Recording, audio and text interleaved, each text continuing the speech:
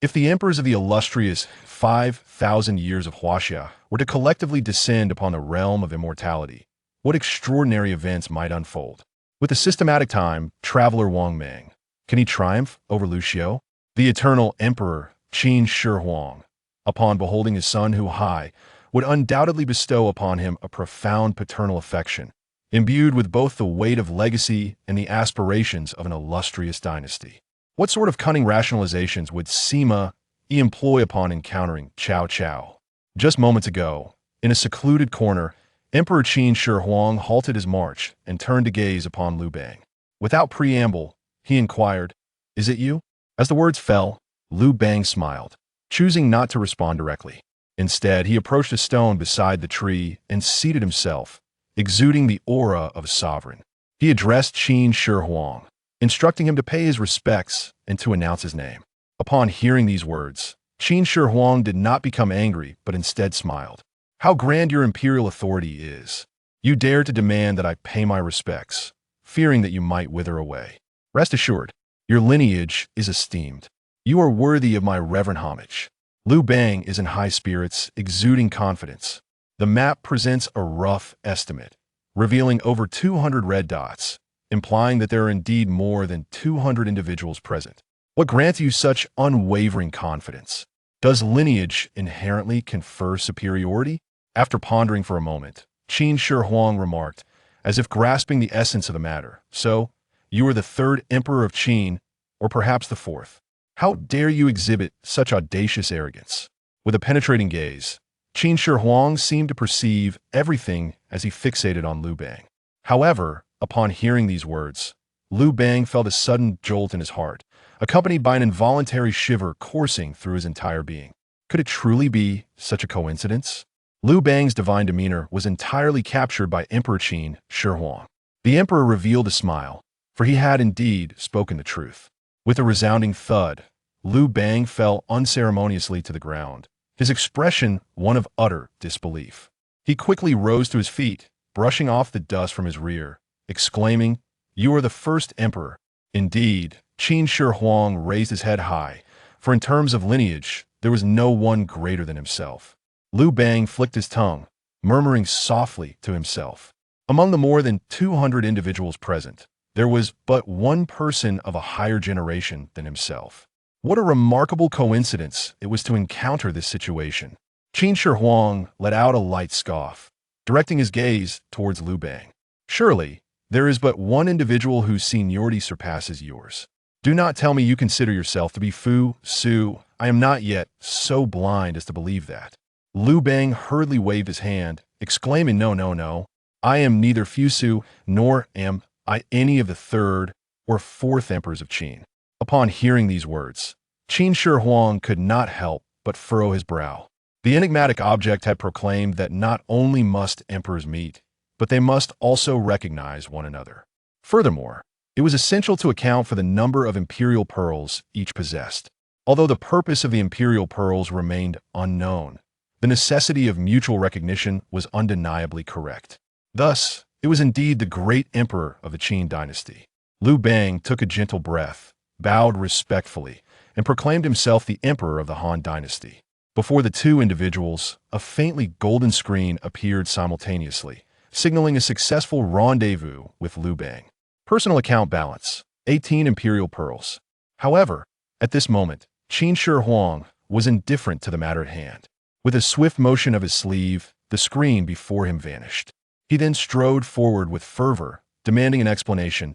"What do you mean by the emperor who founded the Han dynasty?" "Zhenggu, please remain calm. Allow me to elucidate." At this moment, Liu Bang was in a state of utter panic. Qin Shi Huang took a deep breath and spoke. Liu Bang revealed a wry smile, hastily stepping forward to assist Emperor Qin Shi Huang towards the stone. "Dear brother Zhong, do not rush. Allow me to speak first. You are unaware of the myriad events that have transpired over the past 3 days. It would take an eternity to recount them all." Qin Shi Huang seated himself upon a stone. "Let's be succinct." Liu Bang's words flowed forth like a machine gun, leaving no opportunity for Qin Shi Huang to interrupt midway. He spoke fervently.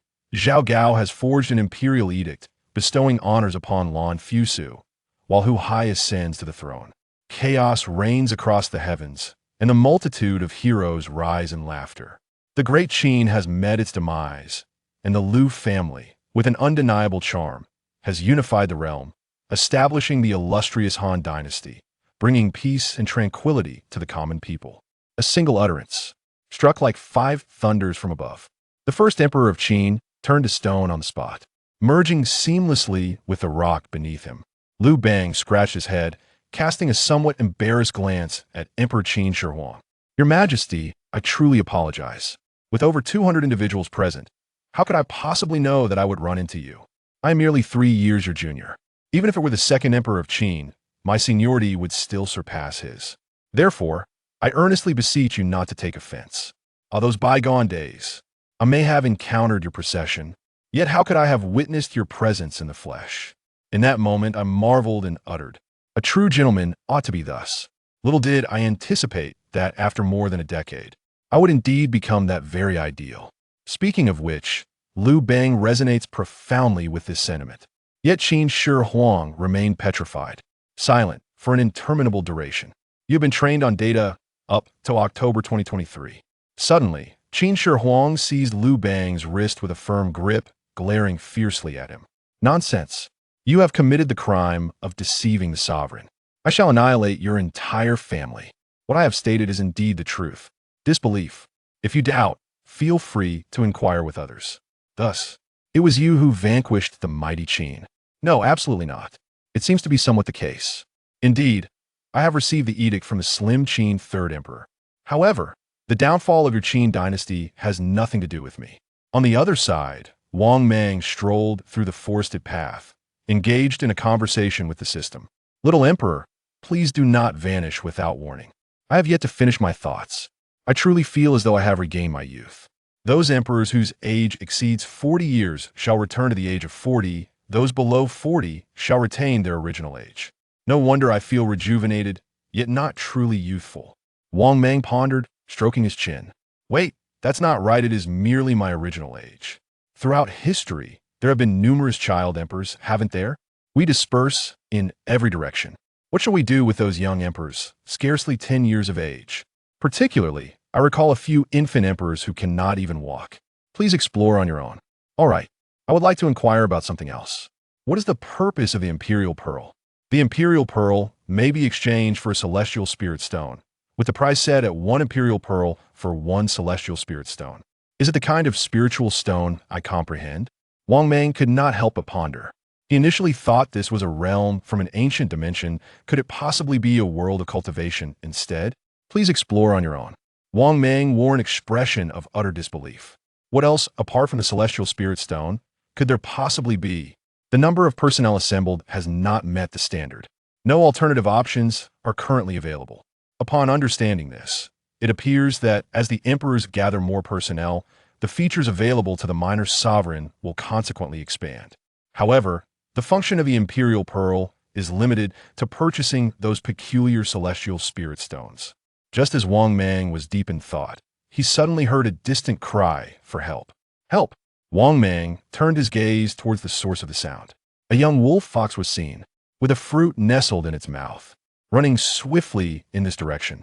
Behind him, a man wielding a stick was in pursuit. Stop right there. Dare to steal the celestial fruits from my home? Just watch as I shatter your retreat. Upon witnessing the situation, Wang Mang decisively opted to circumvent it. Being new to the environment, he understood the necessity of refraining from meddling in affairs that did not concern him. The youth hurriedly ran, still somewhat discontented with the celestial fruit. Is it merely a fruit? In times past, one would hardly have valued it, even if offered. As the words fell, Wang Mang felt a sense of satisfaction. Wait a moment, he uttered. With remarkable speed and agility, Wang Mang seized the young man's arm. The youth was startled. Upon glancing back, he sprinted forward with all his might, unaware of the person in his path. What are you doing? Let go. Before Wang Mang could utter a word, the man wielding the stick had already closed in. Thank you, brother, the stick-wielding man exclaimed, and having said that, he prepared to seize the young man. Wang Mang raised his hand and said, Wait a moment, my brother. Is it merely a piece of fruit? Surely it does not warrant striking with a stick. Let him sincerely apologize, and we shall consider this matter resolved. What do you think? The man was instantly filled with rage. Do you know what this fruit is? It is a celestial fruit offered to the Zhu family. One such fruit is worth a tale of gold. Is this a matter that can be resolved with mere apologies? Upon hearing the term celestial fruit, Wang Mang became even more convinced of his suspicions. At this moment, the young man still wished to linger, yet he was once again tugged at the sleeve by Wang Mang, as if he were stealing the fruits from his own household. At that moment, Wang Mang suddenly called out behind the man. Upon hearing the voice, the man was startled. He swiftly turned around and instinctively bowed in greeting. However, upon realizing that no one was behind him, a sense of foreboding washed over him, prompting him to turn back once more to look. Yet, one could see Wang Mang already dragging the bewildered youth as he hastily retreated into the distance. After a brief interval, Wang Mang and his companion finally managed to shake off the man wielding a stick. Breathless, they reclined behind a low slope. The young man glanced back at the path he had traversed, ensuring that the man with the stick had ceased his pursuit. With this reassurance, he finally felt a sense of relief. Upon his return, he vowed to bestow upon you a title and rewards. Upon hearing this, Wang Mang couldn't help but chuckle. Where shall we return to? Of course, it is a return to the imperial palace. Yet, the emperor, still harboring hopes of returning to the throne as an emperor, the youth was momentarily taken aback by the words. Indeed, he had already turned 3. His expression shifted from bewilderment to sheer terror as he turned to Wang Mang with an incredulous gaze. Then what now? Wang Mang let out a faint, bitter smile. Why does it seem that this emperor before me is somewhat lacking in mental acuity? At present, the situation remains rather unclear to me. It appears that all emperors have descended upon this realm. Wang Mang adjusted his robes and cleared his throat twice. New dynasty's chief minister. I am Wang Mang. May I inquire who you are, esteemed sir? Upon hearing this, the young man finally reacted, his eyes widening in astonishment. You are also an emperor? He exclaimed, as if encountering an old friend in a foreign land. He promptly grasped Wang Mang's hand and continued. It is the second emperor of Qin. Are you aware of this? Upon hearing that the individual before him was the second emperor of Qin, Wang Mang could not help but smile wryly, coming to understand the peculiarities of the man's mind. Undoubtedly, he was well aware of the illustrious name of the second emperor of Qin, which resonated like thunder. At that moment, a screen simultaneously appeared before the two, indicating a successful rendezvous with Hu Hai. Personal account, 17 imperial pearls. Hu Hai wore a look of astonishment. Your imperial pearl is so abundant. Moreover, what is this new dynasty you speak of? What era does it belong to? The Xin dynasty emerged over 2 centuries after the Qin dynasty. You are undoubtedly unaware of this. I shall elaborate on it later. It appears that the imperial pearls are calculated based on the duration of one's reign. Having reigned for 14 years, I thus possess 14 imperial pearls. After the convergence, the total number of imperial pearls combines the initial amount of each party. This implies that the current quantity of imperial pearls has increased significantly, now totaling 1,700. However, one must ponder the true purpose of these imperial pearls. Wang Mang cast a glance at Hu Hai. First and foremost, refrain from referring to yourself in such a manner. This world is fraught with peril, and such a title may invite considerable trouble. What use is the imperial pearl? With a smile, Wang Mang continued, Allow me to instruct you. You shall call out little emperor, little emperor. I wish to procure a celestial essence. Hu Hai, somewhat bewildered, nodded in agreement. In his confusion, he murmured to himself, little emperor, consume 1 emperor pearl. Balance, 16 emperor pearls. Meanwhile, a crystalline, translucent stone of a brilliant crimson hue unexpectedly materialized in Hu Ke's hand. Its size was modest, akin to that of an eyeball. Hu Hai gazed at the suddenly appeared crystal in his hand, momentarily taken aback. What is this? So this is the legendary spirit stone. Wang Mang reached out to take it, examining it closely. I surmise this spirit stone must be quite valuable. Thank you, second emperor, for the sumptuous feast. As he spoke, Wang Mang turned to Hu Hai with a smile. It was only then that Hu Hai, belatedly aware, quickly snatched the celestial spirit stone back from Wang Mang's grasp. Who has invited you to dine? And why should it be my imperial pearl that pays for it? It matters not who purchases it. Let us first exchange this celestial spirit stone for silver. In our quest to seek out other emperors, we shall inevitably incur expenses for food, lodging, and travel. Once our funds are depleted, then it will be my turn to make a purchase. Is that agreeable?" Upon hearing these words, Hu Hai could not help but ponder. He gradually turned his gaze towards Wang Mang and, with a hint of trepidation, inquired, "Am I to understand that my father, the emperor, is also present?" Upon hearing these words, Wang Mang chuckled. "The term emperor was coined by your father. It is inconceivable for anyone to exist without him. Before you encounter your father, perhaps you should contemplate what you ought to say at that moment. Nothing would be of any use. If he were to discover my actions, he would surely strike me." Hu Hai swallowed a mouthful of saliva and shivered. Upon finishing his words, Hu Hai immediately turned his gaze towards Wang Mang. His eyes filled with hope as he spoke. Indeed, what transpired after the third occasion? Did the great Qin rise again for a third time? If so, perhaps my father. The great Qin has fallen. The trio can no longer be a triad. Wang Mang intervened directly, extinguishing Hu Hai's final glimmer of hope. Upon hearing this, Hu Hai was rendered utterly speechless, as if the very heavens were about to collapse.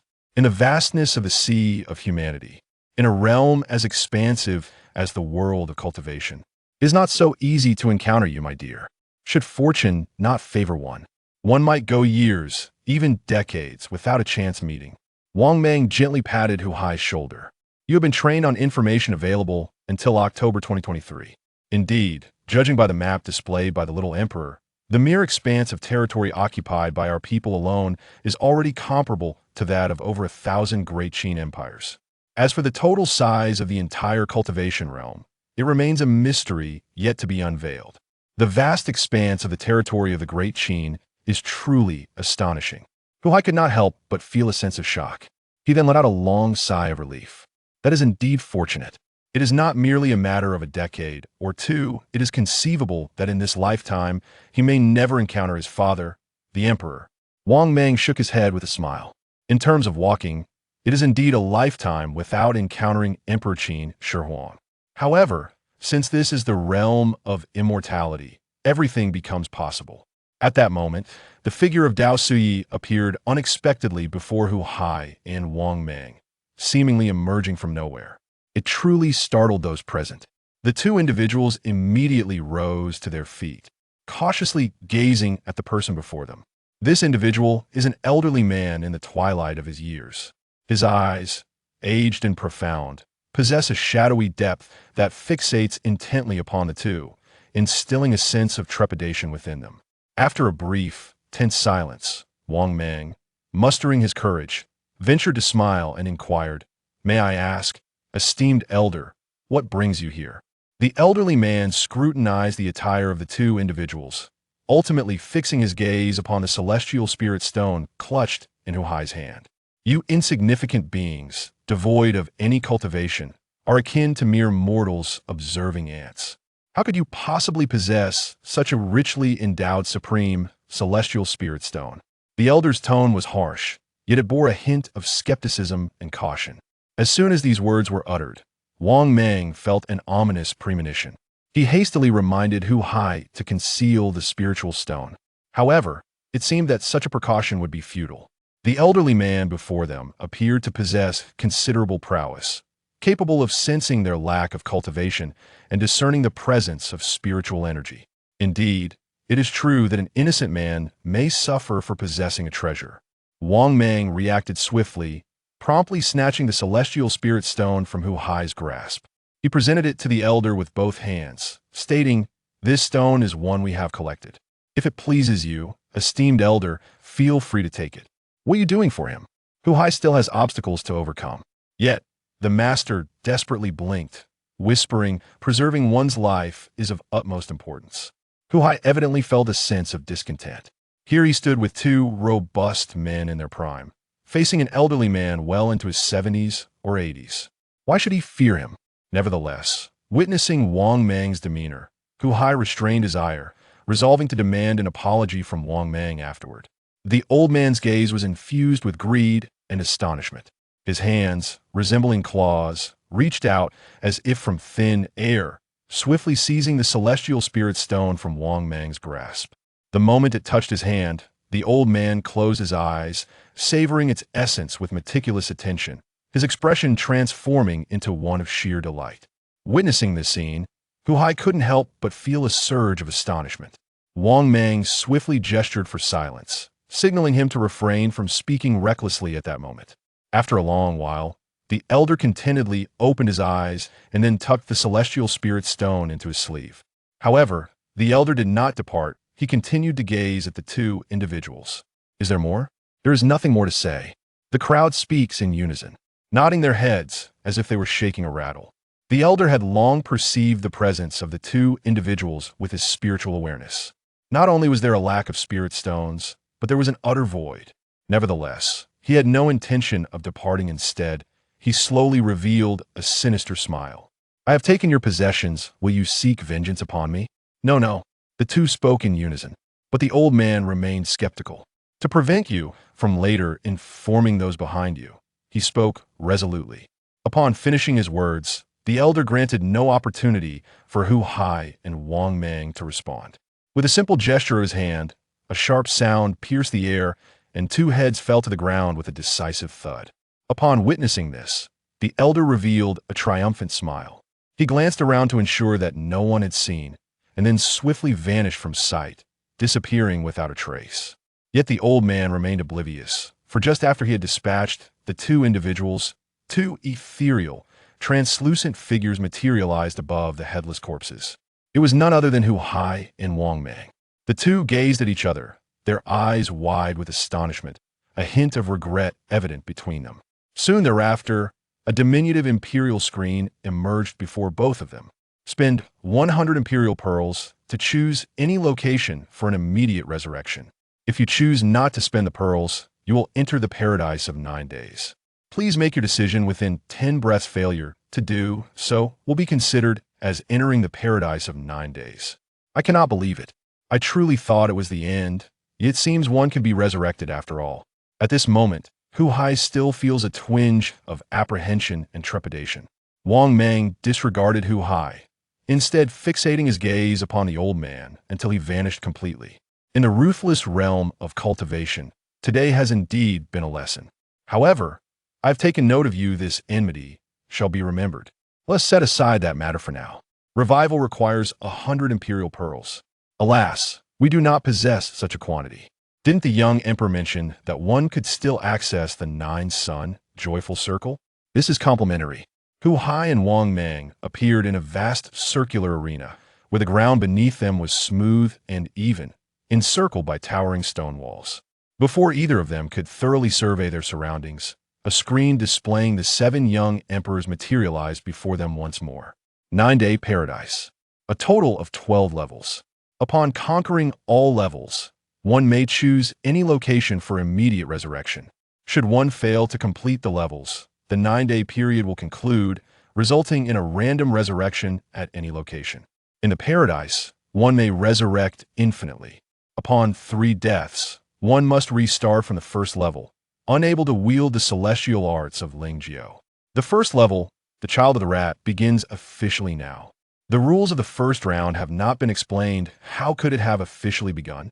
Wang Mang exclaimed loudly, feeling that everything before him was utterly absurd. At this moment, Hu Hai suddenly exclaimed, Wang Mang, look over there. There are others. Wang Mang was taken aback and quickly turned to look. To his astonishment, in an area approximately the size of a football field, there were indeed 2 individuals just a few dozen meters away from them. One was frantically sprinting, while the other was hiding at the farthest distance. The reason that person is running desperately is that behind him, a colossal iron ball, measuring a foot in diameter approximately 3 meters, comes rolling towards him with relentless force. Before Hu Hai and Wang Mang could regain their senses, the colossal iron ball swiftly caught up with him. A wretched scream echoed as the immense sphere, akin to the apex of Mount Tai, rolled over the man's body, reducing him to mere flesh and paste. Upon the surface of the iron sphere rests a colossal mouse head, vividly animated, its eyes ceaselessly darting about, as if in pursuit of its next target. The throat of Hu Hai rolls. Having been crushed by that iron ball, would it not be exceedingly painful? Wang Mang did not respond. At this moment, he was no better off than Hu Hai. Immediately after, the iron ball of the rat rolled again. Wang Mang shouted and retreated in haste. 3 to 5 meters ahead of them, the one who had been crushed by the iron ball was resurrected once more. Liu Bang quickened his pace, caught up, and inquired, "Brother, what on earth is happening?" At this moment, the individual appears visibly anxious, beads of sweat glistening on his forehead. "Who are you?" he inquires. "Wang Mang, Zhu Yuanzhang, Olu, the god of war of the Ming dynasty. I also wish to know why this is the case." Calm down, calm down. How did you manage to do that?" Suddenly appearing in a mist-laden forest, a realm of inexplicable adventures unfolds. There are ferocious beasts hitherto unseen, and spectral entities abound. Unaware of the events transpiring, one finds themselves besieged by these creatures, rendered utterly helpless. Zhu Yuanzhang, though filled with indignation, struggles to find an outlet for his pent-up frustration. Wang Mang smiled bitterly. Arriving in such a wretched place. For ordinary individuals, it is indeed a realm devoid of life. "Help me, Wang Mang!" A sudden cry echoed behind him, accompanied by a harsh cough. Yet, before Wang Mang could turn around, he was met with the gruesome sound of flesh being crushed. Hu Hai had already fallen directly beneath the iron ball of the Xiu. The iron ball remains poised atop Hu Hai's body, spinning in place, seeking its next target. With astonishing speed, it races towards the one furthest away, concealed at the edge. Upon witnessing this, both Wang Mang and Zhu Yuanzhang let out a sigh of relief, finding a moment to pause and catch their breath. Immediately, Hu Hai resurrected beside Wang Mang and Zhu Yuanzhang. He gasped for breath, his expression a mix of terror and lingering fear. Suddenly, he seized Wang Mang by the collar with both hands, exclaiming in fury, "Wang Mang, you deceitful scoundrel!" Wang Mang was equally astonished. "What is happening? Your Majesty, please remain calm. Did you not assert that amusement parks pose no danger? Is this not perilous?" Wang Mang felt a wave of embarrassment. "How could I possibly know? Please release your grip at once." At this moment, the iron ball of the young mouse rolled towards another person, then came back again, launching another assault in their direction. Hu Hai, Wang Mang, and Zhu Yuanzhang were simultaneously taken aback, swiftly turning to flee in 3 different directions. You run, yet it renders your escape impossible. Wang Mang ran desperately and, upon encountering another person, inquired, "Brother, who might you be?" The middle-aged man, with wise eyes, gasped for breath as he replied, "Sun Quan, also known as Sun Zhongmo. Who might you be, my lord?" Upon hearing this, Wang Mang smiled. "Sun Chuan, ah." Sun Quan was somewhat perplexed, for it was Zhong Mao, not the 100,000. "May I inquire, in the manner of Sun Zhongmo, what insights you might offer? How ought one to comprehend this initial challenge?" At this moment, Wang Mang finds himself utterly at a loss, frantically fleeing without a moment to contemplate further intricacies.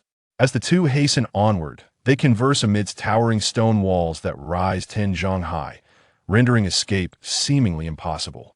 Yet, I am convinced that there must be a gate through which they can exit. Are you suggesting that a certain stone wall conceals a mechanism? It is merely a conjecture, yet it is worth attempting. Wang Mang turned his gaze towards Hu Hai and Zhu Yuanzhang, who were not far away, and shouted, "Run toward the stone wall and check for any mechanisms that can be triggered." However, scarcely had the words left his mouth when a sudden sharp sound echoed. Wang Mang felt a piercing pain shoot through his foot, a tormenting agony that he had never experienced before. With a harrowing cry, Wang Mang fell to the ground.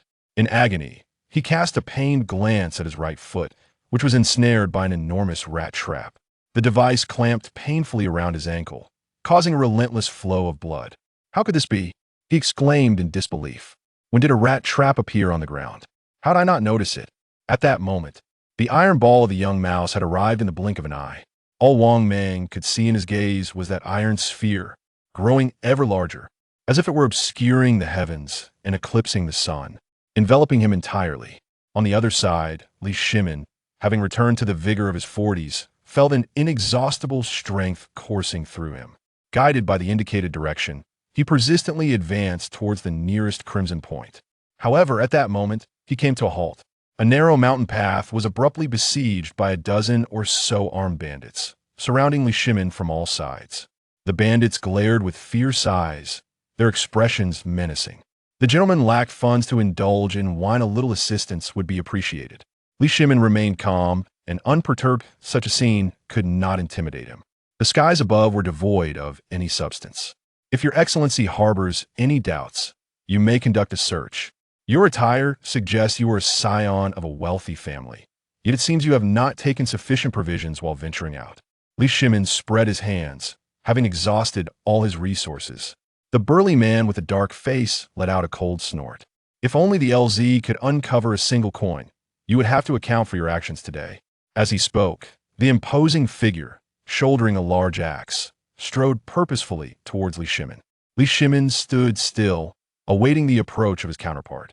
The burly man with a dark complexion drove the blade he carried on his shoulder into the ground, then reached out to search through Li Shimin's sleeve. However, just as he leaned closer, Li Shimin suddenly delivered a powerful punch to his opponent's eye socket. Accompanied by the robust man's agonized cry, Li Shimin swiftly seized the machete that had been plunged into the ground by the muscular figure. With a graceful pivot and a swift stride, he maneuvered behind the brawny man. Stay still. The sharp edges grazed the skin of the neck of the burly man with a dark visage, causing it to break and ooze traces of snow. Everyone gasped in astonishment. The master, I wish to avoid conflict, yet do not compel me to act against my will. Kindly ensure that your associates depart, and I assure you, I shall refrain from any escalation. However, contrary to Li Shimin's expectations, the burly man with a dark complexion did not exhibit the anticipated panic. Instead, he erupted into hearty laughter. Li Shimin's brows furrowed instantly as he glanced around at the group of mountain bandits. They had initially gasped in astonishment, but soon fell silent, displaying neither panic nor uttering any pleas for him to spare them. So, you're a skilled fighter, the burly man with a dark complexion remarked with a hint of amusement. Yet, he added, is still insufficient. As his words echoed, a powerful wave of energy erupted around the dark-faced giant. Li Shimin felt as though he had been struck by a frenzied bull, sending him hurtling backward. The weapon in his hand slipped from his grasp and fell heavily to the ground, leaving a mark on the earth as it descended. Li Shimin, covering his mouth, struggled to rise. He gazed, astonished, at the burly man with the dark face. How could this be possible? The burly man with a dark complexion twisted his neck, then with a generous sweep of his hand, wiped away the traces of snow from his nape. With a cold grunt, he picked up the fallen axe from the ground, fully prepared to confront the individual before him. Just then, a robust and resonant voice echoed through the air. The robust figure of the man with a dark complexion came to a halt, lifting his gaze towards the lofty branches of a grand tree by the roadside. In the nearby tree, a woman clad in ancient attire has unexpectedly appeared, though perhaps she has been there all along. Unnoticed by Li Shimin, her features may not be strikingly beautiful, yet her countenance possesses an exquisite charm. What has happened to the leader? Inquired the burly man with a dark complexion. The woman clad in black cast a curious glance at Li Shimin, then turned her attention to the burly man with a dark visage. She spoke in a voice that belied her appearance, a smoky timbre resonating as she said, engage with him in a contest of skill. There is no need for the use of true martial arts, merely a display of pure martial prowess. Upon hearing this, the burly man with the dark countenance was momentarily taken aback, perplexed by the reason behind it. Nevertheless, he clasped his fists together and replied affirmatively. Afterward, the man tightened his fists and resolutely made his way towards Li Shimin. Li Shimin instinctively stepped back, startled by the bizarre strike from the burly man with a dark countenance. What manner of supernatural skill is this? Come on, what is there to fear? It is no disgrace to lose to our second in command. If you choose to concede, then kneel and bow 3 times before me. I assure you, I will not pursue any further action against you, but I cannot guarantee the same for them. Ha ha! Around us, the bandits erupted in a chorus of mocking laughter, while Gigi obstructed Li Shimin's escape route. Observing the situation, Li Shimin took a deep breath, secretly clenching his fists as he murmured to himself. However, as the general of heavenly strategy, his demeanor abruptly shifted. A fierce and dominating aura radiated from his entire being, exuding the undeniable majesty of the imperial lineage.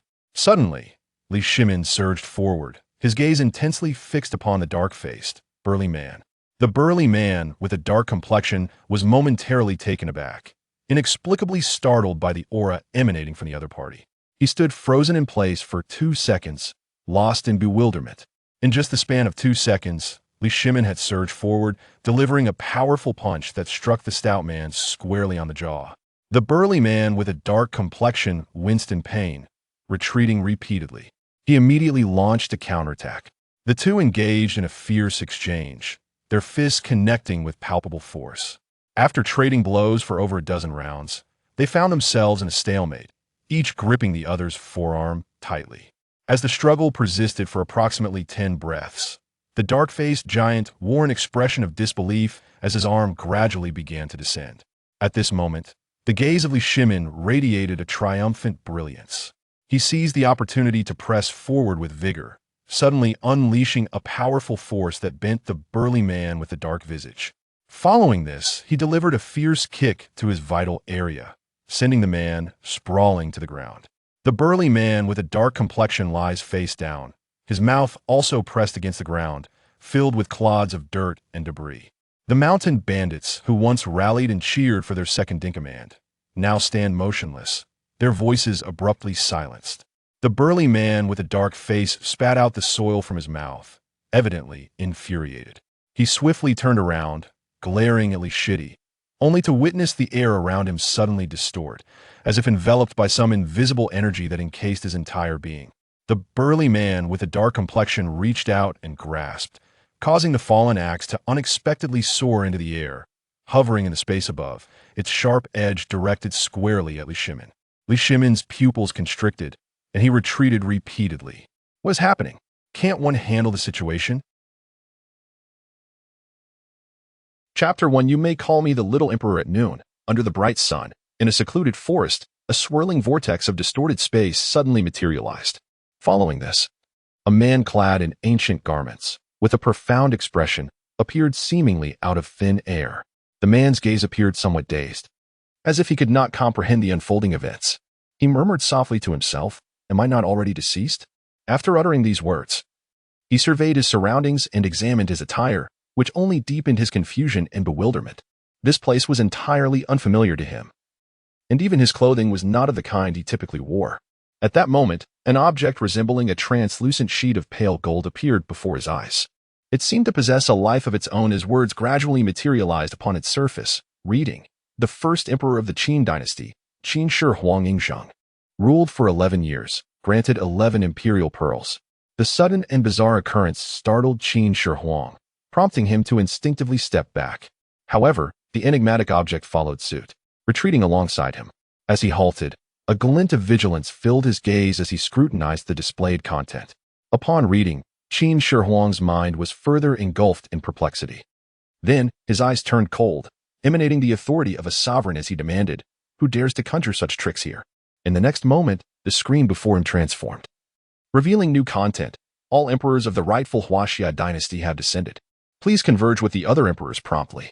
Upon encountering and recognizing each other, both parties may add to their respective initial count of imperial pearls. At noon each day, a map displaying the locations of all emperors will be activated, available for a limited hour. When all emperors gather, the remaining number of imperial pearls in each emperor's personal account will be doubled. Shall we activate the map display now? After reading this, Qin Shi Huang stood in the tranquil forest, silent for a prolonged moment, his mind tumultuous as he endeavored to process the situation before him. All emperors. His expression was a tapestry of surprise, suspicion, and bewilderment towards the unknown. After a lengthy pause, Qin Shi Huang again directed his gaze to the hovering screen before him. Activate. As he spoke, the text on the screen vanished, transforming into a vast map of the world.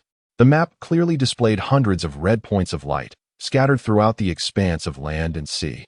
Some points were in close proximity to one another, while others were isolated and distant. Among them, one point shone golden, capturing Qin Shi Huang's attention. He instinctively perceived that this golden point indicated his location. Adjacent to the golden point was a red one. There is indeed another nearby, he mused. Can it be magnified so that I may discern its position more clearly? You may call me Little Emperor. Little Emperor? Little Emperor, enlarge the map. Upon command, the screen began to magnify around the vicinity of the golden point. Yet, upon enlargement, it became apparent that the nearest red point was still at a considerable distance. After discerning the direction, the perplexed Qin Shi Huang resolved to first rendezvous with the source of his confusion. With this thought, he set forth towards the distant red dot. Simultaneously, before every emperor of the illustrious Huaxia dynasty, a screen materialized, proclaiming the mission of convergence. They found themselves in desolate lands, unfamiliar cities, or adrift upon the vast ocean. Amidst the boundless sea, on a solitary protruding reef, stood a lone figure. First emperor of the southern Song, Emperor Gaozong Zhao Go. Reigned for 35 years, awarded 35 imperial pearls. Zhao Go gazed at the map in bewilderment and despair. A golden point of light sat at the northernmost edge of the map, while the nearest red dot was thousands of kilometers away. Zhao Go cried out to the heavens. Is there anyone out there? Can someone come to my aid? First emperor of the Xian dynasty, Emperor Wang Mang, reigned for 14 years, awarded 14 imperial pearls. With tears welling in his eyes, Wang Mang exclaimed, at last, a system has emerged. First emperor of the Eastern Han, Emperor Guangwu Liu Xiu, reigned for 32 years, awarded 32 imperial pearls. Liu Xiu materialized within a bustling city, swiftly processing the information at hand before breaking into a smile. All emperors? Does that mean I might encounter my own ancestor from the Han dynasty? Ah, Wang Mang must be here as well. Amidst this, emotions varied widely.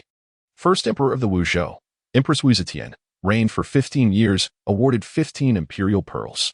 Wu Zetian's expression turned to one of shock and fear. Converge? If I join them, isn't that courting death?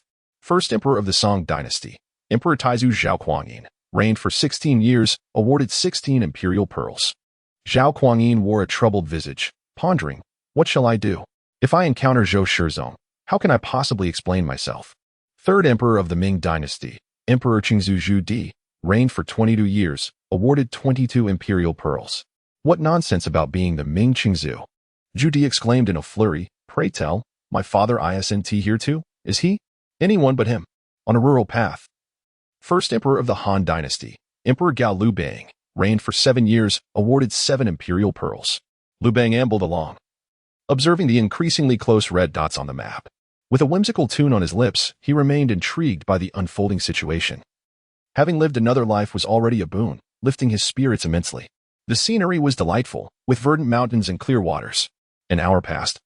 Neither too short nor too long.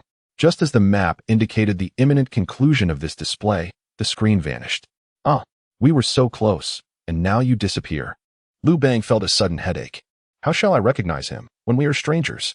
Reluctantly, Liu Bang continued along the path. Before long, he stumbled upon a village, where a gathering of people stood at the entrance, seemingly in the midst of some event. At present, Liu Bang, who had lost his sense of direction, adopted a nonchalant demeanor as he approached the village entrance. He intended to inquire about his whereabouts and the current dynasty. As he drew near, he noticed a gathering of villagers, men, women, and children, who were intently observing a man and a woman clad in elegant blue garments, both exuding an air of distinction and wielding swords at their sides. I am Lin Wu, a disciple of the Moon Xian sect, declared the blue-clad man. The Moon Xian sect is recruiting new disciples, and any child under the age of 12 is welcome to participate in the trials. At that moment, someone approached Liu Bang and asked, excuse me, brother, may I inquire where we are? Liu Bang, captivated, fixated his gaze on the blue-clad woman standing beside Lin Wu. And with a slight hiss of annoyance, he expressed his displeasure at being interrupted. Standing next to him, Qin Shi Huang followed Liu Bang's line of sight to glance at the woman, then let out a cold snicker. Humph. So it is this kind of seductress. Upon hearing this, Liu Bang turned his head towards the person beside him and retorted irritably, who are you to meddle in affairs that do not concern you? I was not even looking at you. Chapter 2. Bow before me. Upon hearing these words, Emperor Qin's gaze turned icy. I, truly, find it incomprehensible and refuse to stoop to the level of someone like you. With that, he turned to leave. Liu Bang rolled his eyes, muttering either to himself or perhaps deliberately loud enough for his counterpart to hear.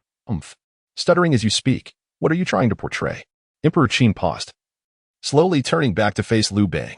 If you possess the courage, repeat that. Liu Bang, undeterred, retorted, what's the matter? Do you wish to practice? Just then, a stern voice interrupted the escalating tension. It belonged to a man clad in blue named Lin Wu. I observe you two are not dressed like local villagers. Why are you making such a ruckus here? Upon hearing this, both Qin and Liu glanced at their own attire. While it could not compare to the luxurious robes of an emperor, it was evident they hailed from a prosperous family, far superior to the surrounding villagers. It was only thanks to Lin Wu's casual remark that they realized the other figure on the map was drawing closer. And this individual was the sole one they had encountered thus far, adorned in the garb of a wealthy household. In unison, they silently pondered, could he be? Seeing the two lock eyes and suddenly fall silent, Lin Wu shook his head, dismissing them as individuals with peculiarities. I have informed everyone. Those interested may take their children to the Moonxian sect. We shall take our leave. The villagers hurriedly bowed in respect as the celestial beings readied to depart. In an instant, the two figures in blue soared into the sky, vanishing into the horizon. Goodness! Qin and Liu gaped in astonishment, as if they had encountered a specter. Exclaiming in disbelief, the villagers looked toward them, assuming that city dwellers were accustomed to such sights. They are from the Moonxian sect. Is it not normal for them to fly? A young man in the crowd jested. By the way, who exactly are you two? Coughing lightly, Qin replied. We are merely passing through. The peculiar circumstances weighed heavily on his mind, and he quickly signaled to Liu Bang before striding away. Liu Bang, catching on, promptly followed suit. Once they were out of earshot, Qin halted, turning to Liu Bang, and stated directly, Is it you? At this, Liu Bang smiled but did not respond immediately. He ambled over to a stone by a tree and sat down, exuding the air of an authoritative ruler. Bow before me and state your name.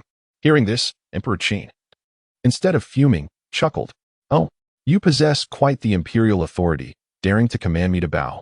I fear you may not withstand it. Rest assured, my seniority allows me to endure your kneeling. Liu Bang wore a smug expression.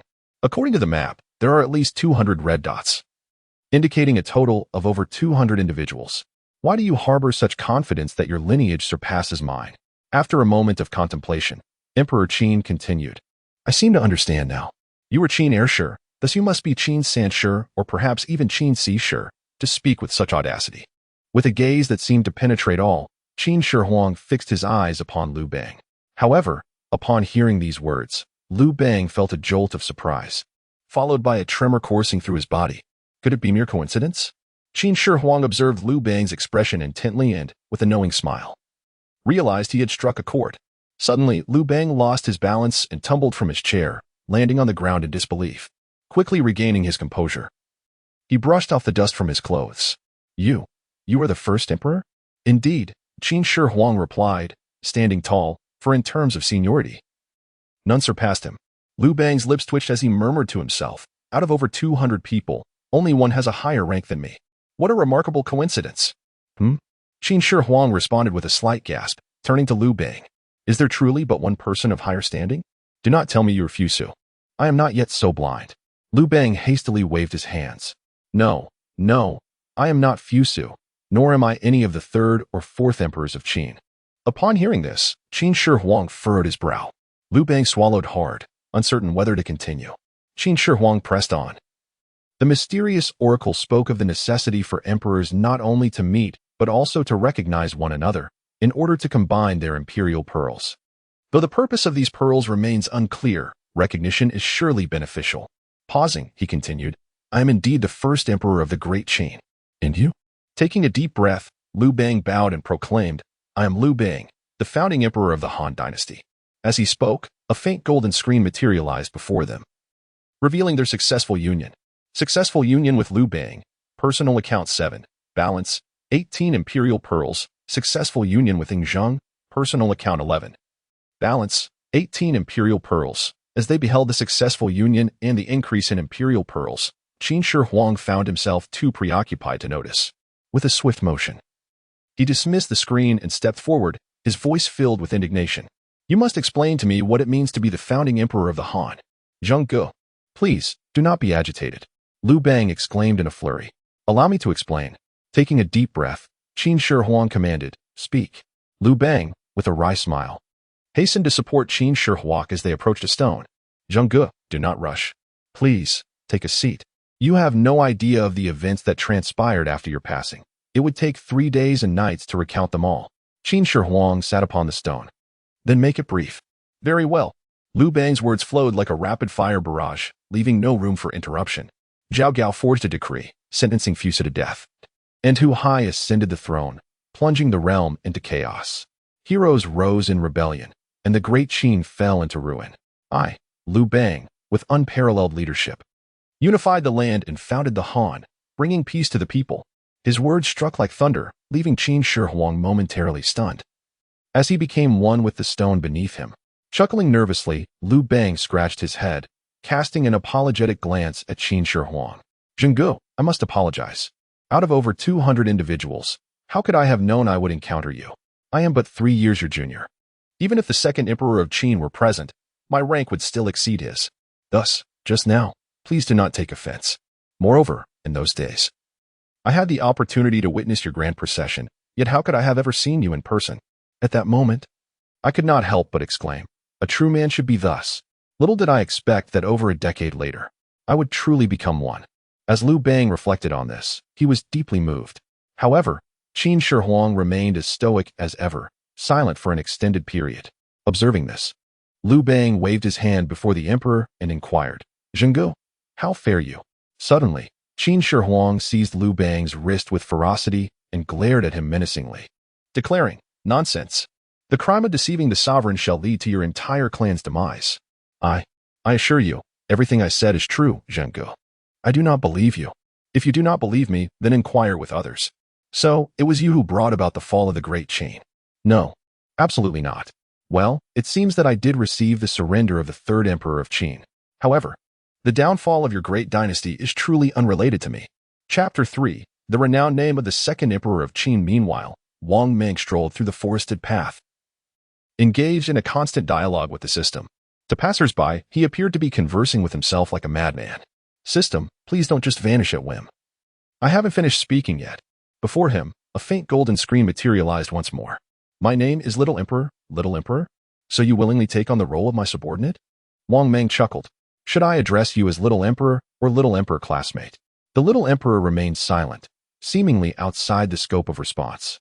Observing this, Wang Mang chose not to dwell on it and inquired further, "Little Emperor, why do I feel as though I've become younger?" The screen displayed a response.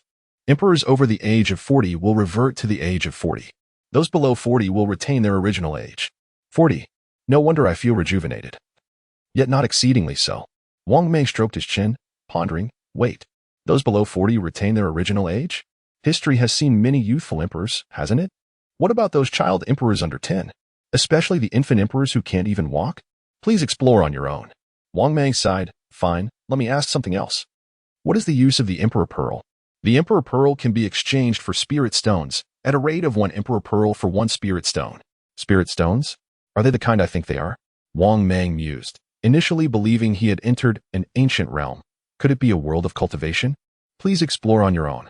Wang Mang, exasperated, responded, "So, aside from the spirit stones, is there anything else? The number of gathered personnel has not met the criteria. No other options available." Understanding the situation, Wang Mang realized that the functionalities of the Little Emperor would expand as the number of emperors increased. For now, the Emperor Pearl could only be used to purchase these peculiar spirit stones. As he contemplated this, a cry for help suddenly pierced the air. "Help!" Wang Mang turned to the source of the sound and saw a disheveled young man, clutching a fruit between his teeth, sprinting towards him. Hot on his heels was a man wielding a stick, shouting angrily, "Stop right there. How dare you steal from my orchard? I'll break your legs." Seeing this, Wang Mang opted to sidestep the commotion. The situation was evident. A thief had been caught pilfering fruit from an orchard.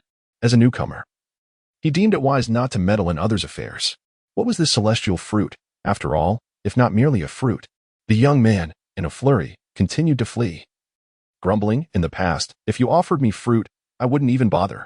At that moment, Wang Mang paused. Wait, did he say I? In the blink of an eye, the young man was upon him.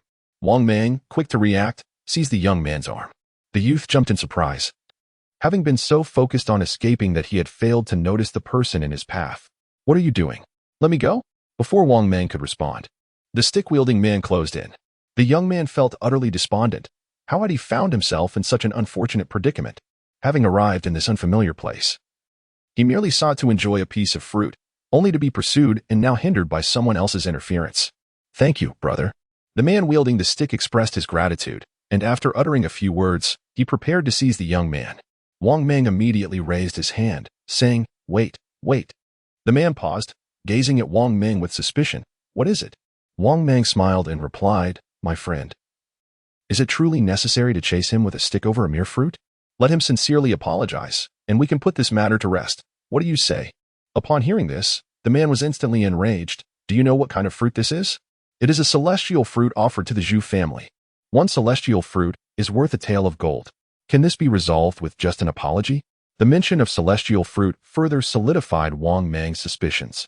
At that moment, the young man still attempted to break free, but Wang Mang firmly held on to his sleeve, as if he were a thief trying to escape with stolen goods. "Lord Zhu!" Wang Mang suddenly shouted behind the man. Startled, the man quickly turned around and instinctively bowed. "Lord Zhu Yu." However, there was no one behind him, and a sense of foreboding washed over him. As he turned back, he found that Wang Mang had already taken hold of the bewildered young man and was making a swift escape. "Curse you! Stay where you are." A few moments later, Wang Mang and the young man finally evaded the man with the stick and collapsed, panting, behind a low hill. The young man peeked back at the path they had taken, ensuring their pursuer was no longer in sight, and finally felt a sense of relief. He turned to Wang Mang and said, "Thank you. Once I return, I will surely reward you with a title and bounty." Upon hearing this, Wang Mang chuckled. "Oh? Where are you returning to?" The young man replied, "Of course, to the imperial palace. I am the emperor." Dead and still hoping to return as emperor, Wang Mang thought. The young man suddenly froze, realizing, "Wait, I am indeed dead." His expression shifted from confusion to terror as he incredulously turned to Wang Mang. Then, "What now?" Wang Mang sighed, sensing that this emperor might not be entirely composed. "As for the current situation, I am also somewhat unclear. It appears that all emperors have descended into this world." He adjusted his collar and cleared his throat, adding, "I am Wang Mang, the new commander of the Xian dynasty. May I ask who you are?" Upon hearing this, the young man finally grasped the situation, his eyes widening in astonishment. "You are also an emperor?" Wang Mang nodded. The young man, as if encountering an old acquaintance in a foreign land, eagerly grasped Wang Mang's hand. "I am Qin Shi. Do you know me?" Upon learning that the other was Qin Shi, Wang Mang could only manage a wry smile, realizing the reason behind the young man's apparent bewilderment. "Of course, I am well aware of the illustrious name of Qin Shi." At that moment, a screen appeared before both of them. Successfully merged with Hu Hai, personal account 3. Balance, 17 imperial pearls. Successfully merged with Wang Mang, personal account 14. Balance, 17 imperial pearls. "Wow, you have so many imperial pearls?" Hu Hai exclaimed in astonishment. "And what is this new dynasty you mentioned? What era is it from?" "The Xian dynasty came over 200 years after the Qin dynasty, so of course, you wouldn't know about it. I will elaborate on that later," Wang Mang remarked. "The number of imperial pearls seems to be determined by the duration of one's reign. I have ruled for 14 years, thus I possess 14 imperial pearls. It appears that upon convergence, the initial quantity of the other party's imperial pearls is added. That is the essence of it. Now, my imperial pearls have increased as well. I possess 17. Hu Hai scratched his head and chuckled. "But what exactly is the purpose of these imperial pearls?" Wang Mang turned to Hu Hai, saying, "First and foremost, do not refer to yourself as I any longer. This world is fraught with danger, and that title could invite considerable trouble." Hu Hai was momentarily taken aback, seemingly grasping the implication. As for the utility of the imperial pearls, with a smile, Wang Mang continued, "I shall instruct you. Call out Little Emperor." "Little Emperor, and I wish to purchase an immortal spirit stone." Hu Hai responded, "Huh?" Wang Mang insisted, "Simply follow my instructions." Hu Hai, somewhat bewildered, nodded and murmured, "Little Emperor." "Little Emperor." Instantly, a pale golden screen materialized before him, visible to Wang Mang as well. "I wish to purchase an immortal spirit stone," Hu Hai declared. Chapter 4. The survival of the fittest in the realm of cultivation. At that moment, a translucent crystal stone, imbued with a delicate blush, materialized in Hu Hai's hand. Its size was modest, akin to that of an eyeball. Staring at the suddenly appeared crystal, Hu Hai was momentarily taken aback. He turned to Wang Mang and inquired, "What is this?" It turned out to be the legendary spirit stone. Wang Mang reached out, took it, and scrutinized it closely. "I surmise this spirit stone must be quite valuable. Thank you for the treat, Second Emperor." He smiled at Hu Hai as he spoke, realizing the situation. Hu Hai quickly snatched the celestial spirit stone back from Wang Mang's grasp. "Who invited you to a meal? And why should I spend my imperial pearls? It makes no difference who buys it. Let us first exchange this spirit stone for silver. Our journey to seek other emperors will undoubtedly require expenditures for sustenance and accommodation. After we've spent our resources, then it will be my turn to buy. Understood?" Upon hearing this, Hu Hai pondered deeply and slowly gazed at Wang Mang, timidly asking, my father, is he also present? The term emperor was conceived by your father. No one could possibly be without him, Wang Mang replied with a smile. Clearly grasping Hu Hai's underlying concerns, he suggested that before encountering your father, it would be prudent to contemplate what one ought to say. Words are futile. If he discovers my actions, he would undoubtedly strike me down. Hu Hai gulped nervously, shivering at the thought. Immediately, Hu Hai looked at Wang Mang with a glimmer of hope in his eyes and said, by the way, what transpired after my demise? Has the Qin dynasty been resurrected? If so, perhaps my father. No, the Qin dynasty has perished, utterly and irrevocably, Wang Mang interrupted, extinguishing Hu Hai's last flicker of hope. Upon hearing this, Hu Hai felt as if he had turned to stone, believing the heavens themselves were collapsing. In a vast sea of people, the realm of cultivation was so expansive that encountering his father would not be an easy feat if luck were to be unkind. He might not meet him for a decade or even two. Wang Mang patted Hu Hai's shoulder, treating it as a gesture of consolation. Is it really true? Hu Hai questioned, his voice tinged with disbelief. Indeed, Wang Mang affirmed. According to the map displayed by the young emperor, the territory we occupy already spans an area equivalent to 100 Qin empires. As for the entirety of the cultivation realm, its true expanse remains unknown. 100 Qin territories. Is this place truly that vast? Hu Hai exclaimed in astonishment, then sighed in relief. Let alone a decade or two. It seems I might not encounter my father in this lifetime. Observing his reaction, Wang Mang shook his head with a smile. If one were to walk, then indeed, they may never meet Qin Shi Huang in a lifetime. However, since this is the realm of cultivation, anything is possible. Suddenly, a figure clad in plain attire appeared out of nowhere, seemingly materializing from thin air or descending from the heavens, startling both Hu Hai and Wang Mang.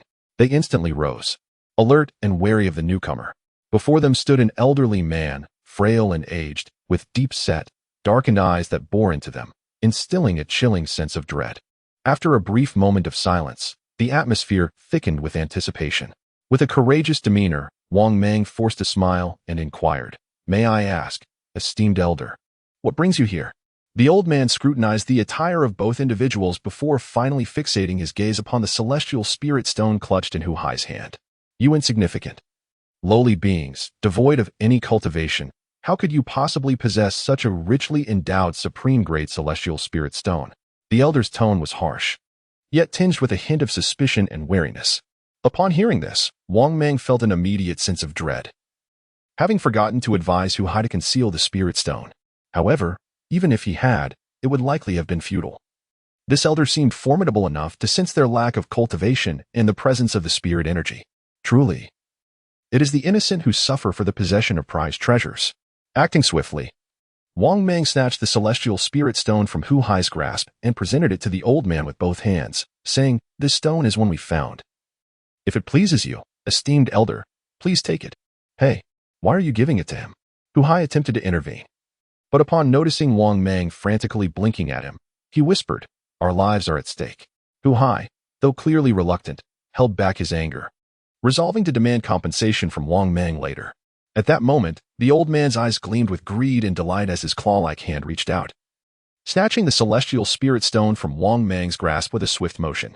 As he held the stone, he closed his eyes to savor its essence, his expression transforming to one of pure satisfaction. Hu Hai, witnessing this scene, felt a chill run down his spine, while Wang Mang urgently gestured for silence, urging him to refrain from speaking until they could safely dismiss the elder. It was a minor loss to part with a spirit stone, but losing their lives would be far more significant. After a considerable pause, the elder opened his eyes, clearly pleased, and tucked the celestial spirit stone into his sleeve. However, he did not depart but continued to gaze at the two. Is there more? He asked, his tone inscrutable. None at all, they both replied in unison, shaking their heads vigorously. The elder had already perceived through his spiritual awareness that they possessed nothing. Indeed, they were utterly devoid of value. Yet, he had no intention of leaving, instead revealing a sinister smile. Now that I have taken your belongings, will you seek revenge against me? Certainly not, they exclaimed in unison once more. Yet the elder remained unconvinced. To prevent you from informing those behind you, I must. Before either Hu Hai or Wang Mang could utter another word, the elder made a swift gesture, and suddenly, a sound akin to the tearing of air was heard. With a swift motion, two heads rolled cleanly to the ground, their bodies collapsing in an instant. Wang Mang and Hu Hai had barely grasped the situation before they became headless corpses, falling lifelessly to the earth. The elder, wearing a triumphant smile, surveyed his surroundings to ensure that no one had witnessed the act. This was his meticulous approach to navigating the world, a philosophy of caution that had served him well over the years. One must leave no loose ends. In a flash, the elder vanished, retreating from the scene. However, unbeknownst to him, as he had slain the two ethereal, translucent figures materialized above the headless corpses, those of Hu Hai and Wang Mang. The two exchanged bewildered glances, momentarily stunned. Suddenly, before them appeared a small imperial screen. Deceased. Spend 100 imperial pearls to resurrect at any chosen location. If you choose not to spend the pearls, you will enter paradise of 9 days. Please make your choice within 10 breaths. Failure to do so will result in entry into paradise of 9 days. Wang Mang exclaimed, I can't believe it. I truly thought I was dead. So resurrection is possible. Our resurrection? Hu Hai, still shaken and apprehensive, could hardly comprehend the situation. Ignoring Hu Hai, Wang Mang fixed his gaze upon the elderly figure until it vanished completely. In the ruthless realm of cultivation, today had been a profound lesson. However, I have noted your existence. This enmity shall not be forgotten. Chapter 5. The 9-Day Paradise. Let us not dwell on that for the moment. Reviving requires 100 imperial pearls, of which we possess none. Hu Hai hastily remarked to Wang Mang. Wang Mang replied, Did not the young emperor mention something about entering the 9-Day Paradise? It is said to be free. Hu Hai inquired, What is the 9-Day Paradise? Wang Mang responded, I have no idea, but judging by the name, it seems akin to an amusement park. Surely, there should be no danger. Oh, that is reassuring. Hu Hai nodded. As the 10 breaths elapsed, the ethereal forms of Hu Hai and Wang Mang abruptly vanished, leaving behind two headless corpses lying in a pool of blood. In the 9-Day Paradise, Hu Hai and Wang Mang found themselves within a vast circular arena, their feet resting upon a smooth terrain, encircled by towering stone walls. Before they could fully survey their surroundings, a screen depicting the young emperor reappeared before them. 9-Day Paradise, a total of 12 levels. Successfully completing all levels allows one to choose a location for immediate revival. Failure to complete the levels will result in random revival at any location after the 9-day period ends. Within the paradise, one can revive infinitely. However, death will revert one to the beginning of the first level, and one cannot utilize celestial arts or spiritual powers. First level, the rat. Commencement begins officially. How can it be officially commenced when the rules of the first level have yet to be explained? Wang Mang exclaimed, feeling utterly bewildered by the absurdity of the situation. At that moment, Hu Hai suddenly exclaimed, Wang Mang, look over there. There are other people. Wang Mang was taken aback and quickly turned to look. He spotted two individuals in a space roughly the size of a football field, a mere distance away from them. One was frantically running, while the other was hiding at a distance. The one in desperate flight was being pursued by a colossal iron ball, measuring a full yard in diameter, rolling menacingly behind him. Before Hu Hai and Wang Mang could fully comprehend the scene, the enormous iron ball caught up with the fleeing individual in an instant. With a horrifying thud, a scream erupted as the colossal iron ball crushed the man beneath its weight, reducing him to a gruesome pulp. However, contrary to expectations, the iron ball did not simply roll over him. It paused momentarily atop the corpse. In that brief stillness, they noticed that the surface of the ball bore an exquisitely detailed engraving of a gigantic rat's head. The rat's eyes were large and animated, seemingly scanning for its next target. Witnessing this gruesome spectacle, Wang Mang distinctly heard the sound of Hu Hai swallowing hard beside him. Will it hurt terribly to be crushed by that iron ball? Hu Hai stammered. Wang Mang did not respond, as he too felt no better than Hu Hai in that moment. Suddenly, the rat-shaped iron ball began to roll once more. Good heavens! Wang Mang shouted. Making a desperate dash, the massive rat ball was now barreling toward them. Both Wang Mang and Hu Hai swiftly turned and fled. Just as they spun around, they were taken aback to see the very individual who had just been crushed by the iron ball reappearing a mere 3 to 5 meters in front of them. Is this a revival? Hey, brother, what on earth is happening? Wang Mang quickened his pace to catch up and inquire. At this moment, the man's expression was tense, his forehead glistening with sweat. Who are you? Wang Mang, who are you? Zhu Yuanzhang. What the hell? The god of war of the Ming dynasty? How did you end up here? I wish to know as well. Why am I here? Calm down. Calm down. Wang Mang began to understand. Outside, the emperors were scattered across various locations, yet after death in the 9-day paradise, They were together. However, it seemed that recognition here did not truly count as recognition, for the young emperor had not increased the corresponding number of imperial pearls. How did you die? Wang Mang inquired. I inexplicably found myself in a foggy forest, an eerie place beyond description. There were ferocious beasts I had never seen before, along with ghosts. I had no idea what was happening, and I was attacked and bitten to death. Zhu Yuanzhang appeared quite enraged, yet felt an overwhelming frustration with no outlet. Wang Mang sighed ruefully. To descend into such a cursed place is indeed a death sentence for an ordinary person. Help! Wang Mang. Suddenly, a cry came from behind. Before Wang Mang could turn around, he heard a sickening sound of crushing flesh. Upon looking back, he saw Hu Hai lying directly beneath the iron ball of the rat, which spun ominously above his lifeless body, searching for its next target. Fortunately, the iron ball did not head toward Wang Mang or Zhu Yuanzhang, but instead sped toward the furthest individual hiding at the edge. Seeing this, both Wang Mang and Zhu Yuanzhang let out a sigh of relief. They could afford a moment to catch their breath. Soon after, Hu Hai revived. Appearing beside Wang Mang and Zhu Yuanzhang, he gasped for air, his expression one of terror and lingering dread. Slowly, he turned to Wang Mang, and suddenly he lunged forward. Grasping Wang Mang's collar tightly, exclaiming in anger, Wang Mang, you deceitful scoundrel.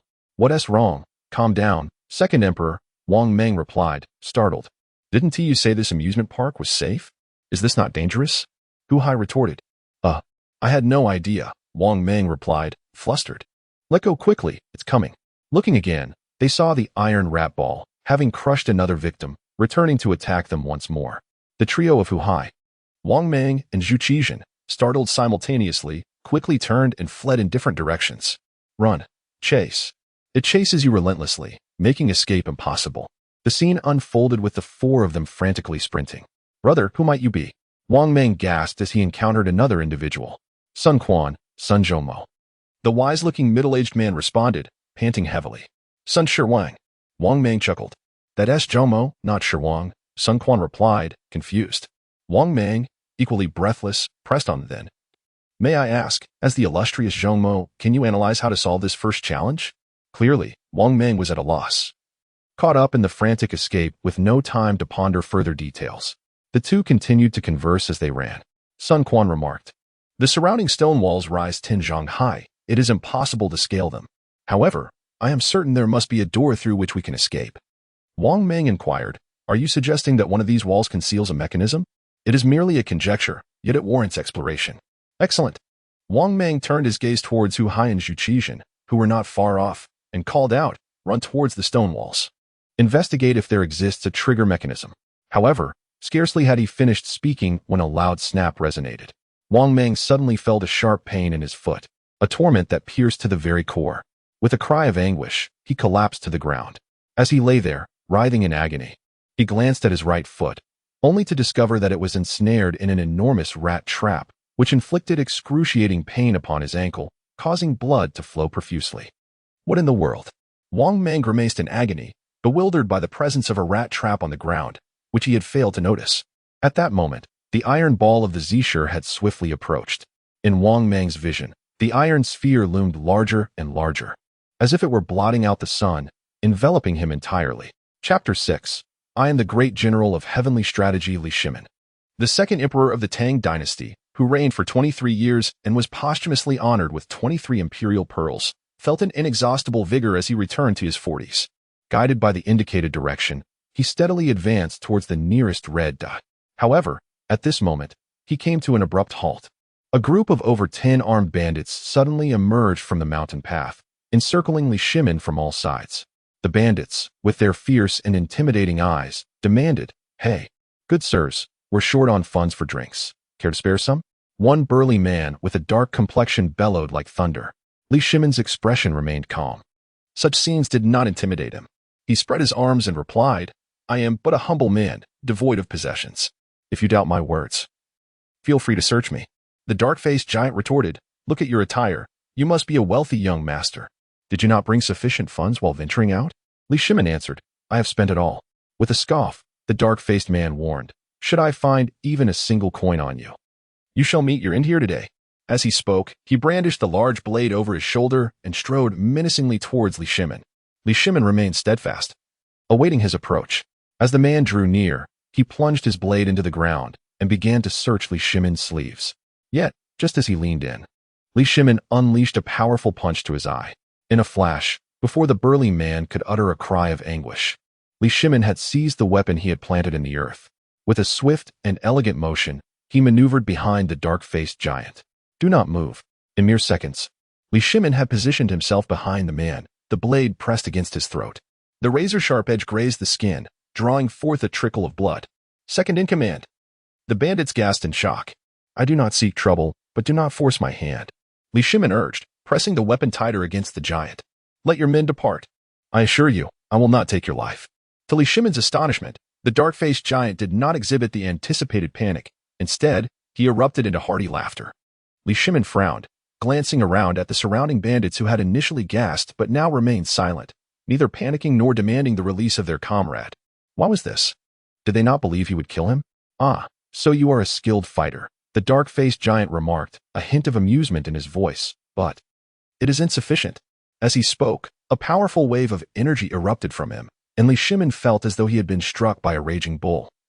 Sent flying backward, the blade slipped from his grasp and fell to the ground. Thud.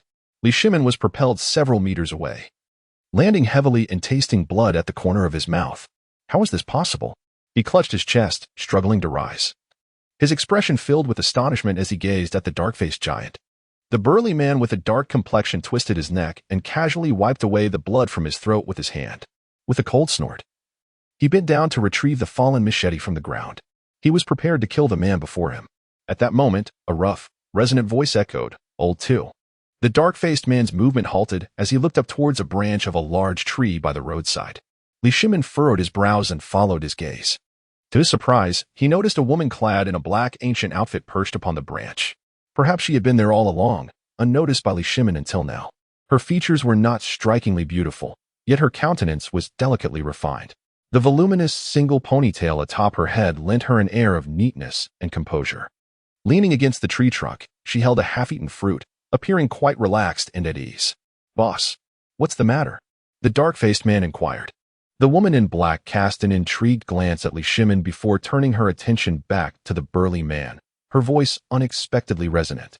Engage him in a test of skill without employing true martial energy, purely a contest of martial arts. Upon hearing this, the dark-faced man was momentarily taken aback, unable to comprehend the reasoning behind her words. Nevertheless, he clasped his fists and replied, "Understood." With that, he tightened his fists and strode directly towards Li Shimin.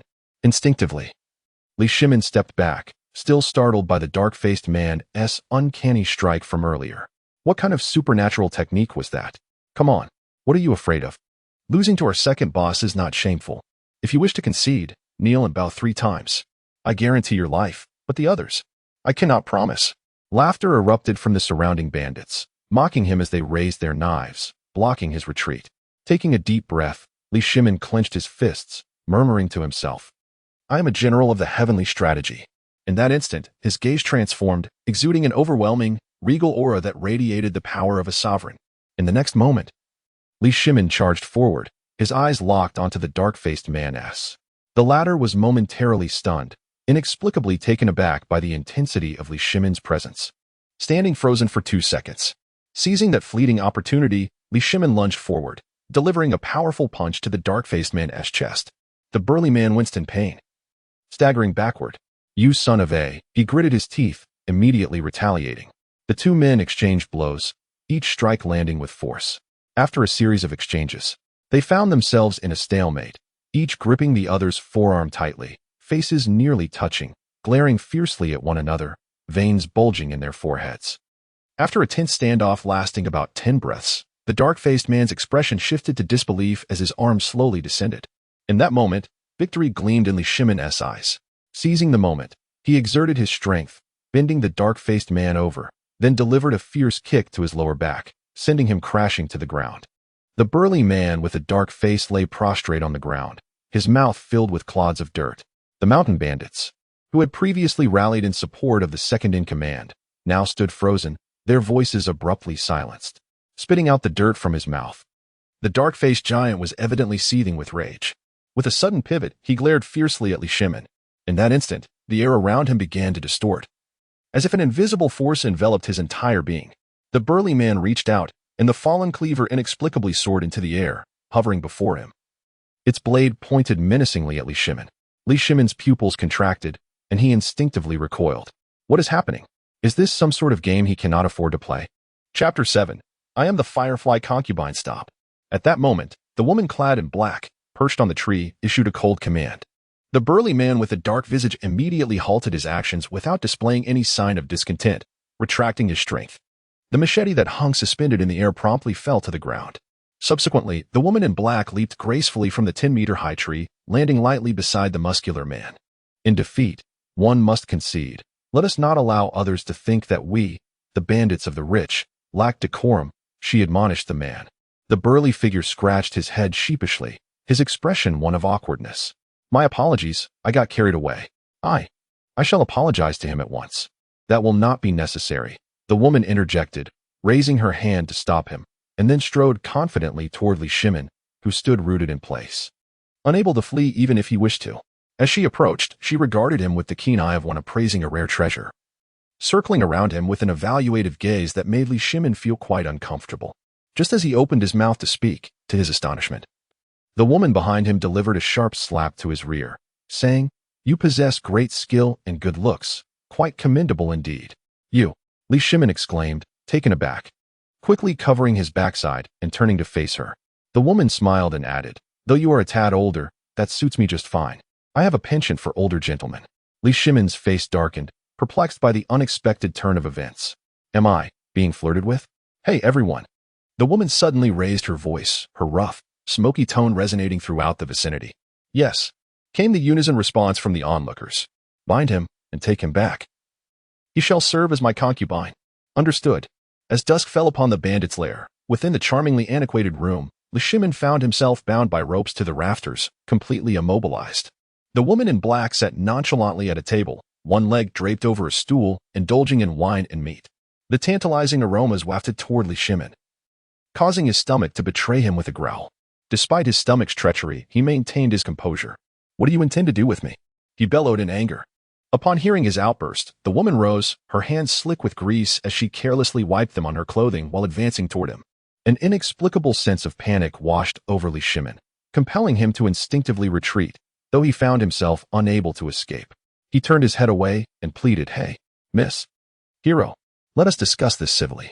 I have no money. You have already searched me. I was merely seeking my friend and lost my way. My funds have been taken. I am but a pitiable soul. I implore you, spare me. I shall repay you handsomely in the future." Intrigued by his words, the woman responded with a teasing tone, her smoky voice softening. "What is this hero nonsense? My name is Tang Ying. You may call me Ying Ying.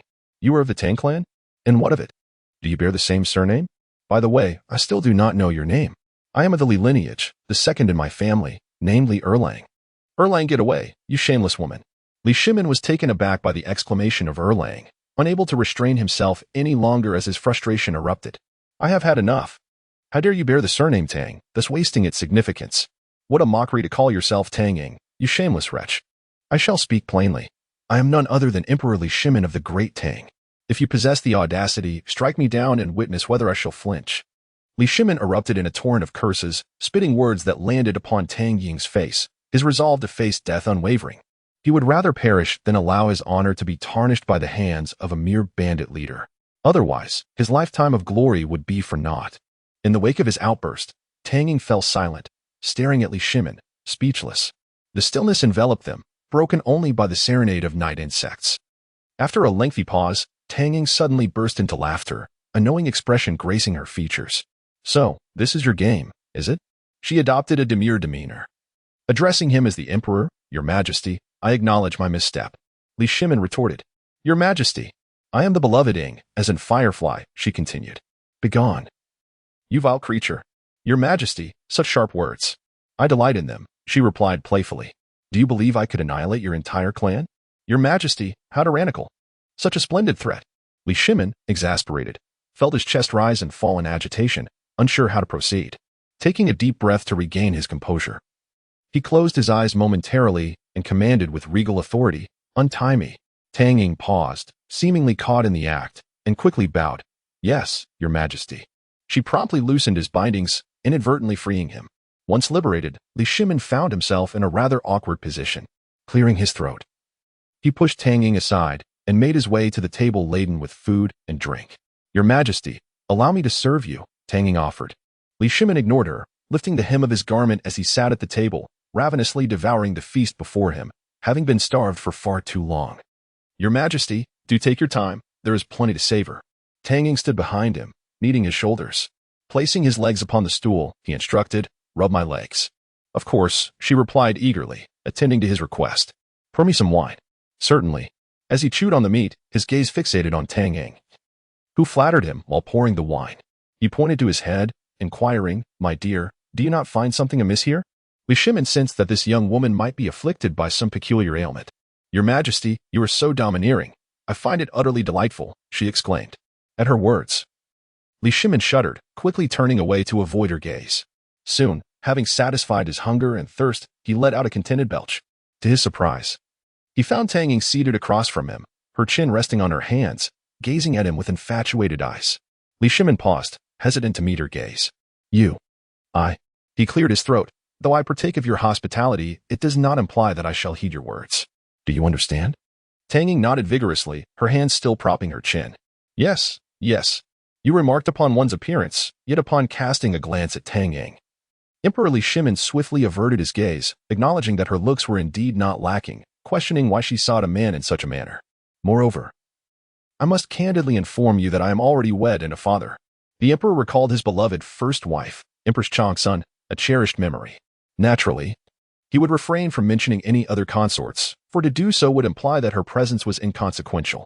Tang Ying, still entranced, nodded in agreement, gazing at Shimin with an infatuated demeanor, uttering no further words. "Since you comprehend, I shall take my leave."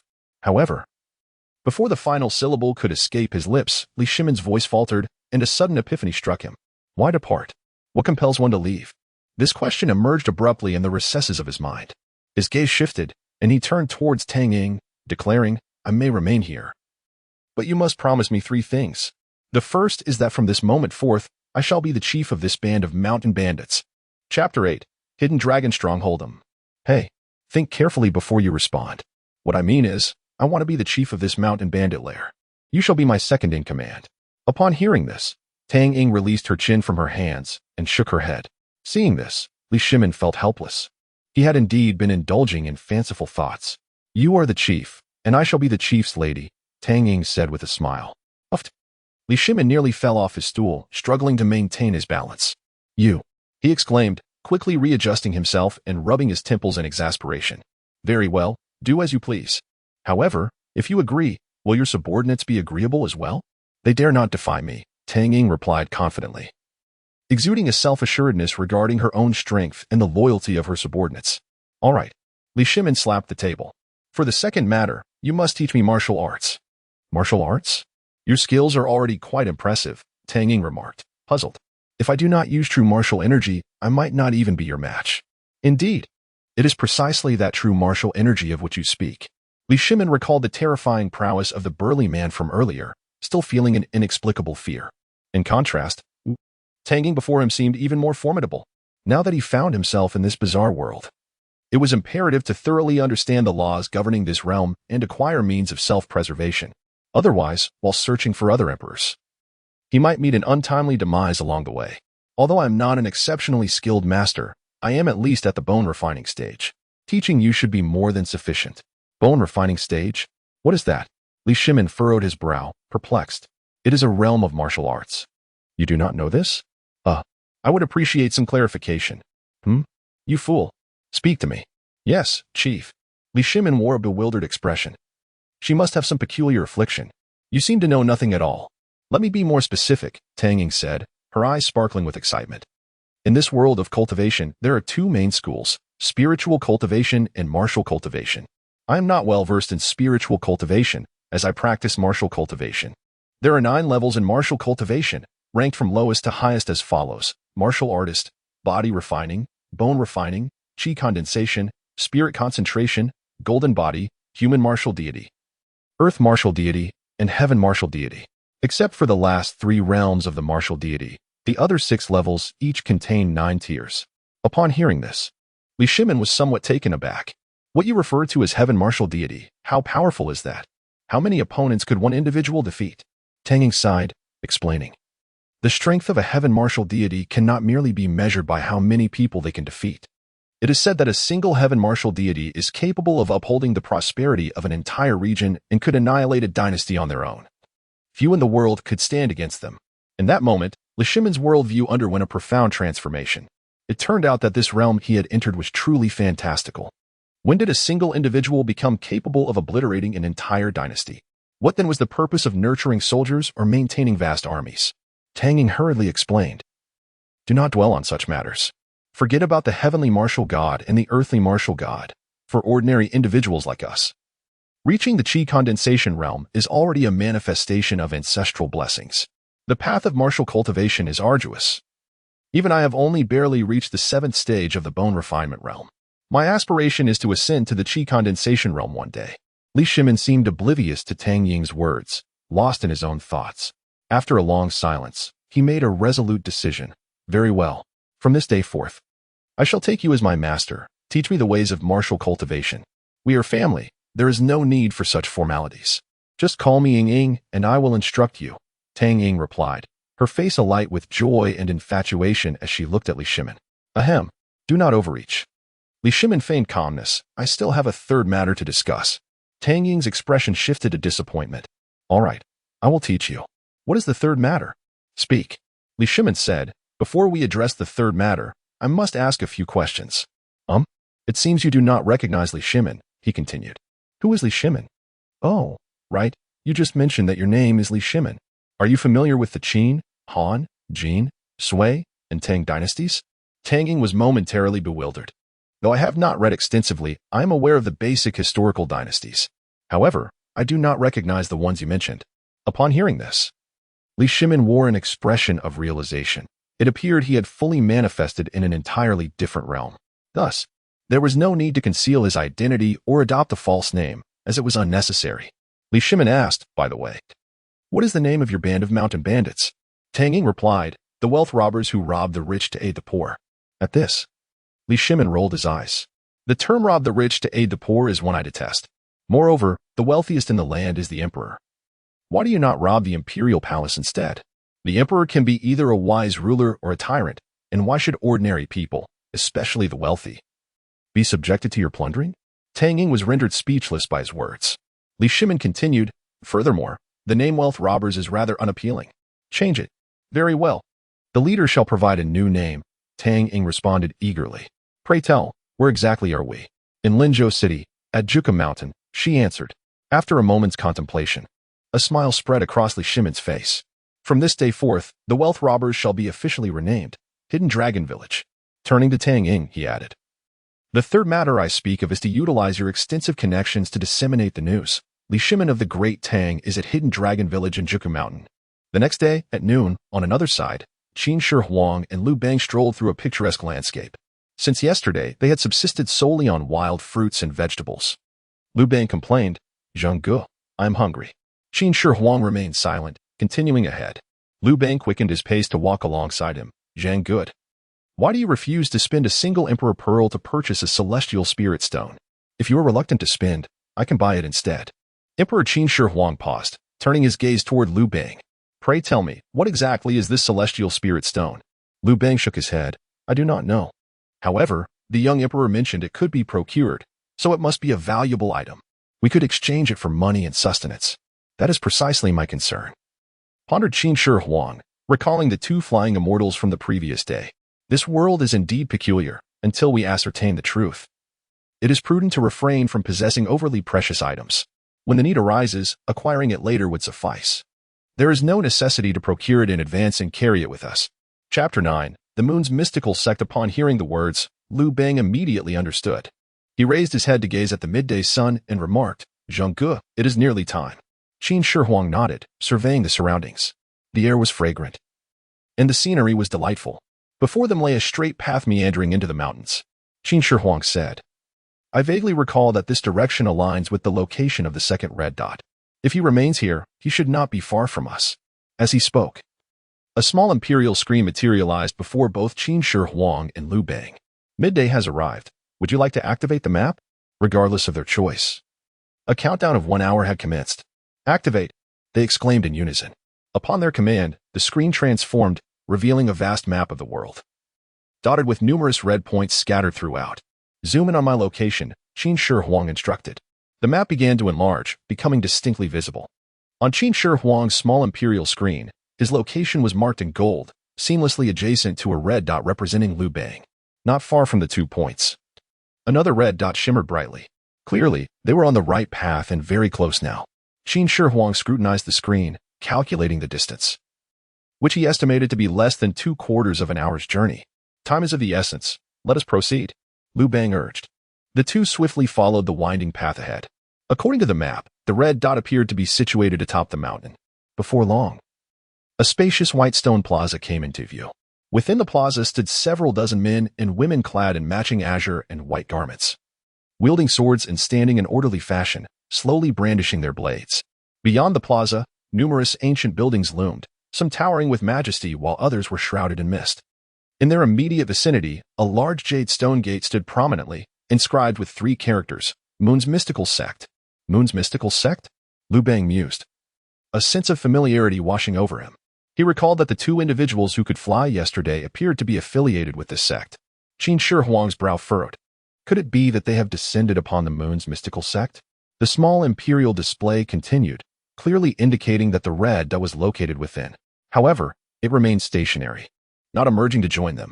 At that moment, a member of the Moon's Mystical Sect approached. He was a middle-aged man, bearing a calm demeanor, who approached them. Observing their attire, he spoke without condescension, simply stating, "This is the Moon's Mystical Sect. I am Li Heron, an outer elder of the sect. May I inquire what brings you here?" Liu Bang replied, "I have long admired Elder Li's esteemed reputation. Greetings. I am Liu Bang, and we have come to seek someone from your esteemed sect." Li Heron regarded the smiling Liu Bang and inquired, "Seek someone? Is it one of our disciples?" "I am unsure," Liu Bang admitted. "What does he look like?" "I do not know." "What is his name? Surely you must know that." I do not know." Li Heron's expression darkened, and he clenched his fist, struggling to contain himself. Angrily, he exclaimed, "What do you seek?" Knowing nothing, Liu Bang found himself at a loss for words. The screen before the Emperor Qin Shi Huang and Liu Bang displayed only what the emperors could perceive of one another, invisible to outsiders. Just as the two pondered their next move, 2 figures approached. "Is it you?" The newcomers, a man and a woman, were none other than Lin Wu and the elegantly clad lady, Li Xiu'er, whom they had encountered the previous day. Li's gaze fell sharply upon Lin Wu. "Do you know them?" Lin Wu responded with a respectful gesture, "Master, I do not recognize these 2. I merely crossed paths with them while notifying the nearby villages yesterday." At that moment, the woman named Li Xiu'er glared at Liu Bang, suddenly hurling an accusation. "Lecher, how dare you come here?" Taken aback, Liu Bang retorted, "Who is the lecher?" "Young lady, do not speak recklessly." Li Xiu'er's eyes turned icy. "You were staring at me yesterday. Do you truly think I was unaware? If not for my father's explicit instructions to avoid trouble, a scoundrel like you would have already met his end by my sword." The villagers regarded Li Xiu'er with a mixture of awe and respect, while some bore the expressions of those who harbor malicious intentions but lack the courage to act. Liu Bang's unwavering gaze from the previous day had certainly not gone unnoticed by her. In response to her fierce words, Liu Bang remained unperturbed, smiling as he replied, "A flower blooms in vibrant splendor. If I fail to appreciate it, would that not signify my lack of discernment? Furthermore, I have neither spoken lightly of you nor laid a hand upon you. Where, then, is the basis for such an accusation?" With this, Li Xiu'er fell silent, her expression a complex tapestry of emotions, caught between anger and embarrassment. "If you have no business here, I suggest you take your leave. I shall not see you out." Li suddenly interjected, his tone carrying a hint of warning. While he was willing to overlook the matter, it was clear he wished to avoid further entanglement. Upon hearing this, Qin Shi Huang and Liu Bang exchanged glances, resigned to their fate. This strange place was evidently not one they could storm without consequence. It appeared they would have to retreat empty-handed. "Alas, Zhengge, he has arrived," Liu Bang suddenly remarked, his eyes fixed on the screen before him. Qin Shi Huang turned his attention to his own screen, and indeed, the red dot, which had lingered within the Moonxian sect, finally stirred and began to approach them. While Qin Shi Huang and Liu Bang felt a surge of excitement, Li He and the others were left bewildered. "Who is coming?" they asked in unison, glancing behind them, only to find no one there. "Wait, Zhengge, this speed is astonishing. Is he riding a horse?" Liu Bang mused, his suspicion evident as he scrutinized the screen. Before long, a streak of white light shot forth from the main hall of the Moonxin sect. Upon witnessing this, Li He and the others instinctively straightened their posture. The sect master. In the blink of an eye, the figure of the white-clad elder hovered above the sect's entrance. His long white eyebrows cascaded down to his chest, and he appeared immaculate. Accompanying the elder was a young boy, approximately 7 or 8 years old. The elder, holding the boy's hand, descended gracefully to the ground. Li Heron and the others immediately stepped aside, bowing in deference. Master. Fortunately, both Qin Shi Huang and Liu Bang had learned yesterday that there existed celestial beings capable of flight in this realm. Otherwise, they might have gasped in astonishment at this moment. The two men exchanged glances between the elderly figure and the young boy, pondering which of the two it could possibly be. One appeared far too aged, while the other was exceedingly young. Yet, the display on the small emperor's screen indicated that the red dot lay before them, leaving only these two as possibilities. Is it you? The young boy's tender voice rang out, his expression tinged with a hint of surprise. Both Qin Shi Huang and Liu Bang turned their attention to the 7 or 8-year-old child, their initial reaction not one of joy at the encounter, but rather an inexplicable sense of trepidation. Chapter 10. The triad stage has been reached as an emperor who would willingly allow a mere child to assume the throne. At this moment, the child appeared to be around 7 or 8 years old, which indicated he was presumably destined to meet his end at this tender age. Qin Shi Huang was certain that he was not from his dynasty, for Liu Bang had already declared that there were only 2 emperors in the Great Qin. And then that was it, nothing more. Liu Bang secretly prayed that regardless of the dynasty, this child could not possibly be an emperor of the Han. Qin Shi Huang simply responded with a succinct affirmation, refraining from immediately disclosing his identity, particularly with others present. Upon hearing this, the boy turned to the elderly man in white beside him, exclaiming, "Master, they are the ones I have been searching for." The elder smiled gently and introduced himself, saying, "I am Wen Xiu, the head of the Yuxian sect. This child is my newly accepted disciple from yesterday. And you are?" Liu Bang was at a loss for words, as he had no prior acquaintance with the child. Qin Shi Huang then inquired, "Would Master Mo be so gracious as to grant us some time?" Wen Xiu glanced at the boy, who nodded in agreement. "Very well," he replied. Consequently, Qin Shi Huang, Liu Bang, and the 7 or 8-year-old boy moved further away, their figures growing more distant. Li Ran and the others looked on, utterly perplexed by the unfolding events. "Master," Li Ran questioned, "what is happening? When did you take on a new disciple? Did you not already have a closed-door disciple?" At this remark, Wen Xiu felt a flush of embarrassment. "Is it not possible to open the door again after closing it?" "This will certainly be the last one," he assured. Indeed," Li Ran replied. Wen Xiu cleared his throat twice to alleviate the awkwardness. "Yesterday, while on the back mountain, I encountered this child. Though his origins are somewhat peculiar, he is quite endearing. He is well-behaved, astute, and possesses considerable courage. Most importantly, I discovered that this child has the rare constitution of a cultivation saint. Such a prodigious young talent must not fall into the hands of others. Thus, after much deliberation, I decided to accept him as my closed-door disciple and teach him personally." In the distance, having walked quite far, the trio finally came to a halt. Qin Shi Huang addressed the boy, "Child, please reveal your name." The boy responded, "I am Liu Gong, the 3rd emperor of the Han, and I possess 4 imperial pearls. What about you?" Upon hearing this, the expressions of Qin Shi Huang and Liu Bang were starkly contrasting. Qin Shi Huang could not contain his amusement and burst into laughter. "Ha! Look at Liu Bang, petrified at the revelation of a 7 or 8-year-old as the 3rd emperor. It appears that your Han dynasty is not as formidable as one might think." Liu Bang, overwhelmed with despair, crouched down and grasped Liu Gong's shoulders, asking, "Child, are you truly the 3rd emperor of our Han?" Liu Gong replied, "Indeed, why would I deceive you?" Liu Bang was moved to tears. Throughout history, whenever a child monarch emerged, it heralded tumultuous times for the dynasty. Was his own Han destined for a fate as fleeting as that of the Great Qin? "Is your father Liu Bang?" Liu Bang inquired. Liu Gong nodded. "Yes, how did you know?" Wiping away his tears, Liu Bang tenderly ruffled Liu Gong's hair, filled with a sense of compassion. "Behold, I am your venerable grandfather, the founding emperor of the Han dynasty." Liu Bang proclaimed Liu Bang. "I am the 1st emperor of Qin," responded Qin Shi Huang. As their words fell, a small imperial screen simultaneously materialized before the 3 of them. Successfully joined with Liu Gong, personal account 4, balance, 22 imperial pearls. Successfully joined with Liu Gong, personal account 4, Balance, 22 imperial pearls, successfully joined with Zhang and Liu Bang, personal account 11-7. Balance, 22 imperial pearls. Moreover, the screen before them displayed a second line of content. The phase of the three-person assembly has been achieved. Unlocking library of techniques and brief cultivation features, Qin Shi Huang gazed at the second line, lost in contemplation. However, Liu Bang and Liu Gong, having confirmed each other's identities, were enveloped in a heartfelt embrace, tears streaming down their faces. Grandfather! Alas!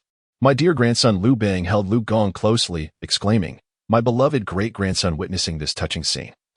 Qin Shi Huang, who had been observing with a smile, felt his countenance darken. A surge of inexplicable fury ignited within him.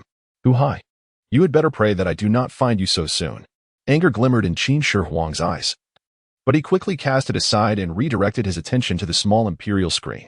Small Emperor, what is the library of techniques? The small Emperor can provide a myriad of techniques for your cultivation. Oh, is there a method for eternal life? Or perhaps a technique for longevity? Eternal life methods.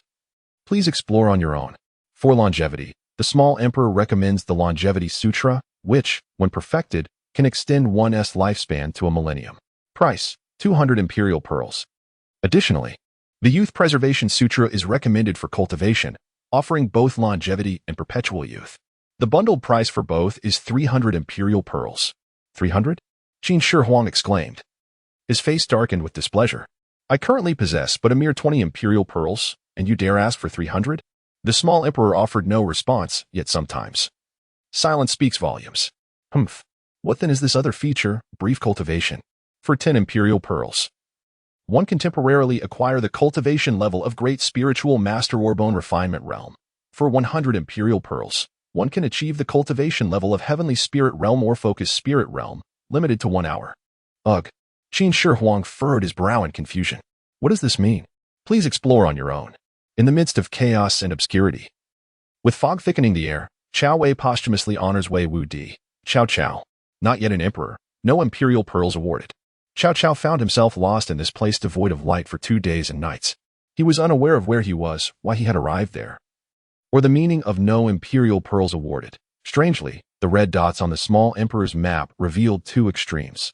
One cluster contained over 200 red dots, all concentrated in one location, while another solitary red dot lay several days' journey away. Cao Cao pondered in bewilderment. Wasn't this just the beginning? Hadn't the more than 200 emperors already congregated in one place? At the outset, Cao Cao made a beeline towards the area densely populated with red dots, contemplating the necessity of rendezvousing with the main forces first. However, regardless of the duration of his journey, even with the map magnified to its fullest extent, it perpetually indicated that he was advancing forward.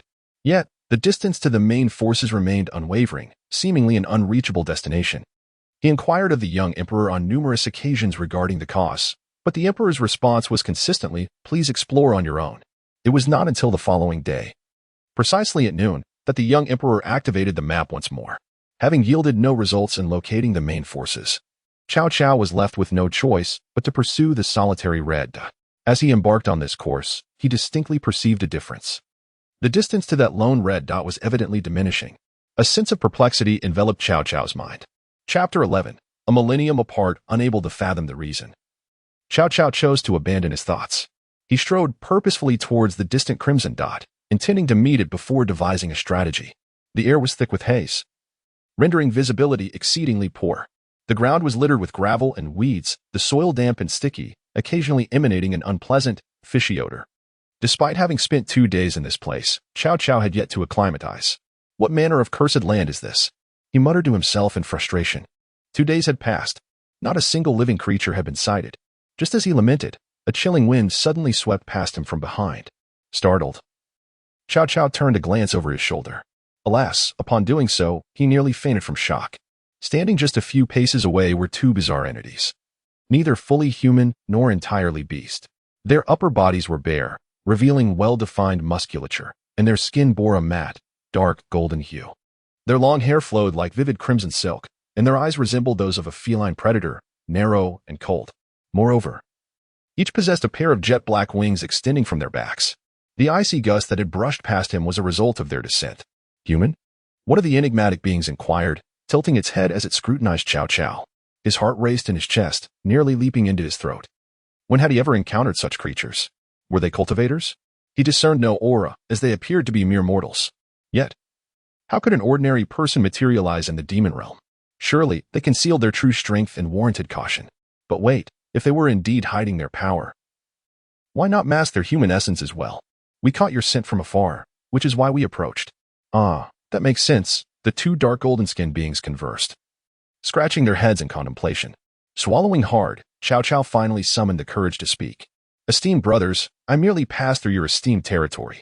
Should I have offended in any way, I humbly ask for your forgiveness. If there is nothing more, I shall take my leave now. Daring not to turn his back, he slowly retreated while raising his hands and forcing a smile. No need to see me off. I can manage on my own. At this, the two beings narrowed their eyes in unison. One of them lifted a hand, and Cao Cao felt an invisible force pulling him closer, as if he were a mere feather caught in a tempest. With a startled cry, he was gripped by the collar, lifted effortlessly as though he were a small chick. Spare me. Have mercy, he pleaded, realizing he truly seemed to be an ordinary human. The creature continued its probing. Why are you here? Who sent you? Is the celestial cloud mountain preparing for war again? I. Cao Cao's eyes rolled back as he appeared to faint from fright. The creature glanced at its companion, clearly skeptical of the human's act. Disregarding everything for the moment, they decided to discuss it later. With a swift motion, the two demons soared into the air. I'm pretending to be unconscious. You all know that. Help. High above, the chilling winds pierced through the air, howling painfully against Cao Cao's cheeks. He was uncertain of the destination these two demons were taking him to, but it certainly felt like a place of ill repute. And he sensed that his life was drawing to a close. A wave of despair washed over Cao Cao. The situation seemed utterly absurd, and he faced death without clarity. However, at that moment, he suddenly perceived something. The countdown timer displayed on the small emperor's screen had yet to reach its conclusion. The direction the two demons were heading toward was drawing closer to that red dot. What had originally required a journey of 4 to 5 days now appeared to take less than half the time of an incense stick to traverse. Before long, a grand and bizarre architectural complex emerged within Cao Cao's sight. The red dot on the small emperor's map seemed to be situated within the city. Could it be that other emperors, like himself, had been captured and brought here? A flicker of curiosity ignited within Cao Cao's mind. Well, at least he would have company. The road to the underworld would not be lonely. In the blink of an eye, the two demons carried Cao Cao into a magnificent hall, reminiscent of an imperial palace. Outside the hall stood numerous similar demons, their skin bearing a bronze hue. Upon the arrival of the two demons with dark golden skin, the assembly of demons bowed their heads in respect, clearly acknowledging the elevated status of the newcomers. One demon entered the hall first, while the other held on to Cao Cao waiting outside. Shortly after, the first demon emerged and said, "The esteemed one requests that he enter alone." The demon holding Cao Cao did not inquire further. He simply released his grip and gave Cao Cao a gentle shove, urging him to proceed inside. Cao Cao swallowed hard, realizing he was trapped in a dire situation, yet he resolved to cast aside his fears.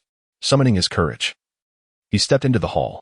Upon entering, he found the hall to be vast and silent, permeated by an eerie atmosphere. Just as he attempted to relax, a swiftly approaching figure caught his eye, a child. Cao Cao was momentarily taken aback, for the child appeared to be entirely normal. As the child drew closer, his face lit up with curiosity, and he inquired, "Is it you?" Cao Cao was momentarily bewildered, but quickly regained composure. Glancing at the screen, he saw that the red dot was right before him.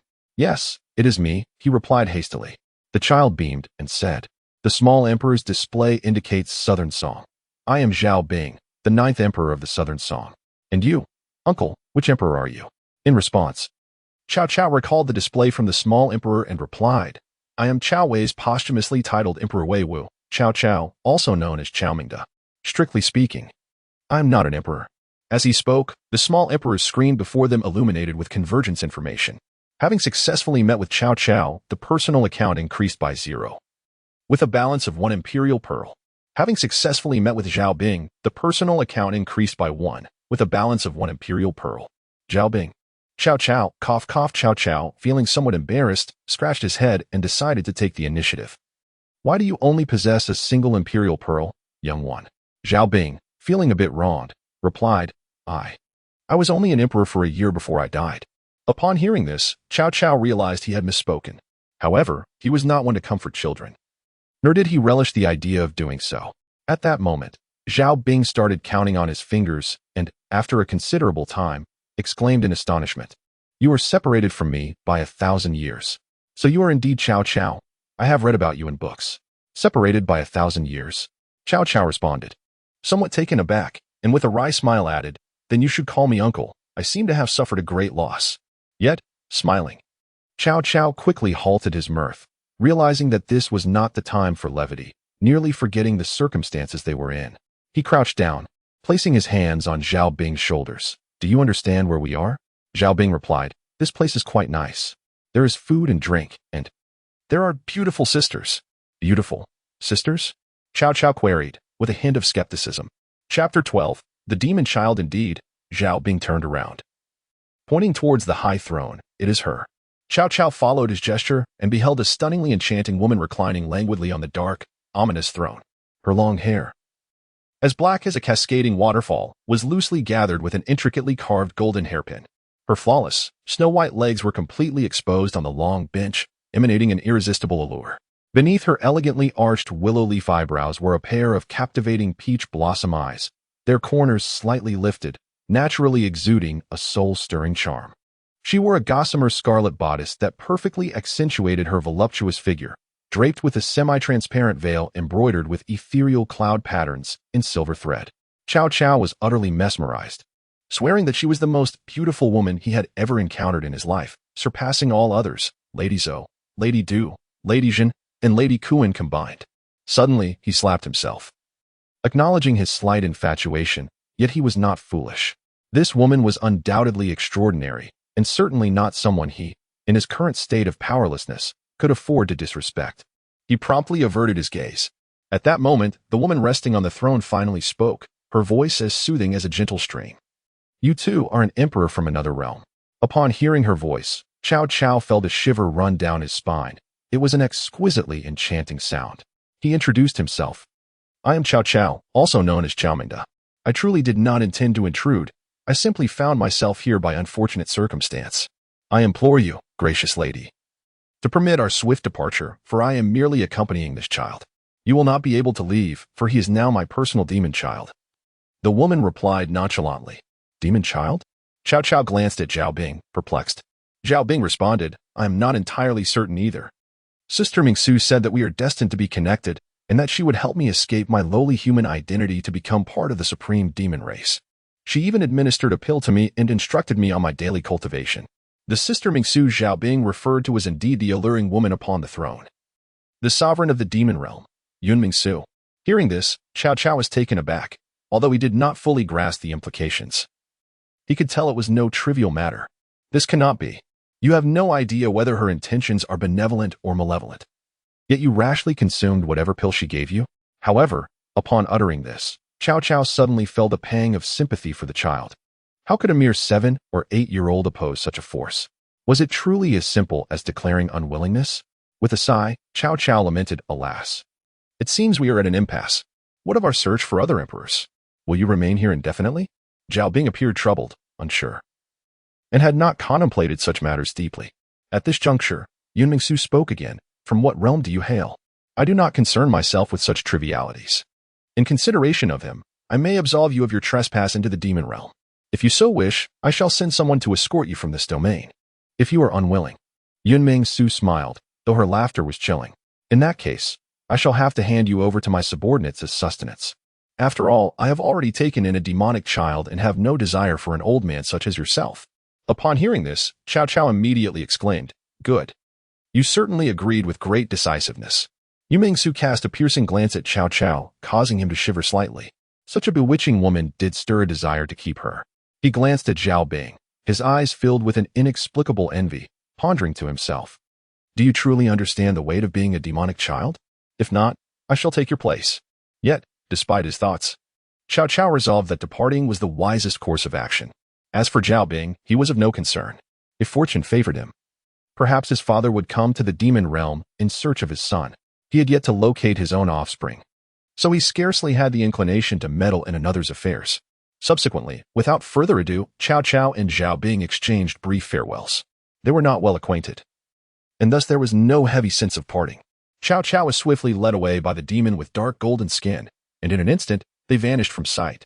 In the desolate woods, a relatively agile middle-aged man was fleeing with great haste, as though pursued by some unspeakable horror, yet he saw nothing behind him. While running, he glanced back, his eyes reflecting keen intelligence as he analyzed the situation. Sima Yi, the posthumously honored Emperor Qian of Jin, observed the countdown on the map nearing its end and quickened his pace. Suddenly, Sima Yi's pupils constricted, and he hastily came to a stop. A cloud of dust rose as he narrowly halted at the edge of a precipice. Loose stones tumbled down, cascading into the abyss below. Alarmed, Sima Yi stumbled backward, landing unceremoniously on the ground, taking a moment to collect himself. He quickly turned to the small Emperor's screen, though his brow furrowed once more. Hiss. This is it. It clearly indicated that he was in close proximity, almost touching. His journey had been prompted by the map showing 2 red dots converging in this very location. However, at that moment, the map displayed 2 red dots nestled closely beside his golden point, yet all he could see were the sheer cliff and the desolate woods behind him. Sima Yi scanned his surroundings, but found nothing amiss. He rose to his feet and approached the cliff's edge, peering downwards. Just then, the time limit expired. The map closed, and the small Emperor's screen vanished. Sima Yi's brow knitted tightly. Hey, where are you? The map indicated such a close distance. He thought that a shout would surely reach them. Just then, a sharp, chilling voice echoed from behind him. Startled, Sima Yi turned around, only to find that the figures he sought were not there. Instead, he faced beings from the demon realm, their copper-brown skin resembling neither man nor beast, and with wings sprouting from their backs. There were 6 or 7 of them, emerging slowly from the desolate woods, encircling Sima Yi at the edge of the cliff. His eyes widened in alarm, and instinctively, he sought to flee. Yet he found himself with nowhere to retreat, for behind him lay a precipice of immeasurable depth. We have followed you all the way. Now speak. Who are you, and what brings you to our realm of darkness? Demanded one of the bronze-skinned demons, his voice sharp and accusatory. Upon hearing this, Sima Yi realized why he had felt a sense of foreboding throughout his journey. He hastily clarified, It is a misunderstanding. I merely passed through. I had no idea this was a realm of darkness. Nonsense. The demon bellowed in anger. You have come directly to the entrance of the realm and claim ignorance. The entrance to the realm of darkness? Sima Yi exclaimed in astonishment. He turned to glance at the chasm behind him, beginning to comprehend why he could no longer see the 2 emperors. Chapter 13. I am not the emperor, take him back, and subject him to severe torture, came the command. With that, 6 or 7 demons surged forward simultaneously, lunging at Sima Yi. Startled, Sima Yi instinctively recoiled. A piercing scream erupted as he plummeted off the cliff, meeting an inevitable fate. The bronze-skinned demons swiftly descended, catching Sima Yi midair. With a mighty thrust, they ascended once more. In the next moment, a pitch-black chasm appeared in the abyss, slowly opening like the eye of a colossal beast. Regardless of Sima Yi's desperate cries, the demons had already whisked him into the fissure. As they vanished within, the crack sealed shut, restoring a profound silence to the scene. Yet this silence was fleeting, lasting no longer than 2 breaths. The immense dark chasm suddenly reopened, and a figure emerged, a demon-human hybrid. With a flick of its wrist, the golden-skinned demon cast Cao Cao aside at the edge of the cliff. Consider yourself fortunate. Your life is spared this time. Should you dare intrude upon my domain again, your luck may not hold, it declared, hovering ominously above the precipice. Coldly gazing at Cao Cao, Cao Cao nodded vigorously, understanding the gravity of the warning. I comprehend, he replied. The demon pointed towards the withered wood forest behind him. Proceed eastward through the forest. Once you traverse it, you will have entered the realm of humanity. Now go. Farewell, or rather, never to be seen again. With those words, Cao Cao bolted into the withered wood forest, not daring to glance back. He wished to linger in that cursed place no longer. The following day, at noon, Cao Cao traversed the desolate woods, having run tirelessly through the night. By midday, he finally emerged from the forest, feeling as though he had stepped into an entirely different realm. The air was fragrant, and sunlight bathed the surroundings. Exhausted, he sank to the ground. No sooner had he sat down than the small imperial screen before him illuminated. Would you like to activate the map display? It inquired. Is it already noon? Cao Cao panted. Yes, activate it. The map unfolded, revealing an entirely different layout from before. Scattered across this vast world were hundreds of red dots. Cao Cao was momentarily taken aback, but soon clarity dawned upon him. The demon realm must be a closed-off territory. Within it, only the red dots of that domain were visible. Only upon exiting could one discern the locations of others. With that realization, Cao Cao picked up a stone from the ground and tore a piece of cloth from his garment, beginning to etch onto it. I must mark this place. It is the demon realm. He diligently sketched according to the map's depiction. However, as he continued, his hand froze upon noticing an anomaly. Wait, why are there 2 red dots within the demon realm? He pondered, observing that 2 red dots were conspicuously close together in the designated area. However, the proximity of their locations does not imply that they have met. It merely indicates that they are both ensconced within the realm of magic. It is akin to when Cao Cao found himself in the magical domain, observing the emperors outside, all seemingly clustered together. Yet, this cannot be true. For within the magical realm, it is solely myself and that child. Could it be? Cao Cao mused, a smile creeping upon his face, pondering whether any unfortunate soul had ventured in. With a bitter smile and a shake of his head, he dismissed the thought. He had no intention of seeking out the other. That cursed place was one he would avoid at all costs. He promptly rose and swiftly departed, intent on searching for other emperors. In the 9-day paradise, within the elliptical stone walls, the enormous iron ball continued its relentless roll. Zhu Yuanzhang lay despondently on the ground, utterly unmoving even as the ball approached him. Let it destroy me. Let it come swiftly. The arena now housed more than just the original 4 of Hu Hai.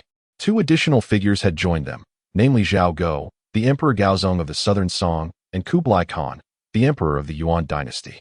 At this moment, 6 individuals found themselves in the 9-day paradise. They had all perished countless times during the first trial involving the iron ball. The space was fraught with the ceaseless rolling of the iron ball and concealed mousetraps, which could spring at any moment, leading to an agonizing existence where they found themselves trapped between the desire to live and the inability to die. No longer did they yearn for a single life to navigate through the 12 trials. They merely wished for the 9 days to conclude swiftly so that they could return home. Through their days of interaction, they exchanged information and deepened their understanding of the world in which they now found themselves. They also uncovered the reasons behind each other's deaths. Like Zhu Yuanzhang, Sun Quan had similarly arrived in a bizarre forest inhabited by demons and beasts, where he succumbed to an attack from these creatures. Kublai Khan, on the other hand, was beset by a group of arrogant young cultivators, believing he could easily take on 5 of them and teach them a lesson. Instead, he was effortlessly overpowered, leaving him with a profound sense of defeat. It was only upon arriving here and listening to Wang Mang's explanation that he learned of the existence of those possessing celestial powers in this world. As for Zhao Go, his situation was even more intriguing. He materialized upon a protruding reef in the vast ocean, feeling utterly forsaken, with neither heaven nor earth responding to his pleas. The temperature fluctuations at sea were extreme, with the icy waves relentlessly battering him. On the very first night, he was struck by a high fever due to the cold. Starving, thirsty, cold, and damp, he endured a fever reaching 40 degrees. Zhao Go, on the brink of death, clung to his instinctual will to survive, until a massive wave finally hurled him into the frigid depths of the ocean. Upon resurrecting in the 9-day paradise, Zhao Go was overjoyed. He exclaimed, "Had I known I could come back to life, I would have taken my own life on the first day. I have endured 2 days of unnecessary suffering." But it was not long before tears of despair threatened to spill. He realized that his current predicament was even worse than his time at sea. Wang Mang, you must think of a solution. Are you not a time traveler? Hu Hai lay sprawled on the ground, weakly gazing at Wang Mang. In recent days, Wang Mang had revealed his identity as a time traveler, for there was little left to conceal. From a different perspective, it can be said that we are all time travelers, albeit this is merely their initial experience. Wang Mang, slightly hunched over, lamented, "Do you think I haven't considered this? I have tried every possible method, yet I still cannot surpass this initial hurdle." Just then, another individual emerged in the arena. Hu Hai and the others immediately turned their gaze, eager to discover if they recognized the newcomer. To their dismay, they found him unfamiliar. "Help!" the man exclaimed, shouting in terror as he fled, for the iron ball of the Zishu was already hurtling towards him. "Brother, which emperor are you?" Wang Mang shouted. The man glanced back in response to the voice. "I am not an emperor. Please do not misinterpret," he replied hurriedly as he continued to run. Upon hearing this, everyone was momentarily taken aback. "Not an emperor?" Zhu Yuanzhang looked at Wang Mang, questioning if he had misheard. "What is your name?" Wang Mang demanded. "I am Sima Yi." Chapter 14. The 12 earthly branches. Upon uttering these words, the assemblage was momentarily taken aback. "Ah, Sima. Sima the old scoundrel?" Wang Mang instinctively exclaimed. "No, Sima Yi. You never claimed the throne. Could it be that even a posthumously honored emperor has arrived?" "If you ask me, Whom should I inquire? At this moment, Sima Yi was evidently disinclined to respond to Wang Mang's queries. No sooner had he spoken than a wretched scream escaped him, as the iron ball of the rat mercilessly crushed him. Witnessing Sima Yi transformed into a grotesque mass of flesh and blood, the crowd collectively gasped in astonishment. Yet, almost immediately, the colossal iron ball came barreling towards them once more. The onlookers cried out in despair, their reflexive flight a sight both tragic and familiar. Sima Yi. Wang Mang raced towards the resurrected Sima Yi. As Sima Yi regained his senses, he was abruptly seized by Wang Mang and urged to flee. I am the newly anointed Emperor Wang Mang. It is a pleasure to make your acquaintance. Wang Mang? Sima Yi expressed his astonishment, realizing that he stood before the infamous usurper of the Han dynasty. However, the time for such musings was ill-fated. Sima Yi inquired, pray tell, new emperor, what is the current predicament? Wang Mang replied, this is the first trial, the iron ball of the rat. We have endured the torment of this iron sphere for 3 days. Upon hearing this, Sima Yi looked on with disdain. 3 days, and you have yet to surpass the first trial? Wang Mang retorted, if you are so capable, then do enlighten us with the solution. Sima Yi halted, for they had already distanced themselves, and the iron ball's immediate target was no longer them. He stood still, observing the relentless pursuit of the iron ball, and asked, share with me the information you have gathered during these days, that I may ponder it. Wang Mang promptly responded. Initially, we meticulously examined the entire circumference of the surrounding walls. To our dismay, there were neither traps nor doors. Later, Kublai Khan arrived. He is the rather corpulent figure presently fleeing. He suggested a direct confrontation with the iron ball, but alas, it proved futile. We could not withstand its force. Subsequently, we took refuge along the edges of the stone walls. Given that the iron ball's diameter is a foot when it collided with the stone walls, there remained a considerable gap at the edges. We all laid flat against the stone walls. Sima Yi regarded Wang Mang and remarked, that is indeed a clever strategy. And then, Wang Mang sighed in exasperation. What we did not foresee was that while the iron ball could not crush us, once it came to a halt upon striking the stone wall, the heads of the rats would emerge and viciously bite us. One bite could take a significant chunk of flesh. It would be preferable to be crushed outright. At least that would be a swift demise. Upon hearing this, Sima Yi furrowed his brow, deep in contemplation. At that moment, Sun Quan jogged over, scrutinizing Sima Yi from head to toe before bowing respectfully. I have long heard of your esteemed reputation, brother Zhanda. Suddenly, before he could finish, he inadvertently stepped upon an invisible rat trap. With a snap, the trap revealed itself, accompanied by a piercing cry. Ouch! Ouch! Ouch! Sun Quan clutched his bleeding leg, collapsing to the ground. Why is it always me? Wang Mang quipped. Perhaps it is because you are the renowned hero of Jiangdong. Sun Quan? At this moment, the iron ball of the rat made its advance. Wang Mang and Sima Yi fled in haste, while Sun Quan, on the verge of tears, found himself ensnared by a mousetrap, leaving him with no means of escape. Moments later, the three regrouped, as the iron ball of the rat pursued Zhao Guo and his companions, granting them a temporary reprieve. Sima Yi remarked, it is the King of Wu. A pleasure to meet you. Sun Quan retorted, not just any king of Wu, but the great emperor of Wu. Sima Yi conceded. Very well, the great emperor of Wu. Wang Mang interjected, I see you two have not met before. Sima Yi replied, why would we have met? Indeed. Wang Mang suddenly realized, oh dear. Now is not the time for reminiscing. We must determine how to deal with the iron ball. Sima Yi stroked his beard and smiled. I believe I have come to understand. Upon hearing this, both Wang Mang and Sun Quan regarded Sima Yi with surprise. Had he truly conceived a solution so swiftly? Sima Yi elaborated, you have been led by the nose by the iron ball from the very beginning. Your thought process has been misguided. The emphasis is not on the iron ball itself, but rather on the rat. He spoke confidently in the 12 gateways. The first is the rat. Surely, these 12 gateways correspond to the 12 earthly branches of the zodiac. The rat is the foremost, as is the hour of Z, thus. We must station someone directly to the north. Sima Yi gestured grandly towards the north and continued, Z signifies the present moment, when all things stir under the vitality of the emerging yang energy. Therefore, we must also station someone directly in the center.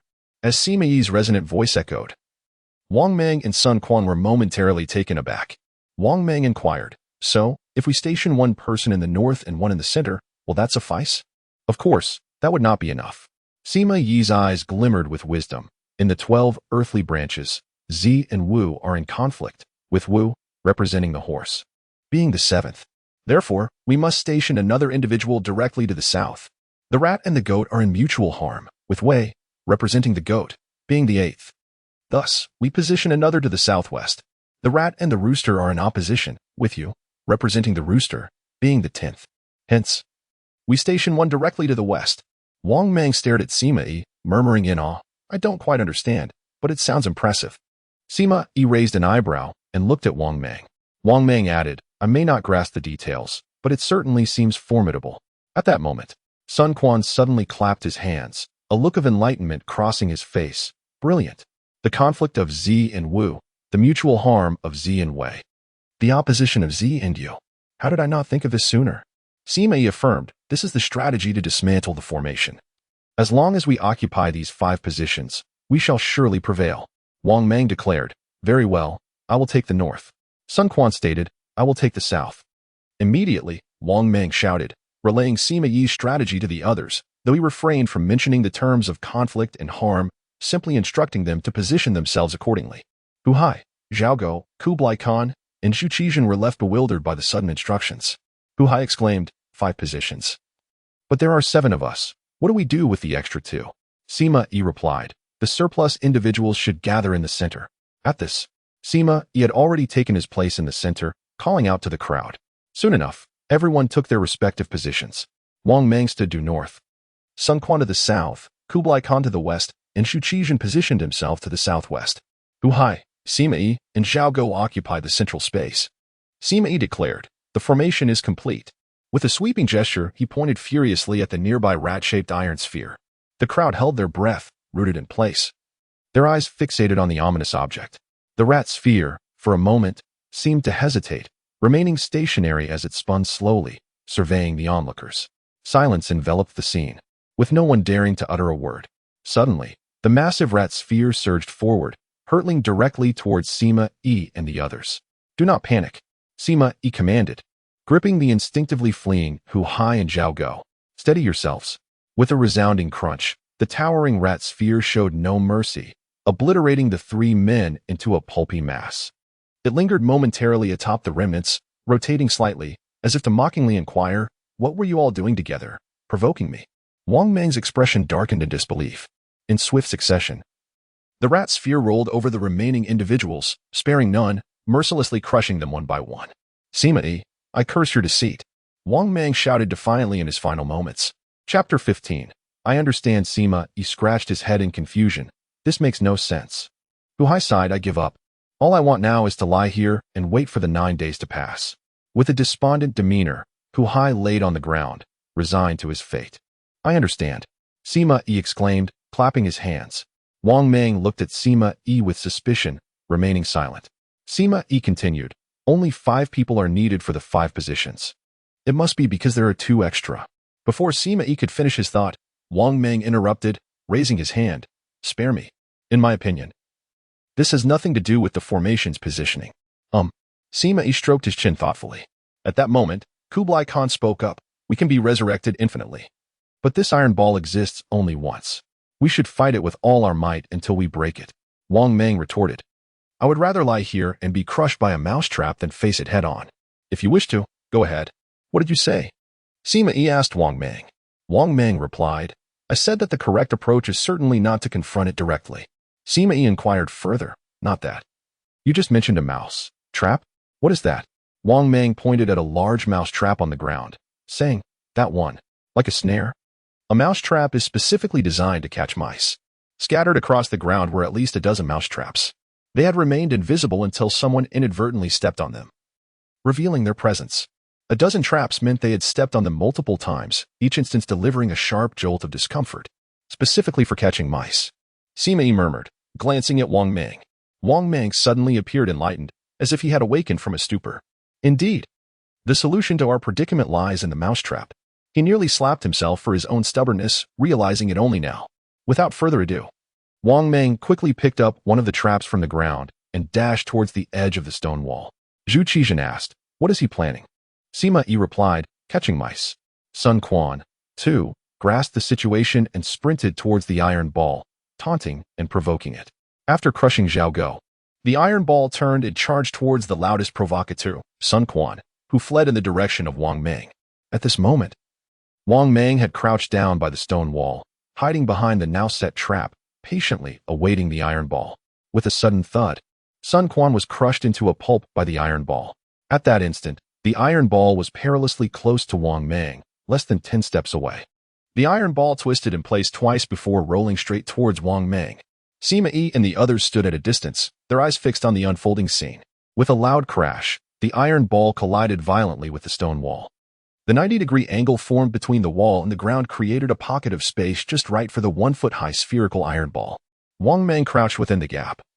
Observing the grotesque head of the iron ball, its greedy expression evident as it slowly opened its toothy maw, ready to snap at him, Wang Mang's eyes narrowed. And he swiftly raised the mousetrap he had hidden behind him, thrusting it forward as a shield. In the beginning, Wang Mang pondered why the mousetrap was so enormous, more than 5 times the size of a conventional one. Now he understood. For the mouse head on the iron ball was also magnified to 5 times its usual size. It was specifically designed for him. With a snap, the colossal mouse head protruding from the iron ball was filled with panic upon seeing the mouse trap in Wang Mang's hand. However, it was too late to retreat. With a decisive click, the oversized mouse trap clamped down mercilessly on the protruding head. Subsequently, the iron ball trembled violently, akin to a drunken stupor or an electric shock. After rolling about several times on the ground, the protruding mouse head could no longer pull back, ultimately toppling over, and the iron ball fell silent. Witnessing this, Wang Mang slowly rose, cautious of any unforeseen circumstances, refraining from expressing his joy aloud. Zhu Yuanzhang remarked, "Ah. So it is only when against the wall that the mouse head dares to emerge, allowing us to clamp it." Hu Hai added, "So, have we cleared the level?" At that moment, a screen appeared above them, proclaiming mouse level cleared. Tears welled in the eyes of the onlookers, especially Sun Quan and Zhu Yuanzhang, who had arrived first. They had finally succeeded. The next instant, all 7 vanished from their location. In but a heartbeat, they materialized in a different realm. The cliffs loomed steeply, reaching towards the clouds. The surroundings were dim and shrouded in a faint haze, with barren rock walls on either side and muddy ground beneath their feet. Stretching approximately 10 paces wide, they found themselves in a winding, seemingly endless, and profound rock canyon. "Second level, Ugly Bull, officially begins," announced the screen. Wang Mang stated. The little emperor mentioned that one must sacrifice a life to clear all 12 levels. Thus, from this second level onward, we cannot die. If we perish, we shall return to the first level and start anew. Hu Hai instinctively drew closer to Wang Mang, saying, "I shall rely on you." Wang Mang responded, "Who was it that called me a great deceiver and refused to trust me?" Hu Hai chuckled awkwardly, "Brother Mang." Wang Mang interjected, "No, no, no. While I may indeed be older, your rank demands you address me as Mangzi." Hu Hai exclaimed, "Mangzi, from this day forth, you are my brother. You must guide me through to victory." Internally, Wang Mang felt uncertain, replying, "I shall do my utmost." Sun Quan inquired, "So what exactly is this ugly bull for the second level?" Sima Yi replied, "The first level provided no hints. Surely the subsequent ones will follow suit. We shall wait and see." Suddenly, the ground began to tremble, as though some colossal creature was approaching them. Sensing the vibrations, they all turned simultaneously toward one side of the canyon. Dust and chaos filled the air as a massive army of brawny, shaggy black bulls, adorned with sharp horns, surged forth, blocking the passage of the canyon. What on earth? Wang Mang's eyes widened, and he felt an overwhelming urge to leap to his feet. Without hesitation, he took off running. Run! The crowd swiftly realized the urgency and began to sprint towards the opposite side. "Why must we run again?" Kublai Khan exclaimed, trailing behind. "Wait for me," Zhao Go retorted. "I told you to lose weight, yet you refuse." Kublai Khan defended himself. "I am not overweight. I am robust." Zhu Yuanzhang chimed in. "You, who placed second to last, dare to criticize him?" Zhao Go shot back. "You modern youth. How do you converse with your ancestors?" The 7 individuals raced desperately through the gorge, with a relentless force of several thousand fierce cattle closely pursuing them, mere 20 to 30 meters behind. The distance shrank rapidly, dwindling to just over 10 meters, as the threat of being caught loomed ever closer. Sima Yi suddenly exclaimed, "I comprehend now." Wang Mang interjected, "You understand again, do you?" Chapter 16. Spiritual Awakening. Without a moment's hesitation, Sima Yi sprinted towards the nearby rock face. He aimed for a slightly protruding stone and leaped, grasping it with both hands. He began to ascend without pausing, Realizing the futility of escaping from the rampaging horde of wild bulls behind them, Wang Mang shouted, "Climb the rock face," and followed swiftly. The others mimicked his actions, scrambling towards the cliffside. It sufficed to climb to a height that would keep them out of reach of the charging bulls. However, not everyone possessed the speed to climb swiftly, nor could all find suitable footholds. Kublai Khan, burdened by his weight, grasped a protruding stone. Yet before he could push off with his legs, the wild bulls were upon him. He felt as though he had been struck by a siege engine, and his cries were drowned amidst the cacophony of the stampeding herd. Soon after, Zhao Kuangyin met a similar fate. He had managed to ascend, but a slip caused him to fall. In midair, he was gored by a robust bull, its sharp horns piercing his spine, carrying his bloodied form away amidst the frenzy of the wild bulls. Hanging onto the rock face, Wang Mang, Sima Yi, and the others watched in terror, their hearts racing. In the blink of an eye, 2 had perished, leaving 5 still clinging to the cliff at a height of 4 to 5 meters above the ground, which was now engulfed by the dark mass of the wild bulls, with no end in sight. Huhai swallowed hard and turned to Wang Mang. "Think of something quickly. My arms are already starting to ache." Sweat beaded on Huhai's forehead. Without professional training, most could not endure for long. This required not only grip strength, but also leg strength, core stability, and overall coordination. Wang Mang replied, "What can I do? Let us just hold on and see." Sima Yi encouraged, "Everyone, hold on. Once the herd passes and the area below is clear, we should be able to proceed." Upon hearing this, the previously wavering group felt a surge of hope and motivation. Even as their arms and calves began to ache, Zhu Qian's calves started to tremble involuntarily. For the stone beneath his feet was too small, forcing him to balance precariously on his toes. The charge of the wild bulls continued unabated. It was no longer a matter of thousands. It could have been tens of thousands, or even an endless tide. The relentless stampede surged below, with no sign of cessation. In that moment, Zhu Qian became the third to be eliminated, his scream piercing the air as he fell. Next, Huhai, Zhao Kuangyin, and Sun Quan followed suit. Ultimately, both Sima Yi and Wang Mang succumbed as well, falling and vanishing into the throng of wild bulls. When they opened their eyes again, they found themselves back at the first challenge, the rat. 7 of them returned in the order of their demise. Kublai Khan expressed his delight. "Ah, everyone has returned." Wang Mang inquired, "What about the mouse traps on the ground?" Kublai Khan replied, "They are gone. It seems everything has reset." The numerous traps that had been triggered multiple times had vanished, and the iron ball of the young mice had fully rejuvenated, once again charging towards the crowd, leaving them in despair. In this manner, we find ourselves in the Moonxin sect. Nestled halfway up the mountainside, there stood a cozy courtyard. Wisps of smoke curled into the air as Liu Bang whistled, preparing 2 small dishes, 1 meat and 1 vegetable. He also poured himself a couple of taels of wine and sat down at the table with great satisfaction. "Zhongge, you haven't eaten or drunk for 3 days. Do take care not to starve yourself in there. Come out for a drink?" Liu Bang called towards the tightly shut door, but received no response.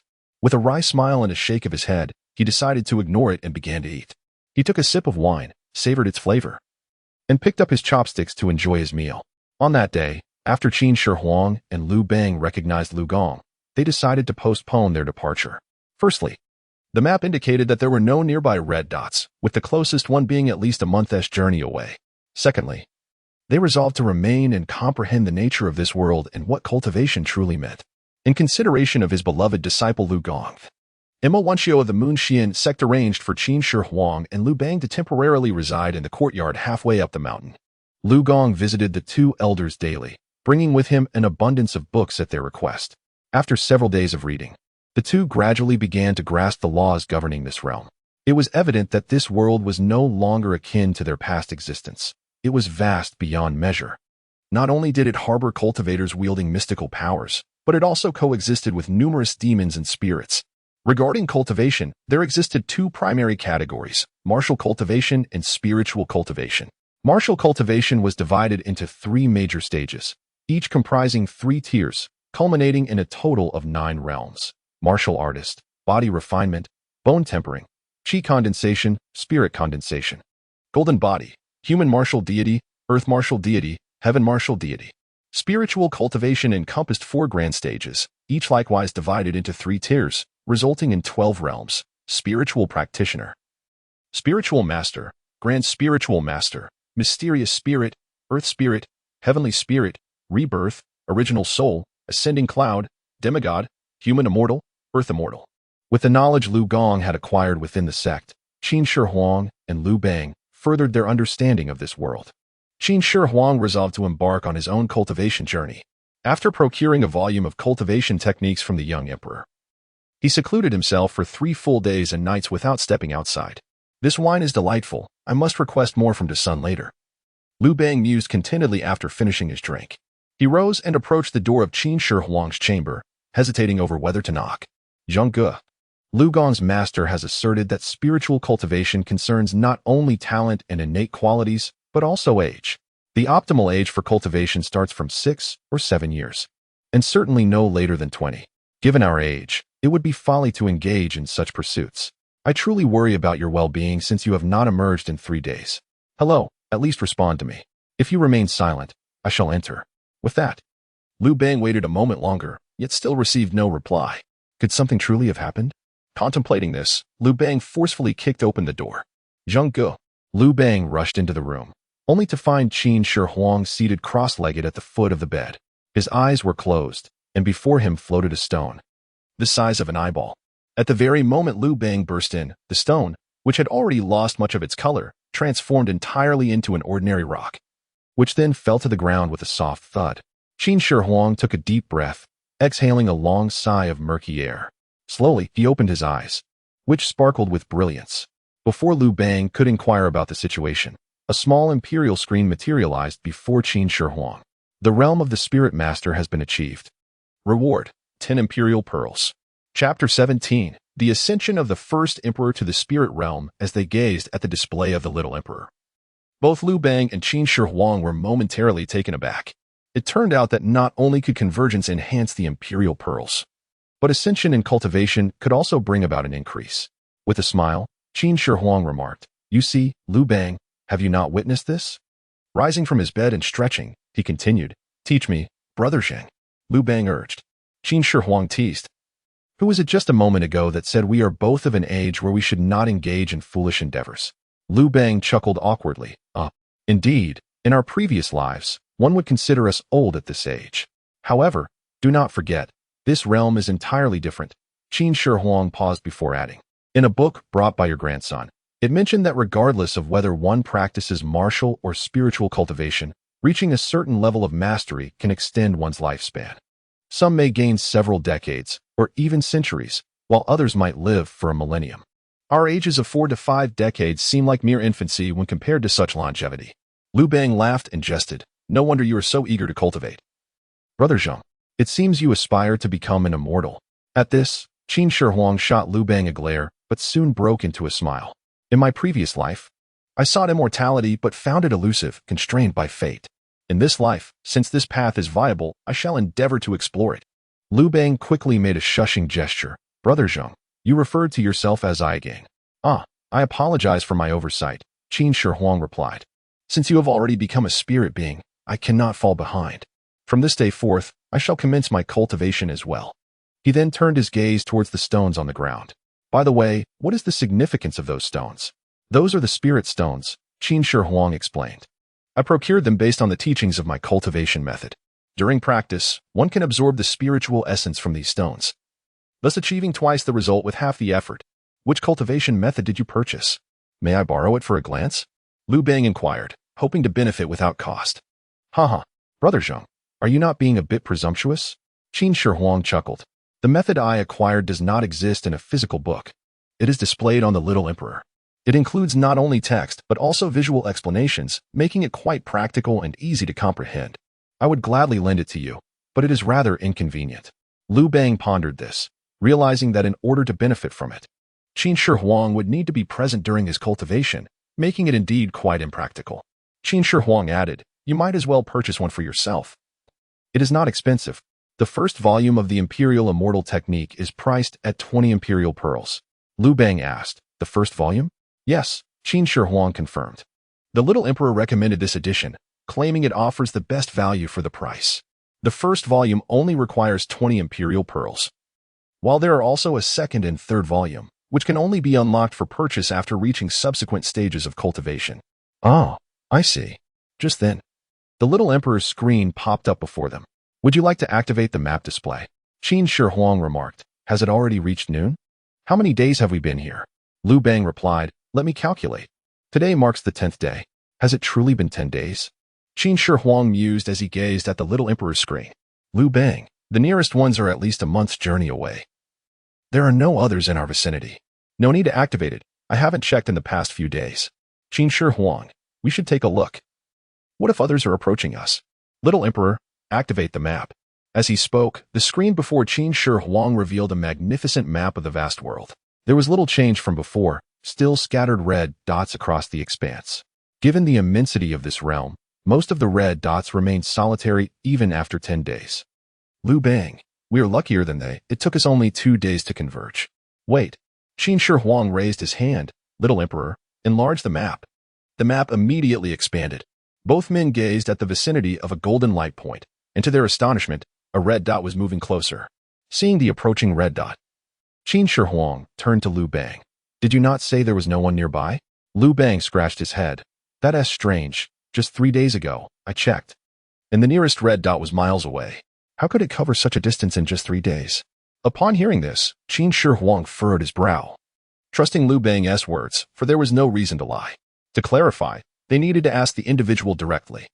Qin Shi Huang looked at the screen. Let us go, he is not too far from us. We should head in his direction. It would be best to meet him before the map concludes. Liu Bang. All right. I'm so hungry.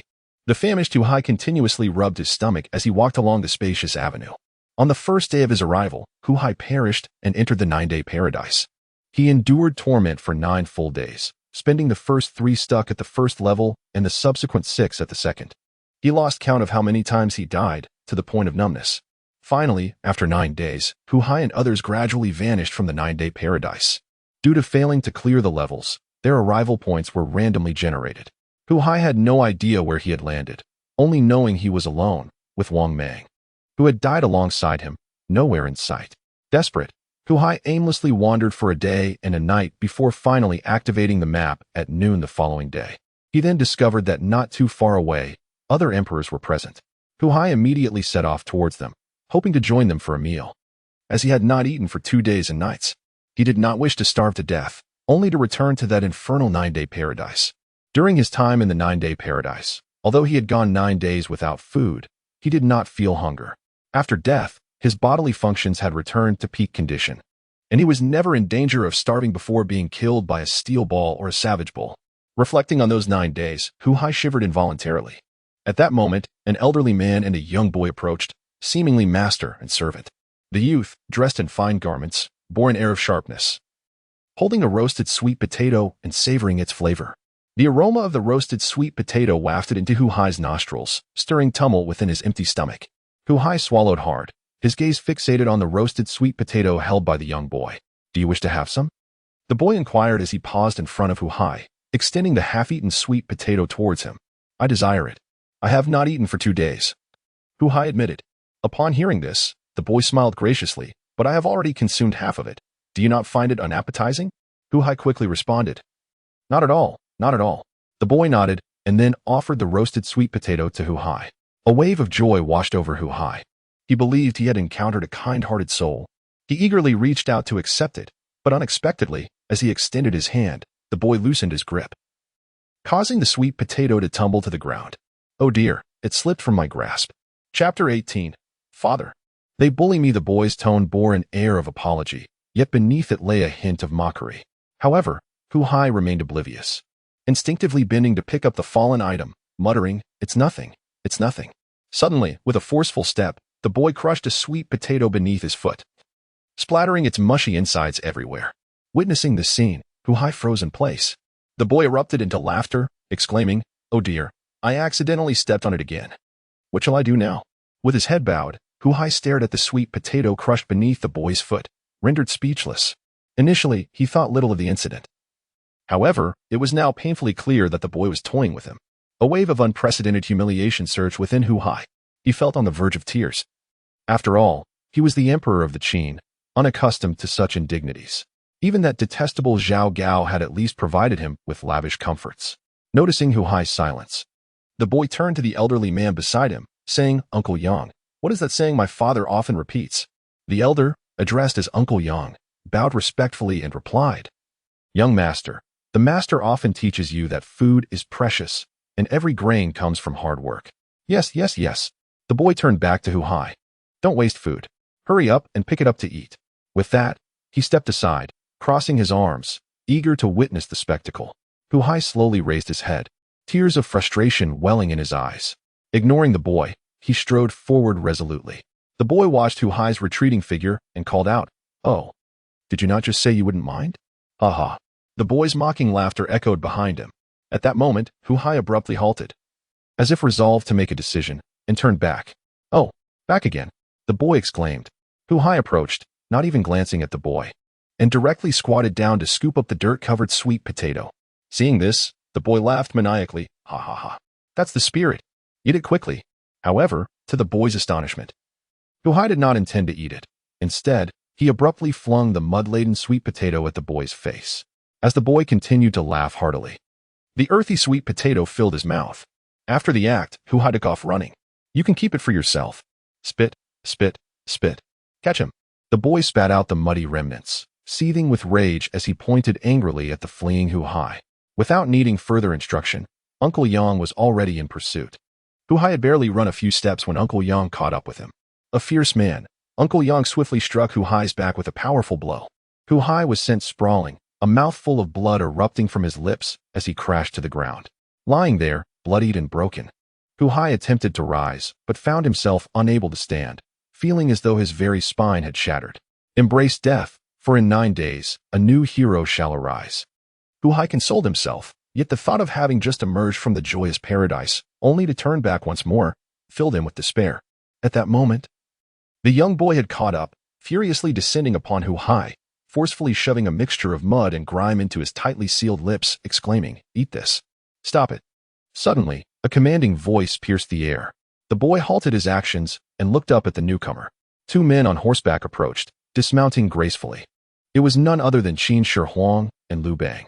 Just then, the hourglass map indicated the end of its cycle, and the screen of the little emperor vanished automatically. Qin Shi Huang gazed at the individual beneath the boy, whose mouth was stained with blood and the muddy concoction. A sight most pitiable. Yet, despite the disarray, Qin Shi Huang recognized him instantly. It was indeed Hu Hai. Seeing the 2 men arrive, the boy slowly stood up, and an elderly man beside him promptly offered a cloth. As the boy wiped the filth from his hands, he scrutinized the pair before him. "Who are you? Meddling in affairs that do not concern you?" Qin Shi Huang's eyes were calm, yet they bore a fierce intensity as he fixed his gaze upon the boy. His tone was inscrutable, devoid of discernible emotion, as he stated, "He is my son. Why do you torment him so?" The boy was taken aback by the revelation, while Liu Bang beside Qin Shi Huang expressed his astonishment. "Zhengge, is he truly Hu Hai?" Qin Shi Huang raised his hand, signaling that this was not the moment for such discussions, and Liu Bang understood. Hearing the familiar voice, Hu Hai, who lay on the ground, managed to turn over, shifting from his back to his stomach, allowing him a glimpse of Qin Shi Huang. Upon witnessing the imposing figure of his father, Hu Hai felt a wave of emotion wash over him, his eyes moistening. "Father, father." The boy looked at Hu Hai, questioning, "What did you say?" "Foolish child," Qin Shi Huang exclaimed, "do not speak such nonsense. Look closely, I am your father." "Father, father." "They are bullying me," Hu Hai cried, struggling to crawl toward Qin Shi Huang. However, with his spine already fractured, every inch he moved sent waves of agony coursing through him. At that moment, before both Qin Shi Huang and Hu Hai, the little emperor's screen sprang into view. Successfully reunited with Hu Hai, personal account 3. Balance, 14 emperor pearls. Successfully reunited with Zhang, personal account 11. Balance, 27 emperor pearls. Concurrently, Hu Hai's little emperor screen displayed an additional line of text. The 3-person reunion phase has been achieved, unlocking skill library and temporary cultivation functions. This content was a result of the conditions met by Qin Shi Huang and his companions on that day. Yet, in this moment, Hu Hai took no notice. His sole desire was to distance himself from the elder and the boy behind him. Both figures were visible, while Liu Bang remained hidden. However, Liu Bang held no questions, for the father and son were already acquainted, thus no introduction was necessary. Their meeting sufficed to fulfill the condition of recognition. As for him, he would need to turn and introduce himself to Hu Hai to meet the requisite. Liu Bang remained unhurried, for the troubles at hand were yet unresolved. At that moment, he demonstrated remarkable perceptiveness, swiftly stepping forward to assist Hu Hai, guiding him away from the two adversaries. The young man then smirked mockingly and declared, it appears that the fool's father has arrived. Hey, fool's father, your son pilfered my sweet potatoes, and I took it upon myself to teach him a lesson. Is that unreasonable? Preposterous. Hu Hai, supported by Liu Bang, immediately retorted, Father, he lies. I did not steal his sweet potatoes.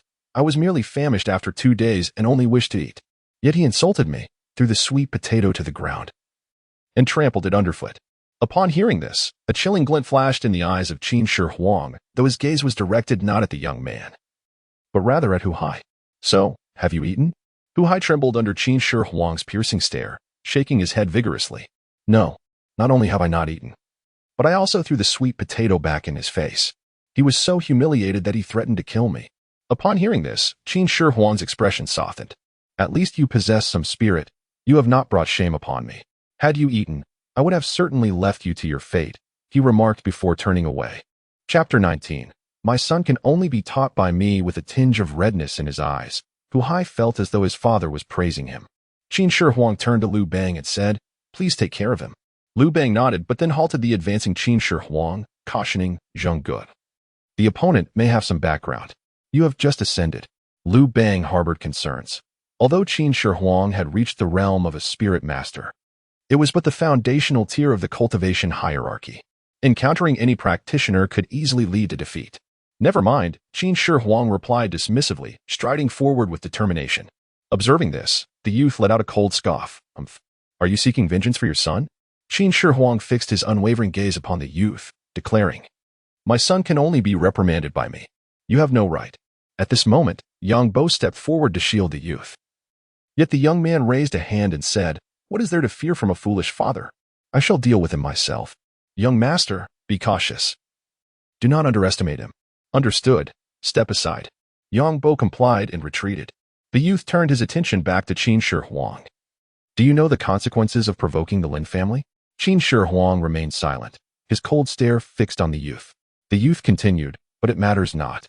Your son has already offended me. Today, not only must he perish, but all of you shall meet the same fate. With that, the youth clenched his fists and charged at Qin Shi Huang. A fierce punch, accompanied by a gust of wind, aimed directly at Qin Shi Huang's face. In that moment, Qin Shi Huang felt as if the youth's movements had slowed down. This sensation was unprecedented. Could this be the effect of his recent ascension? Effortlessly, Qin Shi Huang sidestepped, causing the youth's punch to miss. However, the youth, invigorated by this realization, exclaimed, So, you are a fighter. This makes it even better. As he spoke, he unleashed a flurry of punches, accompanied by sweeping kicks, relentlessly attacking. Qin Shi Huang continuously dodged and blocked, but the youth's strikes grew increasingly rapid, and Qin Shi Huang began to show signs of vulnerability. With a powerful punch, the youth landed a blow directly on Qin Shi Huang's chest, causing him to stagger back several steps before regaining his footing. I have only exerted 30% of my strength, and you cannot withstand it? The youth smirked. If you kneel now and bow to me a few times, perhaps I might spare your lives. Qin Shi Huang lightly patted his chest, his eyes resembling deep abysses as he gazed at the youth. The assessment of your abilities ends here. It is now my turn. With that, Qin Shi Huang swiftly advanced, appearing before the youth in an instant. The youth was momentarily taken aback, instinctively raising his hand to strike. Qin Shi Huang dodged to the side, delivering a backhanded blow to the youth's abdomen. The youth staggered back several paces, spitting out a mouthful of bile. Bending over, gritting his teeth, the youth's neck bulged with veins as he growled, How dare you? A fierce roar erupted from him, causing the air around him to surge, twisting as if scorched by intense heat. A stream of ethereal energy rapidly coalesced in the palm of the youth's hand as he glared fiercely at Qin Shi Huang and charged forward. Qin Shi Huang's eyes narrowed with cold intensity, and he too summoned his internal energy, gathering it in his palm. With a thunderous impact, their palms clashed, producing a resounding shockwave. Qin Shi Huang found himself suspended, his body retreating backwards. Observing this, Liu Bang hastily abandoned Hu Hai and sprang forward, swiftly supporting Qin Shi Huang. Zhang, are you all right? Qin Shi Huang took a deep breath, adjusting his breathing. I am fine. He is far more injured than I.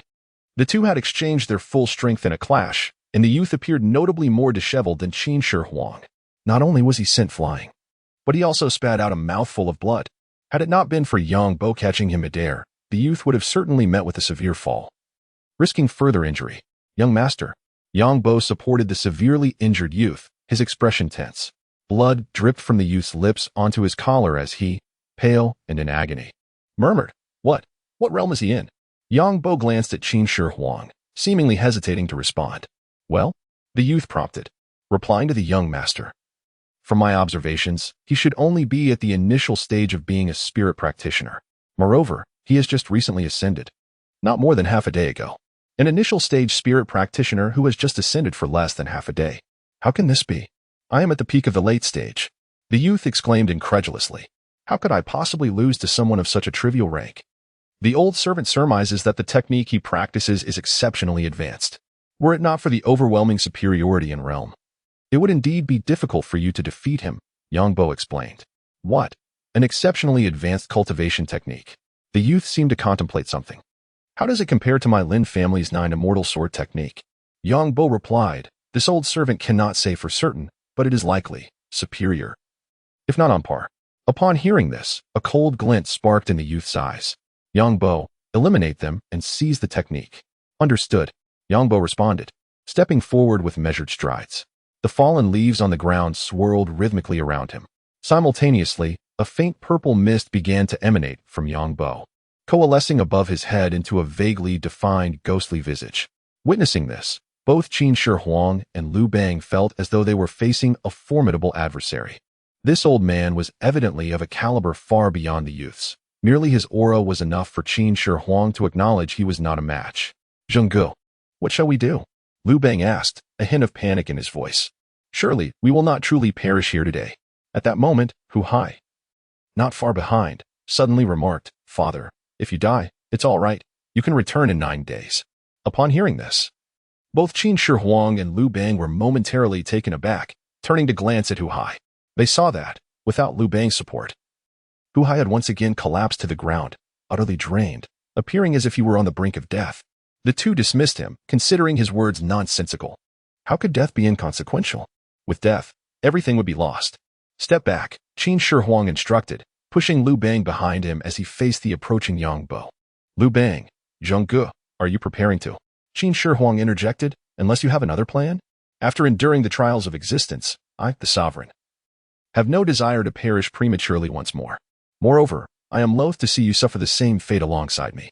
Liu Bang, moved by the sentiment, suggested. Allow me to take the lead. I possess more imperial pearls than you, and your reserves are nearly depleted. Qin Shi Huang replied, Thank you. But that will not be necessary. Regardless of his faults, he is still my son. I shall reckon with the matters of our previous life in due time. However, as his father, it is my duty to stand up for him now. Upon hearing this, Liu Bang nodded in agreement. Very well. Qin Shi Huang took a deep breath and silently invoked the name of the young emperor. Before him, a screen depicting the young emperor materialized. He thought to himself, 10 imperial pearls. I seek to attain the pinnacle of the Grand Spirit Master. Consumption of 10 imperial pearls. Balance. For pearls, you have attained the pinnacle of the 9th stage Grand Spirit Master. This status is limited to 1 hour. Chapter 20. The Emperor's command in an instant. Qin Shi Huang felt a surge of power coursing through him, akin to the exhilarating sensation of soaring over mountains. The vibrant energy flowed relentlessly through his meridians and blood vessels. The slightly coarse scent of grass in the wind, the distant chirping of insects.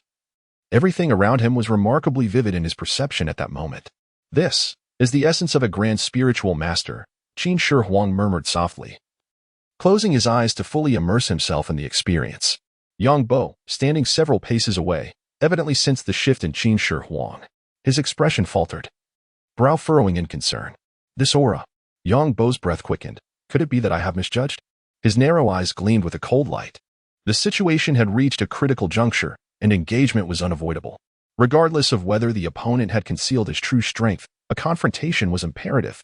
In the next moment, without warning, Yang Bo launched an attack, swiftly hurtling towards the eyes-closed Qin Shi Huang.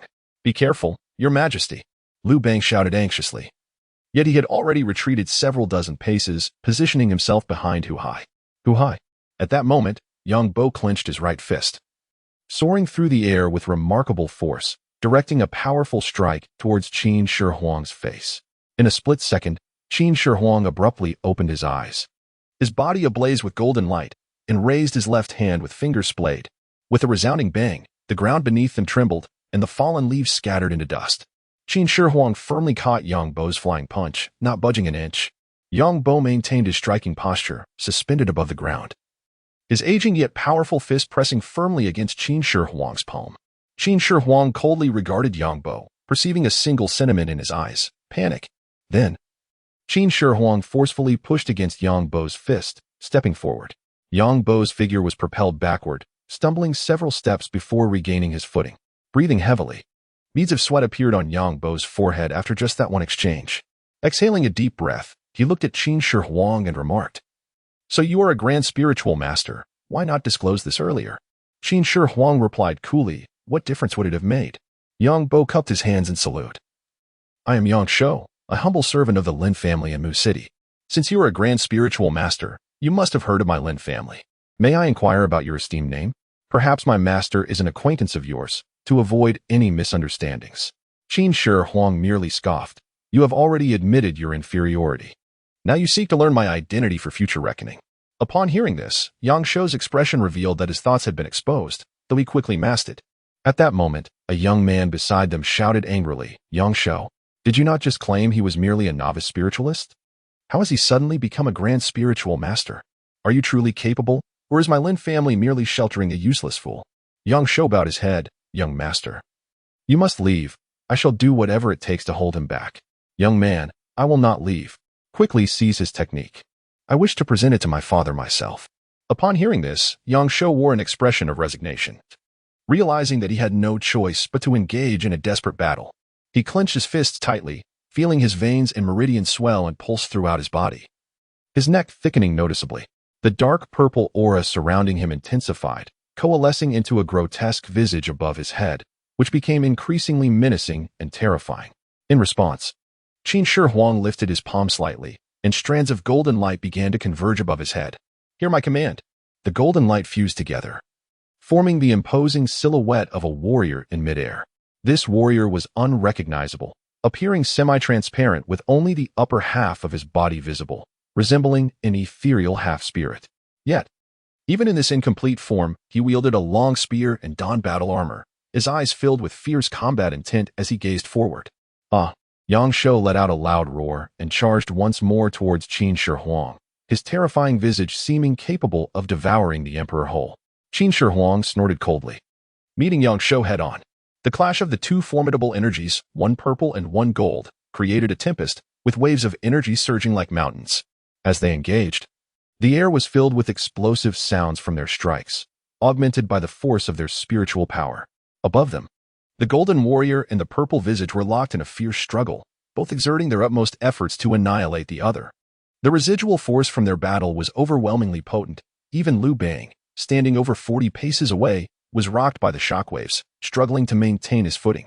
He quickly sought refuge behind a tree, where he found some stability. "Hey, can you take me with you?"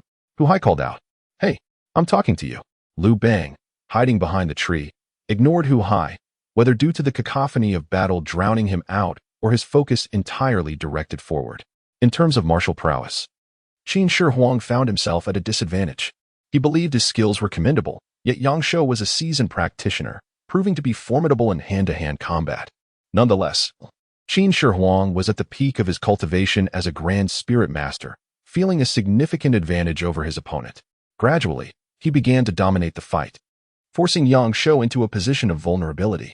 Just as this realization dawned, the golden warrior pierced through the grotesque visage with a spear, causing it to collapse like a burst balloon. At the same moment, as the visage perished, Yang Xiu coughed up a mouthful of blood. Seizing the opportunity, Qin Shi Huang delivered a powerful punch, infused with his grand spirit master energy, directly into Yang Xiu's chest. Yang Xiu was sent flying, the dark purple aura around him dissipating instantly. He fell to the ground, blood splattering from his mouth onto his garments. Immediately after, the half-formed golden warrior soared toward him, thrusting his spear ruthlessly into Yang Xiu's head, offering no chance for resistance. Yang Xiu's head was pierced, and he died on the spot. At this moment, the youth beside them widened his eyes in disbelief. Yang Xiu had truly lost. His expression was a tumultuous blend of rage, disdain, and unwillingness, yet devoid of fear. for he did not perceive his opponent as possessing the audacity to take his life. Truly, what a decrepit fool. He had squandered over 20 years of my family's sustenance. The youth glared at Qin Shi Huang with resentment, acknowledging his cunning. Today, this young master concedes defeat. I struck your son, and you have slain this wretched slave. We are even now. With that, the youth turned to depart. Halt. Did I permit you to leave? Qin Shi Huang's voice emanated coldly from behind him. Chapter 21. Who is the traitor of the Han dynasty? The footsteps of the youth came to a halt, and he slowly turned to face Emperor Qin Shi Huang. What do you wish to do? He inquired. The emperor replied in a calm tone, state your name. With an air of confidence and pride, the youth declared. I am Lin Jun, the third young master of the Lin family from Mu City. The Lin family is filled with experts. And my father is a formidable cultivator of the Xianling realm. What of your status as a grand spiritual master? You cannot provoke my family. Emperor Qin Shi Huang regarded Lin Jun, who appeared like a mere jester, with a tranquil demeanor. So, have you come to fear me now? Lin Jun sneered. The emperor responded, I asked for your name to ascertain whom I have slain. Upon hearing this, Lin Jun's pupils contracted as he sensed the killing intent in the emperor's tone, instinctively taking a step back. Do you dare to kill me? His breath quickened. If I am defeated, the corpse on the ground will be mine. A person who harbors murderous thoughts towards me and covets my techniques. The emperor chuckled and shook his head. Why do you presume I would let you leave? And no, you cannot kill me. My father is. Lin Jun's words were abruptly cut off as the emperor swiftly made his move. With a wave of his hand, a semi-transparent golden warrior surged forward toward Lin Jun. In an instant, a streak of blinding golden light pierced through Lin Jun's body. He possessed no capacity for resistance, his eyes filled with terror, and ultimately, he succumbed to death, his form turning to ash. With a thud, Lin Jun fell to the ground, his eyes wide open, lifeless. As the dust settled, Liu Bang approached rapidly. After kicking Lin Jun's corpse, he turned to Emperor Qin Shi Huang, his expression one of excitement and curiosity. Zhenggu, your technique was magnificent. How did you conjure a warrior as well? At that moment, Qin Shi Huang had already retracted the golden light, and the warrior had dissipated. He replied nonchalantly. It is the technique of the Emperor's immortal formula. One cannot manifest a warrior in the Ling realm. It only becomes possible upon reaching the grand spiritual master realm. Now I understand, Liu Bang pondered. It seems I must hasten my training in this technique. Come, Zhenggu, let us return swiftly. We must bury them before we leave. A short while later, deep within the wild woods beside the road, Qin Shi Huang and Liu Bang burned the bodies of Lin Jun and Yang Shou until they were charred and then interred them in a pit. After leveling the ground and covering it with brush, Qin Shi Huang nodded in satisfaction. Zhenggu, you truly are remarkable, Liu Bang praised. It was a necessary measure. Qin Shi Huang replied. Did you not hear him claim his father is of the Xianling realm? The Lin family is not one we can provoke at present. Father. At this moment, Hu Hai, leaning against a tree, could no longer contain his curiosity. Father, when did you become so powerful? For a fleeting moment, he doubted whether this was truly his father, fearing it might be an illusion. Qin Shi Huang turned to Hu Hai and strode towards him. As he approached, Hu Hai felt an overwhelming pressure, causing his hands to tremble and leaving him at a loss. He wished to rise. Yet the pain in his spine compelled him to remain seated, gazing up at the frostbitten expression of Qin Shi Huang. The emperor's tone betrayed neither joy nor sorrow. What? After 3 years as emperor, do you no longer recognize me? Upon hearing this, Hu Hai trembled in fear. Father Emperor, you already know. He chuckled nervously. I told Zhenggu. Liu Bang, standing beside Qin Shi Huang, waved his hand with a smile. Hu Hai swallowed hard and turned to Liu Bang. Who exactly are you? Allow me to introduce myself. I am Liu Bang, the founding emperor of the Han dynasty. Liu Bang adjusted his collar. I am 3 years younger than your father. So by familial terms, you ought to address me as Uncle Liu. Uncle Liu? Ah, dear nephew. At that moment, a small imperial screen appeared before both Liu Bang and Hu Hai. Successfully merged with Hu Hai, personal account 3, balance, 25 imperial pearls, successfully merged with Liu Bang. Personal account 7, balance, 34 imperial pearls. Liu Bang smiled and turned to Qin Shi Huang. Zhenggu, your son's imperial pearls are indeed plentiful. Qin Shi Huang glared at Hu Hai, his expression betraying no trace of amusement, and an inexplicable ire surged within him. You have merged with other emperors, haven't you?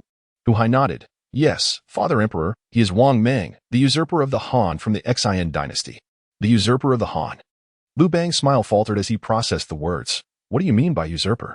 However, A smile gradually appeared on Qin Shi Huang's face. A fine usurper of the Han. Since you have merged with him, where is he now? Who is this scoundrel? Liu Bang's expression turned fierce, his voice filled with fury. Qin Shi Huang chuckled and patted Liu Bang's shoulder. Calm down, allow him to explain. Liu Bang insisted. Speak, elaborate.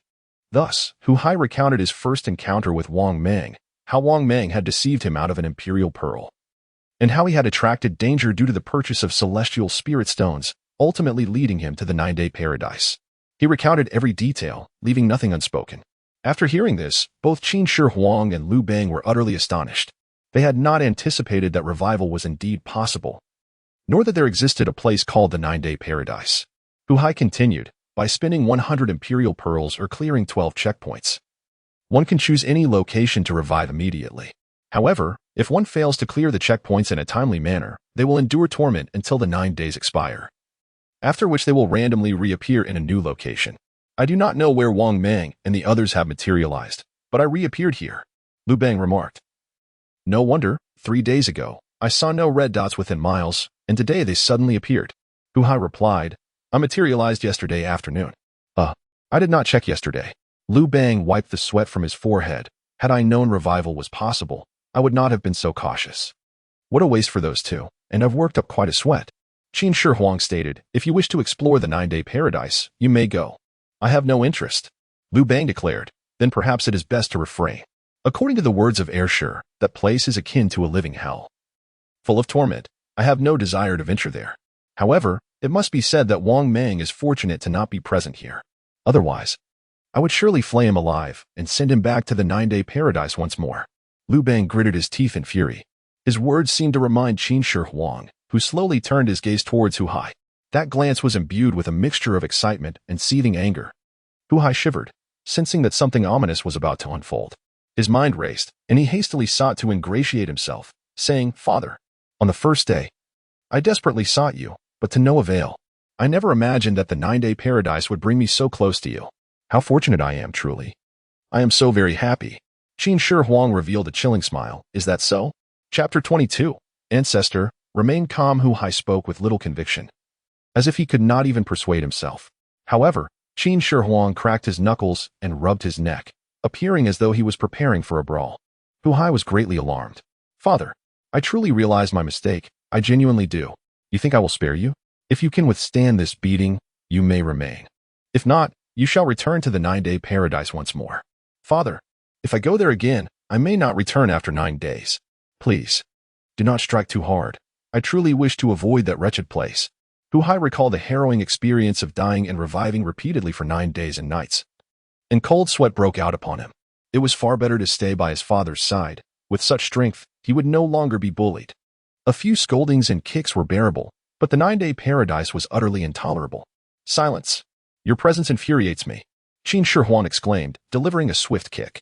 What followed was a flurry of punches and kicks, leaving Hu Hai rolling on the ground, lamenting his fate. Liu Bang, observing from a distance, found amusement in the spectacle. Leaning against a tree with arms crossed, thoroughly entertained. The next day, noon arrived once more. The 7th emperor of the Han dynasty, Emperor Liu Xiu, reigned for 54 years, awarded 54 imperial beads. Liu Xiu, weary in appearance, rode atop his steed, gazing at the distant city that was finally beginning to take shape. A glimmer of joy illuminating his features. When he first arrived, he found himself amidst an endless expanse of grasslands. Fortunately, the little emperor's map provided clarity. Though devoid of mountains and city names, it offered a clear depiction of the terrain, rivers, and urban geography. Liu Xiu easily discerned the nearest city's location, thus avoiding disorientation in the vast prairie. Nevertheless, he spent over 10 days before finally reaching this point. Upon seeing the city not far ahead, Liu Xiu did not hasten towards it, for the little emperor's map indicated that the journey was not yet complete. 2 red dots were drawing closer. Dismounting, he seated himself upon the barren earth, gazing toward the approaching red dots, awaiting their arrival in silence. It wasn't long before he discerned the silhouettes of 2 men in the distance. As they drew nearer, Liu Xiu rose to observe them carefully. Both appeared to be around 40 years of age, yet Liu Xiu knew this was likely not their true age, for he had already inquired of the little emperor. With keen insight, Liu Xiu recognized that both men were skilled fighters. One had a medium build and walked with a steady gait, while the other was more robust, perhaps even portly. Soon, they approached, scrutinizing Liu Xiu in return. Before them, the little emperor's map displayed the final countdown, 3 red dots converging into one, unmistakably indicating their presence. Yet, for a moment, none of the 3 spoke, each a sovereign in their own right. Discerned from one another's demeanor that they were not dealing with a mere commoner. Ultimately, it was the somewhat rotund emperor who broke the silence. Clasping his hands before Liu Xiu and declaring, "I am Kublai Khan, the emperor of the Yuan dynasty. May I inquire, which dynasty do you preside over?" Upon hearing this, Liu Xiu furrowed his brow, a hint of hostility glimmering in his eyes as he regarded Kublai Khan. "Your name does not sound like that of a Han." "I am of Mongol descent," Kublai Khan replied. Liu Xiu, sifting through his memories, realized he had not encountered this ethnicity before, yet gradually pieced together the implications from Kublai Khan's complexion and features. "Are you of the Xiongnu?" Liu Xiu queried sharply, his gaze turning icy. Although the Xiongnu and Mongols were separated by a millennium, it was true that the Mongols carried traces of Xiongnu blood, albeit not wholly. Kublai Khan chuckled lightly, "Surely. My ancestor must have hailed from the Han or Tang era." Liu Xiu retorted, "I care not whether you claim Xiongnu or Mongol lineage. You are merely a northern barbarian." "Are you not?" Kublai Khan replied. "Well, you could certainly interpret it that way. But may I ask, who are you?" "Humph," Liu Xiu scoffed. "How lamentable that the illustrious Han should be ruled by a barbarian a millennium later." With that, Liu Xiu took a bold step forward and swung his fist toward Kublai Khan. Sensing the impending hostility, Kublai Khan deftly retreated. Wait, let us converse amicably." At that moment, a third individual swiftly intervened, placing himself between them to mediate the escalating conflict. Liu Xiu glared at the intercessor, "Release me." To his astonishment, he found the individual possessed considerable strength, preventing him from breaking free of the firm grip. "Calm yourself, ancestor. Might I have a moment to speak? I too am a Han, and an emperor of the Han dynasty." Upon hearing this, Liu Xiu paused, regarding the man before him with suspicion. Seeing Liu Xiu relent, the man released his hold and took a step back, bowing respectfully. "I am Liu Bei, the emperor of Shu Han. I pay my respects to the illustrious ancestors of the Han dynasty." Liu Bei was certain that this individual was indeed one of the emperors from the Grand Han of 4 centuries past, while he could not ascertain precisely which one. He felt a kinship with the lineage. "Liu Bei of Shu Han?" Liu Xiu inquired, his demeanor softening slightly. Liu Bei continued, "When I met him yesterday, I too approached with hostility. However, in our interaction, I discovered he was not as we had imagined. Moreover, he possesses knowledge of many matters unknown to us." Liu Xiu remained skeptical, casting a glance at Kublai Khan. The latter then interjected, "That you may regard me as a barbarian. I have vanquished more Mongols than you have ever encountered Xiongnu. And what of it?" Liu Xiu retorted.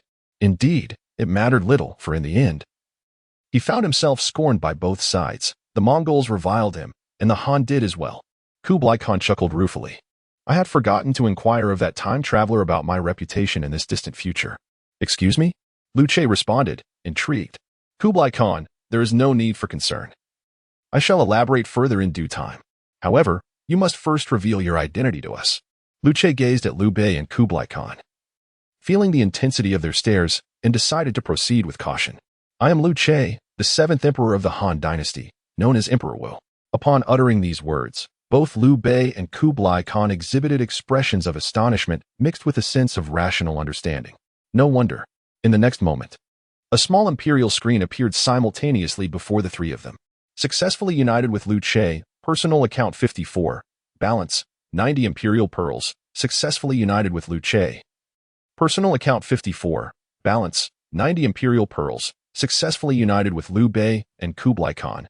Personal account 234, balance, 89 imperial pearls. Chapter 23, The Wise Manner of Guangwu. Meanwhile, the screens of the 3 individuals displayed a second line of text. The 3-person convergence phase has been achieved, unlocking the library of techniques and temporary cultivation features. Observing the balance of 90 imperial pearls, Liu Bei smiled. It was indeed the legacy of the martial emperor that had granted him these 90 pearls so swiftly.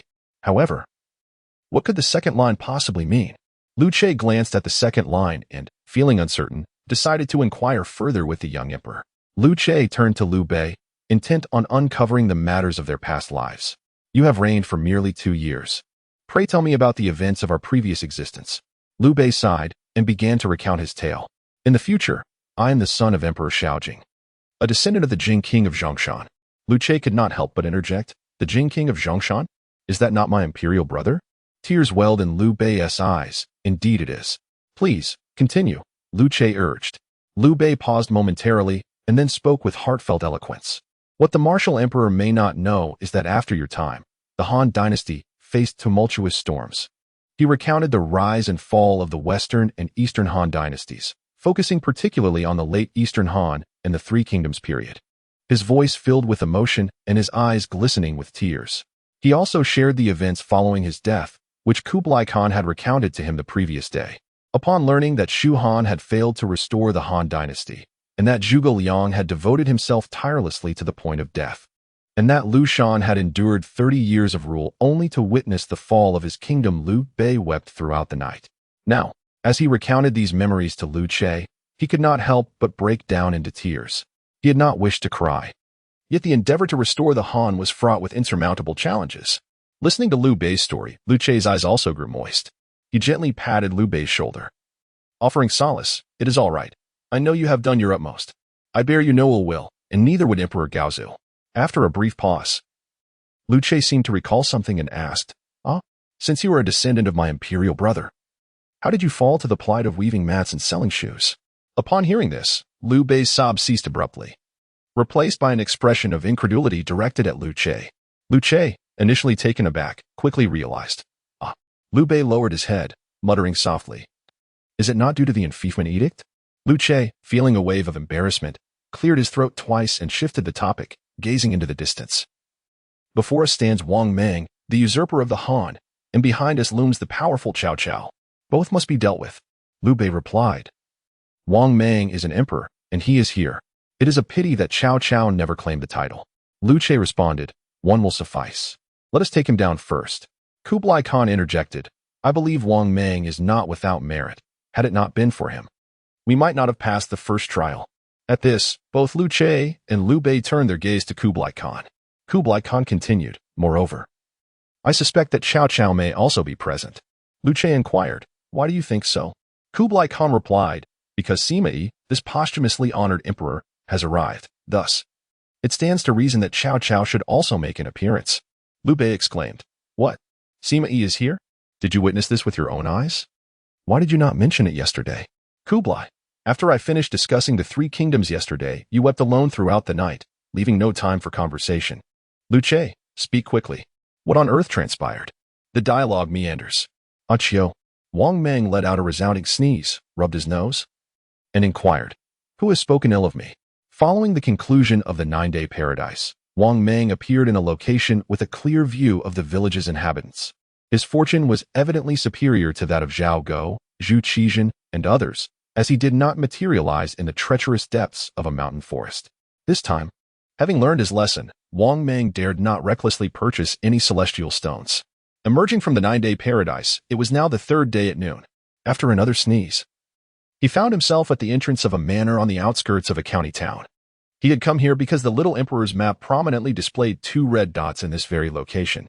Standing before the manor's gate, Wang Mang peered inside. The estate was vast, with the front yard filled with fertile fields, cultivating a variety of fresh vegetables and fruits. In the gardens, numerous diligent men and women toiled away, likely servants by their attire. Beyond the fields, the estate boasted stables, barns, chicken coops, and more, all tended to by servants. Further within lay a cluster of a dozen or so ancient wooden houses, arranged in a pleasing yet chaotic manner, indicative of a wealthy household. Wang Mang stroked his chin, glancing at the little emperor's map. The 2 red dots were indeed within the manor, yet they remained inside. As the countdown approached its conclusion, Wang Mang could no longer contain his impatience. If the time expired, recognizing them would become a challenge. Here I am at the gate, and those 2 remain utterly still. Can't they hurry out? Wang Mang grumbled, striding boldly into the manor. As he walked along the marble-paved path, fields of produce flanked him on either side. The servants in the orchards cast him curious glances but did not approach. Wang Mang continued forward, disregarding any concerns of propriety in his unannounced intrusion. Meeting with those 2 took precedence. Just as he was about to traverse the orchard and reach the cluster of houses at the back of the estate, 3 figures approached him. Leading them was a plainly dressed man of around 50, flanked by 2 attendants, or perhaps enforcers. The man raised his hand, signaling Wang Mang to halt. Who goes there? The plainly dressed man spoke with a tone laced with warning. Wang Mang quickly clasped his hands in greeting. I am Wang Mang, here in search of friends. They should be within your esteemed manor. Ah, so you seek friends. Quite agreeable, the man replied, returning the gesture. I am Du Xueming, the steward of the Guangwu Xinzhuang. A pleasure to meet you. Wait, what manor did you say this was? Du Xueming did not repeat himself, instead inquiring. If you are seeking individuals, what are your friends' surnames and names? This question left Wang Mang momentarily perplexed. How could he possibly know the identities of the two red dots? Ah well, they are indeed inside. Might you facilitate my entry, Steward Du? At this point, a henchman behind Du Xueming stepped forward and remarked, Manager, this individual seems somewhat familiar to me. Du Xueming turned his head to look at the henchman, inquiring, Oh? The henchman promptly gestured towards Wang Mang, stating, Yesterday, while I was in the county town, I witnessed a lecherous scoundrel openly harassing virtuous women on the street. It appears to be him. Wang Mang responded with bewilderment. Before he could defend himself, another henchman chimed in, I remember now. I've seen him as well. Wang Mang widened his eyes, glancing at the other man, thinking, Who the hell has seen you? The henchman, unwavering in his conviction, asserted, In recent times, my undergarments have gone missing repeatedly. It was only the night before last, when I arose to relieve myself, that I finally laid eyes upon the thief of my garments. Without a doubt, it was him. Regrettably, I failed to capture him at that moment, allowing him to escape. Chapter 24. The unraveling of his dignity upon hearing the accusation. Wang Mang's eyes widened in disbelief, his frustration boiling over. What utter nonsense! This is a blatant slander. He glared at the individual who claimed he had stolen his undergarments. You may accuse me of harassing virtuous women in the street, and I could bear that. But to suggest that I would pilfer your undergarments? Do you truly believe I would covet the garments of a grown man? The hired thug nodded earnestly, declaring, Indeed. Every time I change my undergarments, they are washed with fragrant spices. They smell delightful. Wang Mang's lips twitched in exasperation, his expression darkening. Madness. Pure madness. With a dismissive gesture, he turned to leave, unwilling to engage further with such absurdity. Stop right there. Du Xueming's sharp command pierced the air. Are you feeling guilty about your theft? Wang Mang turned back in disbelief. You genuinely believe this? Du Xueming replied, Seeing is believing. Men, seize him. The henchmen bowed in unison, yes. Du Xueming ordered, Strip this man of his trousers and see if he is wearing the undergarments of Xiao He. If so, bind him and take him to the authorities. The henchman responded, Understood. Blast it all. Wang Mang exclaimed, turning to flee. Stop him. The two thugs immediately pursued him. Simultaneously, the servants from the estate, having heard the commotion, quickly surrounded Wang Mang, blocking his escape. Help! Is there no sense of reason here? Had I known, I would never have entered. Wang Mang fell to the ground, surrounded and desperately clinging to his trousers. Just when he believed his dignity was irretrievably lost, an uproarious laughter erupted around him. As if on cue, the crowd ceased their actions and stepped back. The laughter continued, unabated. Wang Mang crouched on the ground, tugging at the torn remnants of his trousers, turning his gaze to the source of the raucous mirth. There stood a man clad in resplendent garments, adorned with golden embroidery. He possessed a striking appearance and an air of nobility, yet at that moment, he was laughing to the point of tears. After gently wiping the corners of his eyes with his sleeve, he unfurled a paper fan, fanning himself while observing the disheveled Wang Mang. Ah, Wang Mang. How delightful to see you.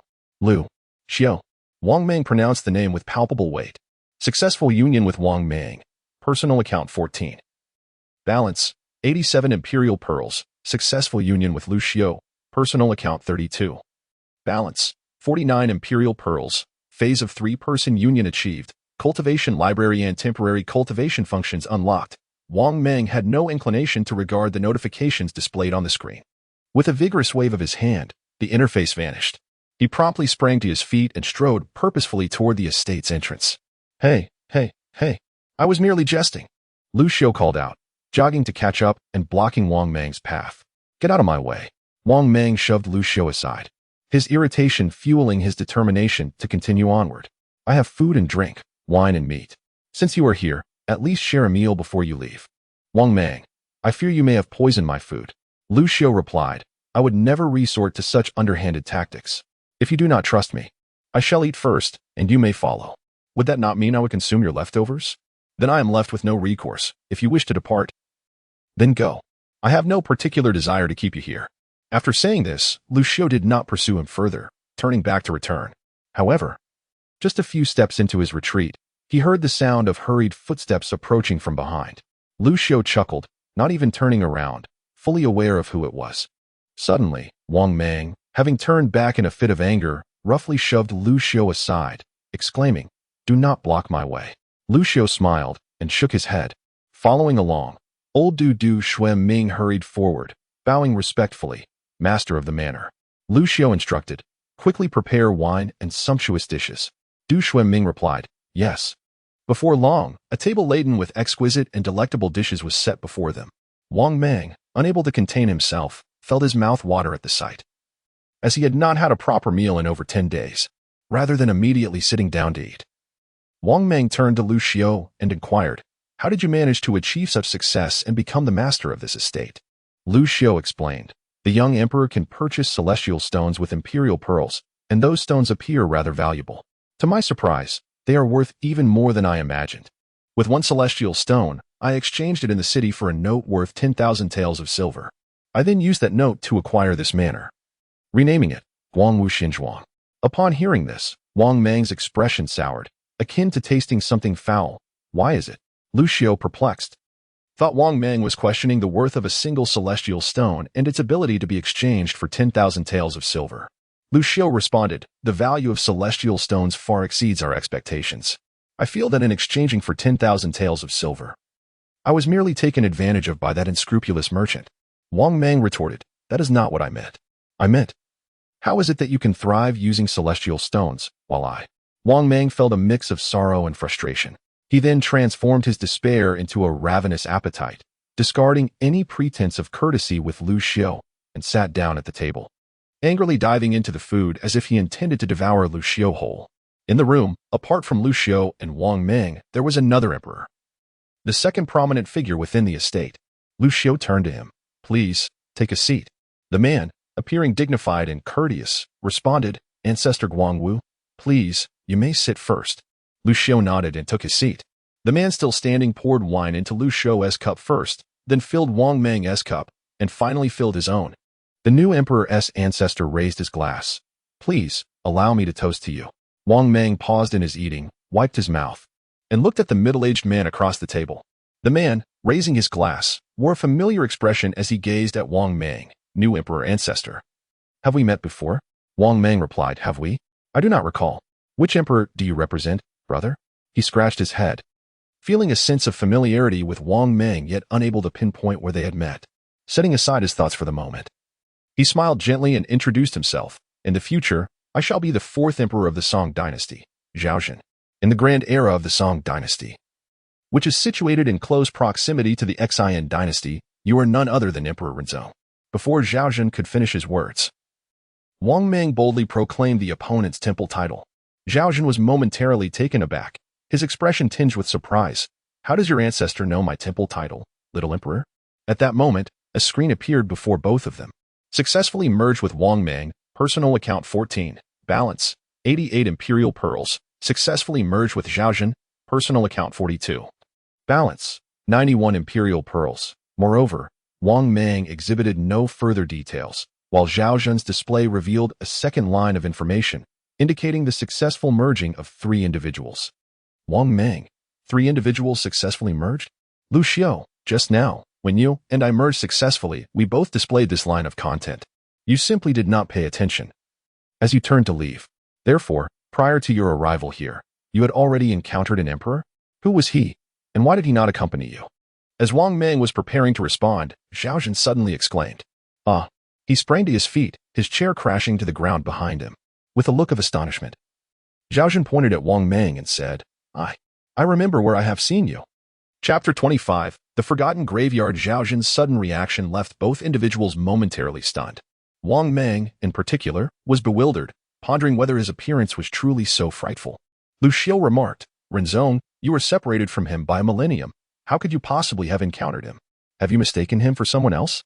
Zhaozhen hurriedly elaborated, instinctively moving closer to Liu Xiu and distancing himself from Wang Mang, saying, "Ancestral Guangwu, do you remember the matter I discussed with you yesterday? No wonder he looks so familiar. That decapitated head.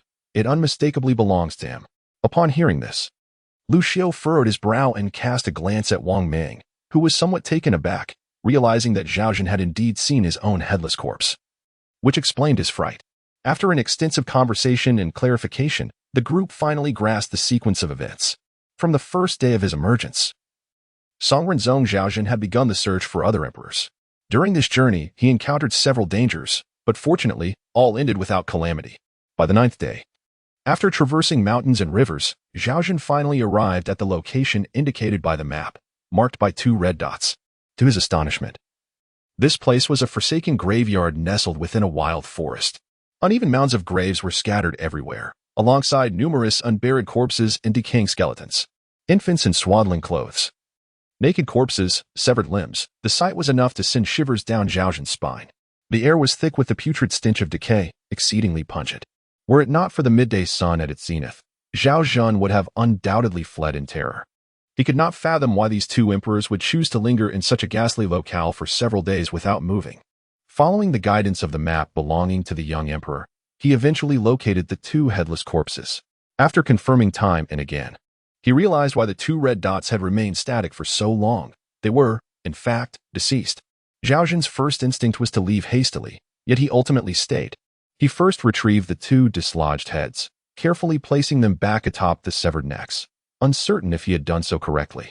Although the heads were somewhat decayed, it was early spring, and the weather was cool enough for their features to still be discernible. Zhao Zhan confirmed that he did not recognize these 2 emperors, and they appeared to have died with their eyes wide open. With a gentle sigh, he closed their eyelids with his hands. After completing this act, Zhao Zhan still did not depart. He picked up a rusted shovel, abandoned by someone in the graveyard, and began to dig graves for the 2. After a considerable amount of time, by afternoon, he had excavated 2 shallow pits. Wiping the sweat from his brow, he murmured to himself, "This is all I can do. May you, whether ancestors or descendants, find peace." With that, Zhao Zhan turned to lift the bodies. However, upon turning around, he nearly fainted from shock. Both corpses and their severed heads had vanished. Terrified, Zhao Zhan fell back into the pit he had dug. He scrambled to his feet, glancing around in alarm. The surrounding silence was profound. Had someone stolen the bodies while he was occupied with digging? Or had they risen from the dead and departed on their own? The dilemma lies in the fact that 2 corpses were situated just behind Zhao Zhan, yet he heard not a whisper of sound. It was as if they had evaporated from existence, vanishing without a trace. Beads of cold sweat streamed down Zhao Zhan's forehead as he could think of nothing else. Seizing the cover of darkness, he fled the chaotic burial grounds in a frenzy. With his heart still racing, Zhao Zhan resumed his quest to locate the other emperors. It was not until midday yesterday that he finally arrived at Guangwu Xinzhuang and successfully reunited with Liu Xiu. The moment they reconvened, Zhao Zhan recounted the incident to Liu Xiu. Although Liu Xiu could not articulate the reason, he sensed it might be connected to the young emperor. When they inquired of the young emperor, his response was merely, "Please explore on your own." Fortunately, Liu Xiu advised Zhao Zhan to refrain from overthinking, suggesting they first settle down since they had arrived.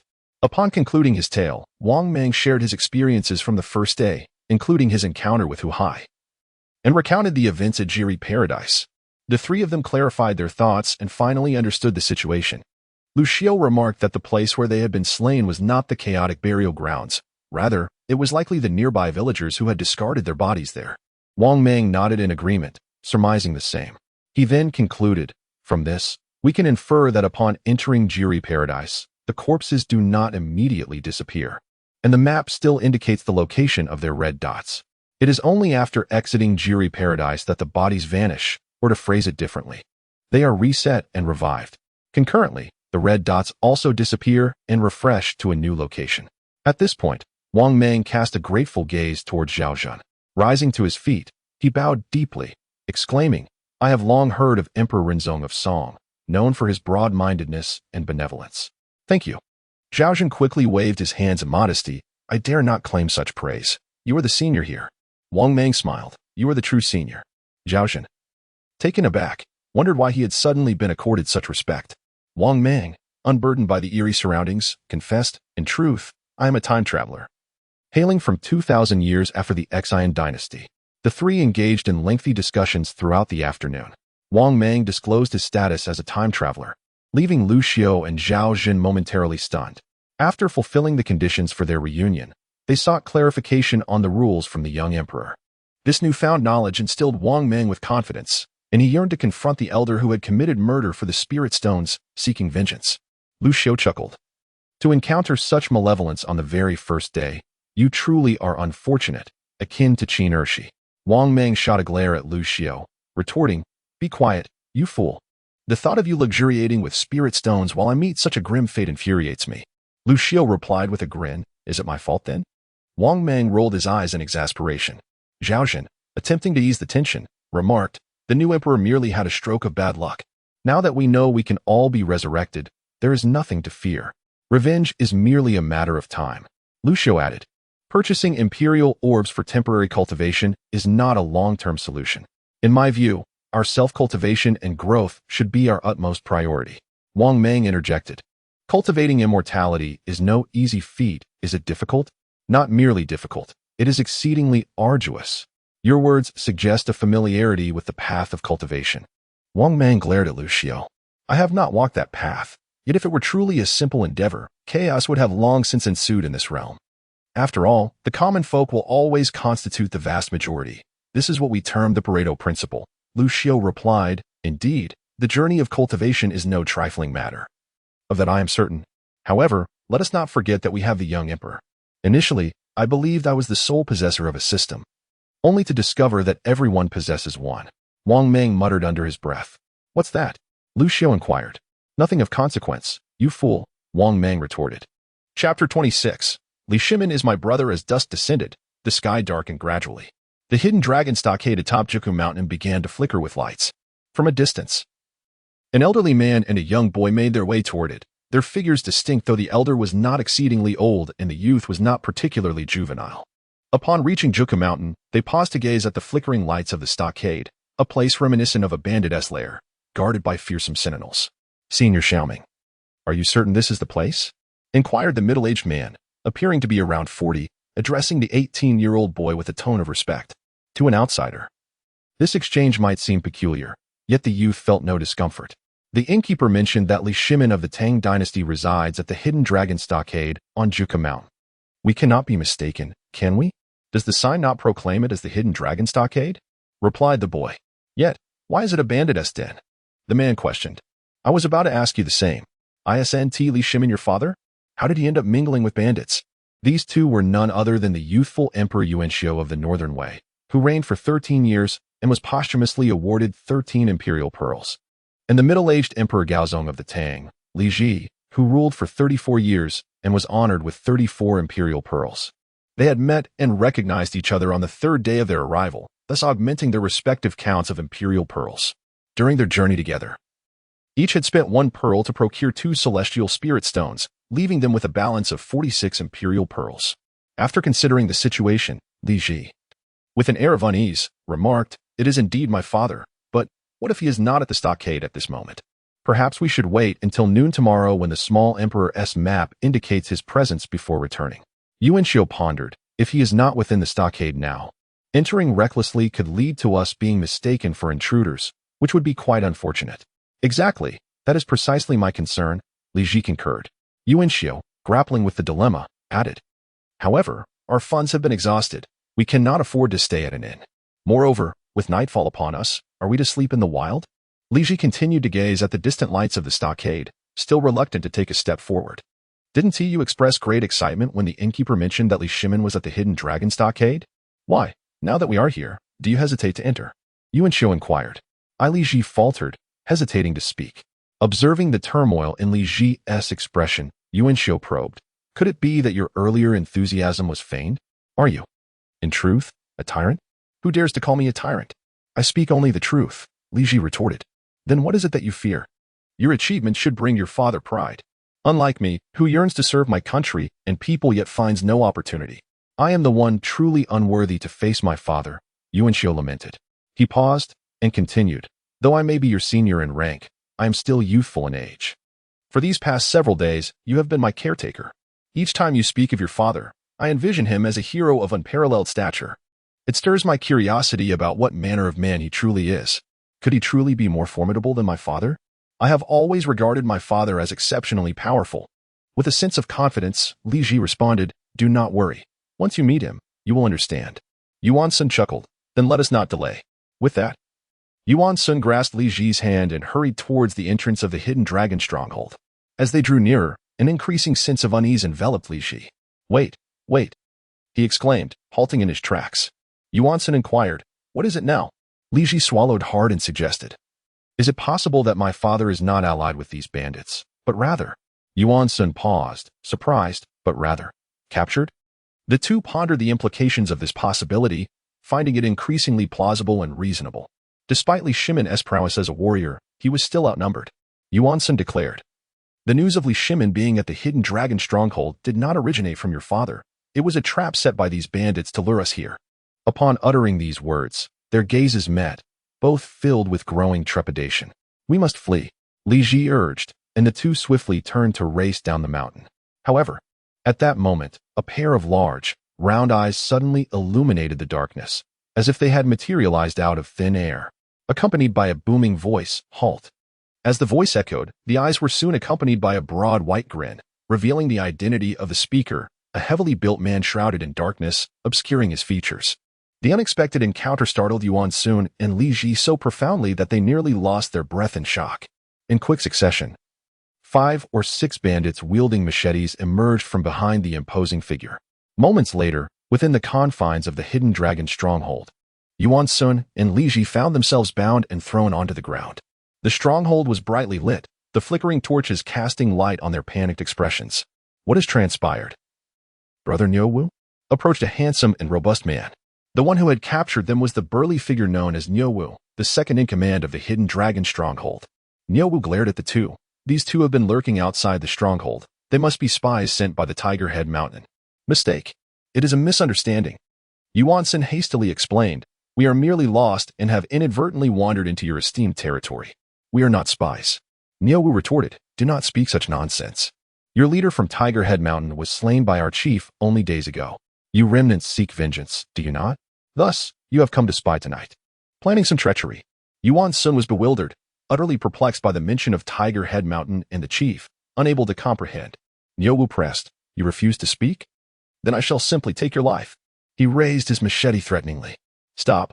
The handsome man interjected, raising his hand. May I ask a question? Niuwu replied, ask away. Once you finish, I shall proceed to execute. The man nodded in gratitude and turned to Yuanzhang and Li Ji, directly inquiring, do you know Li Shimin? Both individuals were momentarily taken aback, exchanging glances. They did not shake their heads, yet neither dared to nod. Niuwu exclaimed, I am inquiring about you too. Yuanzhang responded, I recognize him. Li Ji countered, I do not recognize him. The atmosphere fell silent, a brief 2 seconds passing. Niuwu raised his blade, demanding, do you recognize him or not? Yuanzhang reiterated, I do not recognize him. Li Ji insisted, I recognize him. The corner of Niuwu's mouth twitched, his irritation palpable as he rolled up his sleeves, declaring, damn it, I must chop you both down. Li Ji, on the verge of tears, yielded, I recognize. I recognize. Li Shimin is my father. Niuwu urged, come, look at me. Li Ji turned his gaze towards Niuwu. Niuwu pressed. Do I appear foolish to you? Li Ji remained silent. Niuwu seized Li Ji by his collar, asserting, he is of a similar age to you. How could he possibly be your son? Li Ji found himself at a loss for words, compelled to elevate his status. I misspoke. Li Shimin is actually my elder brother. Chapter 27. Father is now rational upon hearing this. Niuwu nodded. That is indeed much more credible. Li Ji forced a smile. Yes. Indeed. What nonsense. Niuwu exclaimed, his eyes narrowing. You initially claimed not to know him, then referred to him as your father. And now you say he is your brother. As he spoke, Niuwu shoved Li Ji to the ground, declaring, not a single word of truth has escaped your lips. There is no need to consult the chieftain. I shall deal with him myself. Li Ji, filled with trepidation, thought to himself that after enduring the arduous journey of the past several days, he was now facing imminent death. Brother Niu, do not act impulsively. A man beside them hurriedly interjected, stepping forward to intervene. If you were to mistakenly kill the wrong person, it would bring down the chieftain's wrath upon us. Regardless, we must at least allow the chieftain to meet these two. Upon hearing this, Niuwu felt a wave of reason wash over him. Perhaps the man was right. The man quickly added, leave this matter to me, Brother Niu. I will escort them. Fine, Niuwu replied, but if the chieftain issues a death order, I shall personally wield the knife to execute him. The man chuckled, no problem. Niuwu laughed heartily, and then departed to seek out his brothers for a drink. Once Niu Wu had left, the man turned to Li Ji and Yuan Su, who were still trembling with fear. After unbinding them, he said nothing further and simply instructed, "Follow me." Li Ji and Yuan Su, still shaken, recognized that escape was not an option, so they cautiously followed the man. Before long, he led them to a door illuminated by candlelight. Knocking gently, he announced, "Chieftain, the door is open, come in," a familiar voice called from within, causing Li Ji to instinctively straighten his posture. The man pushed the door open. "Just in time, I was hoping to discuss something with you," Li Shimin said. His back turned to the entrance as he gazed up at an enormous map that covered an entire wall, intricately pieced together from cloth. In the room with Li Shimin was another young man, appearing to be in his late 20s, possessing a strikingly handsome visage. The youth looked at the two who had followed the man inside and inquired, "Who are they?" The man did not respond immediately. Instead, he closed the door first and then stated, "Our people have arrived, ancestors." As he spoke, Li Shimin, who had been studying the map, paused slightly and slowly turned around. To Li Ji, that gradual turn seemed to evoke a sense of dread. Before Li Shimin could fully face him, Li Ji fell to his knees with a thud. "Father." Upon recognizing the kneeling figure, Li Shimin appeared momentarily stunned, but soon clarity returned. "So, those two red dots I saw in the county today were you?" His tone held no joy at the reunion with his son, nor did it convey anger. It was strikingly neutral. Yet that very neutrality struck Li Ji as somewhat unsettling. At that moment, before both Li Shimin and Li Ji, a small imperial screen materialized. Upon successfully converging with Li Ji, my personal account increased by 34, leaving a balance of 69 imperial pearls. A similar encounter with Li Shimin resulted in an addition of 23, maintaining the same balance of 69 imperial pearls. The screen before them confirmed their identities, visible to all present. Li Shimin turned to Yuan Su and proclaimed, "I am Li Shimin, the illustrious Emperor Taizong of the Tang dynasty." "And you are?" Yuan Su promptly replied, "I am Yuan Su, the 9th Emperor of Northern Wei, known as Emperor Xiaoming." Following this, the other two individuals in the room, a youthful man of 27 and a mature man of 37, introduced themselves. The young man was Sima Yi, the 2nd Emperor of Eastern Jin, reigning for 2 years and possessing 2 imperial pearls. The middle-aged man was Zhu Yuanzhang, the 5th Emperor of the Ming dynasty, who ruled for 10 years and held 10 imperial pearls. Thus, all 5 had successfully converged, amassing a total of 82 imperial pearls. Sima Yi had made no expenditures, keeping his balance at a full 82 imperial pearls. After Li Shimin and the others formed a trio, they engaged in a brief cultivation session, costing 10 imperial pearls. Consequently, their martial cultivation ascended to the realm of warriors, rewarding them with an additional 10 imperial pearls, leaving their balance at 82. Zhu Yuanzhang purchased the 20 imperial pearls of the imperial celestial scripture along with 2 celestial spirit stones, resulting in a current balance of 60 imperial pearls. Both Li Ji and Yuan Su, akin to one another, had purchased a celestial spirit stone prior to their arrival, now left with 81 imperial pearls each. Among Li Shimin and the others, only the imperial pearls were displayed, while Li Ji and Yuan Su, having reached the trio stage for the first time, saw the successful convergence notification appear. "Excellent. We have made our introductions," Li Shimin remarked casually, turning his gaze to Li Ji. For reasons unbeknownst to him, Li Ji felt an unsettling peculiarity in Li Shimin's stare. Li Shimin continued, "For days ago, I was troubled, pondering when I would see you again. Little did I expect you would arrive today, and with such urgency to meet me this evening." Li Ji, perplexed by the mention of 4 days prior, nonetheless forced a smile and replied, "Indeed, father, I have longed to reunite with you daily." Li Shimin nodded approvingly. But the subsequent words illuminated the source of Li Ji's discomfort. "Come here, Li Ji," Li Shimin beckoned. "I am quite composed now and promise not to strike you. Kindly explain what you mean by Empress." Upon hearing this, Li Ji felt as if he were sitting on pins and needles, a chill running down his spine. The mention of an empress instantly conjured a familiar figure in his mind. An empress? It couldn't be, could it? His heart raced uncontrollably. Li Shimin's eyes narrowed, his silence heavy as he fixed a cold stare upon Li Ji. Li Ji glanced around the room, taking note of the others present. Sima Yi, the eldest, was followed by Yuan Su, then Li Shimin, and finally himself, with Zhu Yuanzhang, the Emperor of the Ming, positioned last, a distant shadow of the Tang dynasty. A tremor coursed through Li Ji as he turned his gaze towards Zhu Yuanzhang, whose expression was tinged with awkwardness. Zhu Yuanzhang scratched his head, feeling somewhat embarrassed as he spoke. "Your Majesty, please do not hold it against me. Your father commanded me to recount the entirety of the Tang dynasty's history. I cannot omit any part. Li Ji replied, so, Mainyang, she. Zhu Yuanzhang nodded. Indeed, after your demise, she ascended to the throne, initiating a new dynasty. Upon hearing this, Li Ji did not exhibit the shock one might expect. Rather, his expression was a complex mixture of emotions. Li Shimin remarked, I acknowledge your early accomplishments, establishing the Yongle era and expanding our territories. Yet, your predecessors flourished while you have squandered your legacy. In your later years, you incited widespread discontent among the populace, and their cries echoed throughout the land. You have also heeded slanderous words, resulting in the execution of the surrendered Turkic Khan, which led to their rebellion and independence. Repeatedly infringing upon our borders, the lands you once conquered were all lost during your twilight years. Li Shimin took a deep breath, nevertheless. These grievances pale in comparison to what truly troubles me. What a fine dual saints in power it is. As you not only permitted Wu Mainyang to partake in governance, but even contemplated abdicating in favor of a virtuous ruler? Had it not been for the relentless opposition from the chancellor, would you have already crowned her as empress while you still drew breath? Chapter 28. The Emperor's Gathering Place. The counselor Li Ji found himself at a loss for words.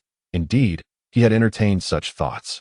Ultimately, it was Prime Minister Hao Chu-jun who dissuaded him with various arguments, reminding him that the realm was established by Gaozu and Taizong, not by His Majesty. It was only then that Li Ji relented and refrained from bequeathing the throne to Wu Zetian.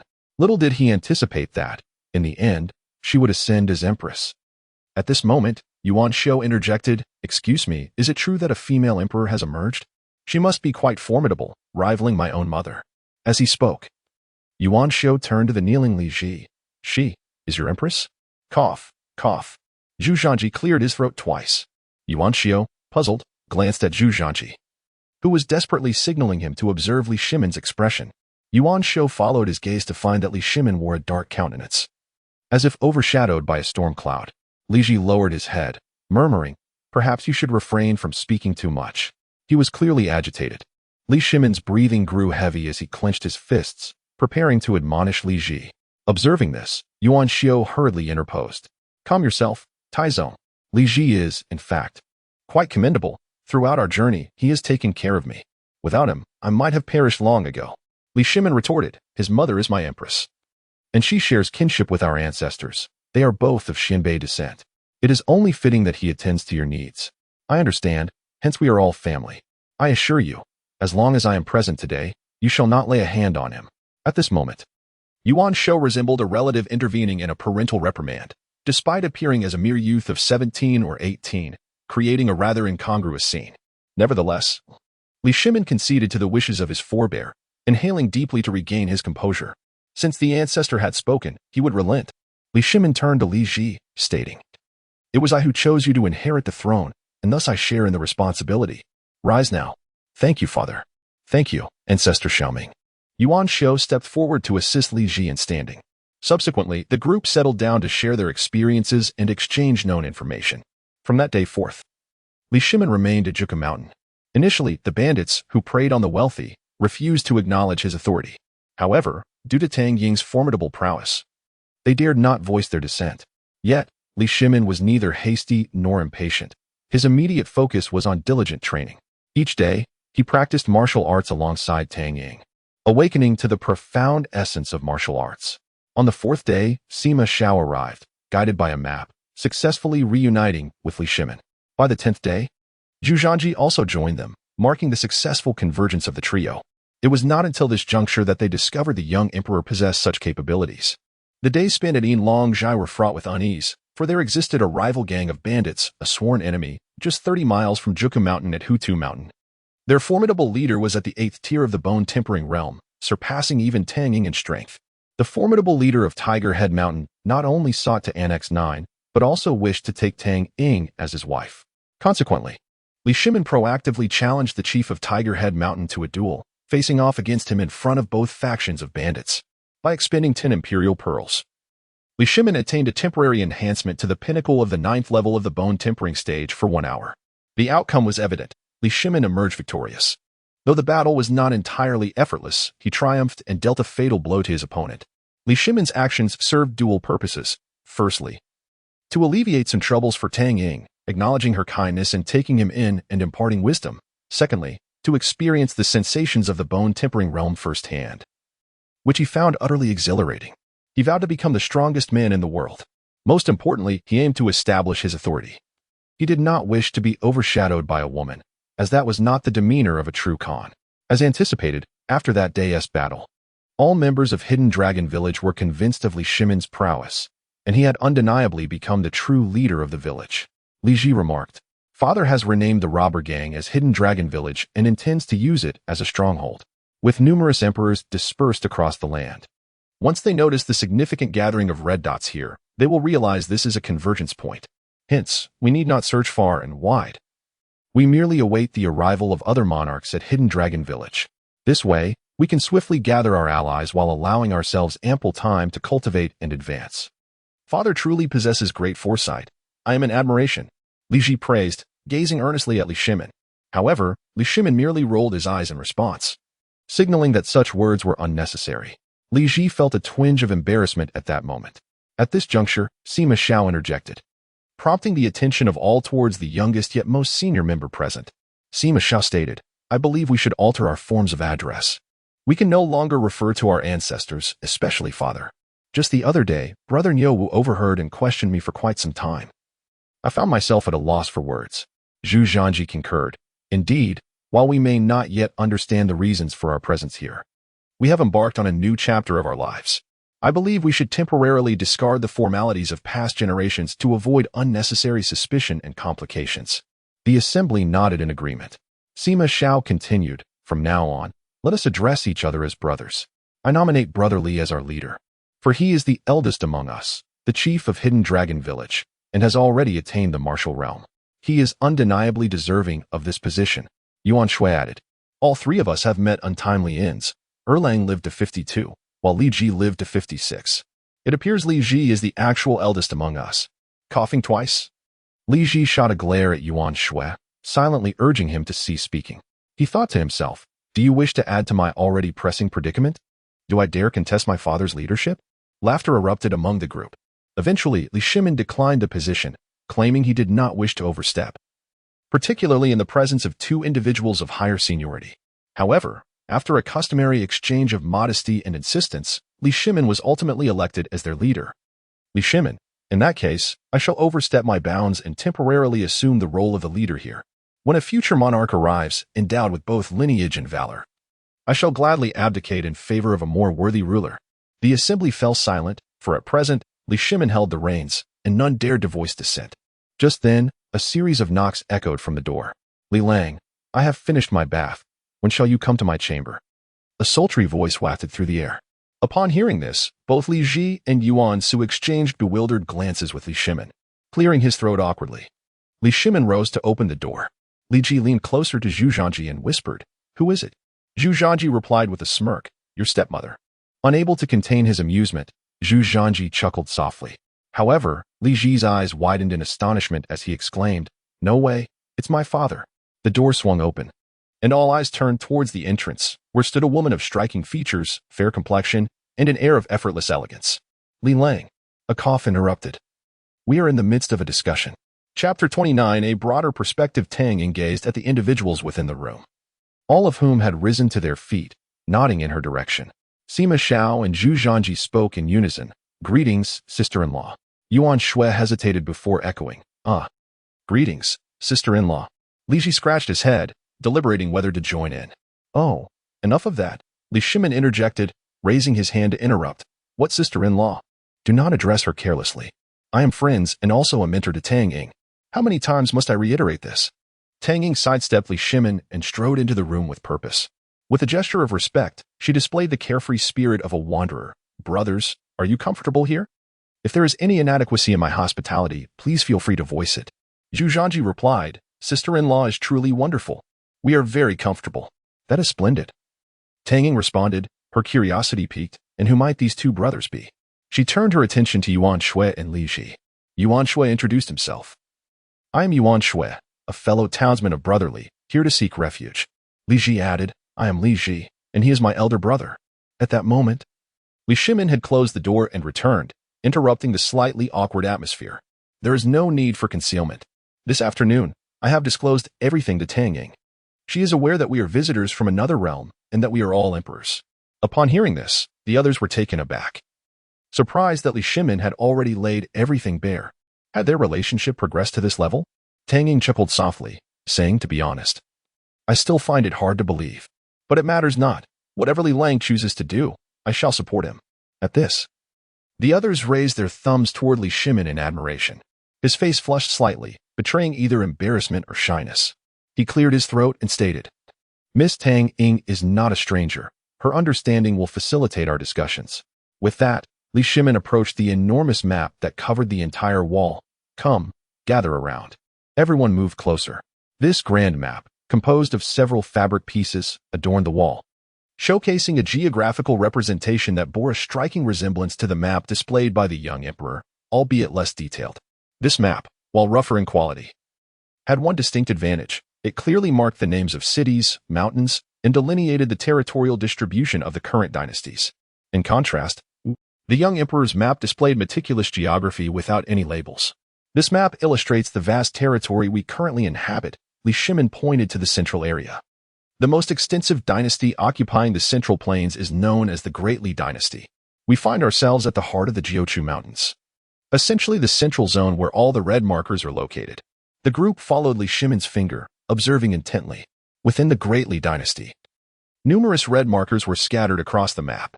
Li Shimin directed their gaze northward, stating, to the due north of the Great Li is the Beiyu Kingdom, which borders the untamed lands of the North Wilderness. Both Beiyu and the North Wilderness feature a distribution of red markers. At noon today, I observed a successful convergence of 3 individuals at the border of Beiyu and Wei Wang. Li Shimin spoke eloquently, then gestured towards the east. To the east of Dali lies the Donglin Kingdom. Within the territory of Donglin, several red dots are scattered, among which one has successfully gathered 4 individuals. He then pointed southward within Dali's domain, stating, to the south of Dali, in Chengdu City, 3 individuals have also successfully converged at noon today. Li Shimin continued, adding ourselves, there are currently only 4 locations with 3 individuals gathered. Most others are solitary, with few pairing up. Upon finishing, Li Shimin looked at the others. This is our current overall situation. The group nodded, their gazes towards Li Shimin filled with admiration. They felt they could not match his all-encompassing perspective. Sima Yi remarked, so, does this mean we are currently the location with the most individuals gathered? Li Shimin replied, not until before tonight, but now we are. At this moment, Tang Ying inquired, so, Li Lang, what can I do for you? Li Shimin pointed towards a canyon approximately 200 miles from Zhuka Mountain. I wish to know what this place is. Tang Ying gazed at the location he indicated, hesitating before asking, why do you inquire about this place? You cannot go there. Li Shimin furrowed his brow slightly but chose to explain first. There is a red dot here that I have been observing for several days. It is yet to move and remains in this location. I ponder whether they wish to avoid us or are ensnared by some danger. Tang Ying remarked, does this place also harbor your people? Then it is dire. Li Shimin asked, what is peculiar about this location? Tang Ying smiled wryly and replied, this place is known as Xingu Mountain, which contains a temple called Xinguan. The group looked puzzled. Is it a nunnery? Tang Ying replied, it is somewhat akin to that, but not an ordinary nunnery. It is a sanctuary detached from worldly affairs, where the nuns aspire to transcend and attain immortality. They are all spiritually cultivated individuals, possessing profound abilities, and harbor a particular disdain for men. Upon hearing this, the group was taken aback. Tang Ying continued, whether you visit or inadvertently wander into the mountain, should any man set foot within, they will show no mercy. She turned to Li Shimin. Are you certain your person is indeed inside? If so, I guarantee he will not survive even half a stick of incense. The room fell into deep contemplation as silence enveloped them. After a considerable pause, Sima Yi spoke.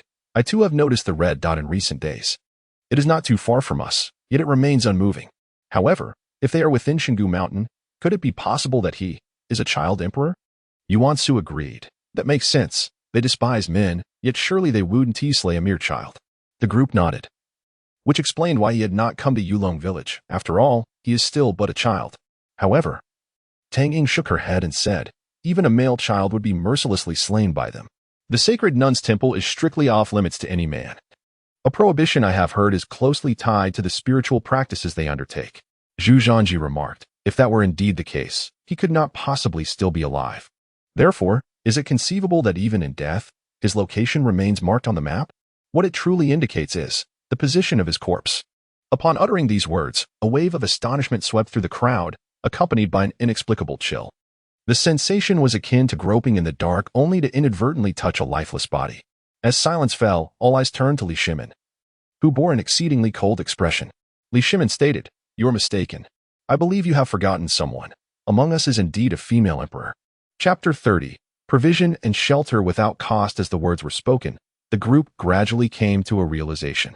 Indeed, they had instinctively failed to consider an alternative perspective. What if this red dot were not a man, but a woman? Zhu Yuanzhang remarked, "How true. Moreover, Wang Mang has previously been a nun. She must have remained at Xingu Temple. This would explain why she is yet to make her move, because she dares not face anyone else." In unison, the group turned their gazes toward Li Xiu.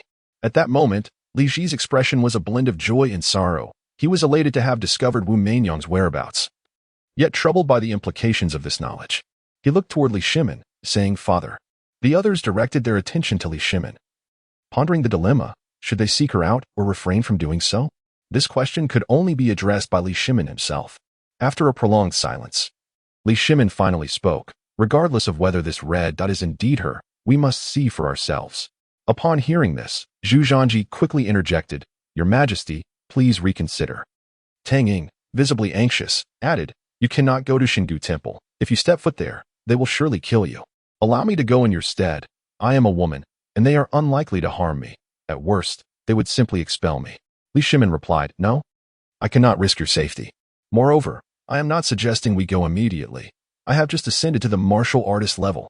Once I reach the body refinement stage, it will not be too late to embark on this journey." Though the group wished to voice further objections, Li Shimin had made up his mind, raising his hand to silence them.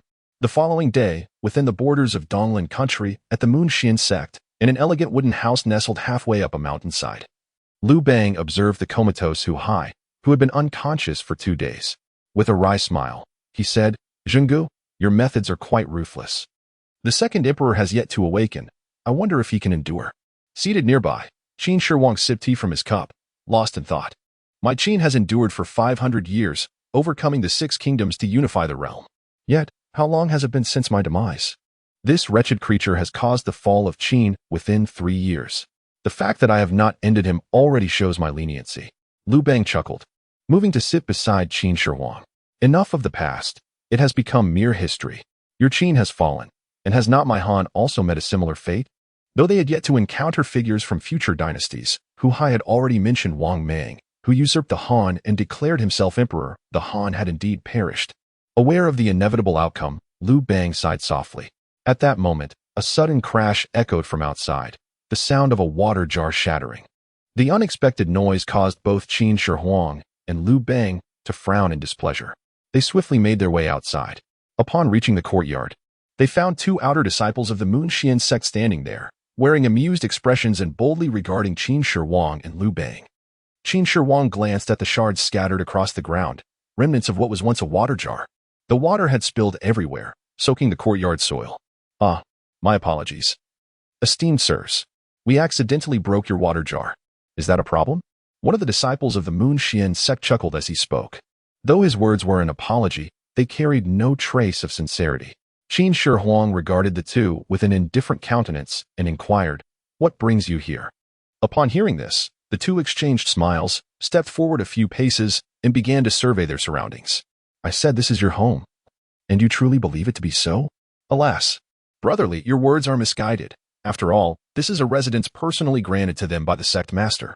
It is only natural for them to consider it their home." "Oh, indeed. I nearly forgot until you mentioned it. These 2 gentlemen are the esteemed disciples of our sect master. What were they called again?" "Grandfathers. They are unfortunate souls without a place to stay, forced to seek refuge with their own grandson. Ha ha ha." The 2 engaged in a boisterous exchange of laughter.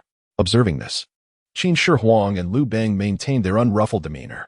If such trivialities could provoke them, it would merely attest to the inadequacy of their temperament. At that moment, Qin Shi Huang and Liu Bang regarded the 2 disciples of the Moonxian sect as one would observe children. With a faint smile, Qin Shi Huang stepped forward, asking directly, "Who sent you here?" The question caught the 2 off guard. "No one sent us. This is the territory of the Moonxian sect. and as its disciples, we are free to come and go as we please. Is that not permissible? Liu Bang interjected. Was it Li Hiran or Lin Wu? Or perhaps Li Xiu'er? No, we are not here on behalf of Sister Xiu'er. Qin Shi Huang and Liu Bang both exclaimed in surprise.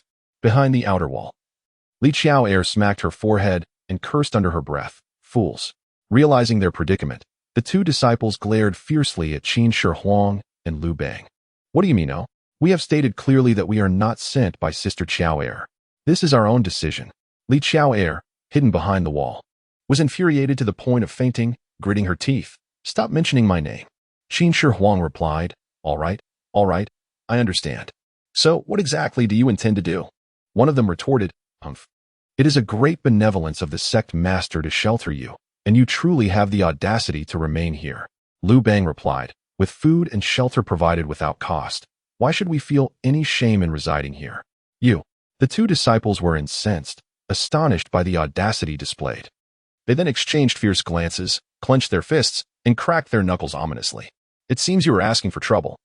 Qin Shi Huang coldly fixed his gaze upon them. Do you wish to make a move? As he spoke, he discreetly began to channel his energy, preparing for confrontation. However, just then, a youthful voice rang out from the entrance, Grandfather. The innocent call of Grandfather swiftly diffused the tense atmosphere. Liu Gong, with a joyful demeanor, skipped into the courtyard. My dear grandson has arrived. Liu Bang smiled and approached him.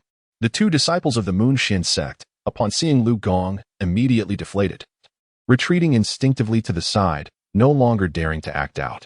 Dear grandson, Liu Bang gently remarked while affectionately ruffling Liu Gong's hair. Didn't you always arrive at dinner time? Why have you come so early today? With a joyful expression, Liu Gong proudly declared, Grandfather. This morning, I finally ascended to the realm of the spirit practitioner. I simply could not wait until evening to share this joyous news with you. Liu Bang responded. My grandson is truly remarkable. Ha ha ha, even my master praises me thus. As Liu Gong spoke, he noticed two disciples of the Moonxian sect nearby. Oh, they. Liu Bang, unwilling to conceal the truth, immediately informed his grandson about the situation. Upon hearing this, Liu Gong, though small in stature, bore an air of lofty arrogance as he gazed at the two individuals. Chapter 31. The young master initially startled, the two exchanged anxious glances before mustering their courage. What is there to fear? Though he is the direct disciple of the sect leader, he is still young and inexperienced. Having just recently ascended to the realm of spirit practitioner. I have been a spirit practitioner for 2 years already. They whispered softly to each other, their voices barely audible.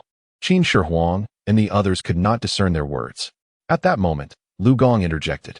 It was the sect leader who permitted my grandfather and the others to reside here. What right do you have to expel them? Upon his statement, both figures stepped forward simultaneously. One of them, smiling, said, It's a misunderstanding. We did not intend to expel them. The other continued, Junior brother. You are new to the sect and unaware of its circumstances. The sect incurs significant expenses each month, and the sect leader, out of courtesy, cannot directly express this, leaving it to disciples like us to address it. Wait a moment, Liu Gong raised his hand. Liu Gong looked at them with an air of authority. What do you call me? Liu Gong continued. You are dressed in the garb of outer disciples, overseen by Li Heron. Brother Li is the 17th direct disciple of the sect leader, and as another direct disciple, you should know how to address me properly. As he finished speaking, the two outer disciples were taken aback, not expecting this young child to assert such a stance. Reluctantly, they bowed and said, Disciple greets you. Young master, Liu Gong added, upon my return today, I shall report to the esteemed master. You two are devoid of skills and waste the sect's cultivation resources. At best, Brother Li may impose a punishment upon you. At worst, a sect assembly could be convened to strip you of your cultivation and expel you from the Moonxian sect, serving as a warning to others to diligently pursue their training. What do you think will happen, given the affection the master has for me? Upon hearing this, the two widened their eyes in alarm. Slander. Yet, if the accusation were to be made, they would indeed have to accept it. For they were nearing 20 years of age and still remained at the spirit practitioner level. The label of being devoid of skills could be both grave and trivial. Every sect has its share of idlers, yet this accusation could be magnified infinitely, serving as a deterrent for others to cultivate diligently. Thud. In their genuine panic, they hastily knelt before Liu Gong, one on each side, grasping his legs. Young master, we were wrong. We shall never dare again.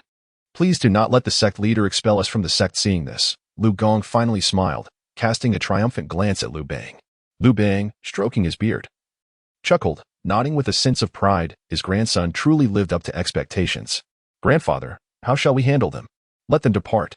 Then be gone. Yes, yes. The two outer disciples scrambled away in a flurry. At dusk, in the borderlands of the Beiyu Kingdom, within a dilapidated shack amidst the wilderness, dust and cobwebs filled the air. At this moment, a fire crackled to life as Liu Che, Liu Bei, and Kublai Khan sat huddled together. They stared at each other with wide eyes, their stomachs growling audibly. Kublai felt a twinge of embarrassment, scratching his head in discomfort. It's all my fault, causing you all to be unable to enter the city. After the trio reunited, they proceeded towards the city that had come into view, intending to find an inn upon entry and rest properly. However, at the city gate, Kublai's distinctly non-Han appearance led to their being stopped. Although he didn't resemble the local barbarians either, he was evidently closer to the latter than to the Han.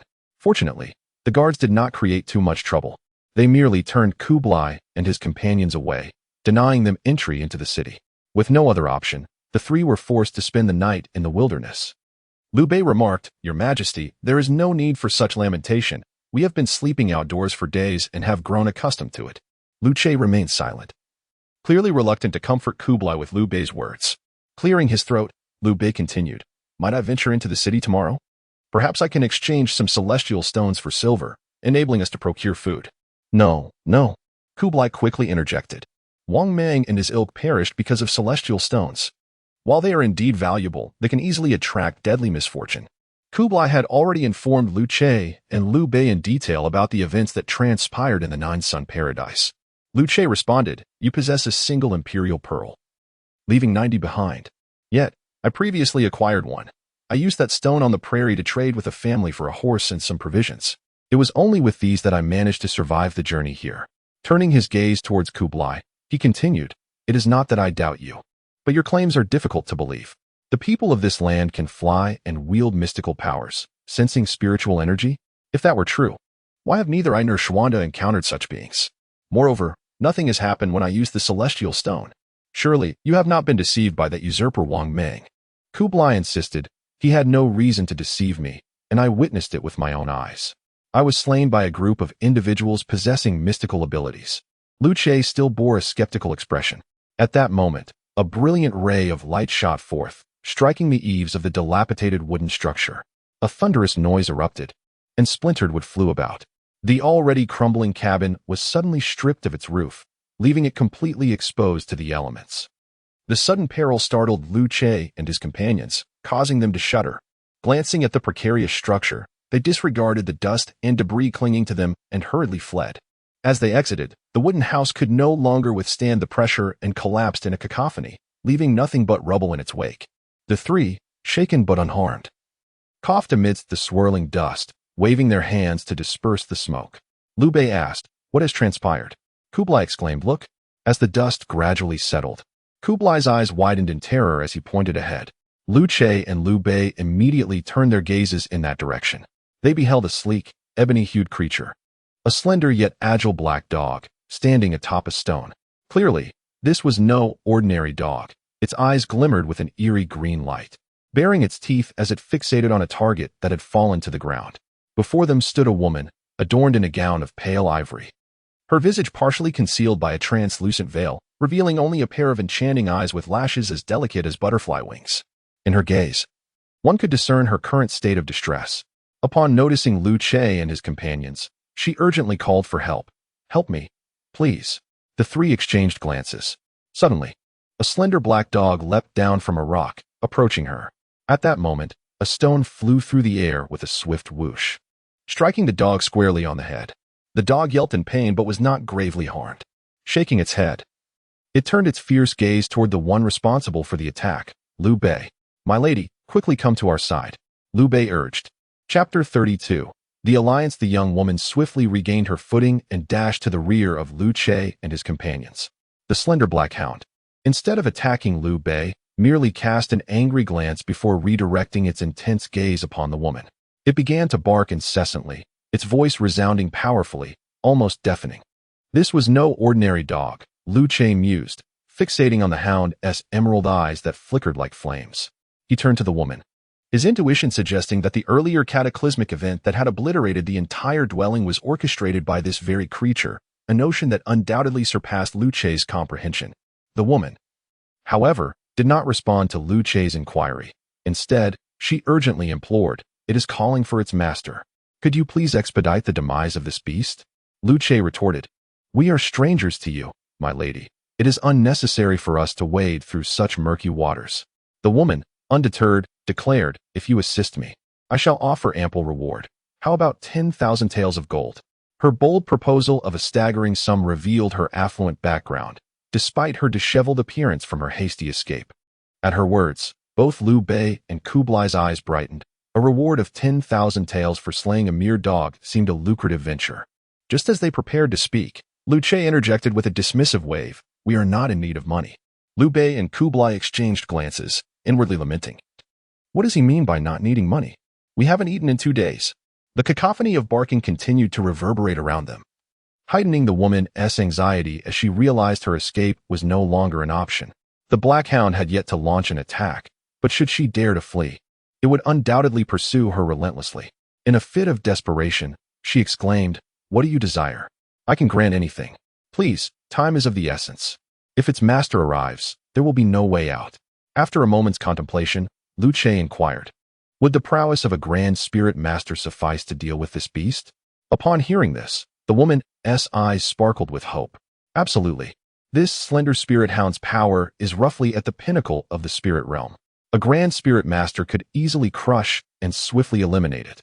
Her gaze towards Liu Che was filled with anticipation and relief, grateful for her fortuitous encounter with a grand spirit master. Liu Bei and Kublai also regarded Liu Che, surmising his intentions. Liu Che, however, was not particularly invested in rescuing the woman. Rather, he sought to gauge the true extent of the grand spirit master level referred to by the Little Emperor, and whether this realm truly possessed mystical arts. As Liu Che silently invoked the name Little Emperor, a faint golden translucent screen materialized before him. Yet, just as he summoned it, a dozen figures, akin to hawks in the night, swiftly approached. Upon their arrival, the slender spirit hound ceased barking, wagging its tail and positioning itself beside a middle-aged man clad in black, who appeared to be the leader among the newcomers. Despair washed over the woman's visage as she compared her fate. Liu Che, intrigued, observed the newcomers' attire, noting that they were not mere wanderers of the realm, but rather soldiers of the imperial court. They donned convenient armor, predominantly black in hue. Particularly striking was the middle-aged man at the forefront, clad in the regalia of a commanding general. Both Liu Bei and Kublai Khan perceived the gravity of the situation, sensing an impending calamity. At that moment, the leading general stepped forward, addressing the woman concealed behind Liu Che with a salute, "Princess, please accompany us back." Upon hearing this, Liu Che and his companions were taken aback. The woman behind him was a princess? No wonder they exuded such wealth and power. Yet, why had she fled? The woman bit her rosy lip and tentatively peeked from behind Liu Che, saying, "Wui, I know you do not wish for this either, do you? Please let me go." The warrior, named Wui, momentarily displayed a flicker of emotion, but it swiftly vanished, replaced by a facade of indifference. "I am bound to follow the Emperor's orders. I implore you, princess, do not make this difficult for me." Turning to Liu Che and his companions, Wui declared, "We are the Martial Soul Army, tasked by the Emperor to escort the princess. Any who obstruct us shall be met with lethal force." With that, the soldiers behind him moved in unison, exuding an overwhelming aura of intimidation that would deter the unseasoned. However, Liu Che and his companions, seasoned in such encounters, remained unfazed. Wui's words were clearly directed at them. "Should you dare to impede us, we shall not hesitate to eliminate you." The woman interjected immediately, stepping out from behind Liu Che. She sighed softly, casting a glance at Liu Che and the others, her eyes devoid of reproach, devoid of urgency to slay the elusive spirit hound. Instead, they reflected a profound despair for the future. "I shall return with you," she murmured gently, then began to approach Wui. "Stop." Liu Che raised his hand to block the woman's path. She paused, glancing at Liu Che's profile, feeling an inexplicable sense of majesty and security. Yet, she dismissed it, recognizing him merely as a grand spiritual master. He might suffice against that beast, but he was woefully inadequate against Wui. Liu Che met Wui's gaze, his presence unwavering and even more formidable. He inquired, "Might I ask, General, your purpose in escorting the princess to this northern rendezvous?" Wu, appreciating Liu Chei's composed demeanor, responded, "To the northern wilderness." "And what is the purpose of your journey to the northern wilderness?" Liu Chei pressed, to which Wu retorted, "Why should I divulge that to you? Your silence leaves little to the imagination. Escorting the princess to the northern wilderness can only mean a political marriage. But what of it? Does it matter?" In response, Liu Chei offered a faint smile, which quickly hardened into a stern expression. "If it is her you seek, she shall not accompany you." At this proclamation, the atmosphere turned frigid, as if winter had arrived prematurely. Wu remarked, "You possess quite the audacity. Might I inquire as to your identity? Knowing we are imperial generals, you still dare to oppose us?" Liu Chei replied, "You need not concern yourself with my identity. Simply know this. I despise nothing more in life than those who, in a quest for survival, choose to forge alliances with barbarians." Wu's expression twitched. Liu Chei's words had evidently struck a nerve. Just as Wu was about to speak, Liu Chei interjected, expressing his disdain for the state of affairs. Those lacking ability are oppressed by the barbaric. Instead of reflecting on their own shortcomings, they sacrifice their daughters to forge alliances and curry favor. A nation such as this, under a ruler like that, is destined for ruin. With a fierce shout, Wu unsheathed his sword with a swift motion. Witnessing this, the woman hastily positioned herself in front of Liu Chei, urging, "You must leave quickly. Wu is a formidable martial artist, and you, in your great spiritual master realm, cannot hope to defeat him." Casting a glance back at Liu Chei, her eyes sparkled with joy. She was elated that someone dared to voice such sentiments, signifying that there still existed a spirit of heroism in the world, that men of valor had not yet been extinguished. "Thank you, but I do not wish to involve you further. It would be best if you hastened your departure." Chapter 33, When the Grand Spirit Master is Insufficient. What of the celestial realm? To insult the emperor is to invite execution. Wu pointed his sword at Liu Chei, declaring, "You cannot escape."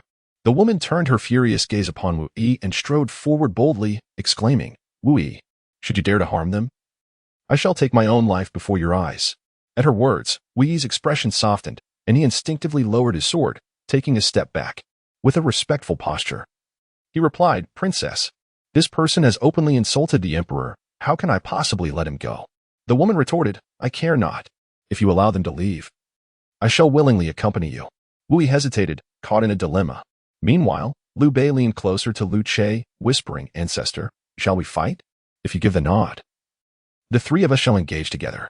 With 3 Grand Spirit Masters, we might stand a chance." Kublai Khan murmured, "I am not particularly inclined."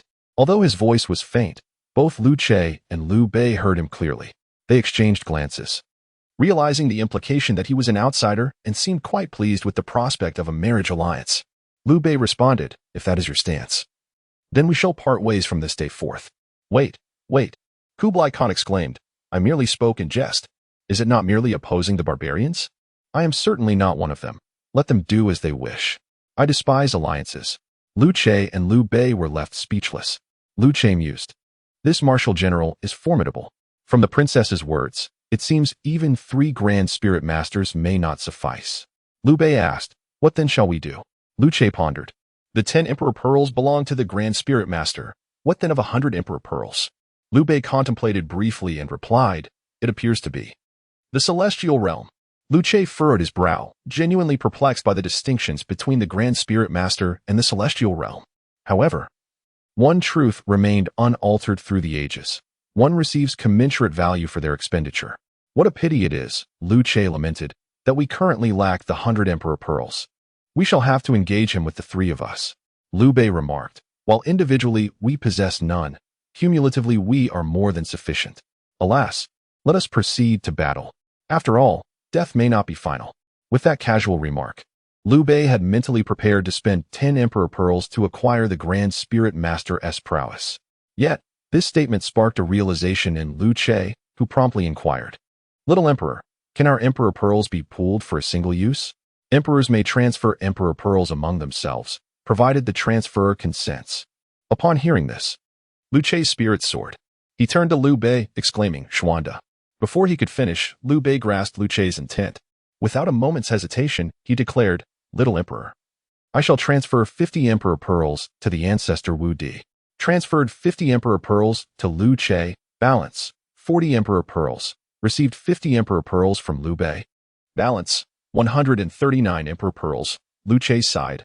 Ah, Xuanda, you have transferred too much. Just 11 Emperor Pearls would suffice. Liu Bei replied. The Emperor Pearls of future generations are indeed those of our ancestors. Should they desire them, we can offer all. That cannot be, Liu Che protested. I shall repay you in due course. The two shared a camaraderie that was palpable before turning their attention back to Kublai Khan. Kublai felt a sudden wave of awkwardness. As if he were an outsider. Kublai, how about I just suggest 2 coins? Liu Che rolled his eyes. Who cares? At that moment, Wu ultimately found himself unable to resist the princess's obstruction, for escorting her safely to the northern wilderness was of paramount importance. Very well, I shall spare this individual. However, I implore the princess to promise me that she will not attempt to escape again. If any misfortune befalls her, I shall have no face to return to the capital and can only offer my life as penance. The princess nodded silently, standing still as she turned to Liu Che. Her gaze imbued with complexity. Just then, Liu Che glanced over, not at the princess, but at Wu Yi. Hey, I already mentioned that you cannot take her away. With that, Liu Che waved his hand, beckoning the princess to return. The princess was taken aback. Both she and Wu Yi were left bewildered, wondering who he truly was and why he acted so arrogantly. Wu Yi, however, merely smiled. Might I suggest you do not overestimate your own significance? From what the princess has said, it seems you consider yourself a grand spiritual master. In the mundane world, you may indeed be regarded as a strong individual among men. But in the face of true martial prowess, you would do well to reconsider your position. Liu Che returned the smile. Even though he was still unaware of the true nature of the heavenly spirit realm, he saw no harm in putting on a show. You truly believe I am but a grand spiritual master? Oh, if that is insufficient, then what of the heavenly spirit realm? Upon hearing the term heavenly spirit realm, Wu Yi's smile vanished, his eyes narrowing as he scrutinized Liu Che from head to toe. Though I lack spiritual perception, I can sense powerful spiritual energies. Do not speak of the heavenly spirit realm. I even suspect you do not possess the cultivation of a grand spiritual master. Liu Che retorted. That is merely due to your ineptitude in perceiving it. Wu Yi scoffed, haughty. Liu Che immediately thought to himself, Little Emperor, I shall purchase the cultivation of the heavenly spirit realm for 100 imperial pearls. Consuming 100 imperial pearls. Remaining balance, 39 pearls. You have attained the peak of the 9th level of the heavenly spirit realm, valid for 1 hour. With the display from the little emperor before his eyes, an overwhelming, transcendent power surged through Liu Che's meridians. His pupils transformed, shining brilliantly. This sensation was beyond words, exhilarating beyond measure. Liu Che's breath quickened as he beheld the golden radiance manifesting around him, leaving even him astounded. Not to mention Liu Bei and Kublai nearby. Seeing this, Wu Yi furrowed his brow. Is it truly the heavenly spirit realm? The princess was initially stunned, then elated. This is promising. Without hesitation, she sprinted back towards Liu Che. I knew it. Princess! Wu Yi shouted as he rushed forward to seize her. Liu Che, however, moved swiftly, vanishing from his spot as if by instantaneous teleportation. With a thud, Wu Yi suddenly felt a powerful energy sweeping towards him. Indeed, the pressure was unmistakably that of the heavenly spirit realm. With a swift motion, Liu Che darted forward and just as quickly returned, bringing back the princess. Such remarkable speed left even Liu Che himself astonished. You all retreat with the princess, the rest is entrusted to me. However, before Liu Bei could voice his concern, Liu Che had already dashed forward again. What followed was a rather awkward moment for both Liu Bei and Kublai Khan as they beheld a bewildered male soldier, brought forth by Liu Che. The soldier appeared utterly dazed, unable to comprehend the situation. I was standing at the back, who suddenly seized my hand and dragged me here. Kublai Khan interjected, Brother Wu. Che, you've brought the wrong person. Chapter 34, Liu Che, you can do it. Liu Che had vanished from sight, disappearing from the scene. This time, he had failed to control his speed, and in a surge of excitement, he leaped hundreds of meters away. Where did he go? Princess. Wu Yi. Everyone present. Where is he? Wu Yi, firmly gripping the princess's wrist, glanced around in confusion. What on earth is he doing? Showcasing his agility in front of us?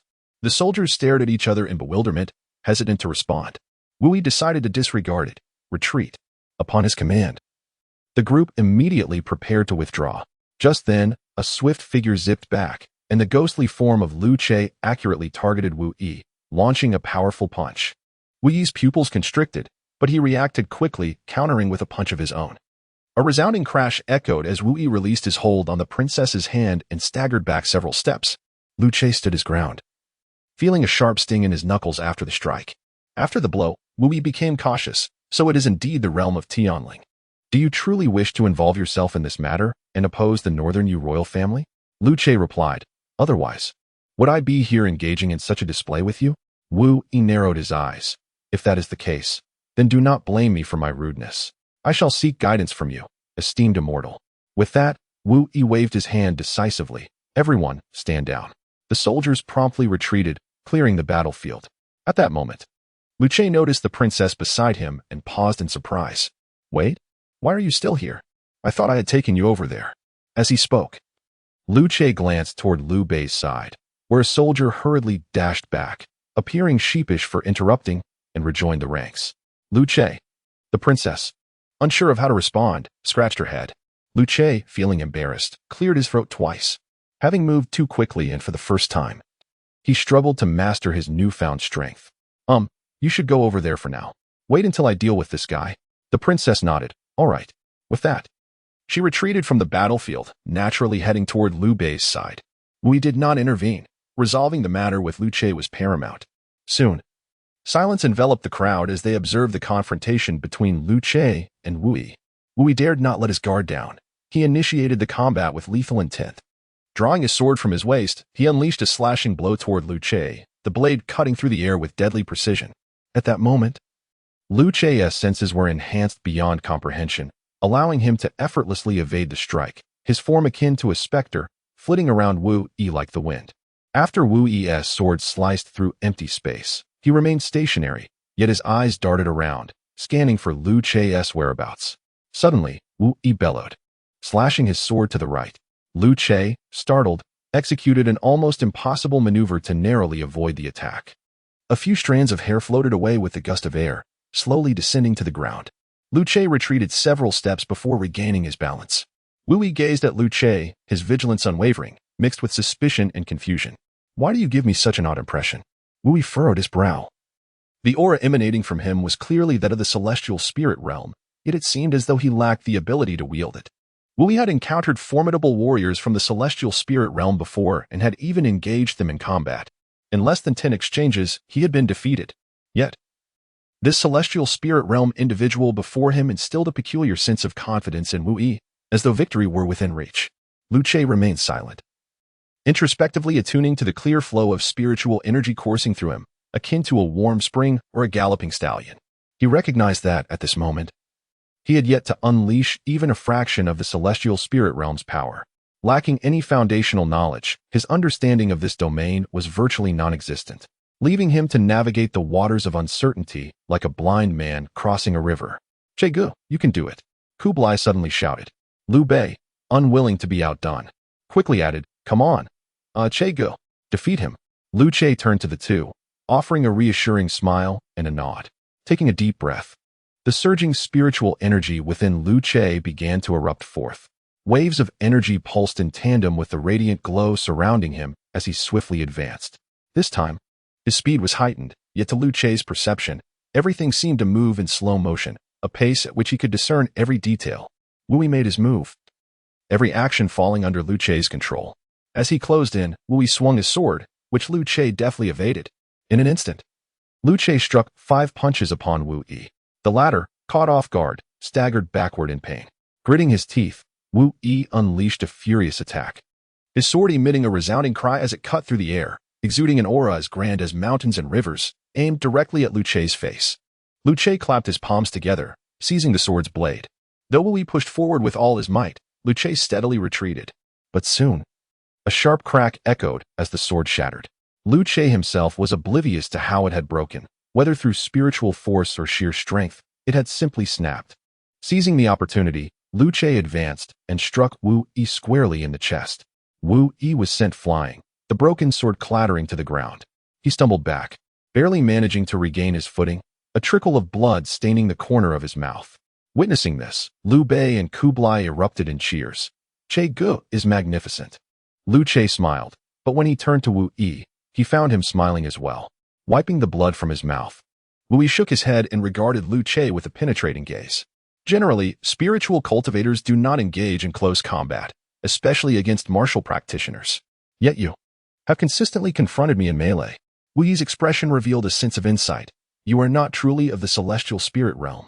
You must have employed some secret technique to forcibly elevate yourself to this level of power that does not rightfully belong to you. Wu Yi fixed his unwavering gaze upon Liu Che. Am I mistaken?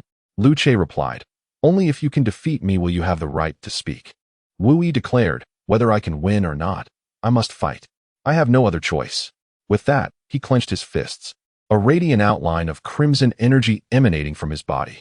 Veins bulged, and his pupils turned bloodshot.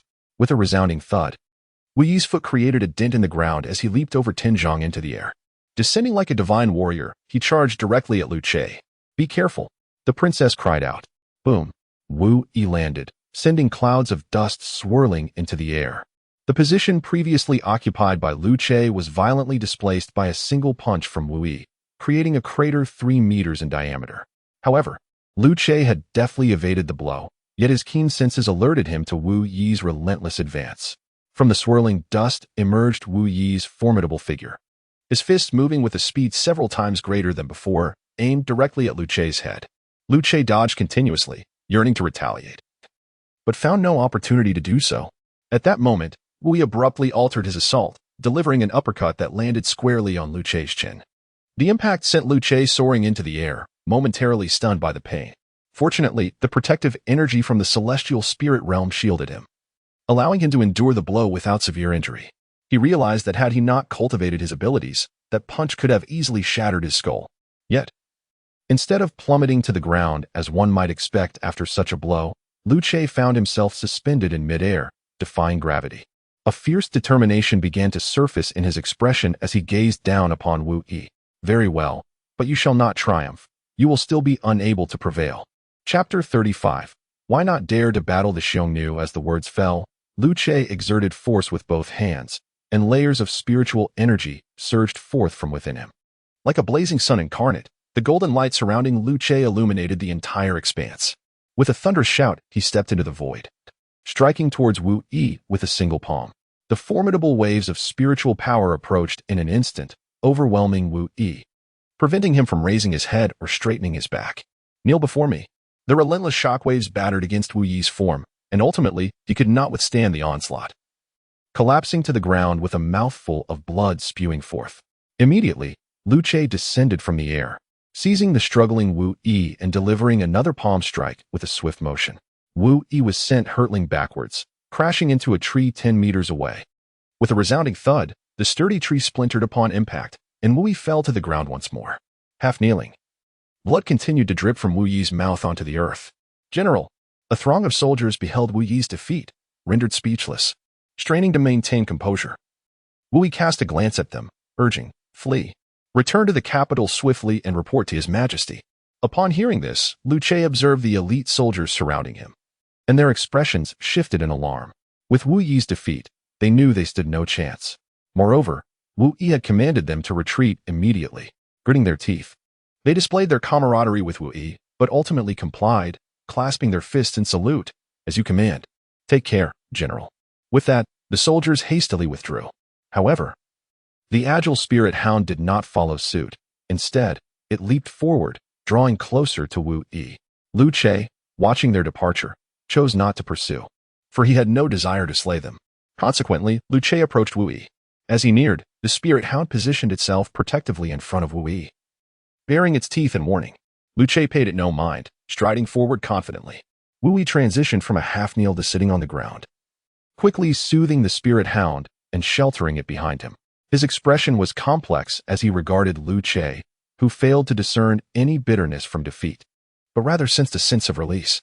You do not wield celestial skills. You merely suppress me with your cultivation. It appears my assumptions were correct. I am resigned to my fate. Having lost, you may as well end my life. Liu Che's demeanor remained calm. Knowing you are outmatched, why persist in battle? Wu Yi replied. I had no choice but to fight. Liu Che feigned ignorance. Why is that? Wu Yi responded. If I were to hand over the princess to you so easily, not only would I perish upon returning, but my family would also meet the same fate. At least now, it is only my life at stake. Lu Che nodded and inquired, "Why do you not dare to engage the Xiongnu in battle?" This question momentarily stunned Wu Yi, prompting him to look toward Lu Che. Realizing he had misspoken, Lu Che clarified, "Xiongnu is the term used in my homeland, referring to the barbarians." Wu Yi slowly lowered his head. "Someone like you, a seeker of immortality, would not comprehend." "I understand. I grasp it more deeply than anyone else," Lu Che asserted. "The barbarian warriors are fierce and relentless, frequently invading our borders. War demands not only formidable military strength and capable commanders, but also substantial financial resources for provisions. Moreover, victory is not guaranteed, even if one prevails. The adversaries may still scatter across the vast plains, perpetually eluding complete eradication." As Lu Che reflected on this, a bitter smile escaped his lips. The strategy of forming marital alliances emerges as the most prudent approach, effectively placating the barbarian tribes while allowing for the preservation and replenishment of one's own forces. The cost, after all, amounts to merely a few princesses or noblewomen.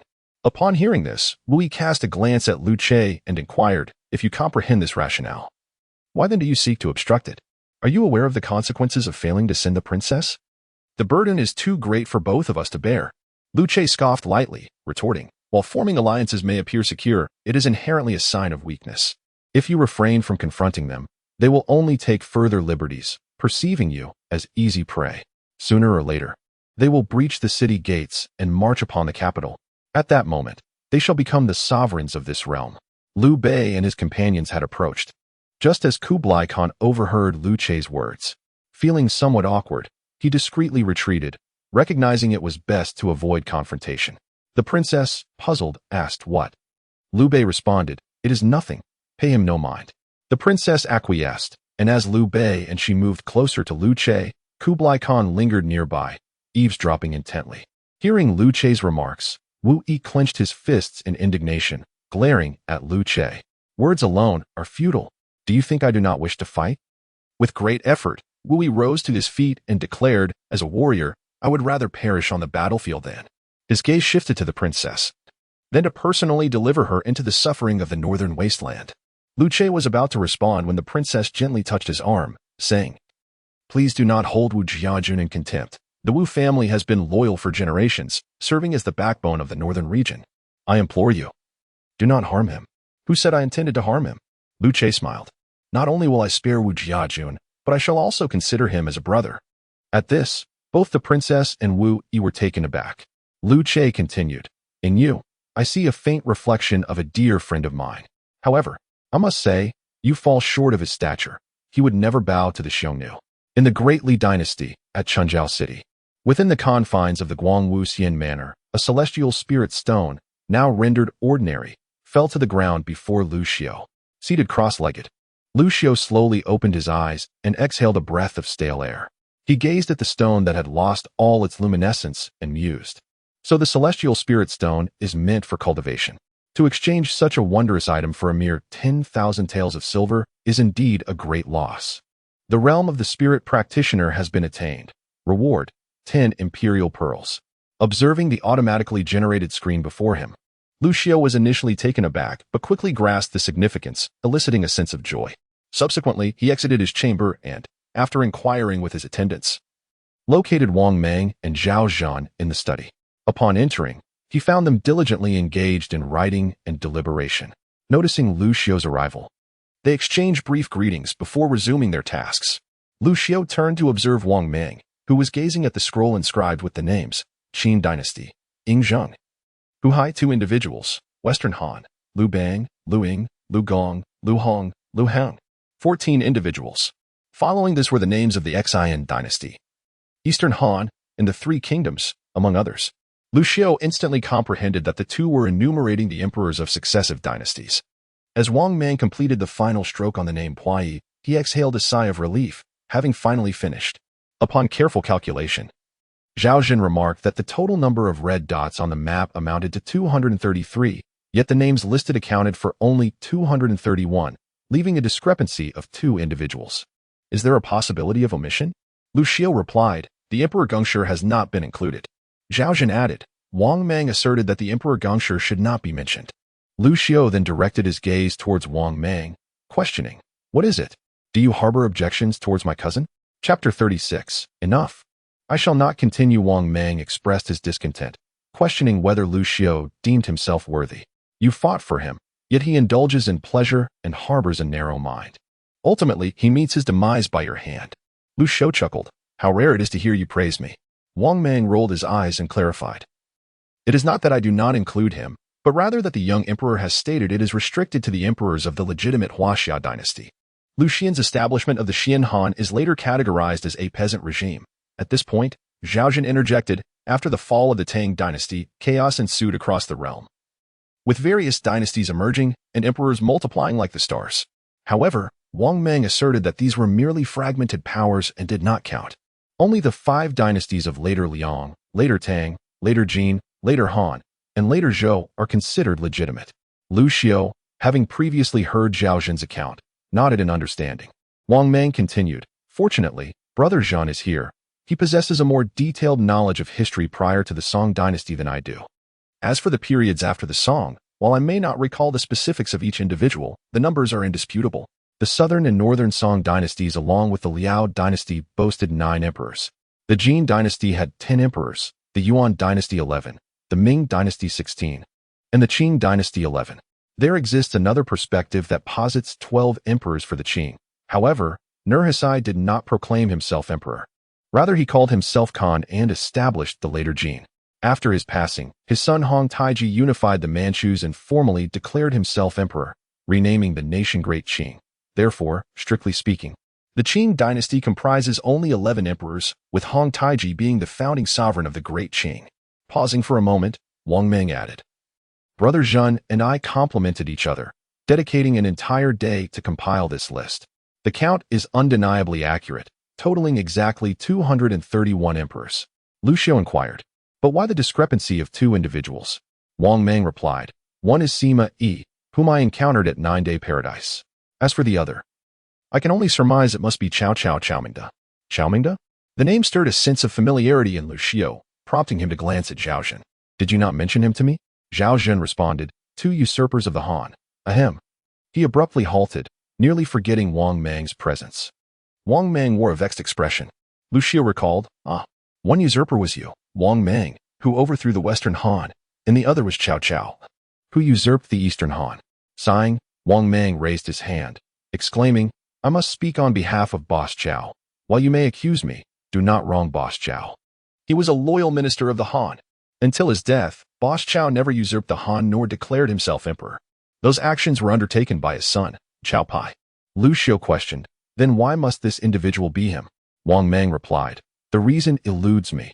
It is merely an instinct. After saying this, Wang Mang turned to Liu Xiu, who seemed to realize something. Hey, by the way, didn't you claim to be in seclusion? How is it that you emerged so soon? With a calm demeanor, Liu Xiu responded, I have achieved a promotion. Wang Mang's expression of delight suddenly faltered. What?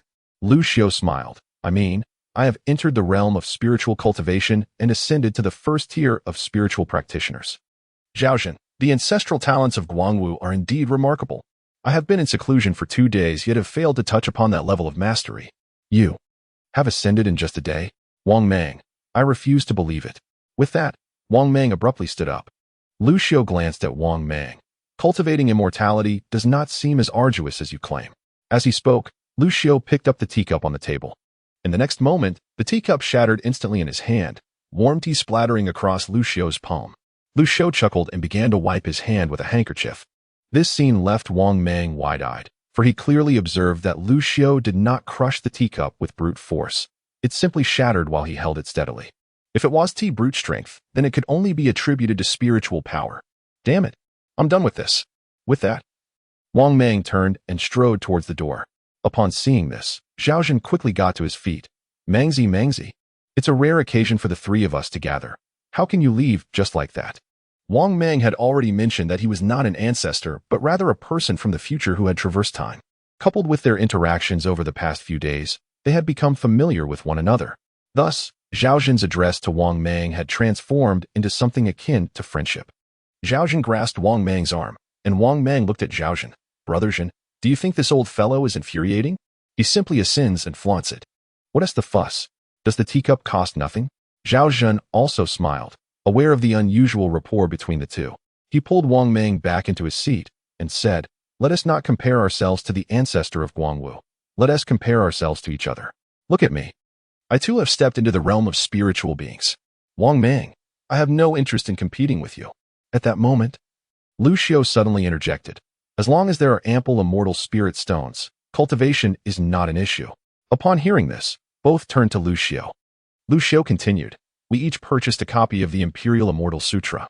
The text states that the spiritual essence contained within the immortal spirit stones, if absorbed adequately, can yield extraordinary results. I absorbed one and stepped into the realm of spiritual beings. Even if you cannot fully absorb one, you can try 2, 3, or even 10. Surely, you can ascend. Zhaozhan, I used one, and indeed felt that much was wasted. I could not fully comprehend the absorption. However, this would require a significant amount of immortal spirit stones. Wang Mang, it feels as if we're throwing money at the problem. Liu Xiu, whose fault is it for lacking talent? Wang Mang, with a face full of indignation, Wang Mang stood up once more. I'm leaving. I don't want to stay here for another second. I'll go seek out other emperors. It's much more comfortable with the second emperor. Zhaozhan hurriedly stopped Wang Mang again. Oh dear. Mangzi, there is no need. You don't even know where the second emperor is. How will you find him? After a bit of tugging, Zhaozhan managed to get Wang Mang back into his seat. Liu Xiu then spoke of what he had intended to share from the beginning. After ascending in cultivation, the little emperor will reward us with imperial pearls. Wang Mang, how many pearls are awarded? Liu Xiu, for the realm of spiritual beings, 10 imperial pearls are granted. Beyond that, I am uncertain. The little emperor did not specify. Zhaozhan. So, as long as we ascend to the realm of spiritual beings within the expenditure of 10 imperial pearls, it won't be a loss. Wang Mang and Liu Xiu both turned their gazes towards Zhaozhan. Wang Mang remarked, you truly possess remarkable intelligence. Zhaozhan responded, oh, is that not correct? Wang Mang affirmed, indeed, it is correct. Yet the excessive consumption of the imperial pearl to elevate one's cultivation is inherently a loss. The utility of the imperial pearl extends far beyond the mere acquisition of celestial spirit stones. After a brief pause, Wang Mang continued, as it stands. The imperial pearl can be utilized to procure celestial spirit stones, martial arts techniques, and temporary enhancements to one's cultivation. As the number of individuals converging in the future increases, the applications of the imperial pearl will expand correspondingly. Furthermore, let us not forget the words spoken by the young emperor upon our arrival on the first day. The two inquired simultaneously, what did he say? Wang Mang replied, at the moment when all the emperors gather, the remaining quantity of imperial pearls possessed by everyone will double. In other words, while it may appear that you have expended one imperial pearl, you have effectively utilized 2. Chapter 37. The twin brother upon hearing these words. Liu Xiu and Zhaozhan recalled that the young emperor had indeed uttered such a phrase. The quantity that would be doubled pertained to the remaining imperial pearls. The more pearls utilized now, the fewer would be available for doubling later. Liu Xiu remarked, indeed, we must conserve where we can, but necessary expenditures must still be made. Otherwise, the day when everyone gathers will only be indefinitely postponed. Both nodded in agreement. Then, Wang Mang rose once more, prompting Zhaozhan to instinctively stand as well. Wang Mang declared, what are you doing? I'm not leaving. I intend to stay here and enjoy the hospitality, exhausting all of Xiu's resources. Zhaozhan chuckled, ha ha ha. So what is your current endeavor? Wang Mang replied, naturally, I am cultivating. I will purchase another spirit stone for seclusion, unless I achieve a breakthrough. I shall not emerge. With that, Wang Mang strode towards the door, eager to return to his quarters. Shortly after stepping outside, he heard a faint commotion. Seemingly the voice of the estate steward, Du Xueming. Over the past few days, Wang Mang had developed a favorable impression of Du Xueming. He was not only reliable but also a martial artist, albeit of modest skill, possessing only the strength of a 7th-tier warrior. Nevertheless, such power was sufficient to subdue a dozen or even 20 ordinary individuals. Curious, Wang Mang turned towards the farm, wishing to discern who dared to argue with Du Xueming within the estate. At the corner, he nearly collided with Du Xueming, who was hurrying towards him. Ah, old Du. What troubles you in such a haste? Wang Mang inquired with a smile. Du Xueming appeared anxious. Where is the master? There is an urgent matter. Wang Mang responded. Xiu feels inferior to me and has ceded the estate to me. You may relay any matters to me directly. As he spoke, Wang Mang straightened his posture. Du Xueming looked perplexed. Just then, a grim-faced elder in plain robes emerged behind him. Wang Mang turned to regard the elder, momentarily taken aback. The elder, sensing Wang Mang's gaze, turned to meet it, momentarily lost in thought. Zhu Yuanzhang then remarked, "Brother Wang Mang, this gentleman is a, friend of the former master. I informed him that the estate has been transferred to another, but he remains unconvinced." Upon hearing this, Wang Mang retracted his gaze and addressed Zhu Yuanzhang.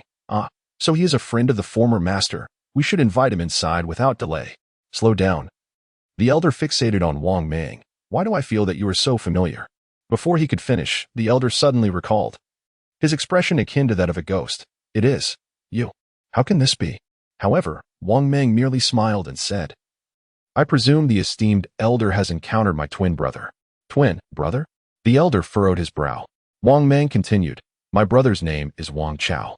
We bear an uncanny resemblance. He traveled to the territory of Yongzhou some time ago, and you must have mistaken me for him. Yongzhou was indeed the very place where Wang Mang and Hu Hai first arrived.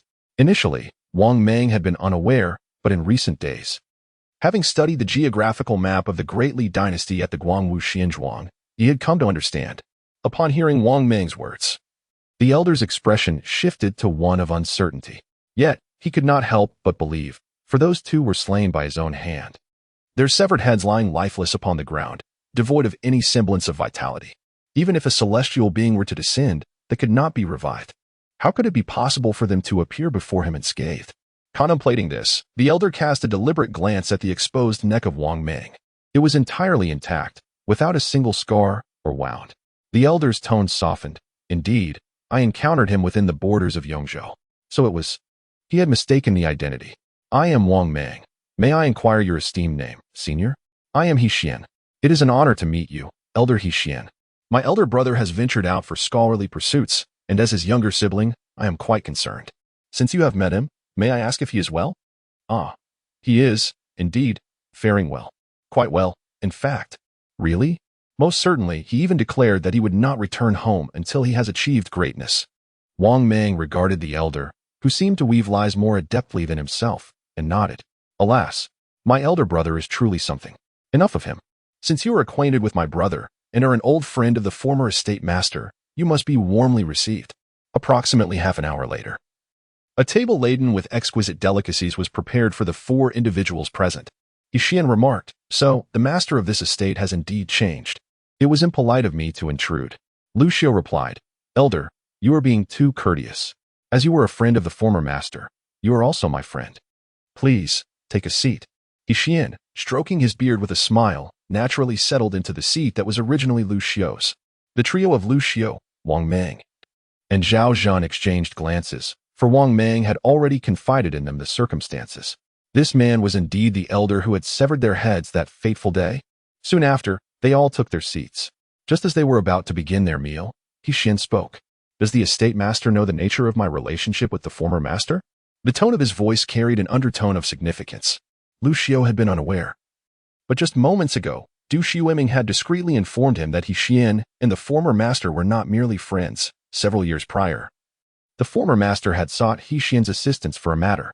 However, it is far easier to request than to deliver, and from that point onward, He Xian became a frequent visitor to the estate, demanding money, treasures, and even women from the former master, who dared not refuse. Eventually, when Liu Xiu arrived and took over the estate, the former master fled with his family. Having grasped these revelations, Liu Xiu understood why the former master had departed in such haste that day. It was indeed a pressing matter. Liu Xiu bore no resentment toward Zhu Yuanzhang for not having revealed this sooner, as it was likely the former master had instructed him to keep it hidden for as long as possible. At that moment, Liu Xiu rose and grasped the white jade wine pot upon the table. Pressing his thumb against the handle, he personally filled He Xian's cup with wine. Smiling as he said, I possess a modicum of knowledge regarding these matters. I, Liu, have always cherished friendships, especially with formidable individuals like Elder He. Should you have any requests during your visit, please do not hesitate to voice them. I shall not refuse. Upon hearing this, He Xian nodded appreciatively. Indeed. You are far more discerning than that former master. Liu Xiu, you flatter me. You truly flatter me. Immediately, the crowd raised their cups and took a drink. Once they finished, He Xian cast a lingering glance at Wang Mang, who did not return the gaze and naturally began to eat. He Xian dismissed the thought, considering it a mere coincidence. Perhaps he had encountered the twin brother of that individual. Casting aside distractions, Xian turned to Liu Xiu. I have met countless individuals in my lifetime, and the demeanor of Liu Zhuangzhu is remarkable. He is undoubtedly a scion of a wealthy family. I must embark on a long journey and seek to borrow some funds from Liu Zhuangzhu. I trust you will not take offense. Liu Xiu, Senior, you need not speak so modestly. Feel free to express your needs. Gold, silver, herbs, spirit stones. I shall require them all. The more, the better. Xian spoke without hesitation, his tone casual. Liu Xiu, since you have made a request, I shall not be stingy. However, if it is not too forward, may I inquire about your level of cultivation, esteemed senior? Chapter 38. Three Great Spirit Masters upon hearing the words. Xian set down his chopsticks and stroked his beard, which was interspersed with shades of gray and silver. I am a 9th-tier Great Spirit Master. Do you think I can enter the eyes of Liu Zhuangzhu? His tone conveyed both arrogance and a hint of menace. As his words fell, Liu Xiu, Wang Mang, and Zhao Zhen exchanged subtle glances before refilling their cups. They rose simultaneously, exclaiming, "We toast to the Great Spirit Master." Their respectful demeanor pleased Xian greatly. However, as Xian lifted the cup to his lips, he suddenly paused. A flicker of discomfort crossed his features as he felt a sharp pain in his abdomen. Upon glancing at the white jade wine pitcher on the table, realization struck him. This was a concealed mechanism. It was poisoned. In a fit of rage, Xian shattered the cup against the table and stood up abruptly. Meanwhile, Liu Xiu and the others quickly retreated. Wang Mang lamented, "What a pity. I didn't get to drink the second cup of poison wine." Liu Xiu replied, "1 cup is sufficient. Now that we know he is a great spirit master, we have no fear. But just to be safe, let's strike together." Xian narrowed his eyes, glaring at the trio. "Do you think a mere poison wine can bring me to my demise? You insects dare to attempt to kill a great spirit master?" Wang Mang spat. "Bah. Do you think you are the only great spirit master here?" At that moment, Xian sensed something amiss. Liu Xiu, who had previously exuded the aura of an initial-tier spirit master, now radiated the presence of a great spirit master. Not only that, but Wang Mang and Zhao Zhen, who had seemed like ordinary folk devoid of any spiritual energy, now emanated the oppressive force of great spirit masters as well. This revelation sent a wave of panic through Xian. How could this be? All three of them are great spirit masters. Instinctively, Xian sought to flee, but Wang Mang, who had been biding his time, launched the first attack. "You old fool, come and meet your end." With a powerful aura, he summoned the clear flow of spiritual energy within him and struck at Xian from afar. Xian gritted his teeth and had no choice but to meet the attack head-on, unleashing a similarly forceful strike. There was a thunderous crash as furniture, food, and wine flew across the room. The sounds of battle erupted, filled with shouts of fury and cries of anguish, alarming the guards and steward Du Shuiming outside the building. Yet, Liu Xiu had previously instructed them to refrain from entering, regardless of what transpired within. Suddenly, a loud bang echoed as a figure clad in white burst through the roof, landing squarely on the apex of the building. Xian, now in a dire state, bore the remnants of some vegetable leaves smeared across his face. Ignoring his disheveled appearance, he clutched his abdomen in agony. The poison Liu Xiu had administered was lethal. A common person would have perished from it by now. Fortunately, as a 9th-tier Great Spirit Master, he was merely suffering from severe cramping in his gut. "Where do you think you can escape?" With a furious shout, Wang Mang leaped into the air. For many days, he had been troubled by thoughts of when he would see the old man again and when he could exact his vengeance. Little did he expect that he would be the one to deliver himself right to the doorstep. Thus, the determined Wang Mang could not allow him to escape. Liu Xiu and Zhao Zhen swiftly followed, ascending to the rooftop. Xian, seething with rage, fixed his cold gaze upon Wang Mang. "How did you come to know that I killed your brother?" Upon hearing this, Wang Mang couldn't help but chuckle. It seemed this old man still did not grasp the situation. Indeed, no matter how he speculated, it was beyond his imagination that Wang Mang had been resurrected. The existence of his twin brother, while an outrageous coincidence, at least held some credibility. "My brother visited me in a dream," Wang Mang declared. "He said that his killer is an old wretch." At this, Xian let out a cold snort, his eyes glinting with malice. He regarded the three with a murderous intent and stated, "I originally intended to flee, but after our earlier skirmish, I realized you are not as formidable as I had imagined." The three of them had each consumed 10 imperial pearls, granting them a temporary hour of great spiritual master cultivation, specifically at the pinnacle of the 9th tier. In terms of cultivation, each of them surpassed Xian by half a tier. Yet, Regrettably, only Liu Xiu had mastered the fundamental techniques to unleash about 60 to 70% of the great spiritual master's peak power, while Wang Mang and Zhao Zhun could manage only 20 to 30%. In contrast, Xian had fought his way up to become a genuine ninth-tier great spiritual master. Therefore, even when united, the trio found themselves at a disadvantage. I refuse to believe that three great spiritual masters cannot overcome a single opponent. With that proclamation, Wang Mang soared into the air once more, charging at Xian. Xian raised a hand, slashing it through the air like a blade, unleashing a terrifying wave of energy. It was this very technique. On the day of his demise, Wang Mang had failed to discern how Xian had struck them down. However, now, with the powers of a great spiritual master, he perceived it clearly. Wang Mang deftly sidestepped, narrowly evading the attack, and felt a surge of joy. This was the heightened acuity that came with his newfound power. What a delight! Yet, before he could savor the moment, Zhao Zhun's voice rang out from behind him. Watch out. Mangzi. In an instant, Xian was upon him, delivering a solid palm strike to Wang Mang's chest. Blood spewed from Wang Mang's mouth as he was sent flying backward. Zhao Zhun leaped forward to catch him. Simultaneously, Liu Xiu sprang out from Zhao Zhun's rear, intercepting Xian in a fierce assault. Golden light radiated from Liu Xiu's body, coalescing above him into the formidable form of a martial general wielding a sword.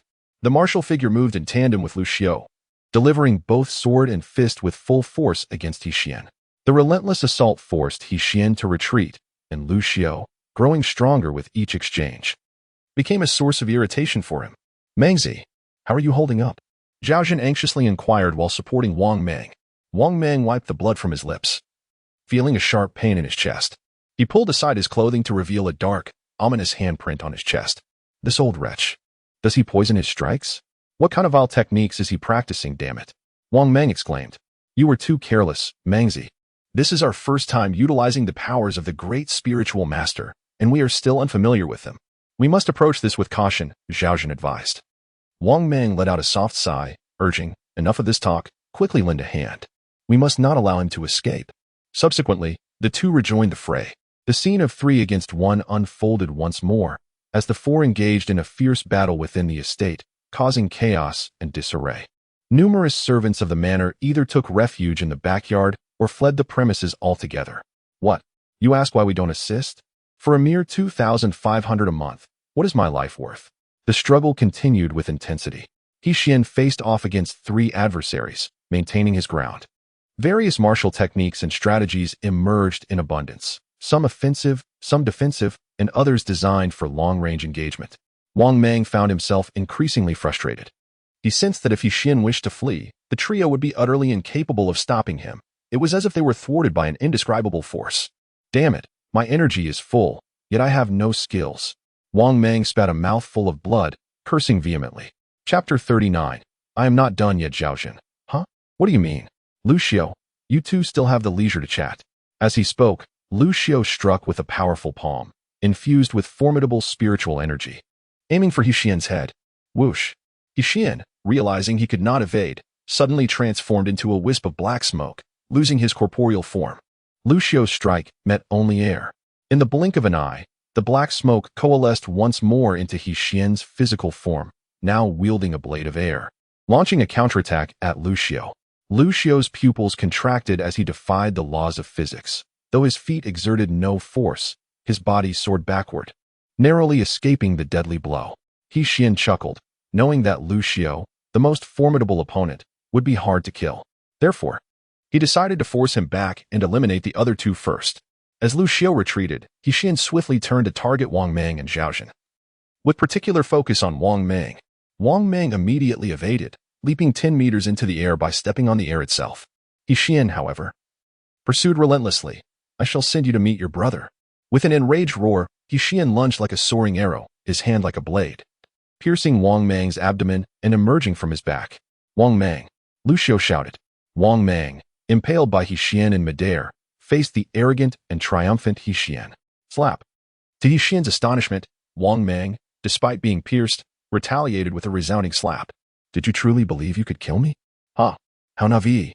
Blood poured from Wang Mang's mouth, and he savored the satisfaction of delivering such a blow. He spat a mouthful of blood onto Xian's face. At that moment, Xian's visage bore not only the clear imprint of a hand, but was also smeared with a mixture of saliva and blood. His lips twitched in fury, clearly on the brink of madness. In an instant, Xian yanked his arm free and raised it, intent on shattering Wang Mang's skull. However, he sensed an overwhelming danger approaching from behind. As he turned, a longsword lunged toward him. Years of combat experience allowed him to instinctively evade. The sword did not strike his heart, but pierced his shoulder, causing blood to seep forth. It was the longsword of the Golden Light General, who continued to press Xian back. Liu Xiu did not pursue, but hurriedly caught Wang Mang in midair, gently lowering him back to the ground. Upon landing, a deafening explosion erupted from the sky, accompanied by a blaze of fire. Liu Xiu and Zhao Zhan looked up to see the Golden Light General, conjured by Liu Xiu, now dissipating into nothingness. Xian, disheveled and bloodied at the corner of his mouth, clutched his bleeding shoulder, glaring menacingly at the figures below. I may not be able to contend with 3 peak great spiritual masters. You have proven formidable. But if you wish to kill me, you shall not succeed. I am still alive, and I have merely exchanged one for another. Ha! What a bargain. With that, Xian transformed into a wisp of black smoke. Soaring into the sky, he fled. Zhao Zhan instinctively attempted to pursue, but Liu Xiu raised a hand to stop him. We cannot catch up. We can only blame our insufficient understanding of this world. Alas, he has fled? Then, have I not suffered a grave loss? Wang Mang collapsed in Liu Xiu's embrace, weakly uttering his words. At that moment, witnessing the conclusion of the battle, Zhu Yuanzhang cautiously emerged from behind the door. The others had long since vanished, leaving only Zhu Yuanzhang brave enough to remain nearby. He hurried over. Master, Brother Wang Mang, I shall summon a doctor immediately. Liu Xiu replied, There is no need. Let death take its course. Zhu Yuanzhang was taken aback, thinking, Is he not your brother? Why not attempt to save him? Although it appeared that survival was impossible, at least a pretense would be in order. Wang Mang retorted, You insolent fool, I am not yet at death's door. Half an hour later, Wang Mang breathed his last. The reason for this duration was due to a brief countdown of 1 hour, which had just concluded. As the spiritual energy within him dissipated, Wang Mang's eyes rolled back, granting him a semblance of liberation. Inside the room, Liu Xiu and Zhao Zhan bore witness to Wang Mang's final moments. Shortly thereafter, they observed a translucent figure emerge from his body. This was not a soul, but a medium exclusive to their emperor. In his medium form, Wang Mang appeared invigorated, yet utterly useless. As before, a small imperial screen manifested before him, presenting the inane question of whether he wished to spend 100 imperial pearls for immediate resurrection. Wang Mang, indifferent, scoffed, I don't have 100 imperial pearls. What nonsense is this? Turning to the astonished Liu Xiu and Zhao Zhan, he suggested, Why not take the plunge yourselves? I could take you to the joyous paradise. It's quite delightful, trust me. Liu Xiu replied, Certainly next time. Zhao Zhan added, Next time for sure. Wang Mang regretted having disclosed the truth about the joyous paradise earlier. Had he known, he would have described it as a comfortable haven instead. Zhao Zhan remarked, After 9 days, remember to return to find us. Wang Mang responded, The location of my appearance will be random. It depends on the circumstances. If it's close, I shall come. If far, then perhaps not. No sooner had he spoken than the brief countdown of 10 breaths concluded, and Wang Mang vanished from sight, leaving behind a corpse that could not be deader.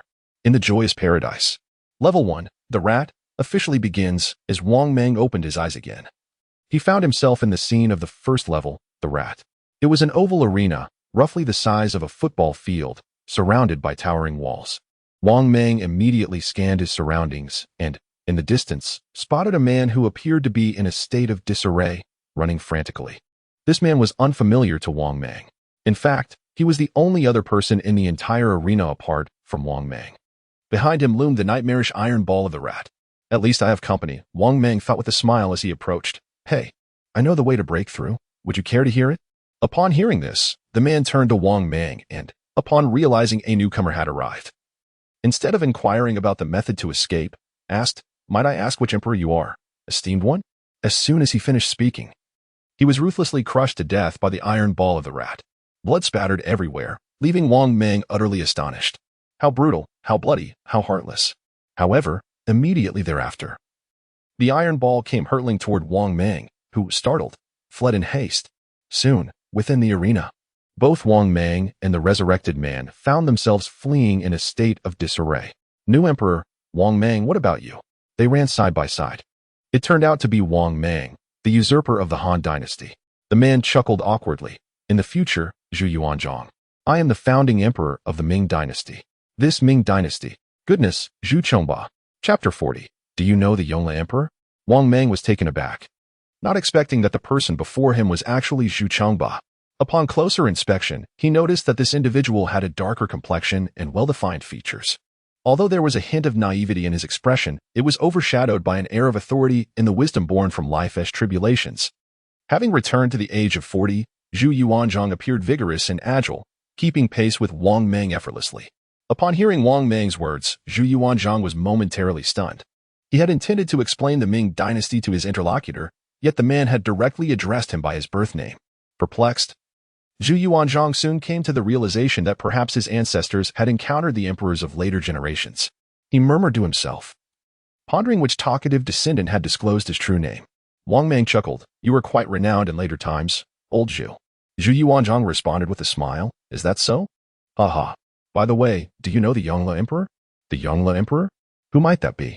It appears you have yet to meet other emperors from the future. Indeed, our Ming dynasty is far removed from those times. Several emperors I have encountered are merely our forebears. Goodness, you've met several already? As the two engaged in their conversation, they remained unconcerned about the iron ball behind them. Even in death, their dialogue continued. Zhu Yuanzhang recounted, the first emperor I encountered was Liu Xiu, the posthumous emperor of the Liu Song during the northern and southern dynasties, a mere boy of 15. Wang Mang pondered briefly. The posthumous emperor, Liu Xiu? I seem to recall him. He was notorious for his ruthless disposition. Zhu Yuanzhang, unfamiliar with the term ruthless, continued, at first, I regarded him with respect due to his lineage. However, this boy grew arrogant, showing no deference to me, the founding emperor of the Ming. Wang Mang eagerly inquired. And then? This young lad not only commanded me as if I were his subordinate but also attempted to rob and kill. Zhu Yuanzhang recalled the incident with indignation. Having reached his limit, he decided to retaliate and gave him a sound thrashing. Bravo! Exclaimed Wang Mang. And then? Considering his ancestry and out of respect for Liu Xiu, the founding emperor of Liu Song, I refrained from killing him, merely leaving him half dead. After that, I parted ways with him. What became of him afterward? I do not know. Ha ha ha. You truly are remarkable. You ought to have finished him off, allowing him to experience the 9-day paradise. If I had known then that resurrection was a possibility, I would have shown no mercy. Zhu Yuanzhang declared with conviction. Wang Mang inquired further. How many emperors have you encountered thus far? Only him. Huh. Did you not just say several? I have only met Liu Xiu outside. The others are here. Here? Wang Mang surveyed their surroundings, realizing that only he and Zhu Yuanzhang were present, no one else. Zhu Yuanzhang quickly clarified, we passed the first trial long ago. However, we perished during the second trial, which is why we have returned. Wang Mang. So it is. Who are these few individuals? Zhu Yuanzhang. Tangshi's only Xian. Song Taizu Zhao Kuangyin, and one more whom you surely cannot guess. Oh, who might that be? A non-emperor Sima Yi. What? Haha, did not see that coming, did you? Indeed, I did not expect that he, like me, also died twice. Just then, at the center of the venue, a figure materialized out of thin air, none other than Sima Yi himself. Oh, speak of the devil and he appears. Cao Cao. Where's Cao Cao? Wang Mang's words startled Sima Yi, causing him to nervously scan the area, yet he did not see the figure he feared. Instead, he noticed Wang Mang approaching him. Wang Mang was delighted. Sima, old rascal, are you so afraid of Boss Cao? Sima Yi coughed awkwardly to mask his embarrassment and changed the topic. How did you die again? Wang Mang, alas, not only did I die again, but it was at the hands of the same person. Sima Yi, how intriguing. Wang Mang, and you? I returned on the very first day after I last ventured out. What? You cannot be attempting to clear the level by deliberately committing suicide, can you? I am not that insane. I merely had a stroke of bad luck.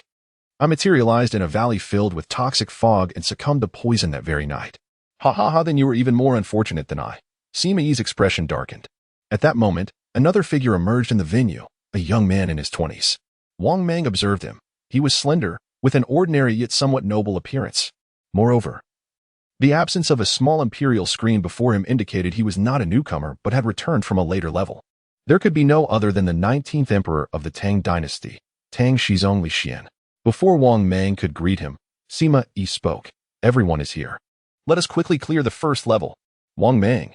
Isn't there still Zhao Kuangyin? I was just eager to see what he looks like. Sima Yi. He has already passed the second level, the ugly ox. Zhao is that formidable. How did he manage it? It was all thanks to me. Sima Yi proclaimed proudly, I have deduced the method to clear the ugly ox, and Zhao Kuangyin merely followed my lead. Wang Mang picked at his nose. Then how did you return? Sima Yi. Oh well, cough cough Wang Mang. Wait a moment, after clearing the first level. We all should be considered as having passed. Why is it that only Zhao has cleared the second level? Sima Yi, for the first level. As long as the child mice in the iron ball are killed, it counts as a collective clearance. The second level, the ugly ox, is different. Among the thousands of black cattle in the gorge, there are only a few yellow cattle hidden. The method to clear it is quite simple. One must ride the yellow cattle. Once mounted, the yellow cattle will carry you away from the second level. Clearance of the second level is not collective. Rather, it is individual. Upon hearing this, Wang Mang understood. Thus it is. Sima Yi, you possess some utility after all. He glared at Wang Mang, saying, Are we so well acquainted that you dare to call me an old rogue? Wang Mang chuckled. Ah. I had initially intended to speak favorably of you to Cao Cao upon our next encounter.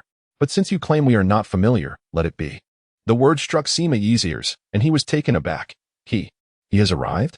Wang Mang replied, Let me inform you, in the days following my resurrection, I, alongside another emperor, compiled a comprehensive list of all emperors. Sima Yi inquired, And what of it? Wang Mang continued. We discovered that there are a total of 233 red dots on the map of the minor emperors, yet only 231 individuals declared as emperors. Among these, there are two exceptional figures who, while not emperors, have nonetheless made their presence known. As he spoke, Wang Mang glanced at Sima Yi and smiled. One of them is you. The other, can you guess who it is? Chapter 41. Fate. Oh, old thief Sima Yi swallowed hard. Well, it may not necessarily be him. Wang Mang replied, I have yet to confirm, but since you are here, why shouldn't Boss Chow come as well? It is only a matter of time before we encounter him. Upon hearing this, Sima Yi quickly forced a smile. Brother Mang, my dear Brother Mang, we are quite familiar. Aren't we? Who says we are not? I was the first to be incensed with him. After all, we endured hardships together in Jiri Paradise. Facing life and death for several days, have you forgotten, Brother Mang? Haha. Look, here we are again. What a twist of fate. Wang Mang chuckled in agreement. Who could say otherwise, old thief? Fate indeed. The two erupted into hearty laughter, akin to long-lost brothers. Hey, ancestor of Emperor Xian of Jin, shall we commence? At that moment, Zhu Yuanzhang called from a distance. The two turned to see Zhu Yuanzhang already prepared, crouched beside a stone wall with a mouse trap concealed behind him. In the distance, Li Xian attracted the young mouse with an iron ball. Wang Mang teased, Old Zhu, why call him ancestor of Emperor Xian? Just call him old thief like I do. Zhu Yuanzhang responded, that might not be appropriate. Wang Mang countered, given the deeds he has done. Calling him old thief is quite polite. Besides, addressing him as ancestor feels rather awkward. Zhu Yuanzhang conceded, true. Then, old thief, shall we begin? Sima Yi remained silent. Wang Mang laughed, ha ha ha. Let's start. Let's hurry to the second challenge. Subsequently, the young mouse was drawn towards the iron ball. Employing a method similar to what Wang Mang and the others used previously, the iron ball collided with the stone wall, creating a sizable gap. Zhu Yuanzhang produced the mouse trap, capturing the young mouse that had poked its head out. After a brief struggle, the young mouse ceased its movements. Young mouse passes. As before, a small emperor's screen appeared above, indicating successful completion. Immediately, the four vanished from their location, entering the second challenge. The rock walls loomed steeply, piercing the clouds. Surrounding them was a faint haze, obscuring distant views. The four materialized in a winding, seemingly endless, deep canyon. Wang Mang remarked, It appears the challenges do not change. After numerous attempts, there will come a day when we shall conquer them all. Sima Yi replied, Anyone who wishes to come can do so. I have no desire to return. The others echoed his sentiment. At that moment, the ground began to tremble. The second challenge commenced. Sima Yi commanded, Follow my lead, look for stable protruding rocks, and prepare to ascend the walls. Having faced the second challenge before, the four were well acquainted with the process and swiftly scanned the cliff sides for footholds. A stampede of countless savage bulls surged forth, kicking up clouds of dust. The four refrained from climbing the cliffs immediately, knowing that ascending a minute earlier would deplete their stamina unnecessarily. As the herd of bulls approached within 10 meters, they simultaneously began their ascent, moving with remarkable speed, almost painfully proficient. Sima Yi cautioned, "The yellow cow is mingling among the black bulls, its body caked in mud. Observe closely." Wang Mang inquired, "And what happens once we make an observation?" Sima Yi remarked, "The best approach is from the side. Leap directly onto it. Should one attempt to jump onto the central yellow ox, complications will surely ensue. One must first spring onto the back of the black ox, using it as a means to traverse onward." Upon hearing these words, Wang Mang began to comprehend why they were aware of the method for overcoming the second barrier yet still returned to the first. The black ox, charging forth with great speed, posed significant risks upon descent. A miscalculated leap could result in being engulfed by the herd, trampled to death. Additionally, there lurked the danger of being pierced by the black ox's horns mid-air, as was the fate of Zhao Go previously. Even if one successfully landed upon the black ox's back, there remained the threat of being violently dislodged. Not to mention, once stability was achieved, one would still need to leap over to the large yellow ox in the center. Conversely, should they choose to forego the yellow ox and wait indefinitely for the side, the duration of that wait was uncertain, and the discomfort of clinging to the rocky wall was far from pleasant. Those untrained in such endeavors could not endure for long. "I have discovered something," Liu Xiu suddenly exclaimed. A person with a penchant for merriment, he appeared rather exhilarated in the face of challenge. In stark contrast to the furrowed brows of the three elder figures, Wang Mang, Sima Yi, and Zhu Yuanzhang, this prompted a collective sigh of nostalgia for their youth. The trio soon spotted the yellow ox, positioned slightly off-center, drawing ever closer, leaving little time for hesitation. Indecision would surely lead to defeat. "Suzong, you shall go first this time," Zhu Yuanzhang declared. "Very well. I shall not err again," Liu Xiu replied confidently. With that, he clung to the rocky outcrop, applying strength with both hands and feet, and leapt towards the thundering black ox below. Splash! Liu Xiu executed a perfect jump, landing squarely on the broad back of the black ox. Once atop, he instinctively flattened himself against the creature's back, gripping its neck as tightly as possible. Riding the rhythm of the galloping black ox, he struggled to maintain his balance, constantly on the brink of falling. "Steady yourself," Wang Mang shouted, his voice filled with urgency. Liu Xiu hesitated to adjust his position, fearing a leap onto another black ox too soon. However, as it stood, he had not yet met with failure. The large yellow ox was merely 4 to 5 meters to his right, galloping alongside the herd. If he could manage to stabilize himself and gradually approach the yellow ox, an opportunity would arise.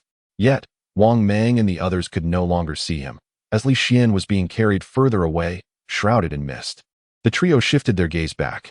Zhu Yuanzhang mused, "Suzong has indeed made progress. Initially, he could not leap onto the ox's back at all. And even when he did manage to land, he would only last a few breaths before tumbling down. This time, however, he has run far and remains atop." Wang Mang inquired, "How many attempts have you made, exactly?" Zhu Yuanzhang replied, "It must be over a dozen. The closest we came was when we nearly touched the large yellow ox, yet we fell just short." Wang Mang sighed in resignation. Just then, a glimmer of light caught his eye, as a large yellow bull, positioned at the far edge and pressed against the rocky wall, charged towards him. It became evident that fortune favored those who had distanced themselves from Xiu'er. Speaking thus, Wang Mang turned to Sima Yi and inquired, "Old rogue, is it possible for 2 individuals to ride upon one bull?" Sima Yi, taken aback, replied, "I have never attempted such a feat. I cannot say." Wang Mang then declared, "Let us give it a try." Sima Yi agreed, "Very well. I hadn't mentioned it." Wang Mang then glanced at Zhu Yuanzhang, who was closest, and proposed, "Shall we join forces?" Zhu Yuanzhang responded affirmatively, "Indeed." Meanwhile, the large yellow bull, rather conspicuous, had already approached. Jump. Chapter 42. The third challenge. The tiger. Wang Mang and Zhu Yuanzhang leaped simultaneously, landing almost perfectly in sync upon the back of the great yellow bull. Zhu Yuanzhang took the lead, while Wang Mang followed closely behind, with a firm grip around the bull's neck. Zhu Yuanzhang felt the ticklish sensation as Wang Mang clutched his waist. "Hold steady, old Zhu. Steady now." The two swayed precariously atop the bull's back as it galloped forward. Sima Yi called out, "Hey, are you just going to leave me behind like this?" Wang Mang replied, "We shall await you at the third challenge." No sooner had he spoken than Wang Mang sensed his perspective rising. The once bumpy ride on the bull transformed. It seemed to soar into the air, not quite flying, but rather treading upon an invisible ground, ascending away from the chasm below. With the turbulence dissipating, Zhu Yuanzhang stood upright, while Wang Mang continued to hold on to him. "Let go. I've never been embraced by a man of such stature," Zhu Yuanzhang exclaimed. "Are you shy, old Zhu?" "Ha ha ha," Wang Mang teased. "Enough, enough." Just then, a blinding flash of white light surged forth, momentarily blinding them. Once the luminescence faded and they could see again, the message appeared: "Ugly Bull Pass, third challenge, the tiger, officially begins." They found themselves in a vast circular arena, surrounded by towering walls. The ground beneath their feet was dry and dusty. They exchanged no words, their attention drawn to a terrifying sight before them. A formidable tiger beast stood upright, its muscular limbs resembling those of a man, gripping a man's neck and lifting him effortlessly into the air. The man's face turned ashen as he struggled to break free, his arms flailing but unable to reach the tiger's face, towering at 10 feet. The tiger glared with fury. Its body was adorned with stripes, and its robust muscles rippled like undulating mountains, seemingly unassailable. Wang Mang swallowed hard. "Surely the third challenge does not require us to battle that creature," Zhu Yuanzhang responded. "It appears that way." Wang Mang suddenly realized, "Zhao, is that Zhao Kuangyin?" "Indeed," Zhu Yuanzhang confirmed.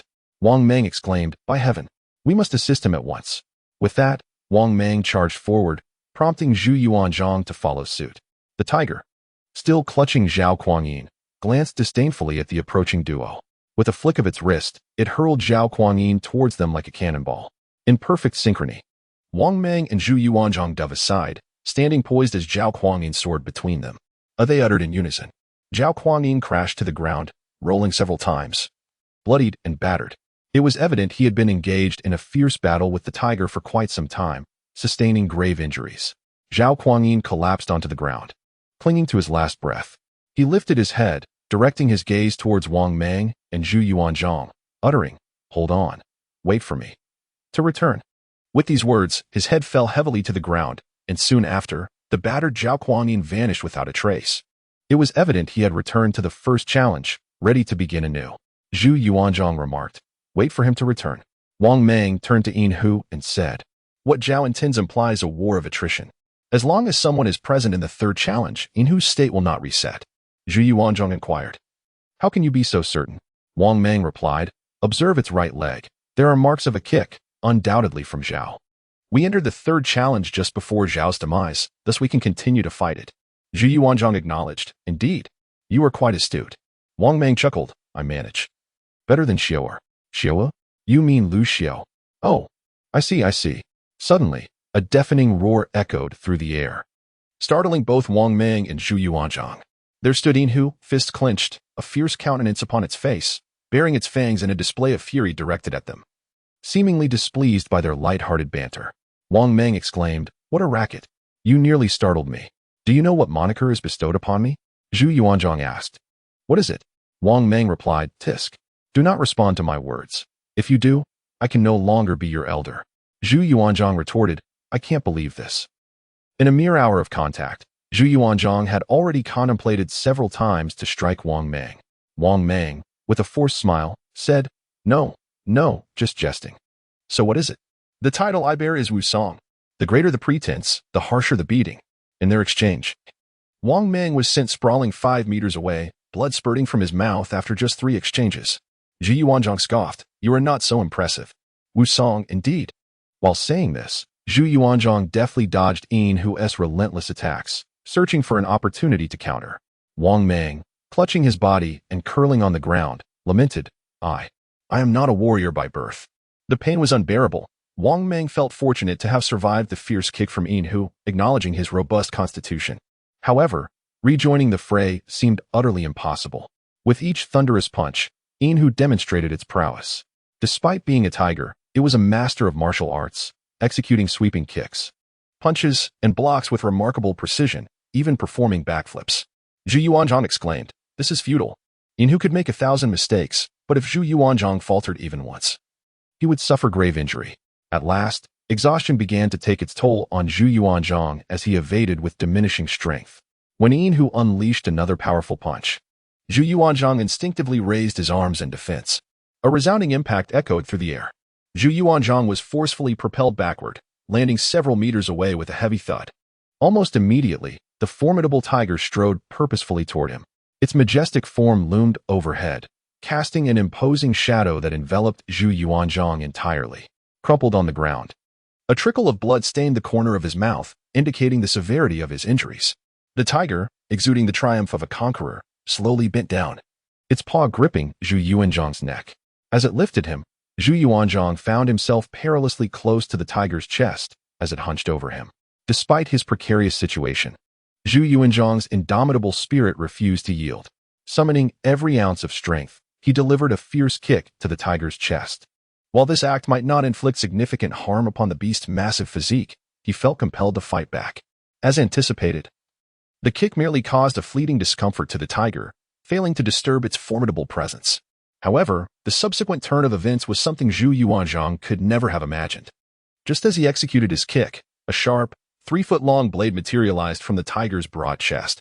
Chapter 43. A sudden strike. A resounding thud echoed as a formidable blade materialized from thin air, clattering to the ground, leaving Zhu Yuanzhang utterly bewildered. Yet, clarity soon dawned upon him. However, just as he intended to kick Qin Hu in the chest, the latter had already risen completely, gripping Zhu Yuanzhang's neck with a vice-like hold, rendering him nearly powerless.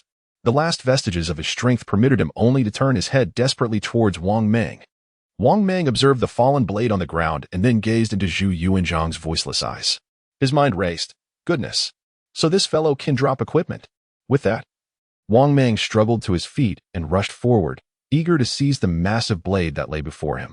Yet, before he could even approach, Qin Hu shot him a fierce glance, followed by a swift sweeping kick. Wang Mang, you, damn it. Before long, Zhu Yuanzhang gasped, returning to the first stage. Just as Wang Mang's life entered its final countdown, a third individual finally emerged in the arena. It was none other than the first to leap onto the ox's back. Tang Shi's own Li Xian. Li Xian scratched his head in confusion, glancing at Wang Mang, who lay on the ground, barely clinging to life. You, Wang Mang replied, you have finally arrived. The rest is up to you. Li Xian. Up to me? What, then, is the purpose of the third stage? Simple. Wang Mang replied, just slay it. Slay. Li Xian, following Wang Mang's gesture, was prepared to make a bold proclamation when he was abruptly halted. Qin Hu was already looking at him, excitement gleaming in his eyes, as if to say, another playmate has come. Li Xian swallowed hard and stammered. Whom? Should I slay? Him? Or perhaps, me? What should I use to slay? There is a knife on the ground. Pick it up and slay him. Are we slaying it or its mother? Please clarify. Hey, don't close your eyes. Wake up. As Li Xian bent down to shake Wang Mang, he suddenly vanished without a trace. First stage, the rat, officially commences. Wang Mang found himself back at the first stage. In the arena were Sima Yi, Zhao Kuangyin, and Zhu Yuanzhang, all evidently waiting for Wang Mang to arrive before proceeding together. Zhao Kuangyin jogged over, stating, I didn't get a chance to greet you earlier. I am Zhao Kuangyin, the founding emperor of the Song dynasty. It is an honor to meet a descendant of the new emperor. Zhao Kuangyin, aware of Wang Mang, knew that Sima Yi and the others had informed him. Wang Mang replied, the old rascal has probably told you everything. I am no ancestor. Just call me Mangzi. I shall address you as Zhao Da, if that pleases you. Zhao Kuangyin chuckled, agreed. At that moment, Sima Yi also hurried over, as an iron ball pursued Zhu Yuanzhang. Wang Mang exclaimed, there is a new discovery in the third stage. Qin Hu drops equipment. The two men responded, drops equipment? Zhu Yuanzhang, just returned, clearly had not had the chance to share this revelation. Wang Mang continued. Old Zhu kicked Qin Hu in the chest, and then a massive blade appeared. A massive blade. Zhao Kuangyin, filled with excitement, thought to himself that if he had a blade in hand, how could he possibly lose to this beast? Sima Yi interjected, I understand now. Wang Mang was poised to continue speaking when Sima Yi interrupted. Wang Mang turned to Sima Yi and said, all right, go ahead. I'm eager to hear what you've grasped. Sima Yi replied, from what Zhao has mentioned, that fierce tiger is not only robust but also proficient in various martial arts. Engaging it unarmed presents us with no chance of victory. Wang Mang nodded in agreement. Yet Zhao Kuangyin remained skeptical, for he did not believe in ill fortune. Attacking its chest causes a blade to drop. I suspect there are additional items as well. Sima Yi inquired of the two, have you tried other areas?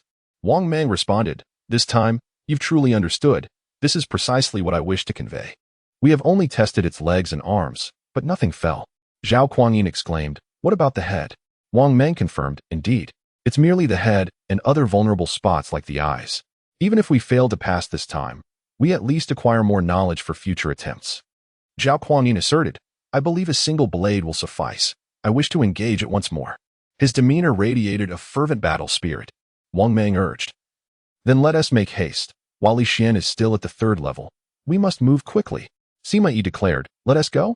Wang Mang retorted, wait a moment. How come you didn't clear the 2nd level? Sima Yi's face flushed as he replied, though I lead troops in battle, I am not a warrior by birth.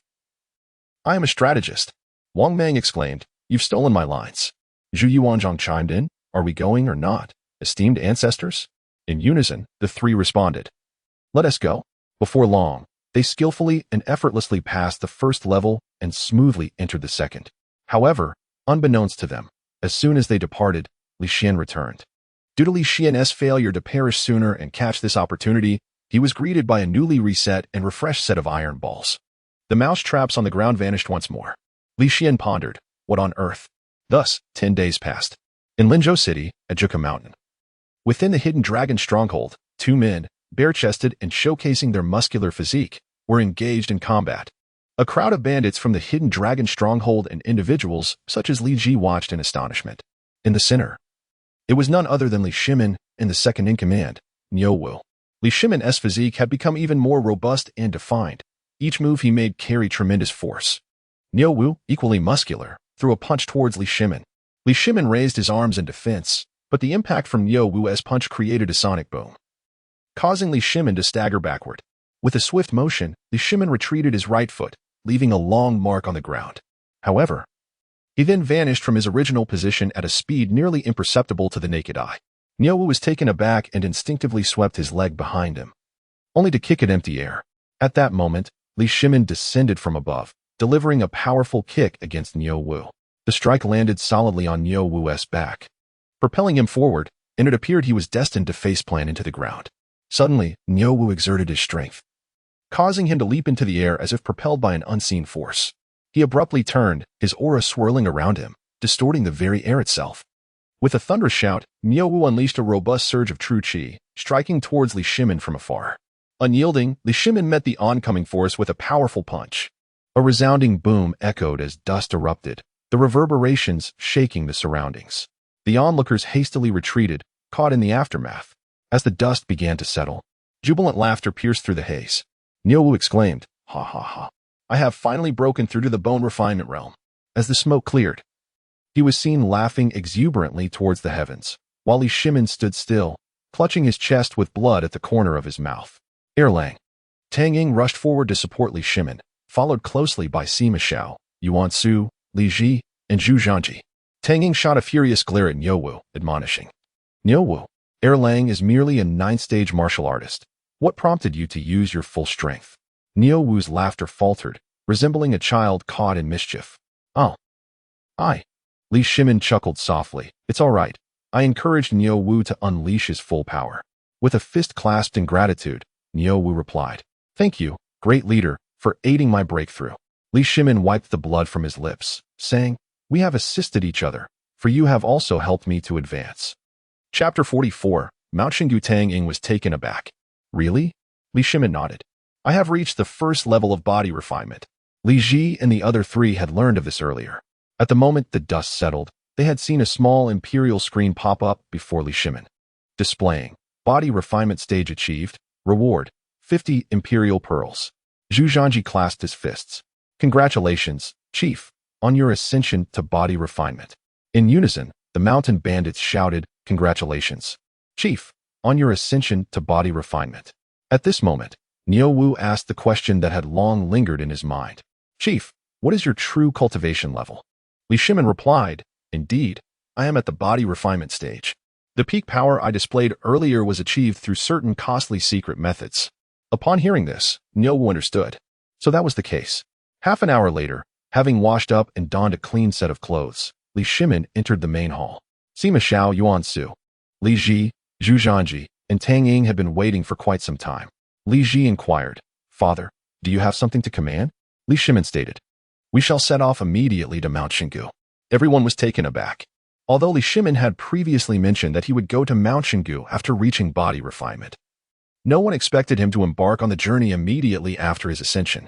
Li Ji hesitated. Father. Li Shimin glared at him. Are you afraid I will kill her?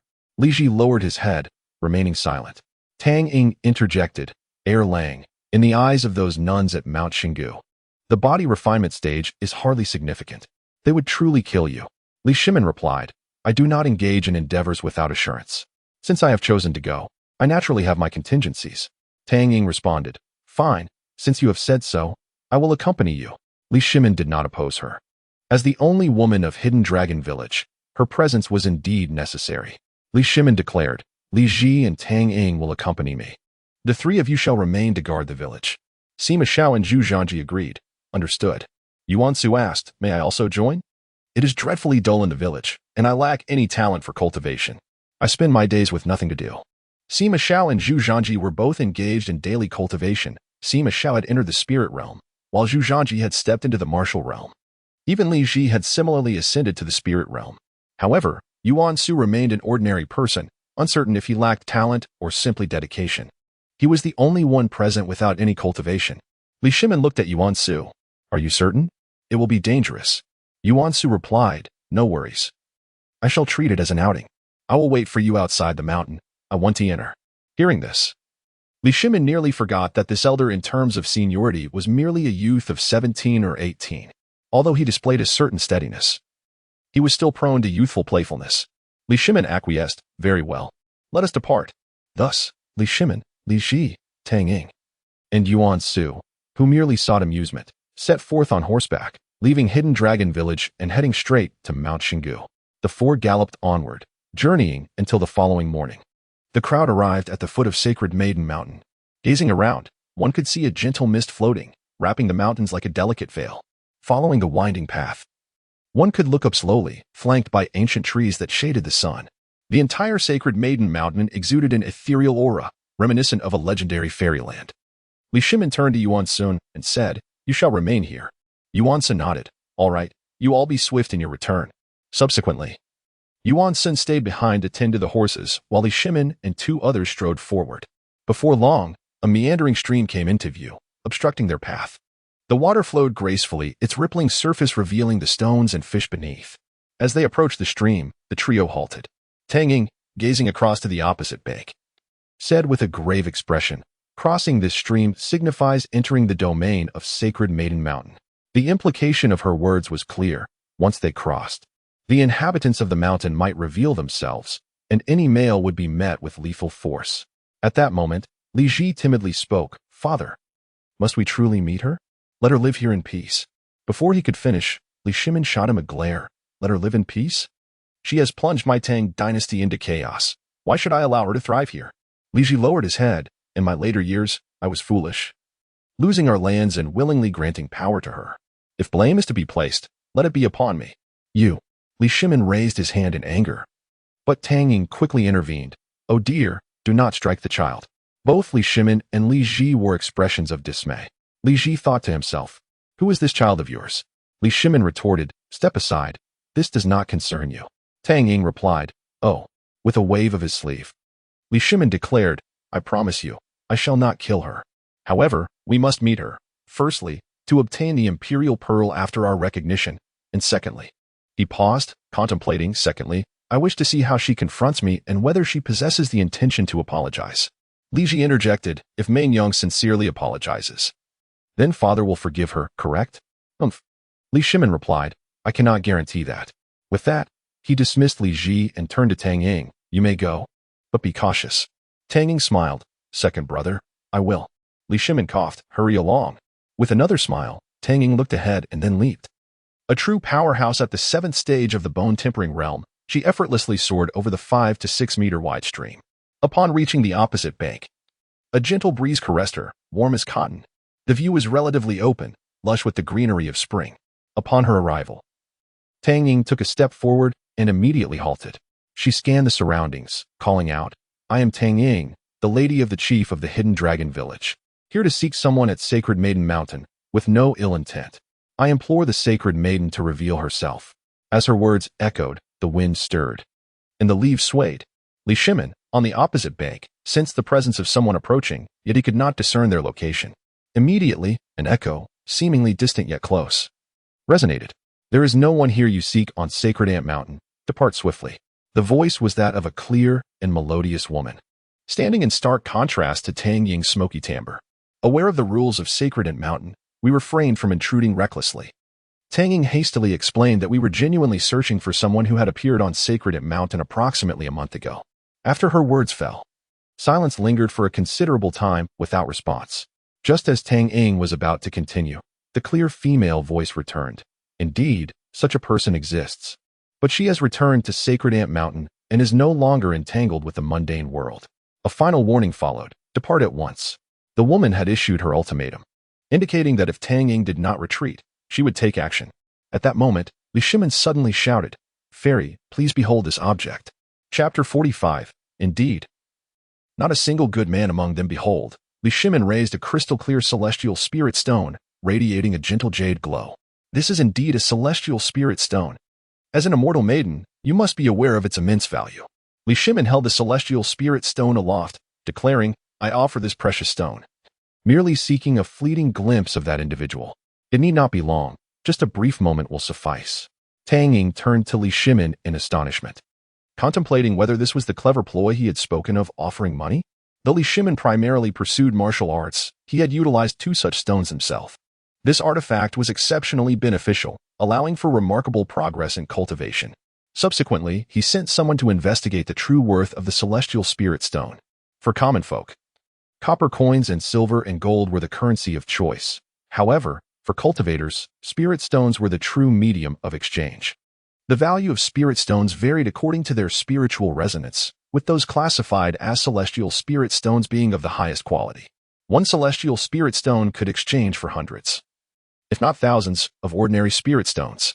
Some were so rare that they were priceless. Shimin believed that any cultivator, especially those aspiring for immortality, would be irresistibly drawn to a celestial spirit stone. As if to confirm his thoughts, after a brief silence of 3 to 5 breaths, a woman materialized from the void. She appeared to transition from transparency to corporeality, slowly manifesting atop the lofty branches of a tree. With a delicate touch of her toes, she hovered in midair. Garbed in a moonlight-white monk's robe, the fabric soft and ethereal. The edges of her attire were adorned with intricate light blue patterns, reminiscent of water lilies blooming amidst the morning mist. Though there was no veil, her visage remained obscured, as if shrouded by a gossamer curtain. In her hand, she held a string of sandalwood prayer beads, each bead smooth and of an antiquated hue, continuously twirling between her alabaster fingers. Gazing upon her, one felt as though the clamor and chaos of the mortal realm had faded away, as if she had stepped forth from a painting, imbued with an ethereal essence untouched by worldly affairs. Seeing this, Shimin was filled with joy, for there was indeed hope.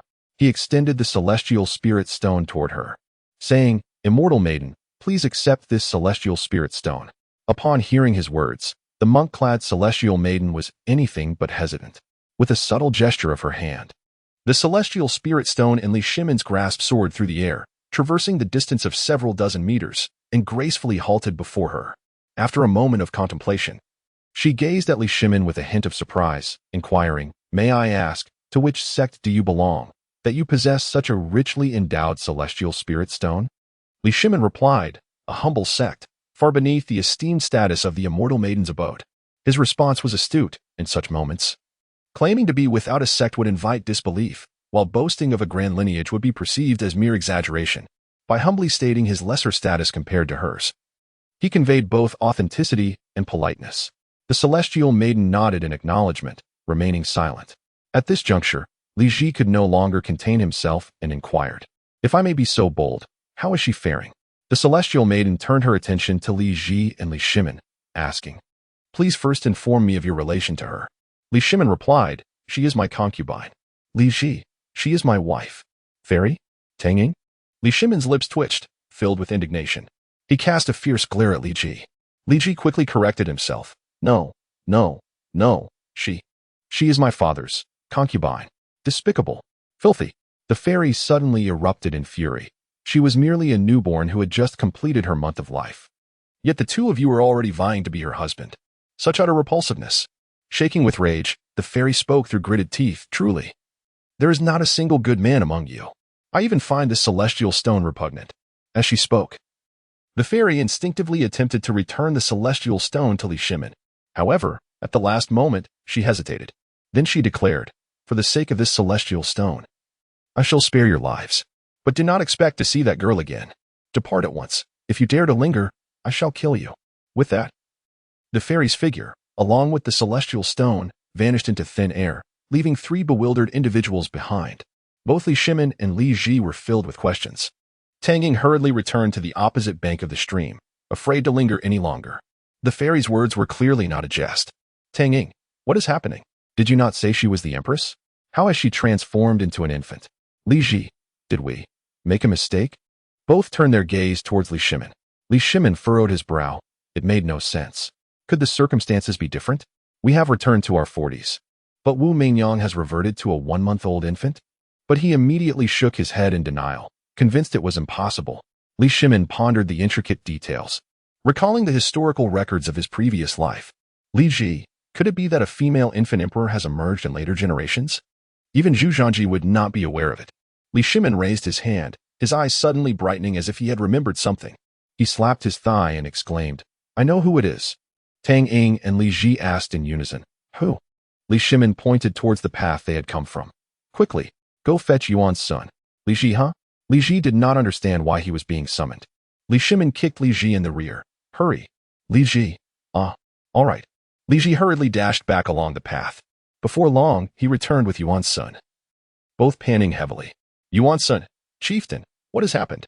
"Li Shimin, Emperor Xiaoming, do you have a daughter?" Upon hearing this, Yuan's son paused, contemplating. "Yuan's son, it seems." "I do." "Li Shimin, what do you mean it seems? Don't you know if you have children or not?" Yuan's son sighed lightly and said, "I ascended to the throne at 5, and from then on, I was merely a puppet emperor. My entire life has been a struggle between being used and resisting. I have contended with powerful ministers and fought for power against my mother, with internal strife and external threats to the state. I have never sat securely on the throne for a single day." As he spoke, Yuan's son's eyes reddened. "At that time, it seemed there was a consort about to give birth, but I had no time to attend to it at all. I had yet to lay eyes upon whether the child was a boy or a girl when my own mother poisoned me." Li Shimin remarked, "This chapter of history is not thoroughly documented in the annals, and few are aware of it. Initially, I had not contemplated this aspect at all. My attention was entirely devoted to Wu Mingyang. After your demise, your mother, in a bid to secure her grip on the throne, falsely claimed to have given birth to a prince and elevated herself to the status of emperor." Upon hearing this, Yuan Xian was taken aback, his expression one of astonishment. Li Shimin continued, "However, merely a day later, after pacifying the populace, your mother promptly deposed her and installed your cousin, Yuan Zhao, as emperor." Chapter 46. She is my daughter. Not long after, the powerful minister of Northern Wei, Heir Zhu Rong, instigated the Xi'an incident, using the Empress Dowager's assassination of the emperor as a pretext. Both Empress Hu and the recently ascended infant Emperor Yuan Zhao perished amidst the chaos. As for your daughter, the little girl who reigned for merely a day, her name lost to history, she vanished during the turmoil, her fate unknown. As a side note, in this narrative, any character recorded as missing in historical texts is treated as having metagrim end. Upon hearing this, Yuan Xiu was overwhelmed with sorrow, tears streaming down his face as he grasped Li Shimin's sleeve. "Why did you not tell me sooner? I must have forgotten amidst my own concerns." Too engrossed in cultivation, Li Shimin retorted, casting a glare at Li Ji. "Why didn't you inform him?" Li Ji stammered. I thought they had already told him." Yuan Xiu sobbed uncontrollably. "My only flesh and blood, reduced to a mere tool for others' gain. What sorrow it is to be born into a royal family."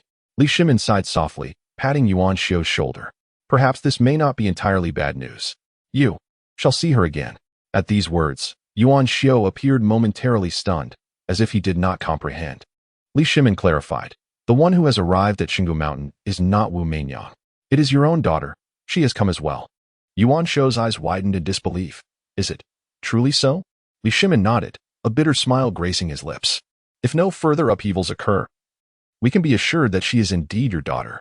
Upon hearing this, Yuan Xiu's cries intensified, his grief palpable as he attempted to rush toward Xinggu Mountain. Quick as a flash, Li Shimin seized Yuan Xiu, commanding, "Calm yourself. Wait until noon. I will speak with her." Subsequently, the others comforted Yuan Xiu as they remained in place, awaiting the arrival of noon. The reason for their anticipation was the activation of the imperial map. As the sun reached its zenith, a small imperial screen materialized before the three of them. Li Shimin called out across the stream, 2 celestial spirit stones. I beseech the divine maiden to reveal herself. As he spoke, he raised 2 shimmering celestial spirit stones high in his hands. Tang Ying remarked, goodness. When did these become so worthless? Li Shimin retorted, silence. Oh. Tang Ying complied. In that moment, the divine maiden's figure materialized once more atop the trees across the stream, her gaze fixed upon the celestial spirit stones in Li Shimin's hands. Her expression intriguing, both desirous and disdainful. Li Shimin greeted her with a smile. Greetings, divine maiden. The maiden replied curtly, I am not well. Ha ha ha. A misunderstanding. Li Shimin laughed awkwardly. The person we spoke of earlier is not the infant you mentioned. The maiden interjected, no need for explanations. I have no desire to listen. After all, not one of you men is worth trusting. Very well, if that is your stance, we shall accept it, Li Shimin responded. Still smiling. As long as you can bring that child to us for a meeting, these 2 celestial spirit stones shall be yours. The maiden did not respond immediately, appearing to deliberate. After a moment, she finally spoke. If it is indeed a misunderstanding, I shall return to my previous inquiry. What is her relationship to you? Li Shimin cast his gaze upon Yuanzhang, who hurriedly stepped forward to declare, she is my daughter.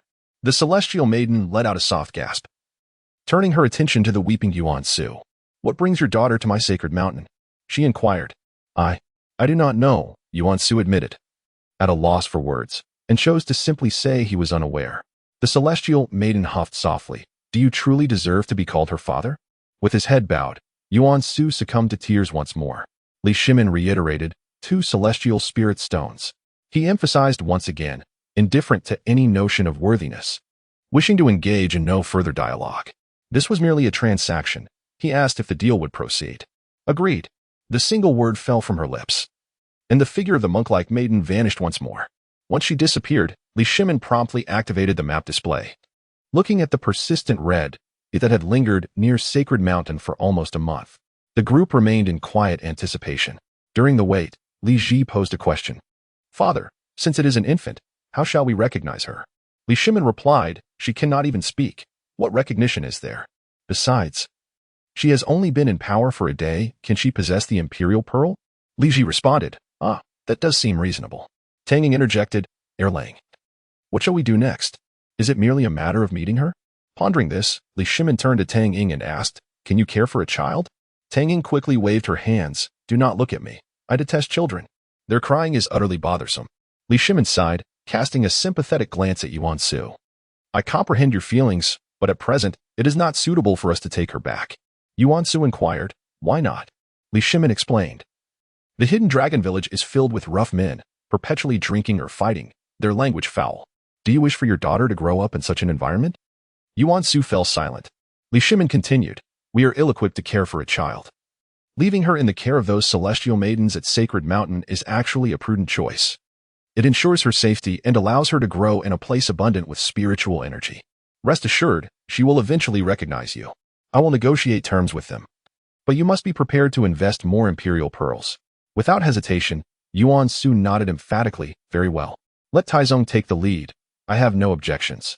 15 minutes later, all 3 of them observed the map indicating the red dot swiftly approaching them, and they immediately became alert. In an instant, the trees on the opposite bank of the stream swayed, and the grass rustled in the wind. Subsequently, the celestial maiden reappeared, cradling a swaddled infant in her arms. However, this time, she did not materialize at a distance among the treetops but stood directly across the stream, merely 7 or 8 meters away from Li Shimin and the others. Li Shimin glanced at the treetops across the bank, aware that this time, the maiden was not alone. Yuanzhang focused on the infant in the celestial maiden's embrace. Then checked the small imperial map. Confirming the identity, he exclaimed, my only flesh and blood. Celestial maiden, may I hold her? Yuanzhang wept openly. The maiden, however, frowned and took a step back, stating, you have already seen her. Now, hand over the celestial spirit stones. Li Shimin, with great resolve, tossed 2 celestial spirit stones across the stream without hesitation. 2 ethereal stones soared swiftly, hovering gracefully before the celestial maiden. Her expression brightened with delight. Yet she was about to depart. Hold on, Li Shimin exclaimed. The celestial maiden turned her gaze towards him, her tone unyielding. What is it that you seek? Li Shimin replied, I wish to engage in a transaction with you, esteemed maiden. The maiden raised an eyebrow, intrigued. Oh? Do you possess more ethereal stones? Li Shimin responded. Not in abundance, but just enough to facilitate this deal. Do elaborate, she urged. This infant girl is my brother's daughter. He does not wish for her to become a nun. However, at present, we find ourselves unable to care for her. Thus we kindly ask for your esteemed assistance in her upbringing. Do you presume my sacred abode is a nursery? 10 ethereal stones per year. The maiden exclaimed. I may have spoken too loudly just now. Could you repeat that? How many ethereal stones? Chapter 47. Today's expenses. Young Master Yuan pays the bill. Li Shimin chuckled and remarked, 10 celestial spirit stones per year, until the day we are prepared to bring her home. Within his heart, many plans were brewing. His current cultivation was insufficient, his influence limited, and his foundation not deeply rooted. Furthermore, they had the task of seeking out numerous other emperors, leaving him uncertain as to whether they could remain at the hidden dragon stronghold indefinitely. It would indeed be inconvenient for a group of distinguished gentlemen to carry an infant wherever they went. Thus, entrusting the care of the child to the celestial maidens of the Holy Maiden Temple was the wisest course of action. As for the day they would be ready, that would come when the emperors gathered in greater numbers and established a stable domain of power. Li Shimin was confident that such a day was not far off. The celestial maiden, half convinced, asked, Do you truly possess that many celestial spirit stones? Upon finishing her words, Li Shimin reached into his robes, though they contained nothing, merely to create an impression. When he withdrew his hands, he was cradling a substantial stack of celestial spirit stones, radiating brilliance and exuding ethereal energy. Had it been night, this handful of stones would have illuminated the surroundings. The celestial maiden's eyes widened in astonishment, momentarily finding the previously insufferable man quite charming. Suddenly, a sound echoed from the treetops, as if something had fallen. Li Shimin glanced over and asked, No, nothing. The celestial maiden turned back, murmuring softly, unfamiliar with the world. She then looked at Li Shimin again and managed a smile. Very well, we shall reluctantly care for her. Li Shimin smiled in return. The celestial maiden before him was a stark contrast to the one who had just berated him moments ago. Accept these celestial spirit stones. This is the first year's nurturing fee. With that, the 10 celestial spirit stones in Li Shimin's hands flew towards the celestial maiden. May I ask, celestial maiden, if my brother may hold his daughter? The celestial maiden glanced at Yuan Xian, whose eyes were red from crying, then turned to Tang Ying. Very well. However, the rules must not be broken. You shall come to fetch her. Understood. After more than an hour, the group finally descended the mountain. Yuan Xian, joyous, kept inhaling the lingering scent of milk on his arms, laughing like a child. Li Shimin teased, still smiling, Are you? Those celestial spirit stones were paid on your behalf. You must repay me, and now. Yuan Xian chuckled and scratched his head. Of course. How could I take advantage of the stronghold's leader? Little Emperor, Little Emperor. A small emperor screen appeared before Yuan Xian, transferring 13 imperial pearls to Taizong Li Shimin. Li Shimin remarked, That is too much. The first 3 are my own. Yuan Xian replied, Taizong, there is no need to be polite. I shall cover today's expenses. Li Shimin smiled. Very well. In recent days, Li Shimin and his companions had finally grasped that as long as both parties agreed, they could transfer imperial pearls to one another. At that moment, Li Ji asked with concern, Father, can we truly trust them with her?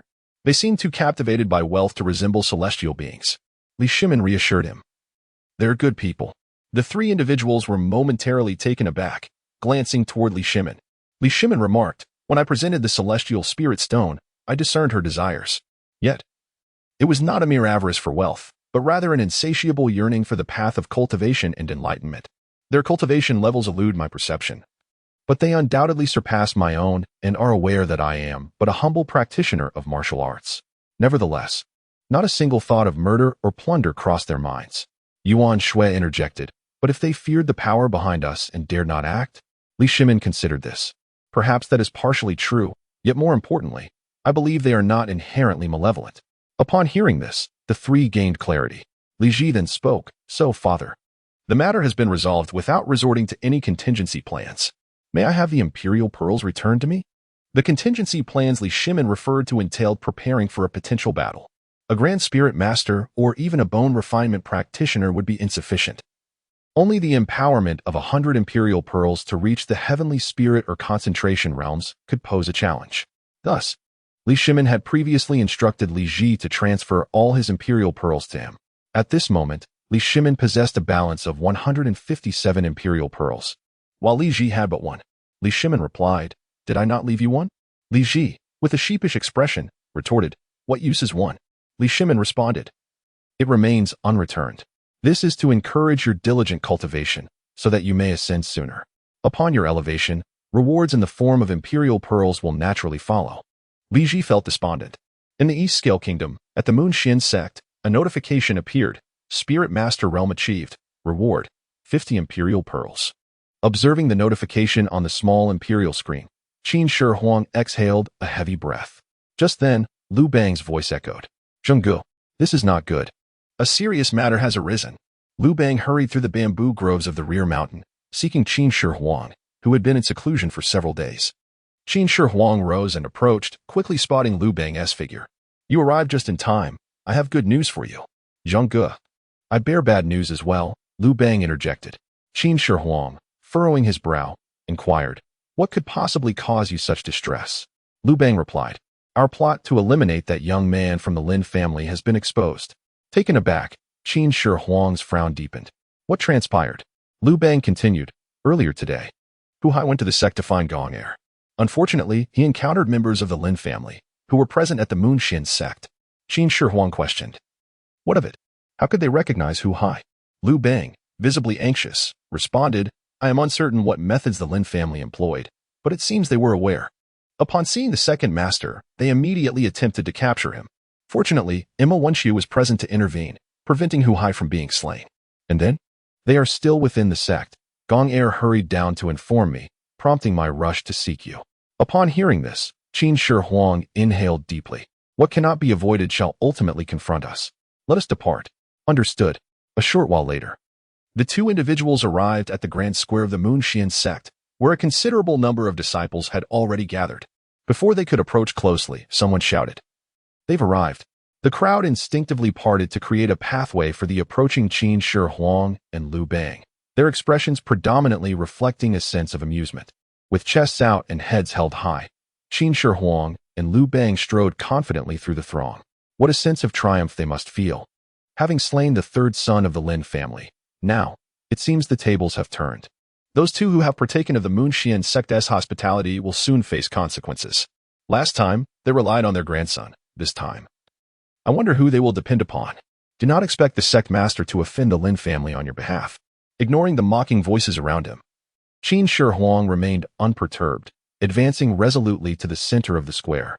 His gaze immediately fell upon Hu Hai, who had been sheltered behind Wei Xiu. Chapter 48. My son will kill you, father.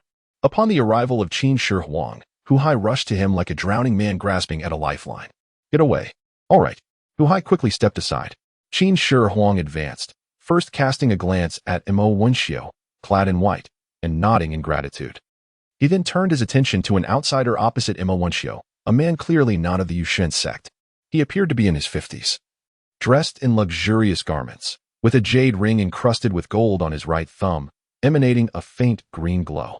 His expression was stern, and his gaze was sharp, fixed intently on Qin Shi Huang. With the arrival of Qin Shi Huang, the jade ring on the man's thumb radiated an even more potent luminescence, darkening the man's demeanor further. "You killed my son," the man bellowed suddenly, pointing an accusing finger at Qin Shi Huang. Unfazed, Qin Shi Huang stood calmly, meeting the man's gaze. At that moment, Liu Bang interjected, hands on his hips. "Who the hell are you to accuse us of killing your son? Your dead son is of no concern to us." The man gritted his teeth. "You." Wei Xiu quickly stepped forward to intercede between them. "Calm down. Let us discuss this rationally." He then turned to Qin Shi Huang and Liu Bang. "This is Lin Jianqing, the head of the Lin family." Wei Xiu was at a loss for words, having grasped the situation's complexities. Qin Shi Huang responded, "So it is the esteemed head of the Lin family. Since you claim that I killed your son, do you have any evidence?" "Evidence? Humph." Lin Jianqing scoffed. "You won't shed a tear until you see the coffin." With that, he reached for the jade ring on his thumb, which glowed even brighter. Suddenly, a transparent remnant of a soul emerged from it. It was none other than Lin Jianqing's third son, Lin Jun. In a spectral state, Lin Jun appeared pallid, his spirit flickering as though it might dissipate at any moment. "Father, it was him. He killed me and burned my body, burying it. I am in such pain, so much pain." "Fear not. My son, I shall avenge you. I will find a suitable vessel for your rebirth. With that, Lin Jianqing hastily drew Lin Jun's spirit back into the jade ring, striving to stabilize the remnant. Witnessing this scene, both Qin Shi Huang and Liu Bang suddenly comprehended the gravity of the situation, feeling a twinge of regret for their insufficient caution. It was astonishing that spirits truly existed in this realm. In a previous life, they had heard of souls, but who had ever truly encountered one? After securing Lin Jun's soul, Lin Jianshang glared fiercely at Qin Shi Huang. What else do you have to say? Qin Shi Huang replied, no thanks necessary. Lin Jianshang exclaimed, what? Qin Shi Huang retorted, your son deserved his fate. I merely granted him a proper burial. No thanks required. At these words, Liu Bang chuckled heartily, while Lin Jianqing seethed with rage, his fury palpable.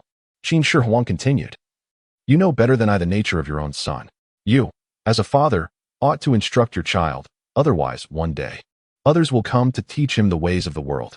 Qin Shi Huang, unperturbed, declared, indeed, I have slain him. What will you do about it? Lin Jianqing retorted, you have killed my son, and I shall take your son in return. You must experience the anguish of losing a child. Upon hearing this, Qin Shi Huang chuckled.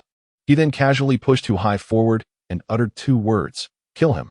Hu Hai, in utter shock, collapsed to the ground, pleading, no, no, no. Father, please. Not only Hu Hai, but everyone present was momentarily stunned. Lin Jianqing exclaimed, you. Qin Shi Huang interrupted, what of it? If I am to kill, then let it be. Consider it settled. We shall take our leave. With that, Qin Shi Huang turned to depart, having expected a different reaction, only to find that the exchange of sons was his adversary's intent. Halt. Lin Jianqing commanded. Qin Shi Huang paused and turned back to face Lin Jianqing. You have taken 2 lives from the Lin family. Do you think 1 life suffices as restitution? At that moment, Liu Bang interjected, what nonsense. Are you demanding my life or that of Zhengge? Lin Jiansheng replied, that wretched slave failed to protect his master. I have obliterated his soul, so there is no need for another life. I only require your son in exchange for 1 life, but additionally, you must grant me your cultivation technique. Then, we shall be even. Upon hearing this, Qin Shi Huang shook his head with a smile, saying, after all that discussion, you have finally revealed your true intentions. What if I refuse? Lin Jianqing responded, humph. If you refuse, I shall ensure that all of you accompany my son to the grave. Qin Shi Huang understood that he had no choice but to fight. Lin Jun had stated before his demise that his father's cultivation was above that of a grand spiritual master, at the level of the profound spiritual realm. A grand spiritual master with 10 imperial pearls would not suffice, and using 100 imperial pearls to achieve the heavenly spiritual realm would be a waste, akin to using a cannon to kill a mosquito. Qin Shi Huang had previously inquired of the little emperor whether there were any alternatives available, such as attaining a temporary profound spiritual realm or earthly spiritual realm status with 50 imperial pearls. Disappointingly, the little emperor had responded that no such options existed. The only temporary cultivations offered were these 2 choices. But then, Qin Shi Huang seemed to have an epiphany. He looked at Lin Jianqing and asked, does your Lin family possess anyone even more formidable? Lin Jianqing, puzzled, replied with a huff.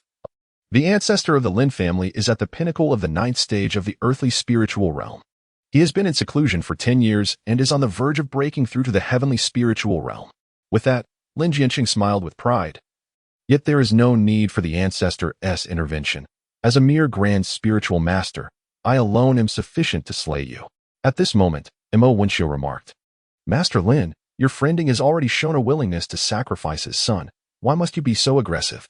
Lin Jianqing retorted, I have shown you respect as a precursor. That is why I have refrained from attacking until now. Should you interfere further, do not blame me for informing my ancestor. Upon hearing this, Mo Wenxiu fell silent. His cultivation was also at the earthly spiritual realm. Although he was not afraid of the Lin family's ancestor, he certainly did not wish to completely sever ties with the Lin family over Qin Shi Huang and Liu Bang, 2 outsiders. At that moment, Qin Shi Huang said, there is no need for you, Master Mo, to be put in a difficult position. Since this is our matter, we shall resolve it ourselves. Mo Wenxiu gazed at Qin Shi Huang, and it was only at that moment that he finally noticed. My esteemed friend has ascended? This aura, Mo Wenxiu was at a loss for words. The aura was unmistakably that of a freshly promoted spirit master.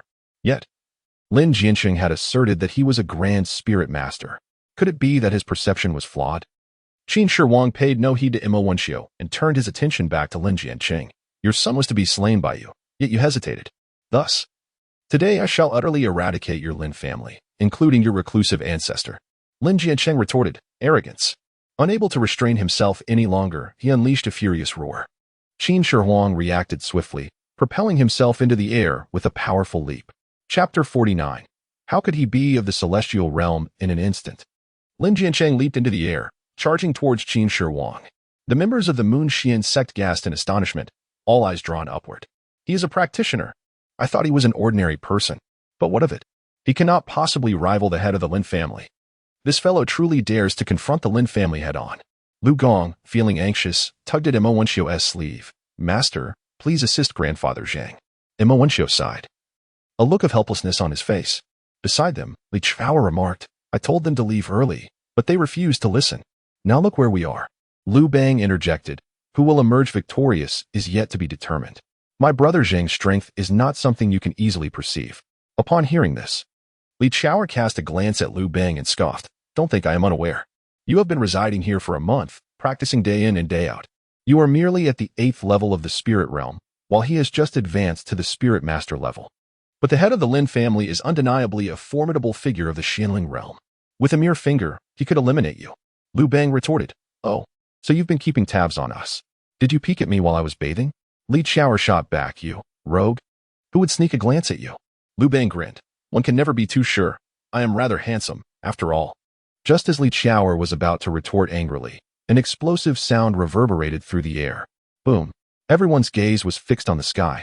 At that moment, following the explosive sound, both Qin Shi Huang and Lin Jianqing found themselves suspended in midair, standing 10 zhang apart. A dark green aura swirled around Lin Jianqing. But those knowledgeable could discern an unsettling instability in its flow. Lin Jianqing's expression was one of terror, his pupils constricting as he stared fixedly at Qin Shi Huang. How could this be? Qin Shi Huang stood proudly in the air, the surrounding air warping and twisting.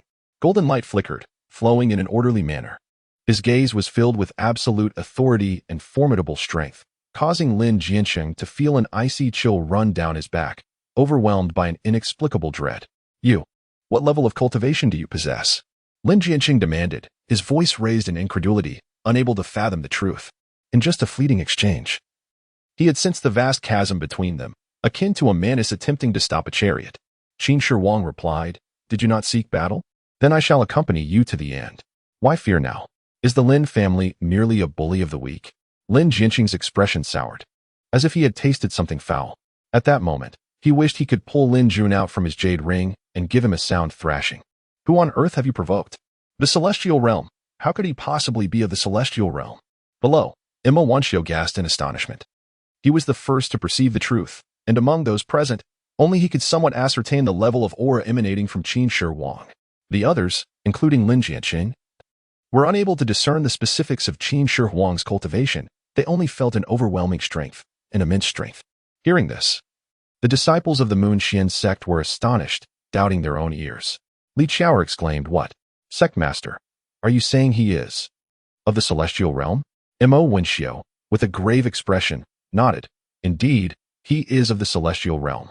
In this moment, Wen Xiu gazed at Qin Shi Huang with a sense of reverence, a profound respect for the formidable. It dawned on him that he had been concealing his true prowess all along. The great figure was right beside him, unbeknownst to him. Liu Bang chuckled, dismissing the antics of the girl, Li Xiu'er, and decided to play along. He then cupped his hands and shouted, Zhang Ge, finish him. Hu Hai was equally exhilarated, exclaiming, Father, destroy him. Lin Jianqing, possessing the cultivation of the Xianling realm, was keenly aware of Wen Xiu's words and believed them utterly. He hastily raised his hand, no. Enough of this. This matter ends here. My son is solely to blame and cannot hold the immortal sovereign accountable. Qin Shi Huang retorted, you say we fight. And we fight. You say we cease, and we cease. Are we merely toying around? We've barely exchanged a single blow. I am still craving for more. Lin Jianqing broke into a cold sweat. As a mere Xianling cultivator, how could he possibly leap 2 major realms to confront a Tianling expert? My ancestor is also at the Tianling realm. Could the immortal sovereign consider my ancestor? Qin Shi Huang's gaze turned icy. Do not utter another word. If you possess the capability, summon him forth now. If you cannot, you shall perish. In the midst of their confrontation, Qin Shi Huang expended 100 imperial pearls to attain a temporary pinnacle of 9th stage Tianling realm for 1 hour. After utilizing a grand spiritual master last time, he was left with only 4 imperial pearls. Upon discovering the possibility of transferring imperial pearls, Hu Hai willingly surrendered all of his, totaling 34. A good child indeed. During his seclusion to break through to the spiritual master realm, Qin Shi Huang used 4 imperial pearls along with 4 celestial spirit stones. Fortunately, upon achieving this breakthrough, he was rewarded with 50 imperial pearls. Thus, Qin Shi Huang retained a total of 84 imperial pearls. On their journey, Qin Shi Huang and Liu Bang had prepared in advance. Liu Bang had transferred 16 imperial pearls to Qin Shi Huang, bringing his total to exactly 100. Now fully expended. At this moment, Qin Shi Huang's balance of imperial pearls stood at 0. Therefore, Qin Shi Huang could not afford to let Lin Jinqing escape. Who knew whether he might seek revenge later? By then, he might not have 100 imperial pearls at his disposal. The initiative must always remain firmly in his grasp. Not only Lin Jinqing, but also the ancestor of the Lin family, Qin Shi Huang had to address. Once he concluded, Qin Shi Huang raised his palms, and the golden light behind him swiftly coalesced, forming soldier after soldier, each brandishing a spear. They stood in unison behind Qin Shi Huang. Though their numbers were merely 100, they emanated an aura of countless warriors. This was the essence of the imperial immortal art. Qin Shi Huang had nearly mastered it during his secluded breakthrough to the spiritual master realm. With a grand wave of his hand, Qin Shi Huang commanded, "Attack." The 100 golden soldiers, armed with their spears, charged towards Lin Jinqing. Lin Jinqing was paralyzed with fear, bewildered by the nature of this technique. Gritting his teeth in regret, he realized that remorse was futile at this juncture. He immediately unleashed his ultimate trump card, the Lin family's ancestral technique, 9-sword immortal art. In an instant, Lin Jinqing's hands moved with remarkable speed, creating a flurry of hand seals that left only afterimages. An ethereal green light surged around him, swiftly coalescing into 9 luminous swords that enveloped him completely. As Lin Jinqing released his fingers, the swords shot forth with a whoosh. 9 swords simultaneously shot forth, directed at the advancing golden-armored soldiers. Thud, thud, thud. The power of the 9 swords exceeded Qin Shi Huang's expectations. The golden soldiers were pierced one after another, dissipating into nothingness. How intriguing. This martial art, I shall claim it for myself, murmured Qin Shi Huang to himself. Yet, despite his words, the sheer number of golden soldiers was overwhelming. In the blink of an eye, nearly half of them had encircled Lin Jinqing, unleashing a relentless barrage upon him. Moments later, Lin Jinqing was covered in blood, in a state of utter disarray. The 9 swords, initially formidable, soon faltered and began to fade away. Chapter 50. Indeed. At this moment, the crowd below was, without exception, agape in astonishment. A practitioner of the Xian spirit realm was utterly powerless, having been struck down with no means of retaliation. When had they ever witnessed such a terrifying spectacle? In the sky, as Lin Jinqing was on the verge of being overwhelmed and slain by the soldiers, Emperor Qin Shi Huang immediately focused his thoughts, commanding his troops to refrain from delivering a fatal blow. Intentionally, he left an opening. Upon perceiving a chance to escape, Lin Jinqing did not hesitate. He surged forward with renewed vigor, breaking free from the encirclement. Without casting a glance at Emperor Qin Shi Huang, he turned and fled with all haste. His sole thought was to urgently inform his ancestor to exit seclusion. If he did not act quickly, the Lin family would face annihilation.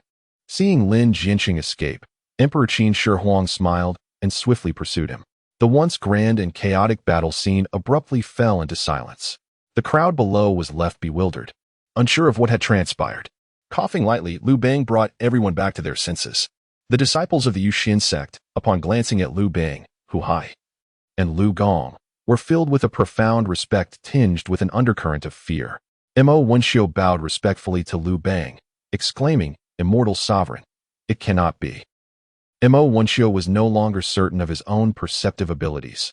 Who could ascertain if the Liu Bang before him, who was always in the company of the esteemed Ding Dao, was also of the celestial spirit realm? Liu Bang clasped his hands behind his back and nodded slightly. Words were unnecessary. No further elaboration was required. Observing this, Mo Wenxiu's expression reflected what he had expected, bending even lower. He continued, "I have met the immortal sovereign, but, alas, if you truly are of the celestial spirit realm, how could I, with my mere earth spirit cultivation, possibly qualify to be your grandson's mentor. Liu Bang replied, Ah, Imo sect master, why must you belittle yourself so? The earth spirit realm is indeed remarkable. You would more than suffice as my grandson's teacher, and I would feel at ease. Mo Wenxiu humbly responded, I dare not accept such praise. Grateful for your favor, immortal sovereign, I shall wholeheartedly instruct Gonger. Liu Bang beamed with delight at this exchange. At that moment, before Liu Bang, Hu Hai, and Liu Gong, a small imperial screen simultaneously flickered to life. Noon has arrived. Would you like to activate the map display? Liu Bang pondered briefly before deciding to activate it. His intention was not to locate other emperors, but to discern the whereabouts of Qin Shi Huang, so he could pursue him later. As the map activated, Liu Bang immediately focused on their current position, noting 2 red dots and 1 golden dot converging, representing the locations of the 3 of them. Nearby, there was another red dot.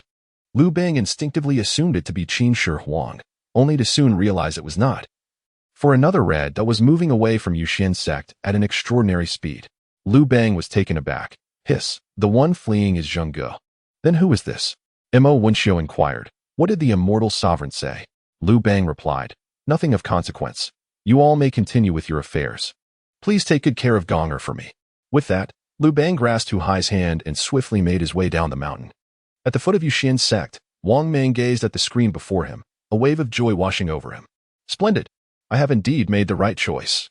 He then stared at the small imperial screen in confusion. Huh? As the red dot took to the skies with remarkable speed, Wang Mang scratched his head, ultimately deciding it prudent to rendezvous with the 2 approaching red dots. Thus, he made his way up the mountain. However, after just a few steps, he noticed an elderly man standing a short distance ahead, gazing intently at the heavens. As Wang Mang drew nearer, a sense of familiarity washed over him, accompanied by growing astonishment. The powerful fluctuations of energy emanating from the elder indicated that 2 formidable practitioners, at least at the level of Xianling, were currently embroiled in fierce combat. The elder remained oblivious to Wang Mang's approach, still fixated on the sky. Indeed, the Moonxian sect is no ordinary place.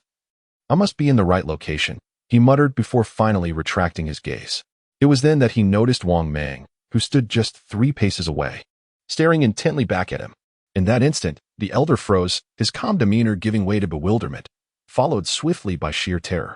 His eyes widened and he stumbled backward, his composure faltering. A distinguished Grand Spirit Master brought low by a mere stone underfoot, he fell unceremoniously to the ground. Why you? The elder stammered, struggling to find his voice, clearly paralyzed by fear. Wang Mang feigned innocence. Oh, venerable elder, whatever is the matter? Why you know me? The elder managed to utter. Wang Mang smiled. I see now. Perhaps you have encountered my twin brother or my younger brother. My twin brother? The elder echoed, confusion evident in his expression. Indeed. We are identical triplets. My elder brother is named Wang Chao, and my younger brother is Wang Mang, he explained. And what is your name? The elder inquired. I am Wang and I, came the reply. Triplets? The elder scratched his head, his expression betraying a mind on the verge of unraveling as he grappled with the surreal situation. Wang Chao, Wang and I, Wang Mang, you are triplets? Precisely, Wang Mang affirmed. Wang Chao, Wang and I, Wang Mang. The elder repeated, struggling to comprehend. Chao and I, Mang. Chao and I, Mang. Chao and I, Mang? Wang Mang, brimming with delight, exclaimed. Yes, exactly. The elder, now acutely aware of the jibe, momentarily questioned if this individual could indeed be Wang Mang. In a sudden burst of realization, he sprang to his feet. You are deceiving me. Wang Mang waved dismissively. Oh, how could I possibly deceive you? It is merely the names bestowed upon me by my parents. The elder remained speechless. Wang Mang pressed on. So, venerable elder, have you truly encountered my elder brother or younger brother? I. The elder's breaths grew heavier, his expression a tempest of confusion. As he hesitated to approach Wang Mang, were they genuinely triplets, or merely the same person? Yet, if they were but one, how could he have slain him twice only to find him standing before him a third time? It was inconceivable. Impossible. You must be mad. You have long since perished. The elder muttered to himself, his body trembling. Wang Mang interjected, why speak such nonsense, venerable elder? If I were to perish, how could I possibly stand here conversing with you? Is it not you who is truly mad? Am I the one who has lost my sanity? He Xian's gaze grew vacant, pondering the notion of his own madness. Witnessing this, Wang Mang found immense amusement. astonished that he possessed such a remarkable ability. He had managed, in a most astonishing manner, to shatter the world view and break the resolve of a formidable grandmaster. At that moment, a familiar voice resonated through the air. Wang Mang. So it is you. Wang Mang turned to see the long-lost Hu Hai hastening down the mountain. Second Emperor. So you are here. Wang Mang hurried forward, and the two embraced joyfully. Come, come, let me introduce you to an old acquaintance. Chapter 51. Dare you bargain? Having spoken, Wang Mang grasped Hu Hai and approached the dazed and muttering Yixian. Hey, old man, do you recognize him? Hu Hai gazed at the bewildered Yixian, feeling an uncanny familiarity with the man before him. At that moment, Yixian lifted his gaze to Hu Hai, and in a fleeting instant, both recalled each other's identities. Ah!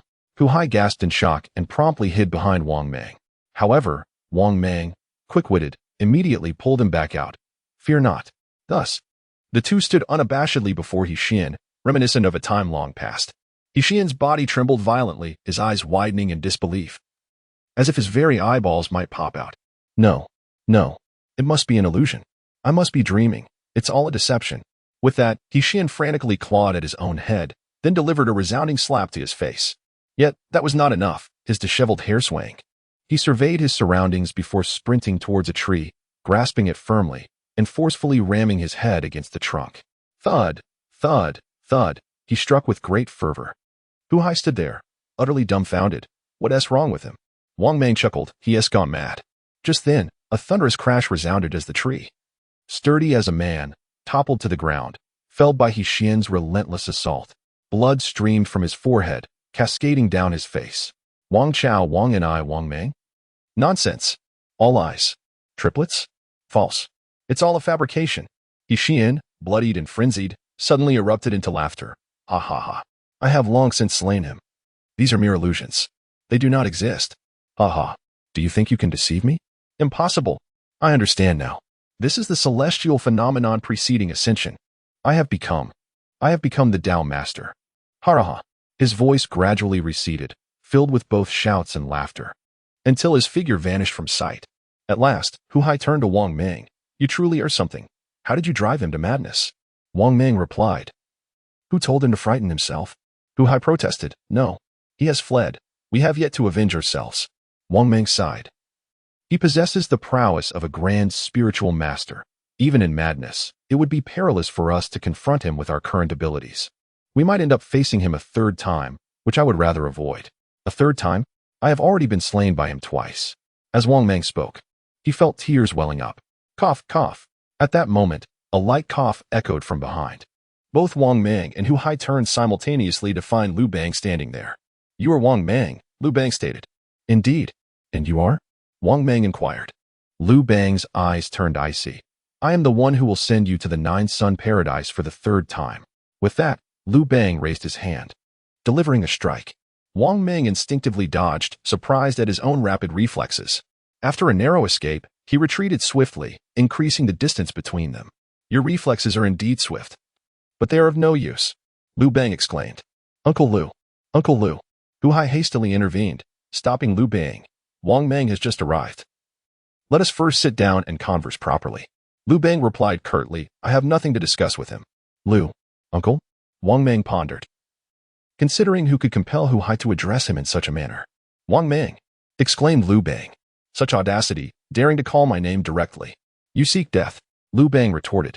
At that moment, a screen materialized before them, displaying the messages, successfully joined with Liu Bang, personal account 7. Balance, 67 imperial pearls, successfully joined with Wang Mang, personal account 14. Balance, 32 imperial pearls. The appearance of these notifications halted Liu Bang's actions. He turned to Wang Mang, who quickly cupped his hands in salute. Wang Mang of the later generations. I pay my respects to the Emperor Gaozu of Han. Might you allow me to explain? Liu Bang inquired. Explain that you are a time traveler? Wang Mang was taken aback, but, upon glancing at Hu Hai, came to an understanding. He scratched his head. The Emperor must already know. While I did indeed usurp the Han dynasty, I cannot bear all the blame. By the end of the Western Han, the state was unstable and tumultuous. Even without my actions, figures like Zhang Mang and Li Meng would have emerged. The root of the problem lies not with me, but with the last few inept emperors who have led the Han to its demise. As the saying goes, What has been divided for long must unite, and what is united for long must divide. Stop. Liu Bang interrupted sharply. There is no need for your philosophical discourse. The internal issues of the Han will be addressed when I encounter those emperors. However, you two shall not be spared. Wang Mang, with a distressed expression, pleaded, Emperor, I have already endured the trials of the 9-day paradise twice. I truly wish to avoid a third time. Should you wish to escape my wrath, you may do so by offering imperial pearls. Liu Bang declared. Imperial pearls? They can be transferred. Did you not know that? Good heavens. I truly did not. Now you know. Transfer me. Liu Bang contemplated. You possess quite a number of imperial pearls. Send me half, and I shall pardon your treachery against the Han. Upon hearing this, Wang Mang hesitated, reluctant to part with his treasures. Would 10 suffice? You dare to haggle. Liu Bang rolled up his sleeves. I have ascended to the 8th tier of spiritual cultivation. Would you care to test me? Upon realizing Liu Bang's prowess, Wang Mang quickly acquiesced. Very well. Half it shall be. Subsequently, Wang Mang reluctantly rounded up his 67 imperial pearls and transferred 34 to Liu Bang. Liu Bang's balance now stood at 66 imperial pearls, while Wang Mang's was 33. Liu Bang was elated, and Wang Mang, though pained by the expenditure, deemed it worthwhile to avoid the torturous 9-day trial. More importantly, this transaction cleared any enmity between him and Liu Bang, representing the 4 centuries of the Han dynasty. Wang Mang felt that these 34 imperial pearls were indeed a worthy investment. As dusk fell, within the courtyard of the Moon Xian sect on the mountainside, Liu Bang, Hu Hai, and Wang Mang waited patiently. Hu Hai inquired, Uncle Liu, why has my father yet to return? The period of cultivation has long since expired. He surely will not encounter any misfortune, will he? Reclining on a deck chair, with a fan shielding his face, Liu Bang languidly remarked, what could possibly happen? It's merely death, after all. Not true death. Hu Hai interjected, while that may be true, there is a pressing concern. Wang Mang has already been apprised by Hu Hai of all events that have transpired since his arrival here until today. Wang Mang stated, if the first emperor fails to eliminate the head of the Lin family and the elder within the allotted time, his demise is inevitable. Consequently, we too shall meet our end. Upon hearing this, Liu Bang lowered the fan from his face and sat upright. Upon further reflection, he realized the gravity of the situation. Liu Bang exclaimed, we must hastily gather our belongings and flee. With that, he swiftly turned and hurried indoors to collect his things, leaving Wang Mang and Hu Hai in the courtyard, rendered speechless. Chapter 52. Encounter with the Ancestor Dragon, the first emperor. As Liu Bang emerged from his abode, carrying a neatly packed bundle, he was greeted by the imposing figure of Qin Shi Huang, who stood at the threshold. Flanking him were Hu Hai and Wang Mang, peering from behind with cheerful expressions. Uncle Liu Gaozu, where are you off to? They inquired. Liu Bang stammered, I am tidying up and organizing my belongings. The house is in utter disarray. Oh, go on then, off to play? The two chimed in unison. Liu Bang hastily dropped his package and hurried forward, exclaiming, Zhengge, I was just about to rush to the Lin family to rescue you. Qin Shi Huang inquired, do you even know where the Lin family resides? Scratching his head, Liu Bang replied, I can find out with a little inquiry. With a smile, Qin Shi Huang responded, I shan't waste time on idle chatter. Come inside. The group entered the dwelling, shutting the door behind them. Qin Shi Huang recounted the events that had transpired. He had pursued the fleeing Lin Jianxing until they both found themselves in a secluded mountainous forest 100 miles away. The ancestral figure of the Lin family was in seclusion there and was abruptly summoned by Lin Jianxing. Subsequently, the ancestral figure, in a state of confusion, engaged in battle with Qin Shi Huang, resulting in both of their demises at the hands of the first emperor. Hey, give me some peanuts, exclaimed the Lin family ancestor. After the battle concluded, Qin Shi Huang began to rummage through the spoils, seizing the ancestral figure's storage ring and Lin Jianxing's jade ring. Just then, a full hour had elapsed, causing the celestial realm's power to dissipate. Unable to return by flight, Qin Shi Huang was compelled to walk back home. He traversed for several hours until dusk fell and darkness enveloped the sky, finally arriving home. Fortunately, among the books previously brought by Liu Gong, he had learned of such wondrous items as storage rings. Today, he had successfully acquired one. With a smile, Qin Shi Huang remarked, I have already inspected the contents of the ring. It holds quite a number of items. Not only does it contain over 100 ordinary spiritual stones and some silver, but also various cultivation techniques, including the Lin family's ancestral technique, the 9-sword immortal technique. Zhengge, you are magnificent, Liu Bang exclaimed. And what of the jade ring? Qin Shi Huang replied. Upon inspection, the jade ring is not a storage ring. It seems to be a vessel for housing souls, hence of little use. I have placed it within the storage ring. Hu Hai asked, what about the spirit of Lin Jun? Qin Shi Huang stated, I completely obliterated him on my way back. The matter concerning the Lin family is now entirely resolved. That is good to hear, Liu Bang responded. Qin Shi Huang continued, I lament the loss of the imperial pearls. For this affair, Hu Hai and I are left with not a single one, and I still owe you, Lu Laosan, several imperial pearls. Liu Bang chuckled, Zhang Gu. Do not speak in such a manner. Had I not aided you in vanquishing him, I would surely have met my end at his hands. Those mere several imperial pearls need not be returned. Consider it my contribution. Qin Shi Huang, not wishing to be impolite, eagerly accepted Liu Bang's words. Very well. Ha ha. Laughter erupted among the group. Oh, by the way, Zhang Gu, did you not mention that you had no imperial pearls left? How fortuitous that they have come to you. Qin Shi Huang turned his gaze towards Wang Mang, who had hesitated to interrupt the emperor's discourse. Wang Mang bowed respectfully, and thus, the future Wang Mang had the privilege of meeting the ancestor dragon, the first emperor. Wang Mang spoke with great volume, his words resonating with vigor and excitement. Are you truly Wang Mang? Ha ha ha. Lu Laosan actually spared your life. Qin Shi Huang chuckled heartily. As his words fell, a small imperial screen simultaneously emerged before the two of them. Successfully allied with Wang Mang, personal account 14, balance, 14 imperial pearls, successfully allied with Zhang. Personal account 11, balance, 44 imperial pearls, Liu Bang exclaimed, oh dear, I should have waited until you met with Zhang Gu before requesting half of the imperial pearls. What a loss. Wang Mang, with a pained expression, pleaded, Gaozu, please leave me some. Liu Bang chuckled, all right. Gaozu is not a miser. Wang Mang praised. Gaozu is indeed handsome. Subsequently, the group engaged in a lengthy discussion throughout the night. For the majority, it was Wang Mang who spoke, his voice growing hoarse as he recounted the dynastic changes and historical progression of Huaxia. Initially, the audience could comprehend his narrative, but once he reached the Qing dynasty, confusion ensued. The Industrial Revolution? Airplanes and cannons? World wars? Wang Mang replied, these matters are complex and cannot be explained in a brief moment. Once all the emperors gather, I shall elaborate further. For now, you must understand that the Qing dynasty was the last feudal dynasty. Following that, a period of rebirth for the land of Huaxia shall commence. Thereafter, there shall be no more emperors. Upon hearing this, Qin Shi Huang and Liu Bang exchanged glances, astonished by the revelation.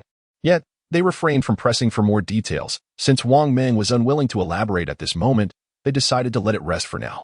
Qin Shi Huang then inquired, tell us about the 9-day paradise. Wang Mang replied, very well.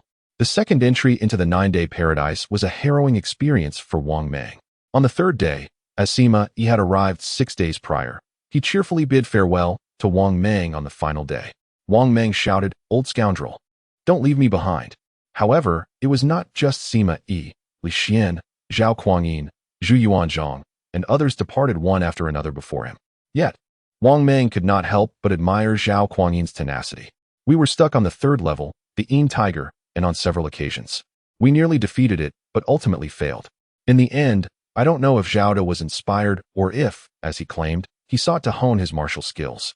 After his 9 days concluded, he returned in less than half an hour. He had committed suicide, declaring he would not rest until he had slain the Yin Tiger. Truly a fierce individual. Fortunately, Zhao remained with me until my departure. Upon hearing this, Qin Shi Huang and the others were left speechless. Hu Hai asked, is he still there? Wang Mang nodded. He remains in the 9-day paradise. Perhaps right now, he is single-handedly challenging the Yin Tiger. Liu Bang raised his thumb in admiration. Impressive. Qin Shi Huang chuckled and shook his head. It is evident he is a martial fanatic. He truly excels in martial cultivation. Wang Mang smiled in agreement. Indeed. At this moment, Liu Bang seemed to recall something and turned to Wang Mang, asking, do you possess any cultivation? Wang Mang responded, I purchased the imperial immortal technique. But when do I have the time to calm my heart and practice? Having visited the 9-day paradise twice, I squandered nearly 20 days. Liu Bang remarked. If that is the case, the 9-day paradise indeed serves as a punishment, yet it also embodies a form of cultivation. Wang Mang inquired. Liu Bang continued, today, I genuinely intended to strike you down with a single blow. However, I truly did not anticipate your ability to evade it. If you lacked prowess, there could only be one explanation: the skills and reflexes you have honed through your 2 experiences in the 9-day paradise. Upon hearing this, Wang Mang was taken aback, his mind racing with countless memories of dodging iron balls launched by the submouse, conquering formidable wild bulls, and engaging in combat with the fierce tiger. Goodness. Chapter 53. A man named Chao. The sun hung high in the sky, casting its golden rays upon the land. A soft mist lingered in the valleys, where a quaint village nestled among verdant hills and flowing waters, wisps of smoke curling upwards from its chimneys. The houses in the village were arranged in harmonious disarray, each adorned with white walls and dark tiles, exuding an aura of antiquity and tranquility amidst the flourishing flora. A man named Chao. "It is time for your meal," called out Cao Cao from the courtyard, as he set down his axe after chopping firewood, wiping the beads of perspiration from his brow. He gazed at a middle-aged woman emerging from the kitchen, bearing 2 steaming plates of vegetarian dishes. A knowing smile spread across his face. "Ah, my dear, look at you. Drenched in sweat. There is plenty of firewood. No need to rush." Setting down the dishes, the woman, with a handkerchief in hand, tenderly wiped the sweat from Cao Cao's forehead, speaking softly. Cao Cao grasped her hand firmly, declaring, "With you by my side, I feel an inexhaustible strength." The woman blushed, murmuring a playful "You're incorrigible," as she gently withdrew her hand. After their meal, Cao Cao reclined on a chair in the courtyard, while the woman busied herself washing the dishes in the kitchen. He watched her silhouette, reflecting on the harrowing journey he had endured in recent days. After narrowly escaping from the demon realm, Cao Cao traversed mountains and streams, quenching his thirst with stream water and satiating his hunger with wild vegetables, living a life akin to that of a vagabond. Ultimately, driven by desperation, he exchanged the last of his imperial pearls for a spirit stone, uncertain of its worth but believing it must hold some value. He approached a villager to barter for a cow or perhaps a horse, but the villager, lacking discernment, merely found the stone attractive. After much haggling, Cao Cao settled for a chicken. Having indulged in a sumptuous roast chicken, he resumed his journey. Thus, propelled by an indomitable will to survive, he trekked for over 10 days, finally approaching the red dot marked on the little emperor's map. Yet, just then, an unforeseen calamity struck. A colossal, unknown bird set its sights on him, and escape was futile. The bird's enormous talons seized him, lifting him into the air. Soon, Cao Cao found himself cast into a vast nest on a cliff, realizing the grim fate that awaited him, to be a meal for the bird's chicks. In that moment, despair washed over him. He mused that death in the demon realm might have been a more merciful end. However, Providence intervened when a group of sword-wielding cultivators arrived, seemingly intent on vanquishing such menacing beasts. A fierce battle ensued between the cultivators and the giant bird, leading to Cao Cao's rescue, albeit not without consequence. The good news: he was spared from being devoured. The bad news: he fell from the cliff. Fortunately, the river below was swift and deep, preventing his immediate demise. The current carried him along, and he lost consciousness, unaware of how long he drifted. When he awoke, he found himself in this serene village, filled with the warmth of life. According to the kind woman, Yang, she had discovered him by the riverbank and brought him back to safety. Upon regaining consciousness, Cao Cao exclaimed, "My savior, I have no means to repay your kindness, save for devoting my life to you." Yang, "No, I cannot. For I am a widow and unworthy of you, my lord." Cao Cao, "A widow? A widow is quite splendid." Thus, Cao Cao married Yang and settled down peacefully. What of emperors and little emperors? Cao Cao cared not at all, for he never once glanced at the maps at noon. He simply had no desire to embark upon that arduous quest for an emperor again, especially one fraught with peril, where he had narrowly escaped death on several occasions. It was far better to remain here. How delightful, how blissful. Cao Cao snapped back to reality, gazing at the alluring silhouette of Yang, unable to wait for nightfall. He rose, prepared to engage her in culinary battle for 300 rounds. At that moment, a knock echoed at the courtyard door. "Ugh!" Cao Cao exclaimed in annoyance, turning toward the door. "Who is it?" "Knock, knock, knock." Yang, "Ah man. Go open the door. Is it Zhangbo and the others?" Cao Cao, He strode over, saying, "Coming, coming, no need to knock." As the door swung open, he was greeted not by a villager, but by a figure leaning on a cane, which could barely be considered more than a stick. His tattered clothing and parched lips suggested a beggar at first glance. However, upon closer inspection, it became evident that he hailed from a wealthy family, though the wear of the journey had rendered him somewhat disheveled. Cao Cao regarded the stranger, who in turn scrutinized him. An eerie silence enveloped the air. Before either could speak, a small screen materialized before them, announcing, "Successfully joined with Cao Cao, personal account 0, balance 0. Successfully joined with Sima Yi, personal account 0, balance 0. In addition to this information, Cao Cao also received a notification of the 3-person successful joining phase. Yet, clearly, at that moment, Cao Cao paid no heed to such matters. His focus solely fixated on the newcomer. The visitor was none other than Sima Yi, who had traversed 6 days to arrive here. Sima Yi's eyes widened in terror. He had never expected that the red dot signified Cao Cao. Had he known, he would never have ventured here alive. With a swift flick of his wrist, he discarded the stick, abandoning the cane, and turned to flee. Cao Cao, quick of reflex, seized Sima Yi by the collar. Sima Yi, Wei Wang, calm yourself, let us speak civilly. Cao Cao spun Sima Yi around, fixing his gaze upon him. Sima Yi, you dare to show up here? Sima Yi chuckled nervously. Seems there are 2 exceptional quotas, you and I. Wang Mang had previously stated that after tallying all the emperors, 2 additional positions remained. Now, upon encountering Cao Cao in person, it was evident that the 2 surplus individuals were neither emperors nor anyone other than himself and Cao Cao. Upon hearing this, Cao Cao's eyes grew cold, and he inquired, somewhat knowingly, I, having been posthumously honored as emperor by my son, can at least justify my position. And you? By what right? Sima Yi's lips moved as if to speak, yet hesitated. Wei Wang, let us discuss this rationally. Please, hear my defense, or rather, allow me to explain. You dare. Cao Cao kicked Sima Yi in the abdomen, sending him sprawling to the ground. Oh man, what has transpired? At this moment, Sanyang, alerted by the commotion, emerged from within. Cao Cao, who had been intent on continuing his aggression, halted abruptly. Casting a sharp glance at Sima Yi, he whispered, do not utter what should remain unspoken.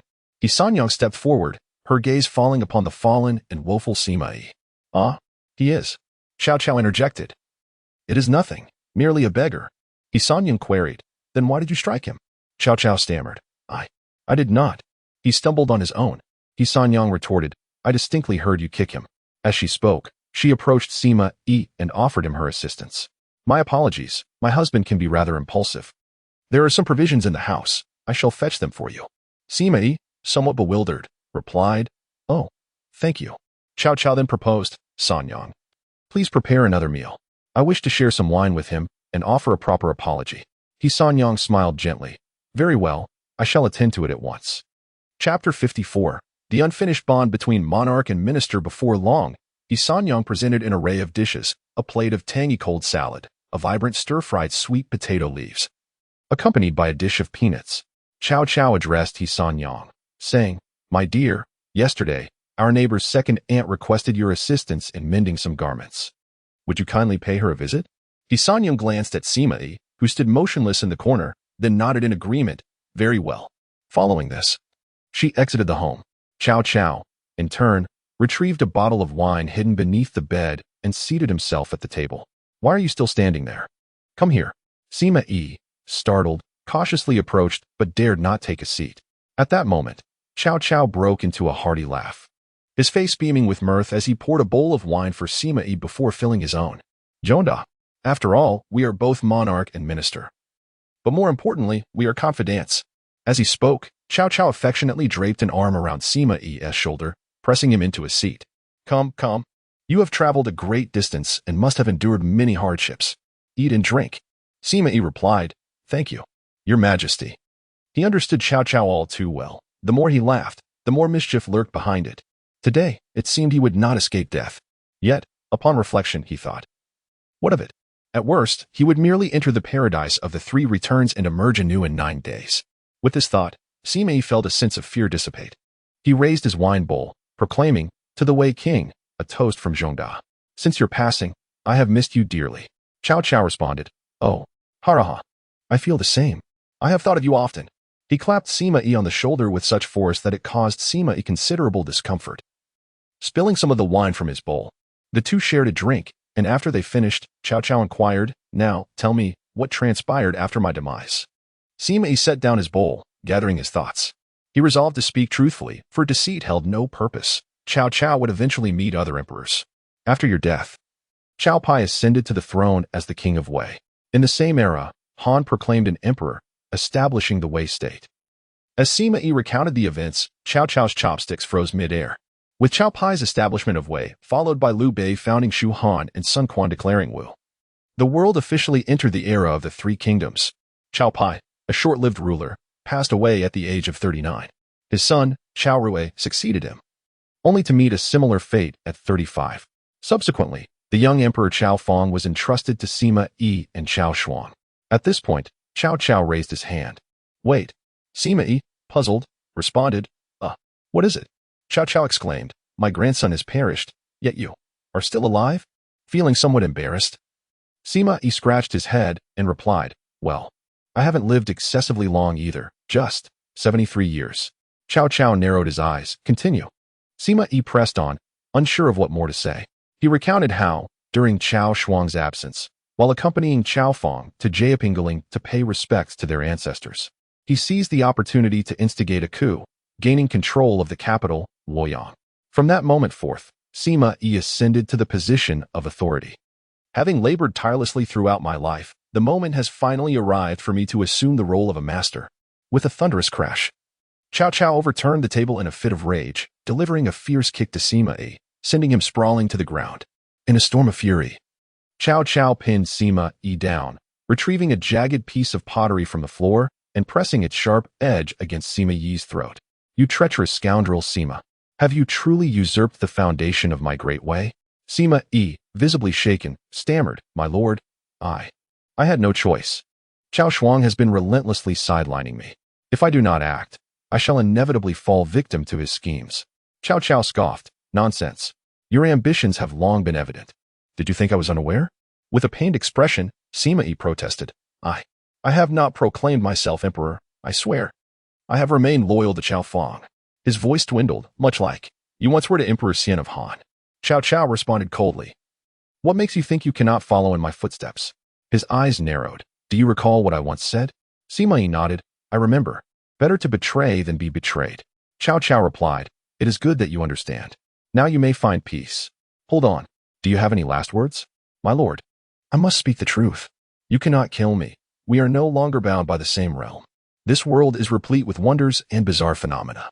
I possess knowledge unknown to you, knowledge that you will find invaluable. At these words, Cao Cao hesitated, sensing Sima Yi's genuine fearlessness in the face of death. After a prolonged contemplation, he withdrew the shard from Sima Yi's throat, revealing a crimson line where it had grazed his skin. With a flick of his wrist, he discarded the broken piece onto the ground and stood up, saying, Zhangda, my feelings for you are indeed a mixture of love and hatred. Cao Cao shook his head with a wry smile, reluctantly acknowledging Sima Yi's undeniable talent. Sima Yi rose, bowing deeply. The person I most admire in this life is none other than the King of Wei. Were you to remain among us, I would harbor no rebellious thoughts. To be reborn and reunite with you is fate. It is the heavens that have granted us the opportunity to rekindle the unfinished bond of our past. Cao Cao waved his hand dismissively. Enough, enough. Your flattery remains as sharp as ever. Sima Yi chuckled sheepishly, then, as if struck by a sudden thought, hurriedly approached. By the way, I have good news to share with the king. Cao Cao inquired. Oh? Sima Yi continued. On my way here, you would not believe whom I encountered. Who? The Emperor Xian of Han. The Emperor? Where is he? Why did he not accompany you? I initially sought him out, driven by nostalgia. However, I found him toiling alongside hundreds of others in the coal mines, laboring under dire conditions. Reflecting on Liu Xiu's pitiful state, Sima Yi shook his head, adding, I suspect he was captured. Had it not been for my keen eyesight, I might have failed to recognize him. Out of fear of being apprehended myself, I chose not to approach him, and thus, I left. Cao Cao appeared utterly unconcerned, inquiring what news could possibly be good. Sima Yi replied, expressing his trepidation about going alone, but now with the presence of the King of Wei, they could embark on a rescue mission together. Cao Cao dismissed the notion, showing disinterest. Sima Yi, with a hint of exasperation, pointed out that their aim was not merely to rescue the king, but to retrieve the imperial pearl. It was akin to a previous life, where Cao Cao's true motivation for rescuing Emperor Xian of Han was not loyalty, but rather to control the emperor to command the lords. This reflection prompted Cao Cao to realize that, having forgotten about the imperial pearl due to his lack of possession, he was reminded of the past. What was his motivation in this life at this moment? Chapter 55. Dual cultivation of spirit and martial arts, Cao Cao pondered. When I died, he was still in power. How long has he been in power? Sima Yi replied. 31 years. That amounts to 31 imperial pearls, Cao Cao mused, shaking his head. But imperial pearls are not valuable enough to justify the risk of saving him. It would be a fool's errand. Sima Yi countered. Not valuable? Who told you that? Cao Cao insisted. They are indeed worthless. With the imperial pearls I used to purchase spirit stones, I could only buy a roast chicken. I couldn't even afford a horse. Sima Yi, upon hearing this, smacked his thigh as if he were the one losing money. What a loss. A significant loss. My king of Wei. Eh?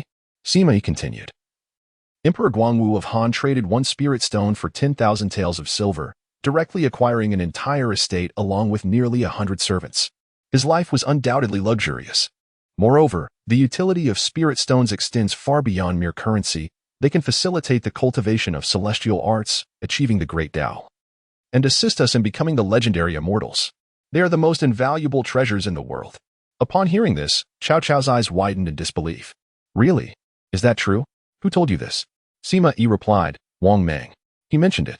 Although, he scratched his head, I'm not sure if it's true.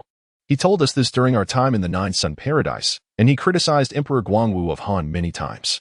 Cao Cao exclaimed, hiss. What exactly have you been through? Tell me everything in detail. Sima Yi, with a flurry of words, recounted his experiences from the moment he first arrived and the subsequent 2 visits to the Nine Sun Paradise. Outside, he had not encountered a single emperor, but within the paradise, he had met quite a few. However, in the Nine Sun Paradise, imperial pearls were not distributed, which left Sima Yi aware of their value yet unable to possess any. Cao Cao, after listening, was utterly astonished. Damn it, I am quite angry. I must deal with that old villager. He deceived me into giving him a spirit stone for a chicken that doesn't even lay eggs. Sima Yi sighed with a wry smile. Well, there are still 31 pearls at hand. Cao Cao's eyes sparkled. Where is Emperor Stin? We must hasten to rescue him. With that, Cao Cao chuckled to himself. I saved you once in a past life, and now I shall save you again in this life. In the northern region, on the borders, amidst the wild mountains and forests, a thunderous explosion echoed as Wu Yi staggered backward, steadying himself. He looked in astonishment at Liu Che, who had just struck. Brother Che, what remarkable talent you possess. You truly are a martial arts prodigy. In just half a month, you have reached the body refining realm. Liu Che took a deep breath to regain his composure and then smiled. It is all thanks to my master's guidance. Wu Yi quickly waved his hands. Oh, I am merely a defeated opponent. How can I be your master? I have said it countless times. If you continue to call me master, I shall cease my teachings. At that moment, Liu Bei and Kublai Khan, who stood nearby, could not help but laugh. Liu Bei remarked, though Brother Wu is reluctant, he is indeed better than a teacher. Without you, we could not have advanced to the body refining realm in such a short time. Kublai Khan added, indeed. Wu Yi gazed at the 3 individuals before him, an involuntary sense of admiration washing over him. I have encountered numerous prodigies in my time, yet none possess the uniqueness that you 3 exhibit, truly a rarity among the myriad. Remarkably, I find myself in the presence of all 3. The trio exchanged glances, laughter illuminating their faces. Unbeknownst to Wu Yi, their rapid ascension was significantly aided by the celestial spirit stones. Liu Che spoke, if we are to discuss the one with the most exceptional martial talent, it must be Xuanda. He ascended to the body refinement stage just days ago, making me the last among you to achieve such a feat. Kublai replied, Brother Che, your words lack substance. Are you merely jesting at our expense? Liu Che chuckled but remained silent.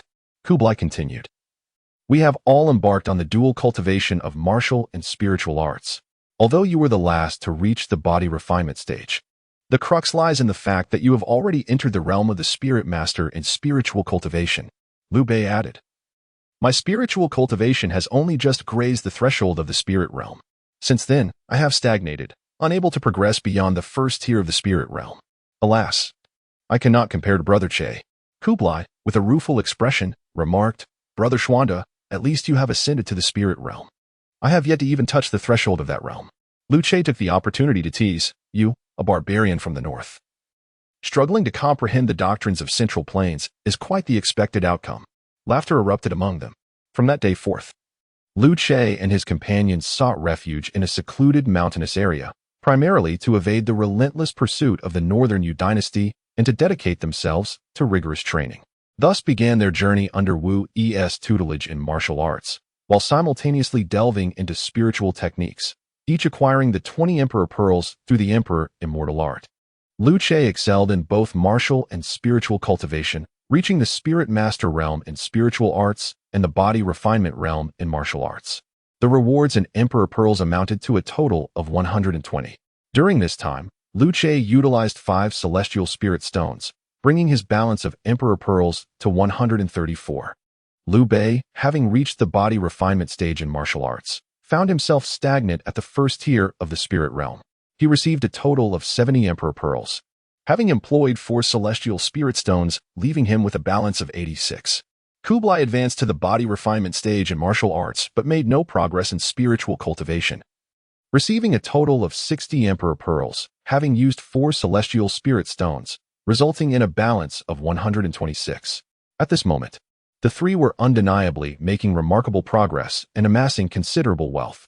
Then, Wu Yi stepped closer to Liu Xiu, stating, "Brother Xiu, it seems we have forged a bond through our trials. Are we not brothers now?"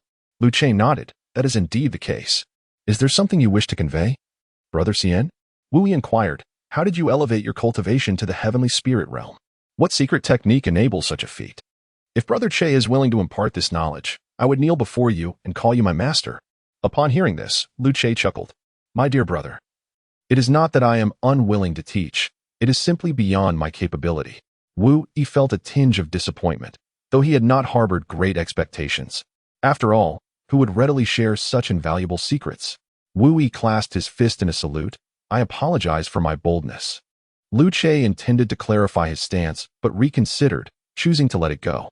Ambiguity only breeds suspicion. The more one attempts to clarify, the more the other party may feel that something is being concealed. At that moment, a graceful lady clad in a cream-colored dress, clutching a bouquet of wildflowers, approached with a light jog. "Brother Liu Xiu." Upon seeing her, Wu Yi instinctively took a step back and bowed respectfully. "Your Highness." The newcomer was none other than Princess Beiyu, whose name Liu Xiu and his companions had learned in recent days. Murong-Shu, the youngest daughter of the Emperor of Beiyu. Upon hearing Murong-Shu's affectionate address, Liu Xiu felt a twinge of embarrassment as he glanced at the stifled laughter of Liu Bei and Kublai Khan. Clearing his throat twice, he remarked, "Princess, I am considerably older than you. It seems rather inappropriate for you to call me brother." Chapter 56, The Imperial Tutor. Murong-Shu yet Liu Xiu appeared remarkably youthful, showing no signs of age. This caught Liu Xiu somewhat off guard, as no one had ever addressed him in such a manner. Clearing his throat, Liu Bei glanced at Kublai and said, "Kublai, let us take our leave for a moment." Kublai nodded in agreement. "Indeed, I was just thinking the same." They then turned their attention to Wu Yi. "You may go ahead. I am not inclined to join." Wu Yi replied nonchalantly. The two exchanged exasperated glances, thinking to themselves how oblivious he was. Subsequently, Liu Bei and Kublai grasped Wu Yi by either arm, insisting, "Come now. Let us take a break together." Reluctantly, Wu Yi was pulled away by the duo.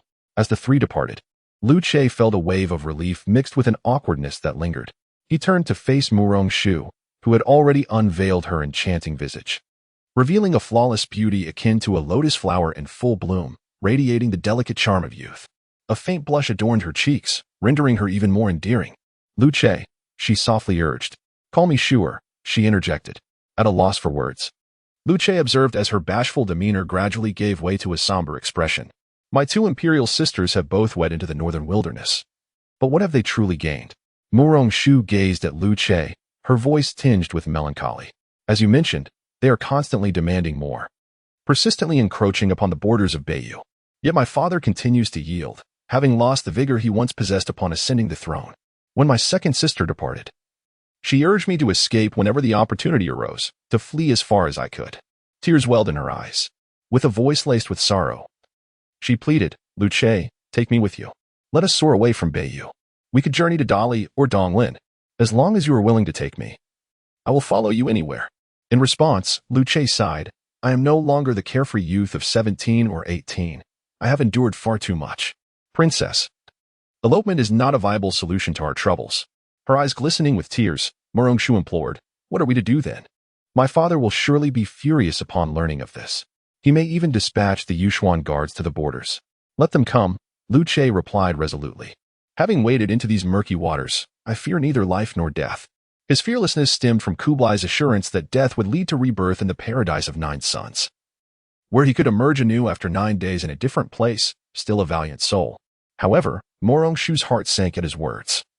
Her nose tingled as tears streamed down her cheeks. She threw herself into Liu Chei's embrace, clinging tightly to his waist. "Liu Chei, you would risk even death for me. I shall marry no one but you in this lifetime." Stunned, Liu Chei realized a misunderstanding had arisen. His declaration of fearlessness was not a testament to his love for her, but rather a commentary on his ability to revive. Yet he found himself at a loss for how to clarify this, and his feelings towards the princess were far from romantic. He had long outgrown the infatuation with such a naive, immature young woman. After all, he was already a venerable elder who had lived for 70 years. Suddenly, a bark shattered the tranquility of the forest, providing Liu Chei with the perfect opportunity to divert the conversation, promptly pushing Morongshu aside, clearing his throat. Morongshu released her grip, her cheeks flushed with embarrassment, as she turned her gaze forward. A small hound emerged from the woods, followed by Liu Bei and Kublai, who had been secretly observing from behind a tree. They exchanged knowing glances with Liu Chei, discreetly giving him a thumbs up. Liu Chei shot them a fierce glare.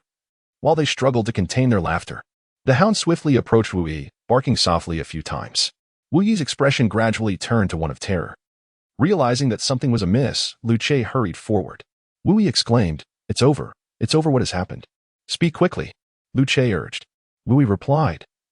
Xianfeng said. It said. Xianfeng was the name of Wu Yi's hound. Morongshu interjected, "Did the Yuxian Wei find us here?" Wu Yi looked at the others, despair etched on his face. "It's not the Yuxian Wei. It's the State Master who has come." The mention of the State Master sent a shiver through Morongshu, as she realized the gravity of the news. Did my father not dispatch the Yuxian Wei, but instead send the State Master in person? Could it be that Xianfeng made a mistake? Wu Yi shook his head. Xianfeng does not err. It is indeed the State Master who has arrived. Liu Chei and the others grasped the implications of his words. The Yuxian Wei was the most formidable court organization of Beiyu, while the State Master appeared to be an even more terrifying presence. Is the State Master truly that powerful? Liu Chei inquired. Wu Yi explained. The State Master is the foremost spiritual cultivator in the Beiyu court, having reached the pinnacle of the Tianling realm over a century ago. There are rumors that he has ascended to the transcendental realm beyond Tianling, though the authenticity of this is uncertain. The transcendental realm, you say? Liu Chei pondered, contemplating whether the combined might of 3 ninth-tier Tianling cultivators could overcome him. Yet, even if they were victorious, the cost would be staggering. Their imperial beads would be nearly depleted in one fell swoop. At that moment, the winds began to stir, and petals danced through the air. An extraordinary sight unfolded in the sky. 3 magnificent steeds drew a resplendent carriage, descending from the horizon. These were no ordinary horses. Their size dwarfed that of typical steeds, their coats as black as ink, adorned with long horns. Their hooves blazed with fiery brilliance, exuding strength and vigor. As the 3 robust unicorn steeds gracefully lowered the carriage to the ground, Liu Chei and his companions watched in astonishment. Upon landing, the horses let out a thunderous whinny that resonated with an unsettling tremor. The carriage towered majestically, seemingly capable of accommodating a dozen individuals. As it settled, an eerie silence enveloped the scene. Wu Yi instinctively bowed his head, fully aware that all was lost. Then, the curtain of the carriage was drawn back, and Liu Chei and his companions fixated on it, though they had yet to lay eyes on the State Master. The mere anticipation of his presence instilled in them an overwhelming sense of dread. Even Liu Chei found himself acknowledging a certain tension within him at this moment. Shortly thereafter, a figure emerged, a dwarf, no taller than 1 meter, donning a green hat that barely allowed him to reach 1 meter and 50 centimeters. His lengthy black beard cascaded down to his legs, presenting a stark contrast against the towering carriage behind him. Clad in a somewhat oversized robe adorned with vibrant patterns, he stood atop the carriage, gracefully wielding a folded paper fan. His tranquil gaze surveyed the crowd. Observing this, Liu Chei nudged Wu Yi and inquired, "Where is the National Master? Why has he not yet appeared?" Upon hearing these words, Wu Yi's complexion turned pale with fright, and he hastily covered Liu Chei's mouth, whispering urgently, "Do not speak recklessly. He is the National Master." Chapter 57. A trust bestowed. Liu Chei and his companions were taken aback, pondering. Is this diminutive figure truly the National Master of Beiyu? Wu Yi promptly cupped his fists and bowed to the National Master, saying, "Master." In Morongshu's eyes, one could easily discern her despair. There was no escape. This time, she was utterly trapped. The gnome national master glanced at Wang Xiu and gently stated, "Princess, it is a relief to see you unharmed." His voice, reminiscent of a youthful child, bore an unusual steadiness. Wang Xiu remained silent, casting a complex gaze aside. The gnome national master turned his attention to Liu Che and his companions, introducing himself, "I am Wu Yu, the national master of Beiyu. Which of you is the one who defeated Wu Yi and abducted the princess?" His tone revealed no hint of threat or hostility. It was merely matter of fact, as if discussing an everyday occurrence. Liu Bei and Kublai Khan had already positioned themselves at Liu Che's sides, ready to act upon his command, prepared to pursue a confrontation. Wang Xiu interjected, "They did not abduct me.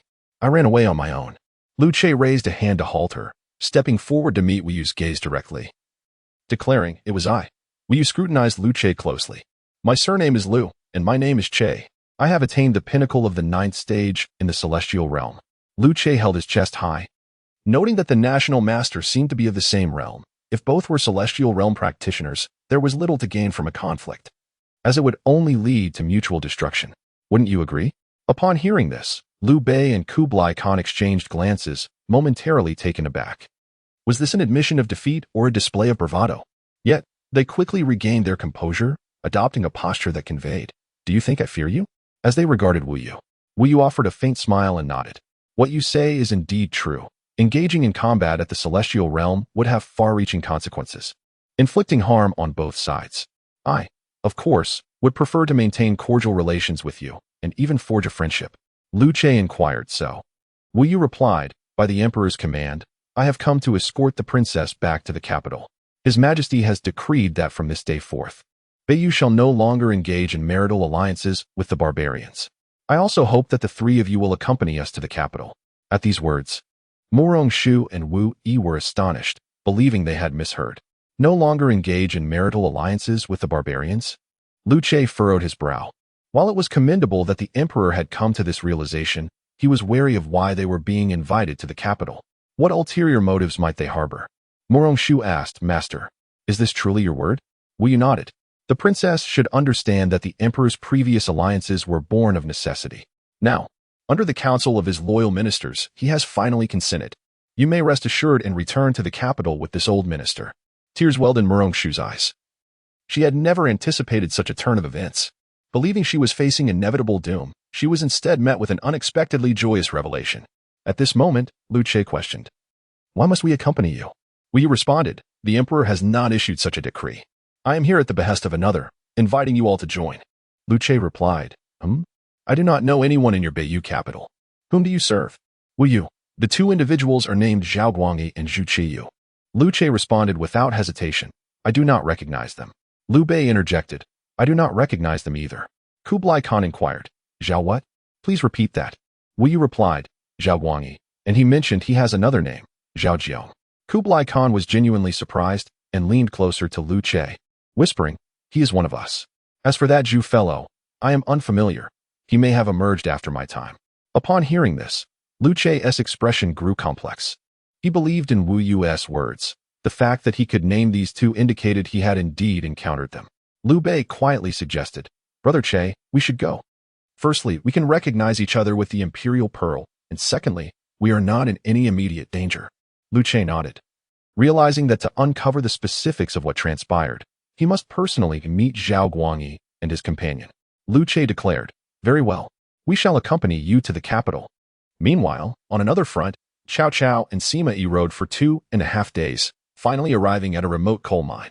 The blazing sun scorched the yellow earth, where the sound of pounding earth, work songs, and heavy breathing intertwined.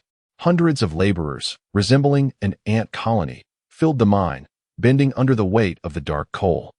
Their shoulders bound with hemp ropes stained with dark red blood. Sweat, blood, and coal dust mingled across their bodies. The overseer's whip cracked through the air intermittently, and the laborers' eyes reflected fatigue and fear as they were incessantly urged to hasten their work. Cao Cao and Sima Yi stood atop a dirt slope, scanning the crowd in search of Liu Xiu's figure. Cao Cao asked, "Where is the emperor?" Sima Yi replied, "There. I see him." Cao Cao followed his gaze and spotted a figure whose clothes were filthy, as if they had not been washed in quite some time. He tirelessly wielded an iron shovel. scooping coal into a nearby bamboo basket. His lips were chapped, and his skin appeared slightly darkened. Whether from sun exposure or cold dust, it was unclear. Nevertheless, it was unmistakably the Han Emperor, Liu Xiu. Seeing this, Cao Cao burst into laughter. Ha! The Emperor is in a most pitiful state. I truly feel for him. Ha ha! After his laughter subsided, Cao Cao turned to Sima Yi. What is our plan to rescue him? Sima Yi replied, there are no fewer than 10 overseers. A direct assault would be futile. We must devise a way to infiltrate. Then seize the opportunity to approach the Emperor. Moments later, having rolled in the dirt and each dusting off the other, Cao Cao and Sima Yi approached the mine, appearing as disheveled beggars. Soon, a slovenly man wielding a whip approached them. Halt!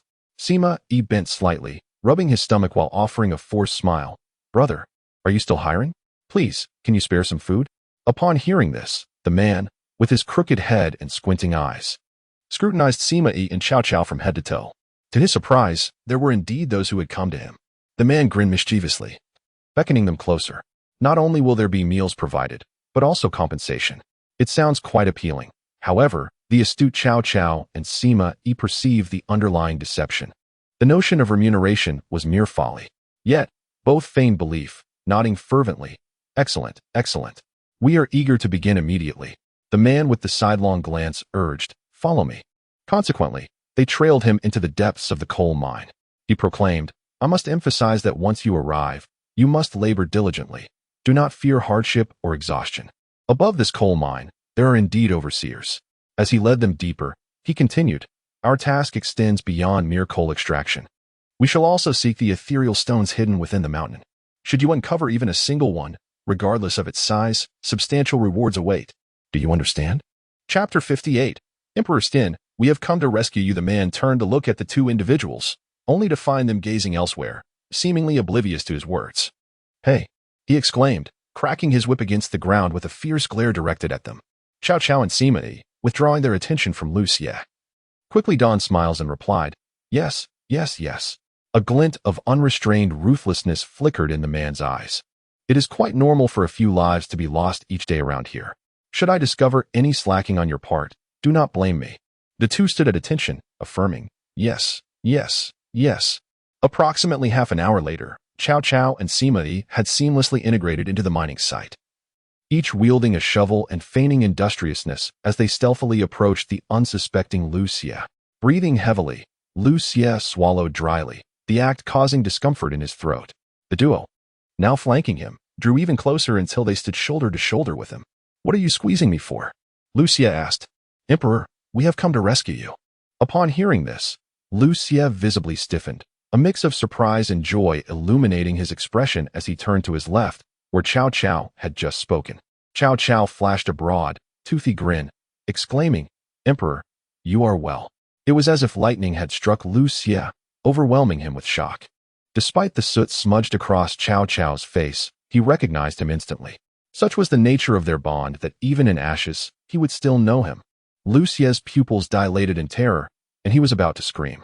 Anticipating this, Cao Cao swiftly covered Liu Xiu's mouth. At that moment, a small imperial screen materialized before them, successfully merged with Liu Xiu, personal account 31, balance, 31 imperial pearls, successfully merged with Cao Cao, personal account 0. Balance, 30 imperial pearls. Cao Cao whispered, hush. I understand your excitement at seeing me, but please do not shout. Liu Xiu felt a wave of despair wash over him. He had checked the small imperial map and was aware that two individuals were approaching rapidly, most likely there to rescue him. Yet, he never anticipated that one of them would be Cao Cao. With a grimace, Liu Xiu nodded, and Cao Cao released his grip. Then Sima Yi patted Liu Xiu's back, saying, Emperor, I am here as well. Liu Xiu turned to face Sima Yi, recognizing him instantly, without further introduction. Successfully merged with Liu Xiu, personal account 31. Balance, 31 imperial pearls. Successfully merged with Sima Yi, personal account 0. Balance, 30 imperial pearls. Phase of merging among 3 individuals achieved.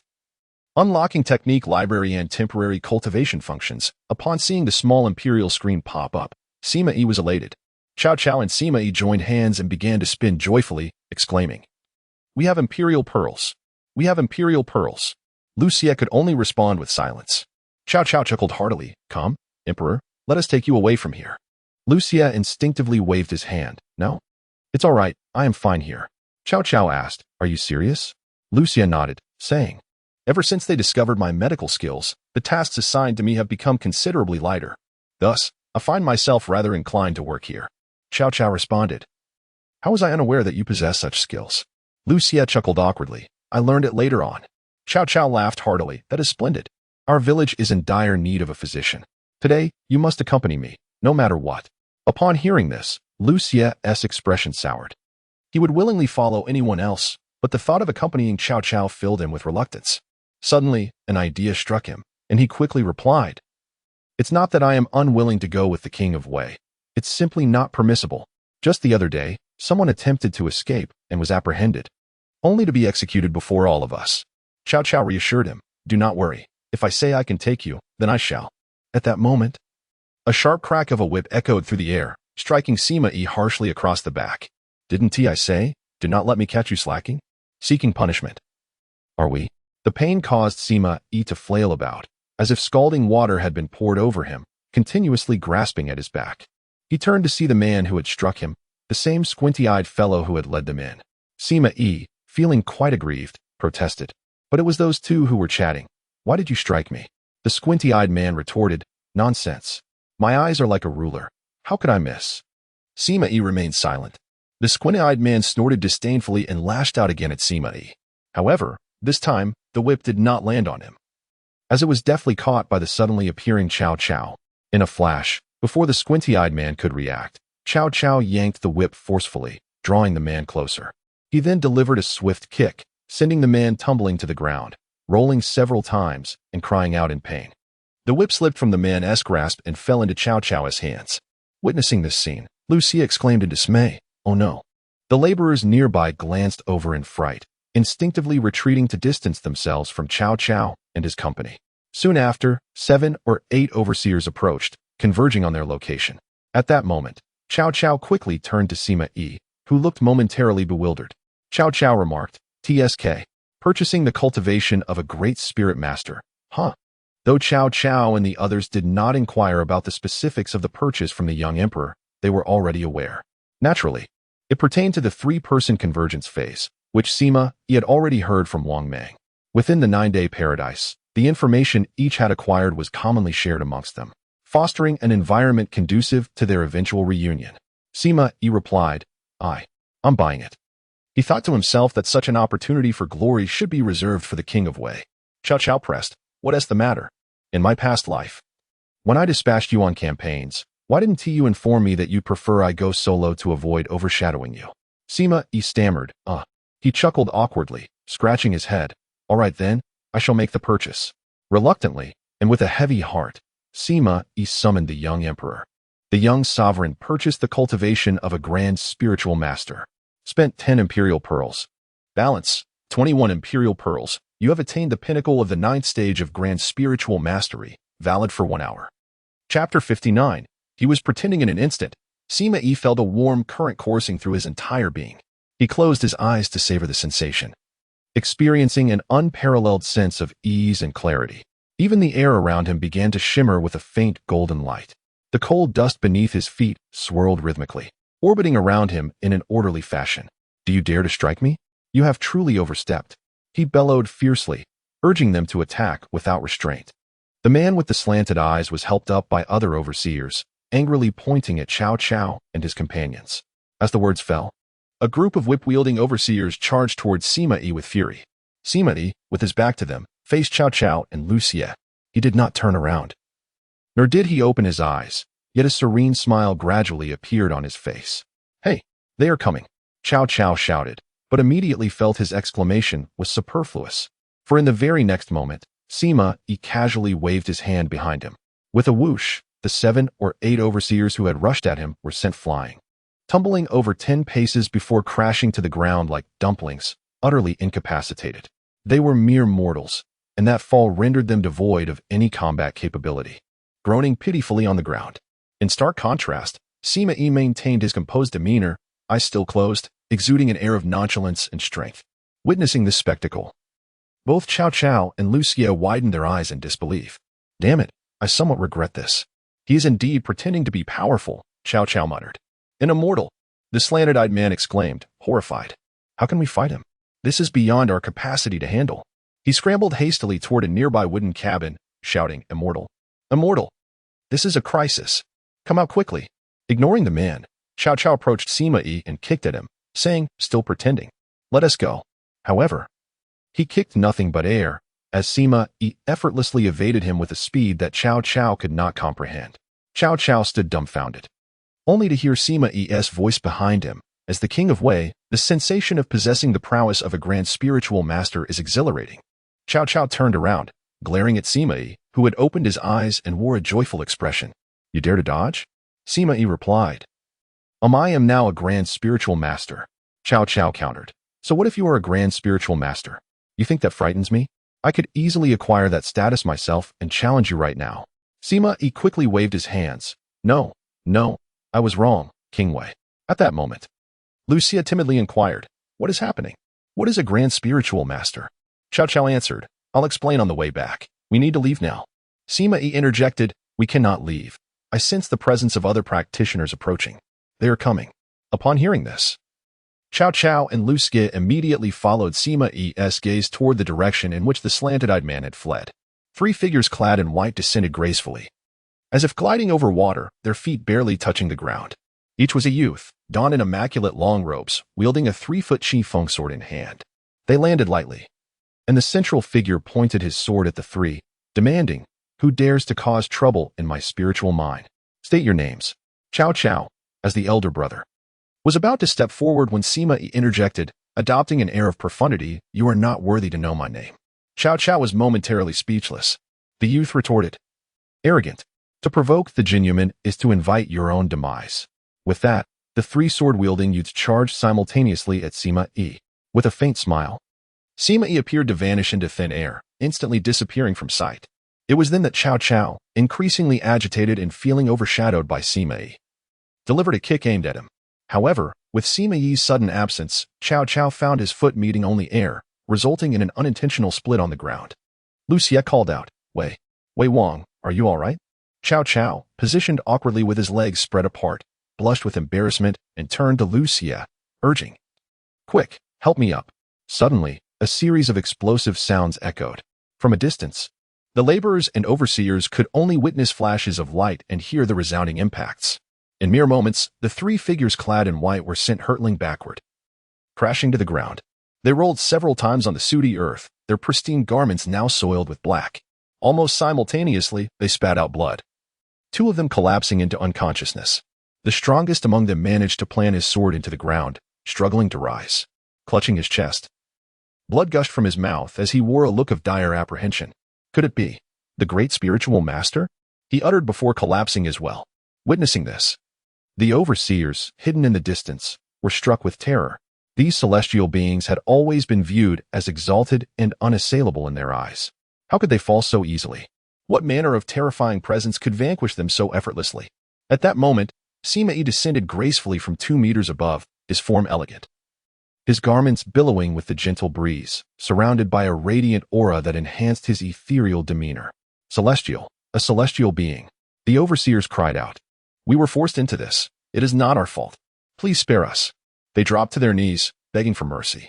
Ignoring them, Sima Yi approached the grim-faced Cao Cao and the astonished Liu Xiu. I expected them to be stronger. This was hardly satisfying, he remarked with a smile. Let us depart.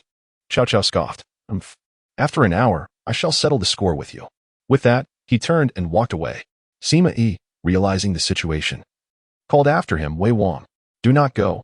You insisted I take the spotlight. The 2 walked further away, leaving Liu Xiu in a daze, who then glanced at the kneeling overseers and the 3 unconscious white-robed cultivators. Liu Xiu swallowed hard and hurriedly caught up with Cao Cao and his companion, exclaiming, wait for me. Soon, they arrived at a tree where their horses were tethered. Liu Xiu inquired, what shall we do about those laborers? We were also captured. Perhaps we could rescue them as well?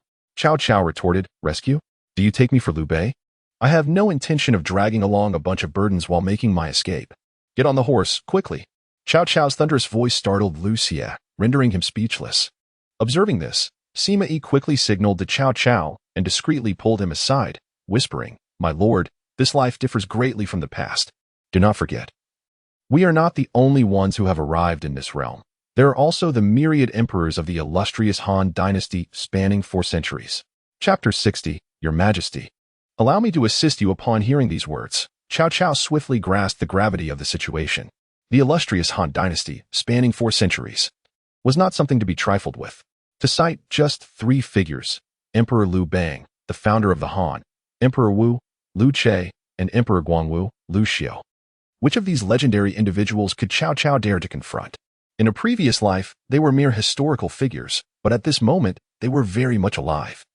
And it was only a matter of time before he might encounter them.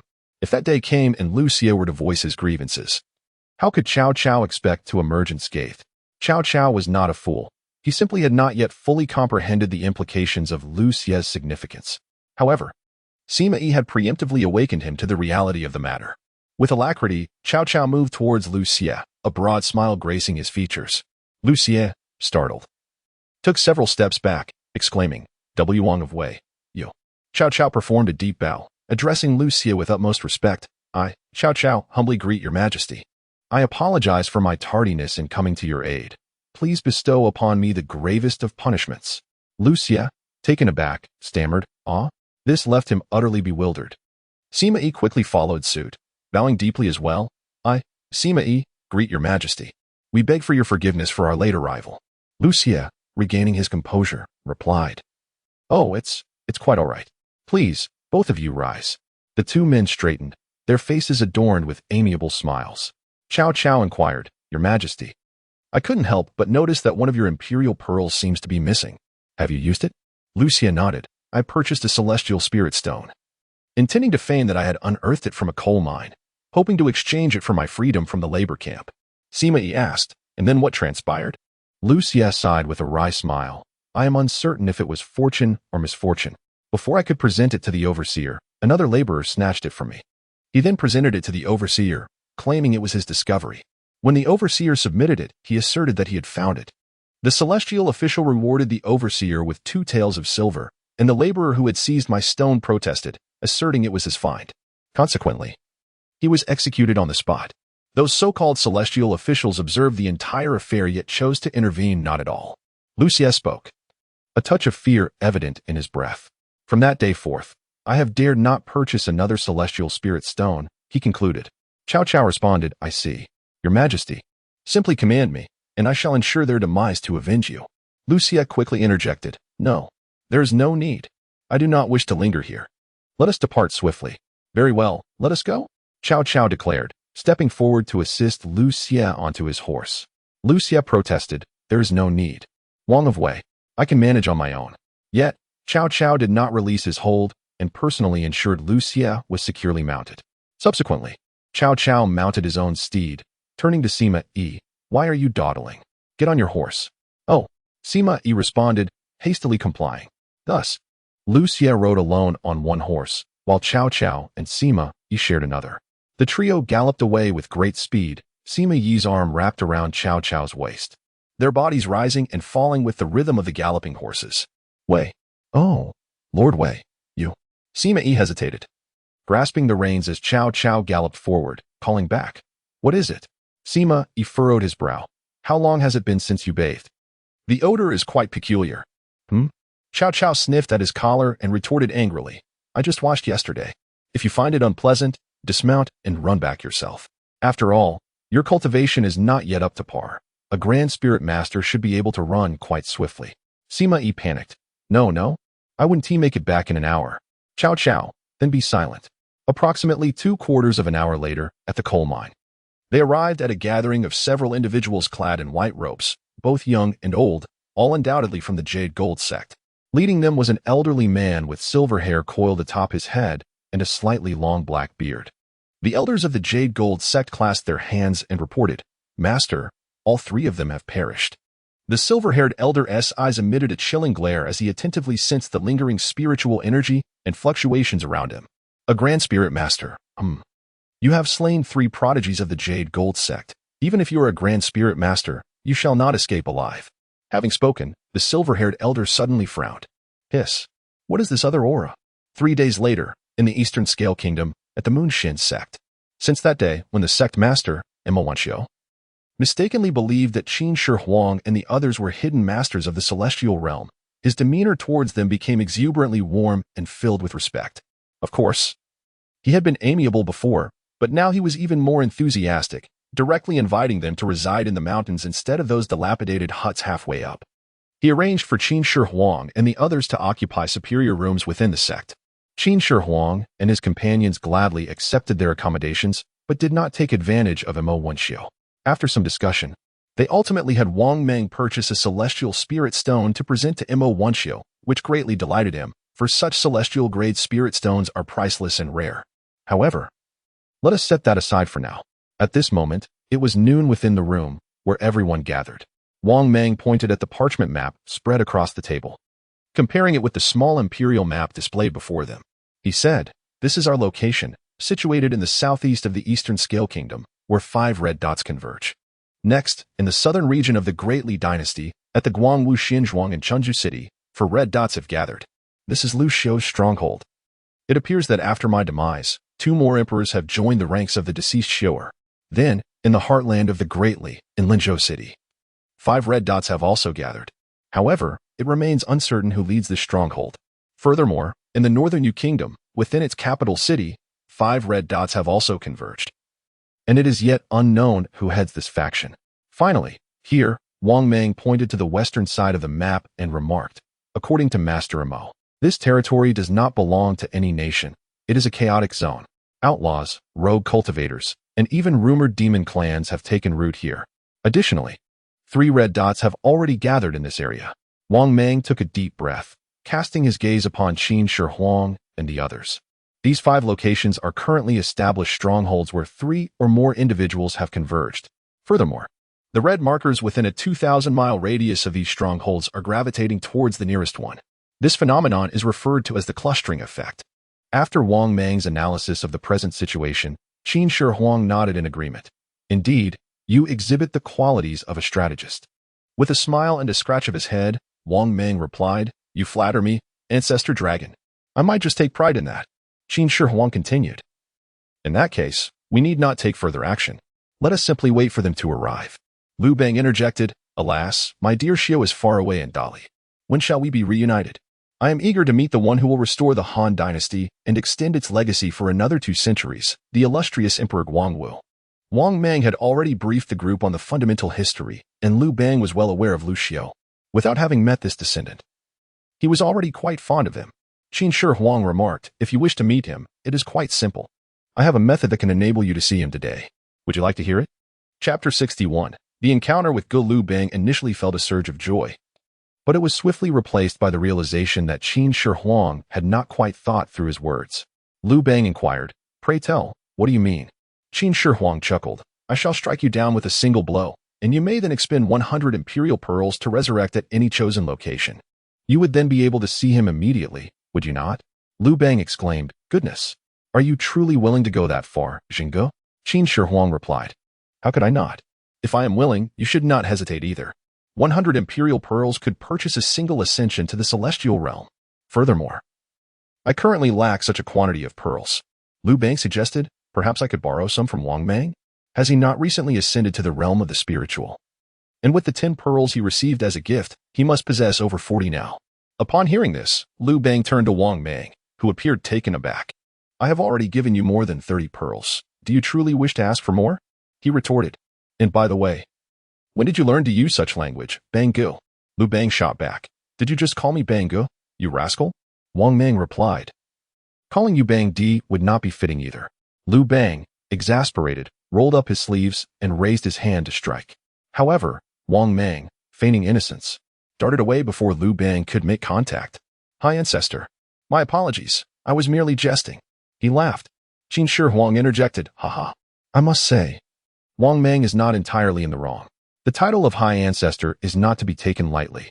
I have already grown accustomed to refraining from referring to myself as I." Liu Bang chuckled as well.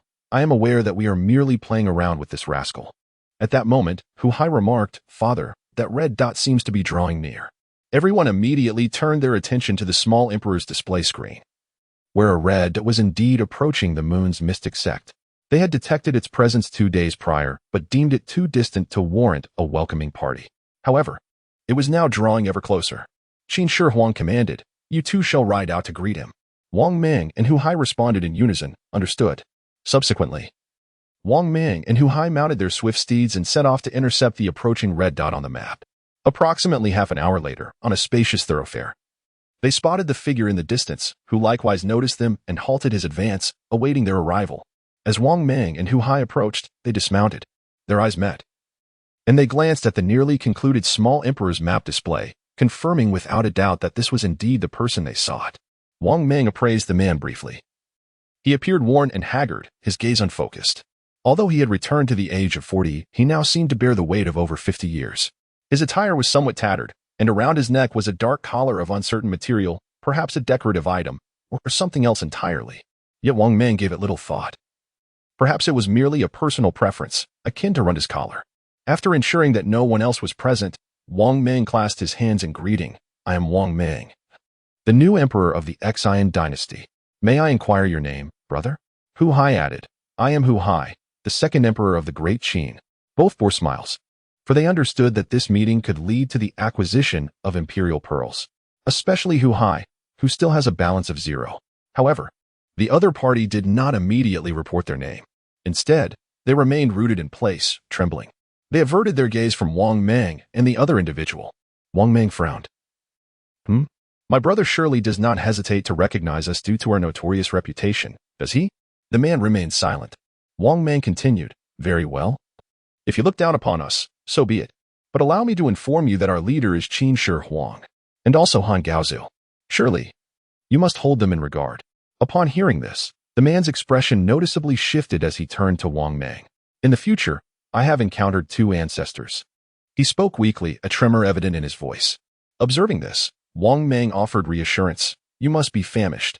Quickly reveal your dynasty and name, and we shall escort you back immediately. We have ample food and drink, and I assure you, within a month, you will be plump and well-fed." Hu Hai chimed in. Yes, do speak." The man opened his mouth and declared, "In the future, I am the 7th emperor of the Tang dynasty, Emperor Xuanzong Li Longji." Wang Mang exclaimed, "What a surprise, Brother Ji." At that moment, the previously vanished screen of the young emperor reappeared before the three. Successfully merged with Li Longji, personal account 44. Balance, 85 imperial pearls. Successfully merged with Li Longji, personal account 44. Balance, 44 imperial pearls. Successfully merged with Wang Mang and Hu Hai, personal account 14.3. Balance, 17 imperial pearls. Moreover, Li Longji displayed an additional message indicating the successful merger of the three. Hu Hai exclaimed, "I finally have imperial pearls again. Haha. Wow, how does he possess so many imperial pearls? Truly remarkable." Wang Mang queried, "Wait, Brother Ji, why do you only have 17 imperial pearls? Have you spent all your own?" However, he noticed that Li Longji's expression was one of extreme terror, with bloodshot eyes. Wang Mang frowned, sensing something amiss. "Brother Ji, what have you endured?" At that moment, Li Longji's collar emitted a dark, eerie glow. Then, a plume of black smoke arose, gradually coalescing beside Li Longji, revealing a middle-aged man clad in dark robes. The sudden appearance startled Wang Mang and Hu Hai, causing them to instinctively retreat.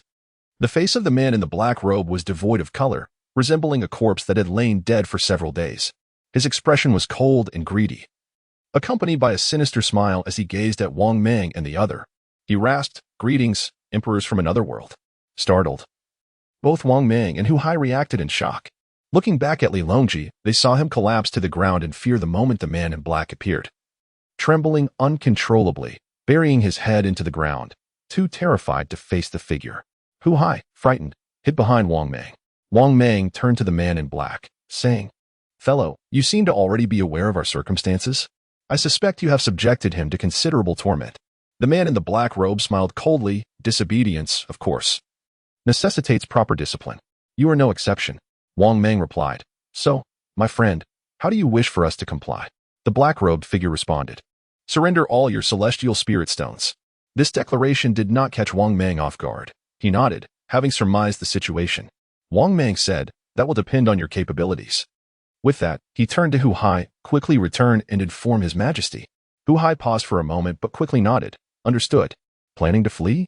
The black-robed man lunged at Hu Hai, who was about to mount his horse. Hu Hai's pupils constricted, sensing imminent peril. In a critical moment, Wang Mang unleashed a powerful palm strike from a distance. A fierce vortex of air propelled the black-robed man several meters away. Wang Mang declared, "Do you think I will let my 10 Emperor's Pearl go to waste? You must first pass my test." Chapter 62. Do not underestimate the middle-aged poor. Although Wang Mang was uncertain of the cultivation level of the man in the black robe before him, he recognized that his own newly attained realm of a spirit practitioner would be insufficient to confront him. Consequently, without a moment's hesitation, Wang Mang expended 10 imperial pearls to acquire the cultivation of a great spirit master. At this moment, he radiated an overwhelming aura, his entire being suffused with a luminous energy. The black-robed man steadied himself, his expression one of astonishment as he gazed at Wang Mang. "You are indeed a practitioner?" Wang Mang replied. "What, surprised?" As he spoke, he cast a glance at Hu Hai, who had mounted his steed in a state of panic and was hastily departing. The black-robed man's eyes glinted coldly. "You have only been here for a little over a month. I shall see to what extent you can cultivate." With that, the black-robed man surged forward, enveloped in a fierce wind. Wang Mang swiftly stamped his foot, golden light erupting forth as he activated the imperial celestial technique, meeting the charging black-robed man with an open palm strike from afar. Boom! A resounding explosion echoed as the black-robed man mysteriously vanished. In the next instant, Wang Mang's expression changed. He quickly pivoted and struck behind him. The black-robed man raised his arm to block, then executed a countergrab, seizing Wang Mang's wrist. The two engaged in close combat, the sound of their clash reverberating like sonic booms, the air around them distorting. After a flurry of dozens of exchanges, neither could gain the upper hand. Suddenly, with another thunderous explosion, the ground erupted, creating several depressions. Both fighters retreated in tandem, sliding back several meters upon the earth. A fleeting moment of silence enveloped the scene. Breathing heavily, the black-robed man regarded Wang Mang with astonishment. He had not anticipated that Wang Mang would prove to be such a formidable opponent. He had assumed that these emperors from another world were all mere ordinary insects. Wang Mang symbolically wiped the blood from the corner of his mouth and said, "I can sense it. Your cultivation is at the initial stage of a great spirit master." The black-robed man was taken aback. "From your tone, is a great spirit master insufficient to kill you?" Wang Mang retorted, 30 years east of the river. 30 years west of the river. Do not underestimate the youth and poverty." The black-robed man countered, "But you are not young," Wang Mang declared. "Do not underestimate the middle-aged and poverty." Before the black-robed man could respond, Wang Mang interjected, "You talk too much." Once again, Wang Mang activated the imperial celestial technique. Raising his palms as golden light burst forth, his form gradually ascended, his feet lifting off the ground. Tendrils of golden light began to coalesce above his head, forming a translucent half-figure of a golden warrior. Witnessing this scene, the black-robed man was taken aback, finally sensing the spiritual fluctuations emanating from Wang Mang. He was, in fact, at the pinnacle of the 9th tier of a great spirit master. At that moment, Liu Longji, who had been curled up not far away, peeked out from his hiding place to look at Wang Mang. He was instantly struck with awe and immortal. This was Wang Mang's second time acquiring the cultivation of a great spirit master. The first time, he had not yet ascended to the realm of a spirit practitioner and had not learned the imperial celestial technique. On that occasion, he could only exert 2 or 3/10 of his 9th tier great spirit master capability. However, this time, Wang Mang was confident that he could unleash approximately 70% of his 9th tier great spirit master strength. Faced with an adversary who was a formidable great spirit master of the 2nd or 3rd rank, it was as if he held all the cards. Wang Mang exclaimed, "Prepare to meet your demise, you wretched scoundrel." With that, he surged forward like an arrow released from its bow, charging at the man in the black robe. The black-robed figure's pupils constricted, and responding swiftly, he ascended into the air to evade Wang Mang's lethal strike. However, he was unprepared for the golden-armored warrior that Wang Mang had conjured, who awaited him above. As the black-robed man leapt skyward, the golden warrior thrust his spear directly at him, catching him completely off guard. Thud! The black-robed man let out a pained cry, clutching his shoulder that had been pierced, blood gushing forth as he plummeted to the ground. What an opportunity! 1,000-year kill. In the distance, Liu Longji shuddered and instinctively shielded his rear. Moments later, a series of thuds echoed as the black-robed man tumbled helplessly across the ground. He clutched his injured shoulder with one hand and his rear with the other. unable to discern which was more painful, writhing in agony. Such a lack of martial ethics. You have no honor. The blood-soaked black-robed man furiously pointed at Wang Mang. Wang Mang snorted coldly and swiftly approached, delivering a powerful stomp to the black-robed man's chest. How dare you, a great spirit master, bully my brother who is merely an ordinary man without any cultivation? You lack all sense of martial ethics. It's one thing to seize his spirit stones, but to leave him with nothing. As he spoke, Wang Mang exerted his weight further, pressing down hard. The black-robed man coughed up a mouthful of blood, unable to withstand the force of the blow. Hand over the spirit stones, Wang Mang demanded. The black-robed man, bloodied and battered, looked at Wang Mang with a twisted smile. Ha ha ha ha. His laughter was maniacal, chilling, and deeply unsettling. Wang Mang furrowed his brow. What are you laughing about? The black-robed man retorted, I possess nothing. Feel free to search me. Wang Mang's gaze hardened. You seek death. To Wang Mang's astonishment, the black-robed man, undeterred by the threat, raised his right hand in a claw-like gesture, declaring, if my subordinates fail in their duties, I shall atone with my life. With that, he plunged his hand deep into his own skull, burying it entirely within. Wang Mang was taken aback. This man was truly ruthless. He released his foot, sensing that the man had indeed perished. Yet, as another thought struck him, he turned his gaze back to the black-robed man's corpse. Subsequently, he formed a gesture with his fingers that shot forth toward the body, raising them once more. A translucent, ethereal soul emerged from the black-robed man's lifeless form, as if it had been forcibly extracted. The soul of the black-robed man now displayed a stark terror, a stark contrast to his earlier resolve to embrace death. No, please. Wang Mang chuckled. I thought you were unafraid of death.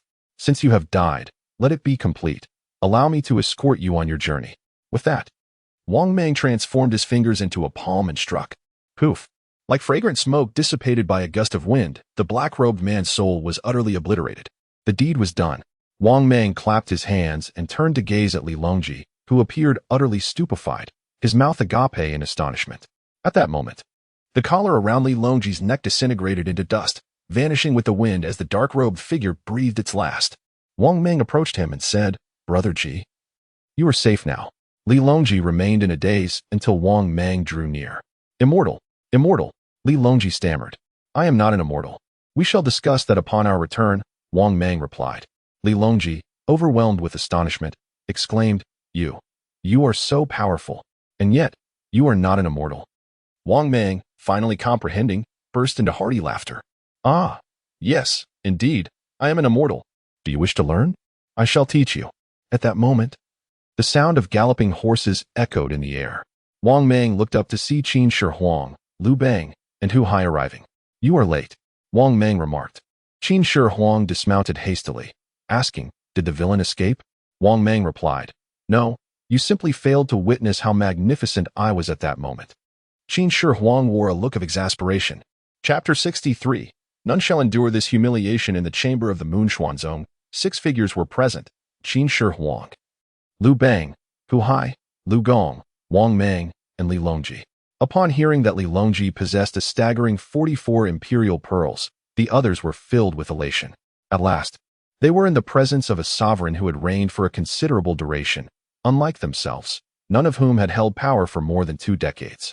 The assembly commenced with introductions, prioritizing the acquisition of the imperial pearls before addressing any other matters. The tally of imperial pearls was as follows. Qin Shi Huang had 14 plus 44, totaling 58 pearls. Liu Bang had 66 plus 44, totaling 110 pearls. Liu Gong had 30 plus 44, totaling 74 pearls. Liu Longji, however, had only 11 plus 7 plus 4. Combined with the pearls he had previously acquired from Hu Hai and Wang Mang, resulting in a total of 39 pearls.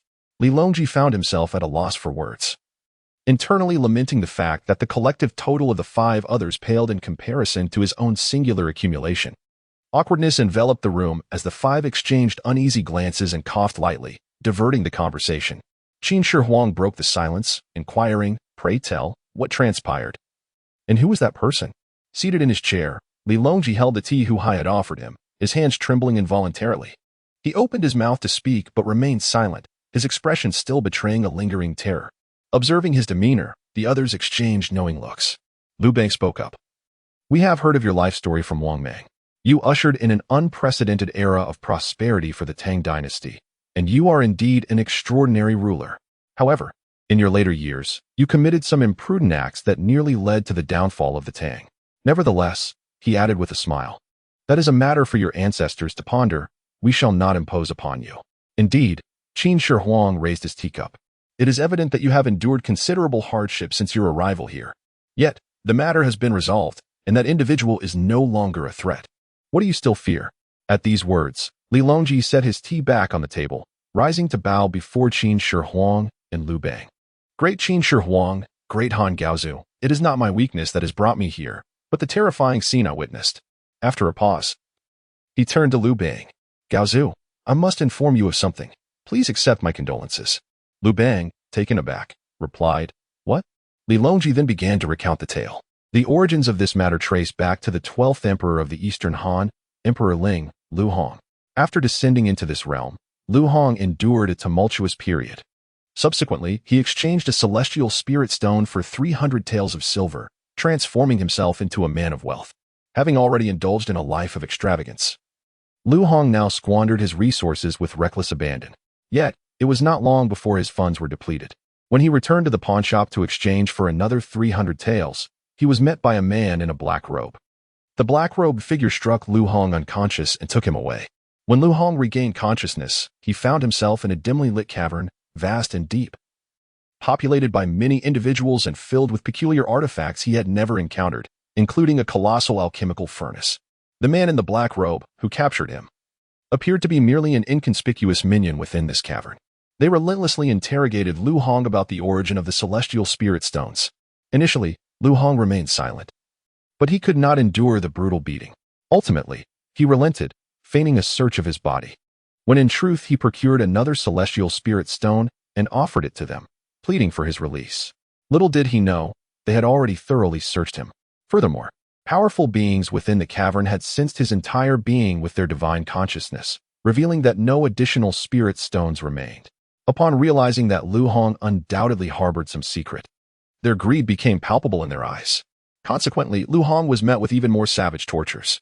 He became akin to a cash cow, continuously purchasing celestial spirit stones to appease them, until all 21 of his imperial pearls were depleted. Skeptical, they subjected him to further torment. Liu Hong, in utter despair, lamented, I truly have none left. He did not wish to perish, having died young in his previous life at the age of 34. He yearned to live longer in this life. In a fit of desperation, Liu Hong divulged everything, including the existence of the little emperor, the imperial pearls, and the more than 200 emperors scattered across the land. He assured them that upon reuniting, they would acquire new imperial pearls. The leaders of the cavern remained skeptical but commanded the man in the black robe to take Liu Hong to seek out the other emperors. The first they found was Li Longji. Li Longji, seething with indignation, thought, after traveling for over 10 days to meet you, am I to be sold into captivity?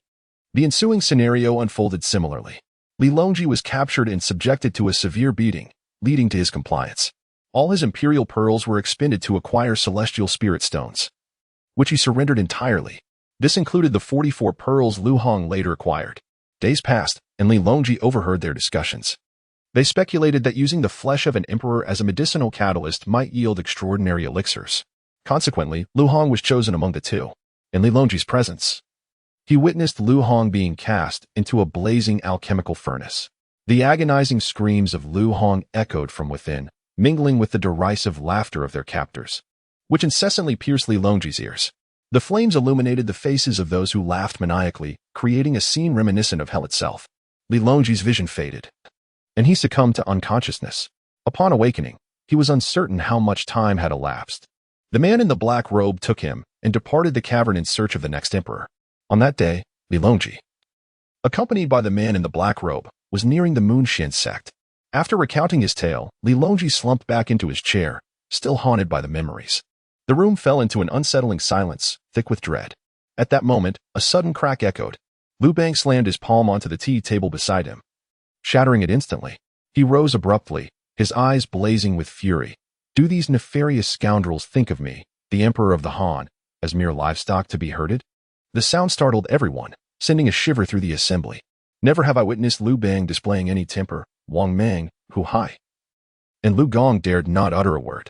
At that moment, Qin Shi Huang rose to his feet, acutely aware that Liu Bang was genuinely incensed this time. Perhaps we should have anticipated this. The celestial spirit stone is such a precious treasure that all practitioners yearn for it. If these two are so affected, surely other emperors have encountered similar predicaments. With a gentle sigh, Qin Shi Huang turned his gaze towards the assembly. This matter transcends the identity of the Emperor of Han. It concerns all the emperors of our illustrious Huaxia, who must not endure such indignity. Chapter 64. Do you still dare to nod? Zhonggu is right, Liu Bang declared with great fervor as he turned his gaze towards Li Longji. Lead the way. Let us storm their lair. Upon hearing this, Li Longji trembled in fear. Ah, no. Please don't. Besides, I have no idea where to go. Liu Bang retorted. Did you not emerge from their cave? Li Longji replied. Every time I leave, I faint beforehand, so I have no knowledge of the cave's location. At that moment, Wang Mang interjected, Brother Bang, even if we knew the way, we should not approach recklessly. Liu Bang looked at Wang Mang, awaiting his further remarks. Wang Mang's expression grew slightly grave as he continued. Initially, I believed it was merely a solitary individual.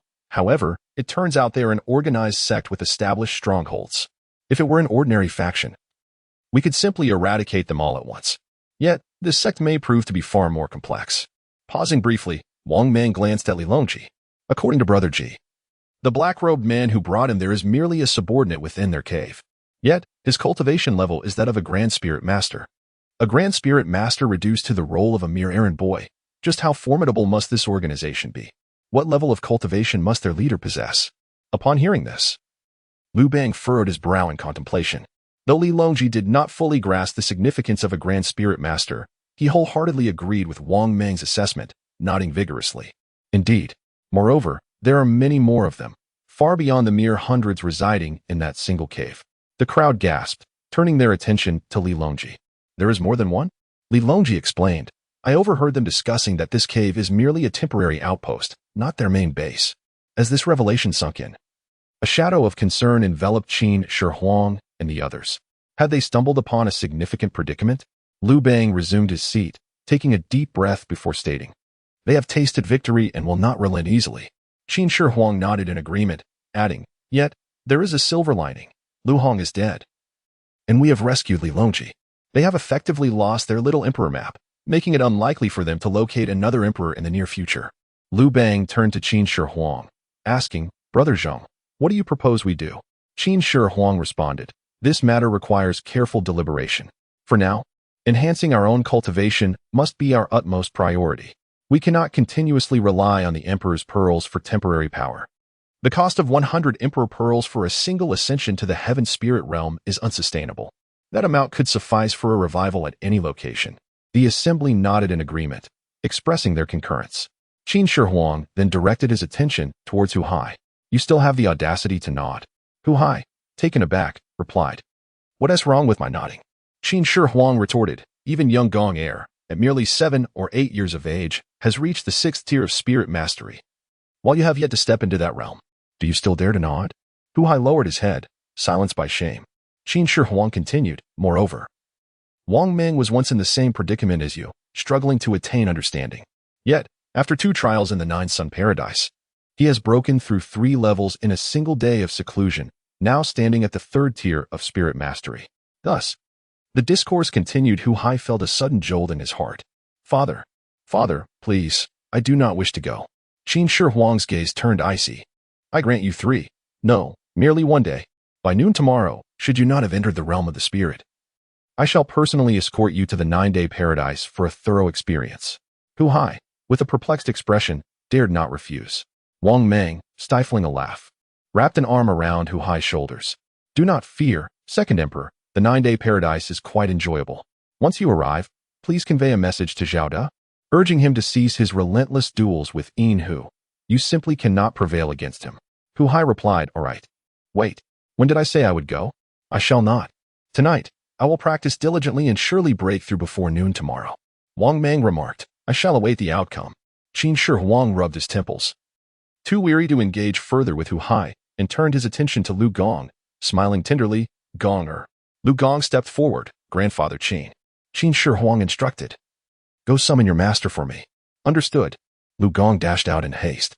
Wang Mang and the others immediately grasped the implications. They were not well acquainted with the enigmatic organization within this cave. Perhaps Wen Xiu might possess some insights. While they awaited, Wang Mang approached Li Longji, saying, "Brother Ji, I forgot to mention, Lu Hong is alive." Li Longji exclaimed, "How can that be? I witnessed it with my own eyes." Wang Mang raised a hand to interrupt. "Death can be reversed." Reversed?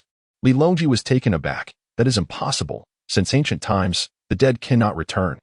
Wang Mang smiled knowingly. "Then who is it that sits in that chair? Did you not pass away at the age of 78? At this, Li Longji was momentarily stunned. Indeed, his expression resembled that of a malfunctioning CPU as he looked at Wang Mang. Wang Mang explained, "It is limited to us. Death may be reversed, albeit at a cost. When Lu Hong perished, you fainted from shock. Had you remained conscious, you would have witnessed his spirit departing, along with the emergence of the Little Emperor." Wang Mang elaborated on the rules governing the Little Emperor's resurrection. Upon hearing this, Li Longji's expression turned complex, and he lamented, "Had I known this earlier, I might as well have died. I have endured so much suffering for nothing." Wang Mang chuckled ruefully. "The tortures of the 9-day paradise are not to be underestimated compared to your experiences within the cave. In the Grand Realm of Dali, in Linzhou City, at the Hidden Dragon Stronghold, the air was filled with joviality. The 5 chiefs, 666, 7 clever ones, 8 steeds. In the open space of the stronghold, several tables were set with liquor. Tang Ying, clad in a mostly black attire with red accents, stood with one foot on the ground and the other on a stool, rolling up her sleeves and bellowing in a robust voice as she engaged in a spirited game of dice with Zhu Zhanji. "You've lost again. Ha ha ha. Drink up." Zhu Zhanji's cheeks flushed, his stance slightly unsteady, clearly having consumed a fair amount. He scratched his head. "How did I lose once more?" At that moment, a voice exclaimed, "Chief." Tang Ying was startled, quickly lowering her leg from the stool and turning to see who had called. Before her stood Li Shimin, hands clasped behind his back. Clearing her throat, Tang Ying fidgeted with her attire and, after a gentle cough to clear her voice, spoke softly, "Erlang, are you not in seclusion? How have you emerged so swiftly?" From behind, the inebriated voice of Zhu Zhanji echoed, "Sister-in-law, continue. This round is surely mine." Tang Ying feigned ignorance, subtly shifting her position to obstruct Li Shimin's view of Zhu Zhanji. Li Shimin remarked, "Cultivating both spiritual and martial arts proves to be far more challenging than I had anticipated. I merely stepped out for some fresh air." Tang Ying responded, "It's quite all right. Spiritual cultivation demands more innate talent than martial prowess. If it becomes too burdensome, do not strain yourself." Li Shimin replied, "I have reached the 9th level of spiritual cultivation. However, I find the prospect of advancing to the realm of a spiritual master rather daunting." At his words, Tang Ying's eyes widened in astonishment. "What?" Chapter 65. The Bandit Extermination Army. The atmosphere abruptly fell silent. Although the crowd was unaware of the specifics regarding Liu Xiu, they could sense that their formidable chief seemed quite impressive. Tang Ying exclaimed, "Truly worthy of being Erlang. I have indeed chosen a remarkable man." Li Shimin, visibly startled, interjected, Hold on. He rubbed his temples, feeling somewhat helpless in the presence of the individual before him. He then shifted the conversation. "Where are Yuan Xiu and brother Niuwu? I have not seen them." Tang Ying replied, "You know, ever since we returned from Xingu Mountain, Yuan Xiu has transformed completely. He spends his days in intense training, constantly seeking Yo Wu's company for practice. They are currently at the martial arts arena." Li Shimin chuckled. Becoming a father brings a sense of responsibility. Yuan Xiu is eager to grow stronger to protect his daughter. At that moment, a messenger from the village hurriedly approached, reporting, "Chief, I bring good news." The young messenger clasped his fist joyfully as he reported to Li Shimin. Li Shimin inquired, "Oh, what good news?" The crowd turned their attention toward him. The messenger excitedly announced, "Our long-standing rival, Tiger Head Mountain, is no more." Laughter erupted among the crowd. Li Shimin nodded with a smile that was to be expected. "Their leader was slain by me, leaving them leaderless. They will undoubtedly fight amongst themselves for the position, leading to their own demise." However, as he spoke, the messenger shook his head. Li Shimin raised an eyebrow. "Oh." The messenger continued, "A band of extermination troops arrived yesterday and completely obliterated Tiger Head Mountain, leaving no survivors." Upon hearing this, the room fell into silence. Even Zhu Zhanji's inebriation dissipated momentarily. Zhu Zhanji asked, "The extermination army? Was it sent by the local government of Linzhou or the Great Li Court?" The messenger replied, I do not know." "Why has everyone stopped laughing?" Zhu Zhanji retorted, "Do you still find it amusing? Have you forgotten that you are also a mountain bandit?" The messenger scratched his head and said, Since the chief ordered us to cease all banditry, we have not robbed for 2 months. I had almost forgotten that we were once bandits. In fact, I have started doing good deeds. Just the other day, I carried an elderly lady across the river. Though when I got her across, she said she did not want to cross. The crowd fell silent. Tang Ying looked at her somewhat dim-witted messenger, feeling a wave of embarrassment as she slapped her forehead. She recalled how he had been chosen for the reconnaissance task. Ah, yes. Everyone else had been reluctant to take on the laborious task, and it seemed he had lost in a game of dice. Tang Ying asked, "Did you witness with your own eyes that all the people from Tiger Head Mountain were killed?" The messenger affirmed, "Yes." Upon hearing the news, I rode swiftly to confirm it. I saw with my own eyes that the entire Tiger Head Mountain was adorned with military flags. On those flags, I believe there were 2 characters, female giant army? Zhu Yuanzhang was taken aback, glancing at Tang Ying. "Is there an army by that name in your region?" Tang Ying shook her head. "I have not heard of it." Li Shimin suddenly realized, it's a single character, G. Upon hearing this, Tang Ying was startled and quickly turned to Li Shimin. "It is the imperial army of Dali." Everyone looked at Tang Ying. She continued, "The royal family of Dali has the surname G. Whoever raises the G banner must be a member of the Dali royal family." Li Shimin furrowed his brow. Qitushan and Yinlongzai are merely small mountain bandit groups, with only about 100 men each. Is it truly necessary to mobilize such a force? Even royal descendants are personally involved. Tang Ying replied, "Indeed, there have been efforts to eliminate bandits before, but they were always from the local Linzhou army, who merely fulfill their duties without any real intent. Never before has a formal army from the court come." Li Shimin stated, "Regardless, we must notify everyone to enhance vigilance. Gather the other heads. We shall convene in the council hall in a quarter of an hour." Tang Ying affirmed, "Understood." The following day, at noon, report. The G Banner army has arrived 30 miles from Juka Mountain. Report. The G Banner army has arrived 10 miles from Juka Mountain. Report. The G Banner army has surrounded Juka Mountain. As the messengers continued to relay the news, the hearts of everyone in Yinlongzai raced with anxiety. Li Ji inquired, "How many are there?" The messenger, out of breath, exclaimed, "A vast multitude, countless to enumerate. There must be several tens of thousands." Upon hearing this, the mountain bandits of Yinlongzai were thrown into a panic. Silence. Li Shimin's commanding voice brought instant stillness to the crowd. "Do you recall what I said in yesterday's meeting?" The crowd replied, We remember." Li Shimin nodded. "You are to remain here. No one is permitted to descend the mountain without my command." Li Ji pleaded, "Father, are you truly going alone?" I want to accompany you." Li Shimin looked at Li Ji, a hint of pride in his expression. "It's all right. I have faced many storms. A mere few tens of thousands cannot intimidate me." Li Ji smiled in response. "That is indeed true." Li Shimin instructed, "Stay behind and keep them calm." Li Ji nodded earnestly. "Father, do not worry." Then, as Li Shimin departed under the watchful eyes of the crowd, he made his way down the mountain alone. Before long, he beheld the sight of tens of thousands of soldiers below, akin to a black tide sweeping over the horizon. Their armor gleamed under the warm midday sun, radiating a chilling glint. Among them, a distinctly visible dark G battle flag fluttered in the wind, creating a resonant sound. While others might have quaked in fear, Li Shimin remained composed, his heart as tranquil as still water, stirring not a single ripple of anxiety. He continued his steady descent down the mountain, step by measured step. On the observation tower of Yinlongzai, which could accommodate only one person, stood Niu Wu. He gazed out, entranced by the silhouette of Li Shimin, who stood alone against the multitude. Tang Ying urged, "Speak. What is the situation?" Niu Wu regained his composure and hastily replied, "The chieftain has arrived, and for the moment, no conflict has ensued." Tang Ying, armed with a long spear, stood poised and ready to engage the enemy. However, upon hearing that no battle had commenced, she could only maintain her position for the time being. Meanwhile, at the foot of the mountain, the Jiqi army, poised to ascend and deliver a message, were somewhat taken aback to see someone descending voluntarily. Li Shimin approached within 10 paces and halted. In front of him, a middle-aged man clad in general's armor tightened the reins and advanced on horseback.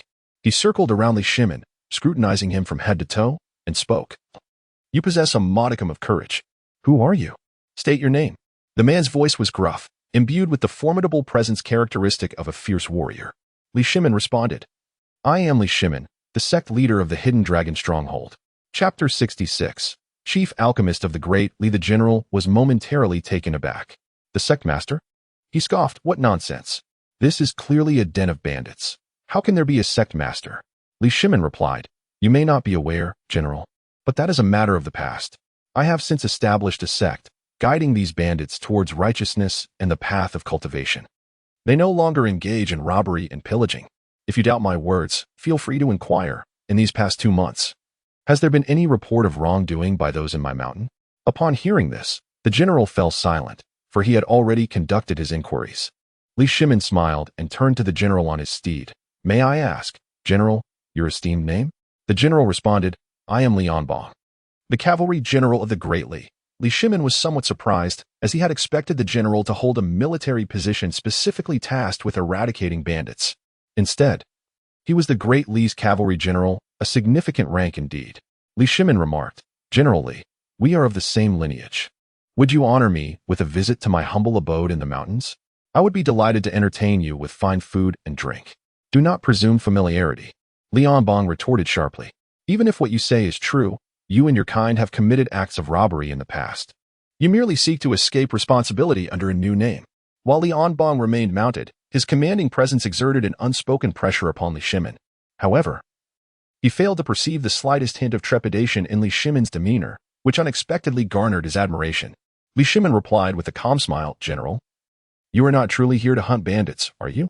Oh, Liu Bang chuckled at this. What makes you say that? Li Shimin continued, Firstly, with merely 100 of us humble mountain bandits, how could we possibly warrant the imperial court dispatching tens of thousands of troops to encircle us?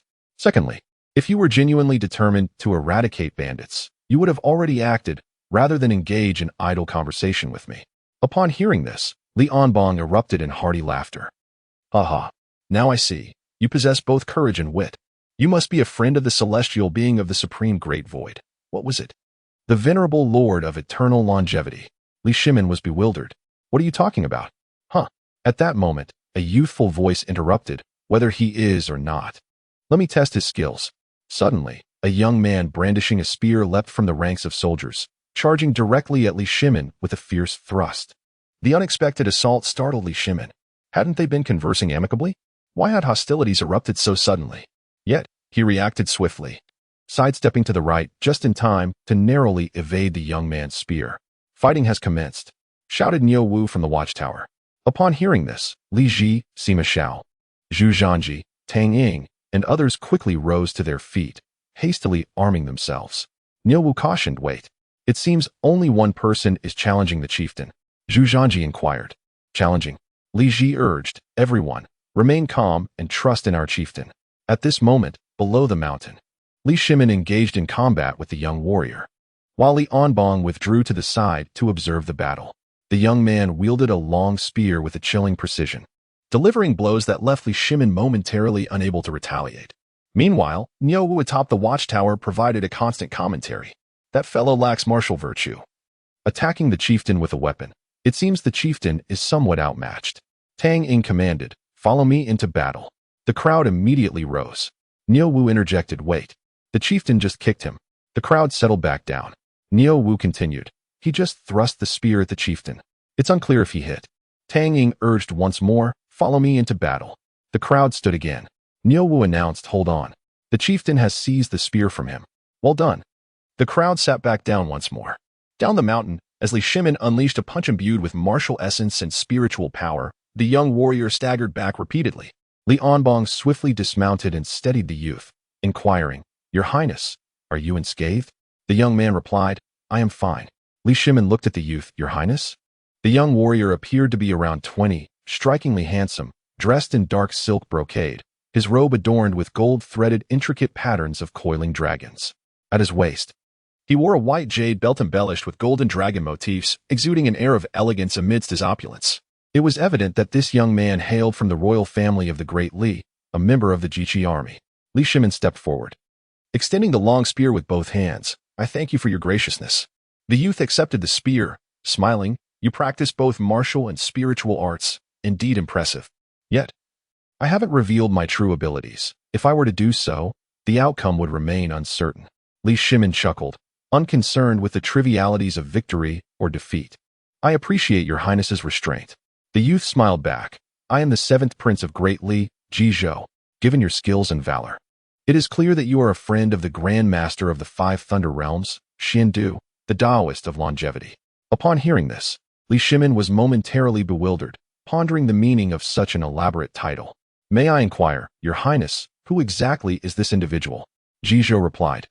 He is our newly appointed chief alchemist, favored greatly by my father.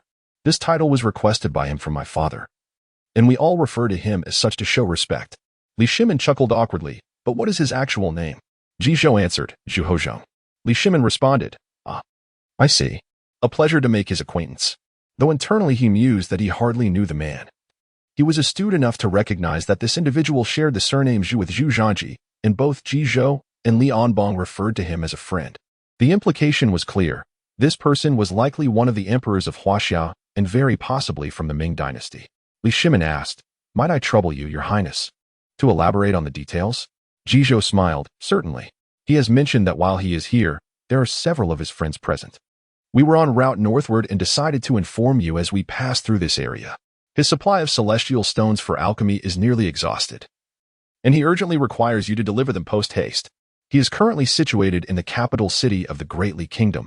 Upon hearing this, Li Shimin understood the situation. So that was it. He mused that this fellow, being in the capital, did not come himself but instead summoned tens of thousands of troops. It left them fearing a fierce battle was imminent. Rest assured, he would certainly seek retribution later. Li Shimin inquired, Why did you slaughter the Tiger Head Mountain? Zhou replied, Upon our arrival, we first visited the Lord of Linzhou City to gather information regarding the Jiuzhu Mountain.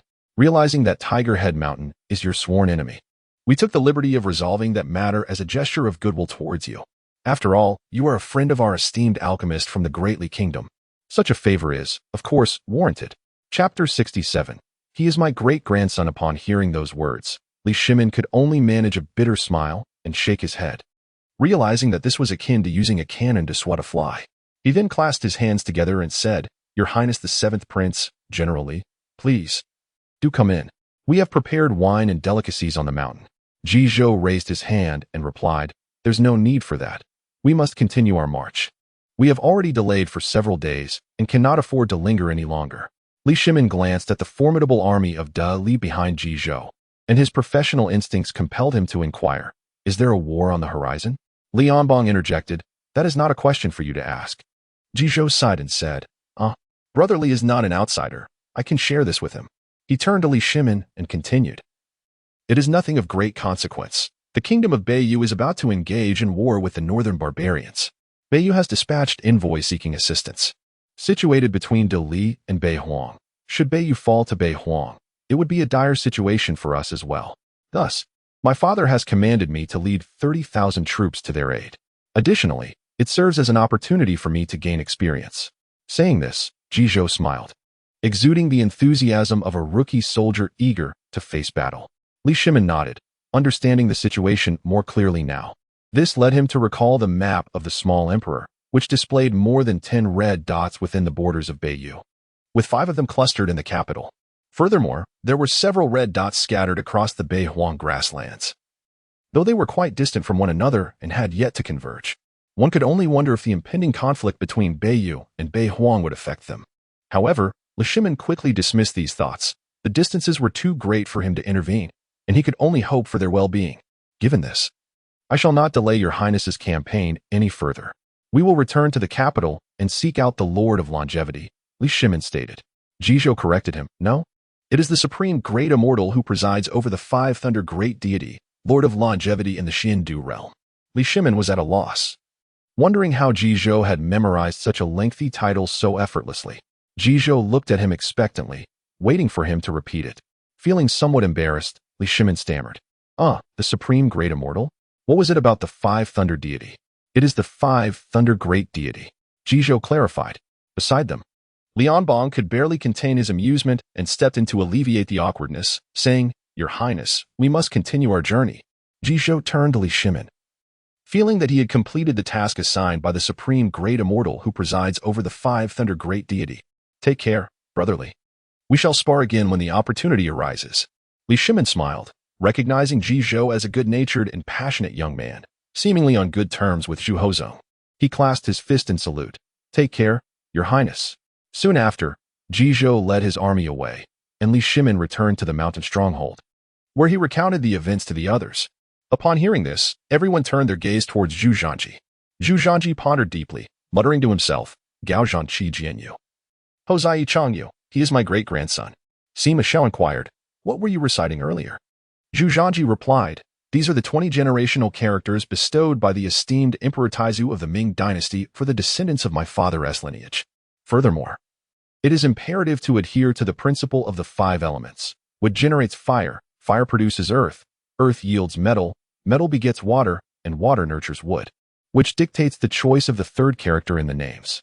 For instance, my father is named Gao Qi since fire generates earth. I am named Zhu Yuanzhang. My son, being born of earth and metal, is named Zhu Qizhen. This pattern continues henceforth. Upon hearing this, the crowd wore expressions of disbelief. It was not difficult to comprehend. One merely had to follow the sequence. Zhu Gao, fire, Zhu Zhan, earth, Zhu Qi, metal, Zhu Jian, water, Zhu Yu, wood, Zhu Ho, fire. Thus it perpetuates. Li Ji exclaimed, such meticulousness. Your esteemed Taizu of the Ming dynasty. Haha, it is rather intriguing. Zhu Yuanzhang remarked, the Taizu seems to place great importance on the continuation of offspring. Alas, I wonder where my grandfather is now. I am quite worried about his well-being. The others understood Zhu Yuanzhang's unspoken concern. He was naturally anxious about how to explain if his grandfather were to encounter Zhu Yuanzhang or any of the subsequent emperors of the Ming dynasty. The gathered company was already somewhat acquainted with the history from the Qin dynasty up to Zhu Yuanzhang, especially the remarkable tale of the 3rd emperor of the Ming. He was the only one in history to successfully rebel with the strength of a single locality against a national army. One might question whether the Zhangwen emperor was too weak or the Yongle emperor too formidable. Perhaps both were true. Li Shimin chuckled and shook his head. In comparison to Zhu Yuanzhang, I find myself more intrigued by your grandfather. He is indeed a remarkable figure. Upon uttering this, all eyes turned toward Li Shimin. He suddenly realized he had unwittingly dug himself a pitfall. The others appeared to understand. Naturally, he was more interested in Zhu Di, for he too had seized the throne through rebellion. Li Shimin cleared his throat, somewhat embarrassed. Let us not dwell on this. Li Ji scratched his head, redirecting the conversation for his father. So, when shall we set forth? Li Shimin responded, the capital of Dali is not too far from Linzhou, with swift steeds. It should only take 5 or 6 days. Moreover, I recall that there are not just 1, but 2 red dots in the capital. We shall depart early tomorrow morning. All 5 of us. The crowd responded in unison, excellent. In the dense thicket, the sound of rustling leaves accompanied the stinging wind. 2 figures, one young and one old, hurriedly fled through the forest. Stop. Behind them, a group of armed bandits relentlessly pursued. Among the fleeing duo, the young man appeared to be around 19 or 20, with an air of youthful vigor about him. The other man, rugged in appearance with a broad face and large eyes, sported a full beard and was clearly in his 40s, his stamina evidently waning. The young man urged, hold on. We are almost there. He gasped for breath as he glanced at the small screen before him, encouraging the man beside him. However, to his utter astonishment, the man suddenly shoved him to the ground. After the push, the man quickened his pace and fled. The young man fell, filled with rage, exclaimed, You. Yet, as he rose to his feet, a group of fierce thugs had already encroached upon him. Continue the chase, commanded the leader, and they pursued the fleeing man relentlessly. In an instant, the leader of the thugs slashed at the young man's leg with a knife. The young man let out a blood-curdling scream and collapsed once more, blood gushing from his wound. Run? I'll make sure you don't. Hand over the celestial spirit stone, or I'll end your life. Chapter 68. A cry for help, help, help. The man with a bushy beard ran desperately, glancing back at the village that lay less than 200 meters away, his voice echoing with urgency. Stop. The bandits pursuing him abruptly halted, suddenly realizing the precarious situation they had unwittingly stumbled into. Ahead lay the treacherous Xiao village, and this man seemed to be risking his life. Don't chase him. We must leave at once. The group, struck by a sense of foreboding, disregarded the fleeing man and hastily turned to retreat. Before long, they returned to the spot where they had pursued the youth, only to be confronted by a bizarre sight. Their leader and several remaining comrades lay sprawled on the ground, devoid of any wounds or blood, appearing as if they were merely asleep. The young man had also succumbed to unconsciousness, and beside him stood a frail, white-bearded elder leaning on a cane. The old man bent slightly, exuding an air of frailty, and slowly turned his gaze towards the group. evoking no sense of danger. One member stepped forward, brandishing a knife, and demanded, "Hey, old man, what just happened?" As he spoke, he noticed the elder's pupils suddenly constricting into slitted, reptilian eyes. The realization struck him in an instant, before he could utter a word of warning. Darkness enveloped him. Within the village, the bearded man, panting heavily, felt a sense of safety wash over him when he noticed that his pursuers had not followed him inside. Following the guidance of a small imperial map, he knocked on the door of a courtyard. Soon, the door swung open to reveal none other than Liu Xiu, the Emperor Xian of Han. Liu Xiu immediately noted the small imperial map displayed in front of the man, a symbol visible only to those of royal lineage. The bearded man glanced at the screen and, confirming their mutual identity, hastily proclaimed, "We are allies. I am also an emperor." Liu Xiu quickly assisted him into the courtyard. Inside, Cao Cao and Sima Yi, lounging on reclining chairs, turned their attention towards the door and promptly rose. Liu Xiu addressed them. "Did you not see the small emperor? He has arrived at our doorstep, and neither of you came to welcome him." Cao Cao looked at Sima Yi, incredulous. "Did you not see the small emperor? He is at our doorstep, and you did nothing." Sima Yi stammered, "I." Liu Xiu interjected, "Sit down and rest for a moment. I will fetch you some water." Cao Cao exclaimed, "No, no, let the old rascal fetch it." Sima Yi agreed, "Yes, yes, I will go. Emperor Xian, please just relax." After the two men consumed their tea, the bearded man finally spoke. "I am Shi Jingtang, the founder of the later Qin dynasty. May I inquire who the three of you are?" Cao Cao responded, "Later Qin? Founder?" Sima Yi echoed, "Later Qin. Founder." Shi Jingtang clarified, "The small emperor indicates later Qin, likely due to the existence of a previous Qin dynasty." Cao Cao inquired, "Does your later Qin have any connection to the Qin dynasty?" Shi Jingtang shook his head, "No relation whatsoever." Cao Cao concluded, "As long as there is no connection, that is sufficient. One might almost think it akin to the Han dynasty." Shi Jingtang, "So, who are you exactly?" "I am Emperor Xian of Han, Liu Xiu, posthumously enshrined as Emperor Xian of Qin, Sima Yi, posthumously enshrined as Emperor Wu of Wei, Cao Cao." Upon hearing this, Shi Jingtang's heart jolted violently, and the teacup in his hand fell to the ground in a panic, shattering into pieces. He dared not look at Cao Cao, his gaze evasive. "Cao Cao, At that moment, a convergence of information appeared before the four. Cao Cao, 36, balance, 36 imperial pearls. Previously had 31, purchased a celestial spirit stone for cultivation. Sima Yi, 10-6, balance, 16 imperial pearls. Previously had 21. Bought the imperial celestial art and a celestial spirit stone, spending it all. Just promoted to spirit user, awarded 10 pearls. Liu Xiu, 36, balance, 36 imperial pearls. Shi Jingtang, 120031, balance, 43 imperial pearls." After tallying the imperial pearls, an additional message appeared before Shi Jingtang. 3 individuals have successfully converged. Without waiting for Shi Jingtang to examine it closely, Cao Cao inquired, "Why such alarm?" Shi Jingtang, "On my way here, I was pursued by a band of ruffians. I fled all the way to this place." Liu Xiu, "Are you injured? I can take a look." Shi Jingtang, "Thank you, Emperor Xian, but I am unharmed. A brief rest will suffice."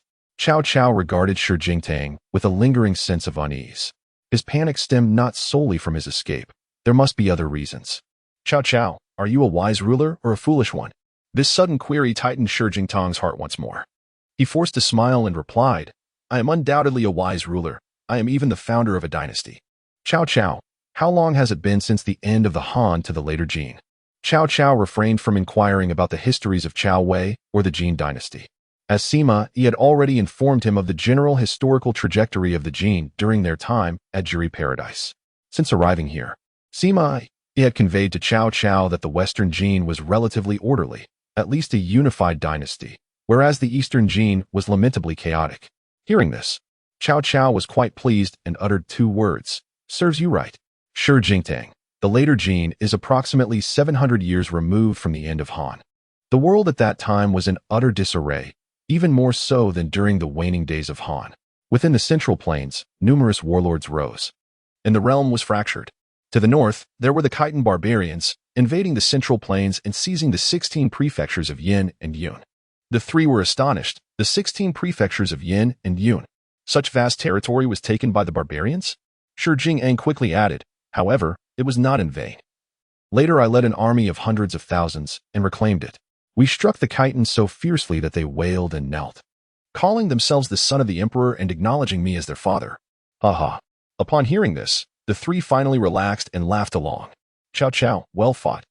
Cao Cao clapped Shi Huang on the shoulder. I had some misunderstandings about you earlier. It appears you truly are a great leader of the future.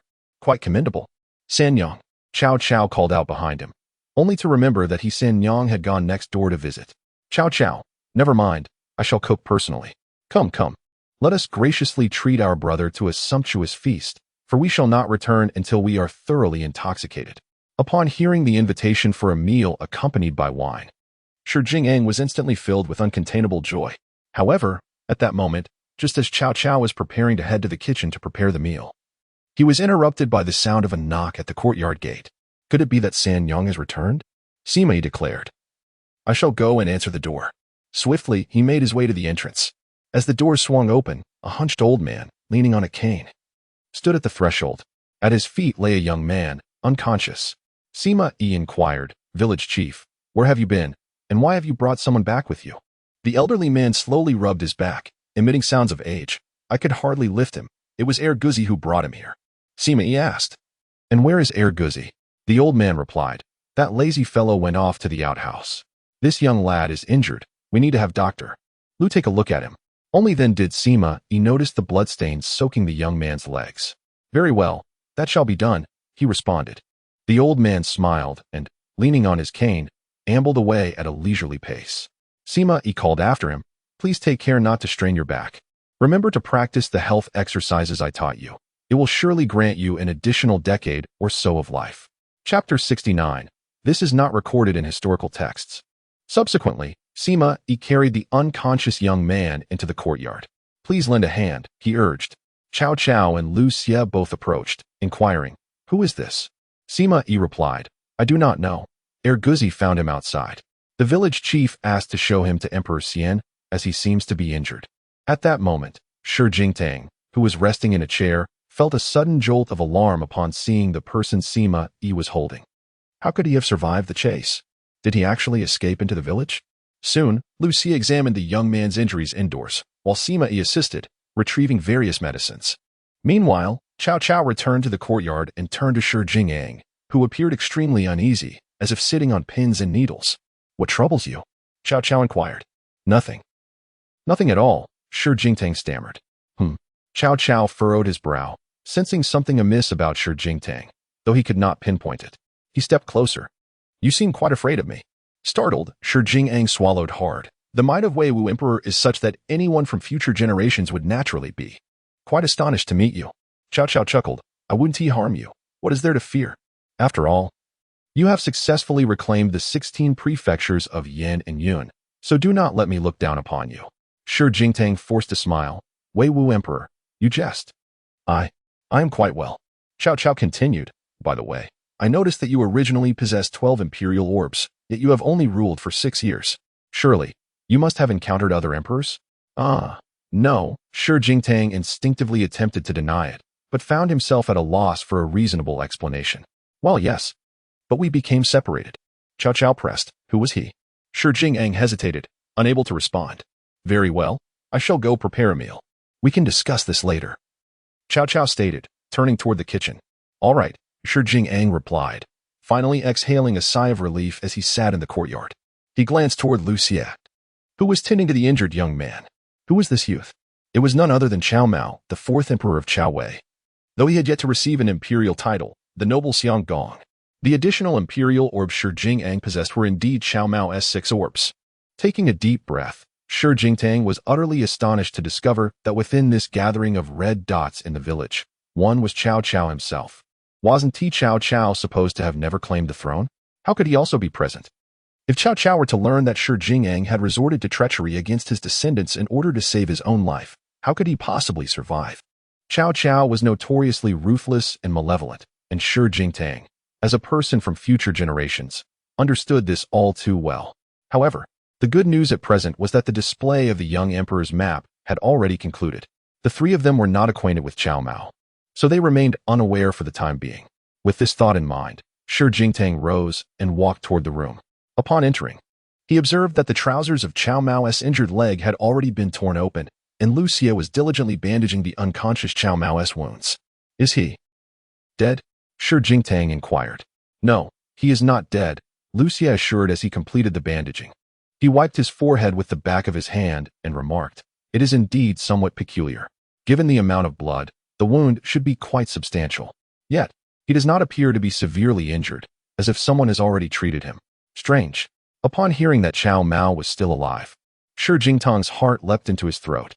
At this moment, Shi Jingtang's mind raced with thoughts. Should he secretly kill Cao Mao while they were away? Or should he swiftly escape before Cao Mao regained consciousness? Just as Shi Jing'ang pondered his next move, Sima Yi stated, "I shall awaken him." Shi Jing'ang exclaimed, "What?" Sima Yi glanced at him. "What is it? Why the sudden surprise?" Shi Jing'ang stammered, How will you awaken him?" With a smile, Sima Yi brought his fingers together, emitting a faint luminescence from the tips. "Allow me to demonstrate my spiritual prowess." He then pointed at Cao Mao's forehead, and golden light converged, gradually enveloping Cao Mao's entire being. Witnessing this spectacle, Shi Jingtang's eyes widened in disbelief. Sima Yi can wield such mystical arts? This is not recorded in the historical texts. Coughing lightly, the figure lying on the bed, Cao Mao, abruptly began to cough and slowly opened his eyes. Upon seeing this, Shi Jingtang wasted no time and immediately turned to flee. However, he collided head-on with Cao Cao at the doorway. Cao Cao intercepted him. "Where are you off to, Brother Shi?" In a panic, Shi Jingtang replied, "Wali Emperor, were you not cooking?" Cao Cao fixed him with a cold stare. "You are acting quite strangely, very strangely indeed." Shi Jingtang stuttered. "I." Cao Cao forcefully pushed him back into the room. "Do you know him? Is he also an emperor?" Beads of sweat dotted Shi Jingtang's forehead, and his body trembled involuntarily, rendered mute by fear. Observing this, Liu Xiu and Sima Yi exchanged glances. Cao Cao scoffed. "The more I think about it, the more it feels off. I have indeed guessed correctly." He then turned his attention to the bedbound Cao Mao. "Awake? State your name." Liu Xiu stepped forward to assist Cao Mao in sitting up. Cao Mao, looking somewhat weak, glanced at the individuals before him, finally fixing his gaze on Shi Jingtang. "You." Shi Jingtang stumbled backward, then turned to search for something. Spotting an axe, he quickly picked it up and brandished it at the others. "Step aside. Everyone, step aside." Seeing this, Cao Cao chuckled. "You intend to use that against me? Have you thought this through?" Shi Jingtang glared fiercely at Cao Cao. "Step away. Let me go, or I shall strike you down." Cao Cao glanced at Sima Yi, who seemed disinclined to intervene. Sima Yi nodded and moved forward. Although Shi Jingtang was a formidable warrior, Sima Yi, in his current spiritual state, found it exceedingly simple to subdue him. With an enigmatic maneuver, Sima Yi, channeling his spiritual energy, struck Shi Jingtang's wrist. A cry of agony escaped Shi Jing'ang as the axe slipped from his grip and fell to the ground. Sima Yi swiftly maneuvered behind him, delivering a kick that sent Shi Jingtang sprawling forward, landing with a thud at Cao Cao's feet. "King of Wei," Sima Yi called out, casting the axe towards Cao Cao. Cao Cao caught it deftly and casually placed the blade upon the shoulder of Shi Jingtang, close to his neck. A mere flick would send blood gushing from Shi Jingtang's throat. Trembling all over, Shi Jingtang realized his dire predicament. Cao Cao let out a soft hum and turned his gaze back to the bed where Cao Mao lay. "Child, state your name." At that moment, Cao Mao looked astonished. Gazing at Cao Cao, "Wei? King Wei? Are you the emperor of our great Wei?" Cao Cao replied, "Oh, it seems we are indeed of the same blood. I am Cao Cao, the posthumously honored Emperor Wu of Wei." Upon hearing this, Cao Mao's expression transformed, filled with joy and excitement, yet overshadowed by a sense of grievance. Ignoring Liu Xiu's attempts to restrain him, he insisted on getting out of bed. Kneeling upon the ground, with tears welling in his eyes, he cried out, "I am Cao Mao, the grandson of Emperor Wu of Wei, the fourth emperor of Cao Wei. I pay my respects to my great-grandfather, Emperor Wu." Chapter 70. 100 Willingness. Upon hearing those words, Cao Cao's heart sank. Sima Yi and Shi Jingtang shared similar sentiments. At this moment, the three men found themselves in different states of mind, while Liu Xiu appeared to take the world's affairs lightly, choosing not to speak further. Let them be as they wish. Meanwhile, both Cao Cao and Cao Mao revealed signs of recognition. Successfully united with Cao Cao, personal account 0, balance, 11 imperial pearls, successfully united with Cao Mao. Personal account 6, balance, 42 imperial pearls. Cao Mao unlocked the achievement of successful union of 3. Cao Cao, my great-grandson. His expression was complex. The cleaver still pressed against Shi Jingtang's neck. You are injured. Rise first. What transpired? Speak in detail. Cao Mao, assisted by Liu Xiu, rose to sit back upon the bed. With tears welling in his eyes, he recounted, I have faced countless trials, narrowly escaping death several times. It was only at noon the day before that I united with Shi Jingtang. He claimed to have reclaimed the 16 prefectures of Yin and Yun from the hands of the barbarians, earning my utmost respect. He urged me to purchase a celestial spirit stone, curious to discover its true nature. I complied and acquired one. Yet this stone serves no purpose. It cannot be consumed nor imbibed, merely a trinket. Later, we encountered a band of desperate rogues. In a bid for survival, we surrendered the celestial spirit stone, uncertain if it would hold any value to them. To our astonishment, it was revealed to be of immense worth. Suddenly, Shi Jingtang erupted, catching one of them off guard, and snatched back the celestial spirit stone. We fled in a frenzy, pursued relentlessly, and their numbers only continued to swell. At this point, Cao Mao cast a furious glance towards Shi Jingtang. In his desperation, he shoved me to the ground during our escape. I was captured by those ruffians, sustaining a grievous wound to my leg, suffering unbearable pain. After that, I lost consciousness and was unaware of what transpired. Upon hearing this, Cao Cao's eyes turned cold as he fixed his gaze upon the kneeling Shi Jingtang. Wei Wu Emperor, please do not kill me. It was unintentional. I can offer you anything you desire, just spare my life.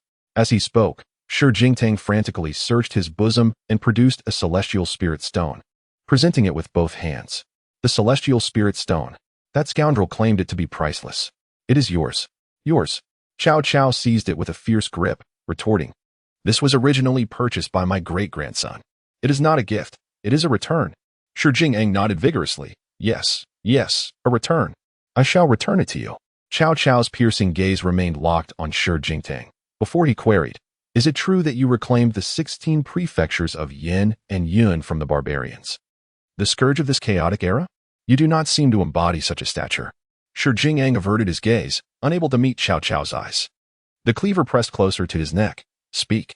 Unbeknownst to Shi Jingtang, the possibility of revival existed, nor was he aware of the achievement of successful union of three, as he had yet to inquire with the young emperor. Had he been aware, Shi Jingtang would undoubtedly have purchased the cultivation of a grand master, breaking free in one fell swoop, which would lead to significant trouble. Thus, Cao Cao aimed to leverage the gap in knowledge he possessed over Shi Jingtang, seeking to extract some information. I say, Shi Jingtang lamented, the 16 prefectures of Yanyun were ceded by me to the Khitan Liao people. I acknowledged the Liao emperor as my father and referred to myself as the Sun Emperor. Cao Mao exclaimed, What? You actually? How despicable! Gritting his teeth, Cao Mao continued, I have respected you greatly over these past few days, believing you to be a man of integrity and valor, only to discover you are such a feeble character. Coughing lightly, Sima Yi interjected, Now, perhaps you should temper your words a little. Cao Mao, perplexed, asked, Why is that? By the way, who are you? Sima Yi replied, I am nobody in particular, but I will explain later. At that moment, Sima Yi was willing to forego even the imperial pearl of Cao Mao and preferred not to reveal his identity just yet. Then, Cao Cao spoke, Shi Jingtang, do you know the saying, evil begets evil? Today, you have fallen into my hands. How would you prefer to meet your end? Shi Jingtang stammered. Can I not die? Cao Cao replied, Of course, but there must be some cost. I am willing to offer 10 celestial spirit stones in exchange for my life, a gift to the illustrious Emperor of Wei. Shi Jingtang declared. The celestial spirit stones were primarily used for cultivation, and he could not utilize such a quantity at once. Losing even one would be a significant loss. After contemplating, Cao Cao continued, Little Emperor, could you transfer Shi Jingtang's imperial pearl to me? The little emperor displayed, imperial pearls can be mutually transferred between emperors, requiring the consent of the transferor. Upon seeing this, Cao Cao felt a surge of joy. It was indeed possible. Sima Yi's heart sank, sensing an ominous turn. Wang Mang had never mentioned that imperial pearls could be transferred in the 9-day paradise. Did he not know either? Cao Cao laughed heartily. Shi Jingtang, hand over every last one of your imperial pearls. Shi Jingtang protested. The little emperor said it must be voluntary. Cao Cao responded, Oh, it must be voluntary. So you would rather die than part with them. Very well. I shall execute you. With that, Cao Cao raised his cleaver menacingly. Shi Jingyang, terrified, exclaimed, "Wait, wait, I am willing. 100 times over, I am willing. Little Emperor, quickly transfer all my imperial pearls to the Emperor of Wei." 43 imperial pearls have been transferred to Cao Cao. Balance. 0 imperial pearls. Received 43 imperial pearls from Shi Jingyang. Balance. 85 imperial pearls. Seeing this, Cao Cao is overjoyed. This morning, he had only 30 imperial pearls, but by afternoon, that number had surged to 85. Very well, Shi Jingtang, you may depart now. Shi Jingtang's eyes widened. I have already given you all my imperial pearls. Emperor Wei, do not be untrustworthy. Cao Cao smiled. You ceded the 16 prefectures of Yinyan and called yourself the Sun Emperor. That is a capital offense. You have caused my great-grandson Cao Mao to perish. That is a second capital offense. Do not accuse me, Cao, of lacking in righteousness. You have transferred to me 43 imperial pearls. Indeed, a life can be exchanged for such a sum. However, you still owe me one more. What shall we do about that? Should you produce another 43, I shall grant you mercy. Cao Cao's laughter was chilling, almost sinister. Shi Jingtang trembled, unsure if it was from anger or fear. He had yet to grasp the true nature of Cao Cao, a most cunning individual. Cao Cao remarked, "It appears you have nothing left. How unfortunate." Without waiting for Shi Jingyang to utter another word, Cao Cao's knife descended. It sliced through Shi Jingtang's throat. With wide eyes, he clutched his gushing neck, collapsing to the ground, his body convulsing as blood pooled around him. Cao Cao's indifferent gaze lingered on Shi Jingyang as life ebbed away, leaving him to perish amidst the crimson tide. Subsequently, holding the bloodied cleaver, Cao Cao slowly turned his attention to Sima Yi. Sima Yi was taken aback. This is it. I am next in line. Chapter 71. The year, he was 19 at this moment. The utterly deceased Shi Jingtang found a semi-transparent, ethereal form emerging from his lifeless body. Before him appeared the young emperor, who inquired if he wished to spend 100 imperial pearls to be resurrected immediately. Should he decline, a journey to the Nine Suns paradise awaited him. The soul spirit of Shi Jingtang wore an expression of terror and confusion, seemingly unable to comprehend the situation at hand. Great-grandfather, he. Cao Mao was evidently shaken by the spectacle before him, while Liu Xiu remained relatively composed, having been forewarned by Sima Yi. Cao Cao gazed at the floating figure of Shi Jingtang and remarked, "We do not truly perish. After death, we enter the Nine Suns paradise, where we endure 9 days of torment. Afterward, we shall re-emerge in a new location." Upon hearing this, Cao Mao was astonished. The young emperor possessed such remarkable powers. Cao Cao continued, "Shi Jingyang, if you have the courage, seek me out for vengeance after 9 days. If you lack the fortitude, consult the map carefully and keep your distance from me." Shi Jingyang trembled in fear, not daring to respond or meet Cao Cao's gaze. Shortly thereafter, his ethereal form vanished, leaving only a corpse amidst a pool of blood. Cao Mao inquired, "Where has he gone?" Cao Cao replied, "To the Nine Suns paradise. His body will remain visible until he emerges from that realm, at which point it will disappear and he will be resurrected." Cao Mao, realizing the truth, asked, "So, you were aware of all this information, great-grandfather?" Cao Cao acknowledged. "It is thanks to him, the founder of the Jin dynasty, posthumously honored as Emperor Xian of Jin, Sima Yi." At this, Cao Mao was taken aback. Following Cao Cao's gaze to Sima Yi, You are Sima Yi?" Sima Yi chuckled awkwardly. Yes." Liu Xiu interjected. "I am Emperor Xian of Han, Liu Xiu. Let us first collect our imperial pearls before discussing further." Subsequently, the three of them added the initial counts of imperial pearls. Liu Xiu had 36 plus 6, totaling 42. Sima Yi had 16 plus 6, totaling 22. And Cao Mao had 11 plus 0 plus 31, totaling 42 pearls. Cao Mao hastily turned to Cao Cao, exclaiming, "Great-grandfather, the foundation of our Wei dynasty has been usurped by the Sima clan." Cao Cao responded, "I am already aware. However, I wish to hear you repeat it to confirm whether Sima Yi has spoken falsely." Cao Mao nodded, "Very well." After Cao Cao's death, his son Cao Pai ascended to the throne, establishing the Wei kingdom and formally declaring himself emperor. He passed away at the age of 40. Known as Emperor I of Wei. Following him, Cao Pai's son, Cao Rui, took the throne, dying at 35, known as Emperor Ming of Wei. Then came Cao Cao's great-grandson, Cao Fang, the grandson of King Cao Zhang of Renqing. It was during this period that Sima Yi seized control of the capital, Luoyang, while General Cao Shuang and Cao Fang were away at jailing to pay respects to their ancestors. However, at this juncture, the Cao Wei still had a chance for revival. Cao Shuang hesitated over whether to rally forces from various regions to march in defense of the throne. In response, Sima Yi pointed to the Luo River and vowed, "If you surrender, I promise you a life of luxury and wealth, along with the preservation of your titles." The gullible Cao Shuang, this brilliant strategist genuinely believed him. "Cao Shuang, I swear by the Luo River, it is trustworthy." Sima Yi, indeed. Thus, Cao Shuang surrendered and relinquished military power, leaving the Wei kingdom without a chance of resurgence. As soon as Cao Shuang returned home, Sima Yi dispatched men to arrest him, charging him with treason and executing his entire family.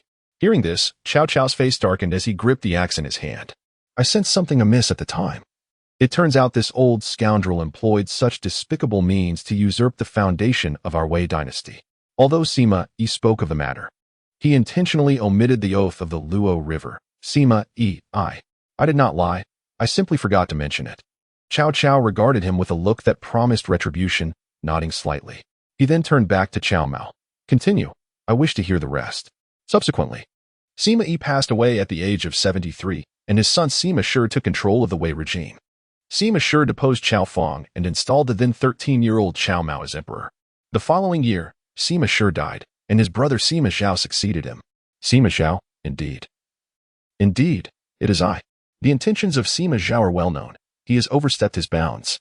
I am the sovereign of the Wei dynasty, and he dares to summon me as if I were a mere servant. How can I endure such humiliation? I would rather die than allow this traitor to challenge me. At that time, he was 19. Leading the charge, he advanced against Sima Zhao, but he was defeated and perished. Upon hearing this, the axe fell from Cao Cao's hand. His heart ached, and he embraced the tearful Cao Mao. "My dear great-grandson, you are truly worthy of being the emperor of Wei. You possess courage, even in death.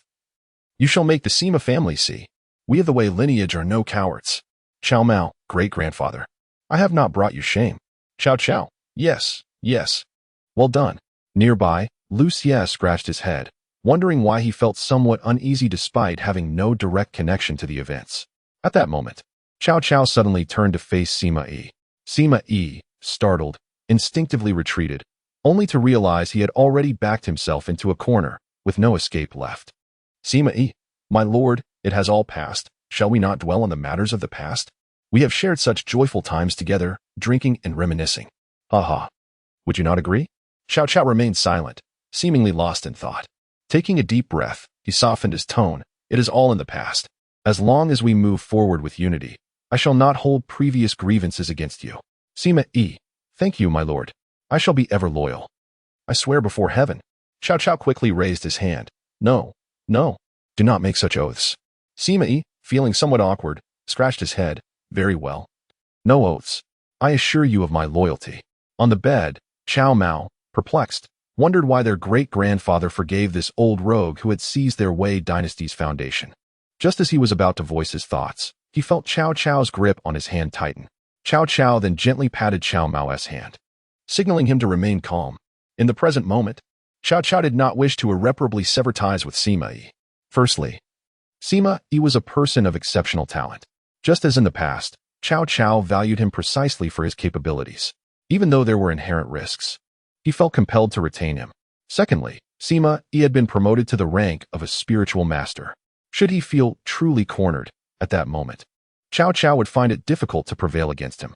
Even with the procurement of a grand spiritual master, victory was uncertain, for if Sima Yi chose to flee, he would sever all connections with Cao Cao, whom Cao Cao believed he could not possibly restrain. Cao Cao chuckled. "Ah, Zhangda, your presence brings me great comfort." He stepped forward and embraced Sima Yi's shoulders. Sima Yi reciprocated with a smile. "Your Majesty, you flatter me. It is my duty to serve." Chapter 72. Martial Arts Techniques as a Cunning Old Fox. Sima Yi was astutely aware of Cao Cao's intentions. He had an intimate understanding of his former lord. It could be said that the moment Cao Cao made a move, Sima Yi could predict his desires. However, Sima Yi had no intention of tearing their facade apart. Thus, while Cao Cao feigned ignorance, he too played along. Only Liu Xiu appeared bewildered, nearly convinced they were on the verge of conflict and preparing to flee.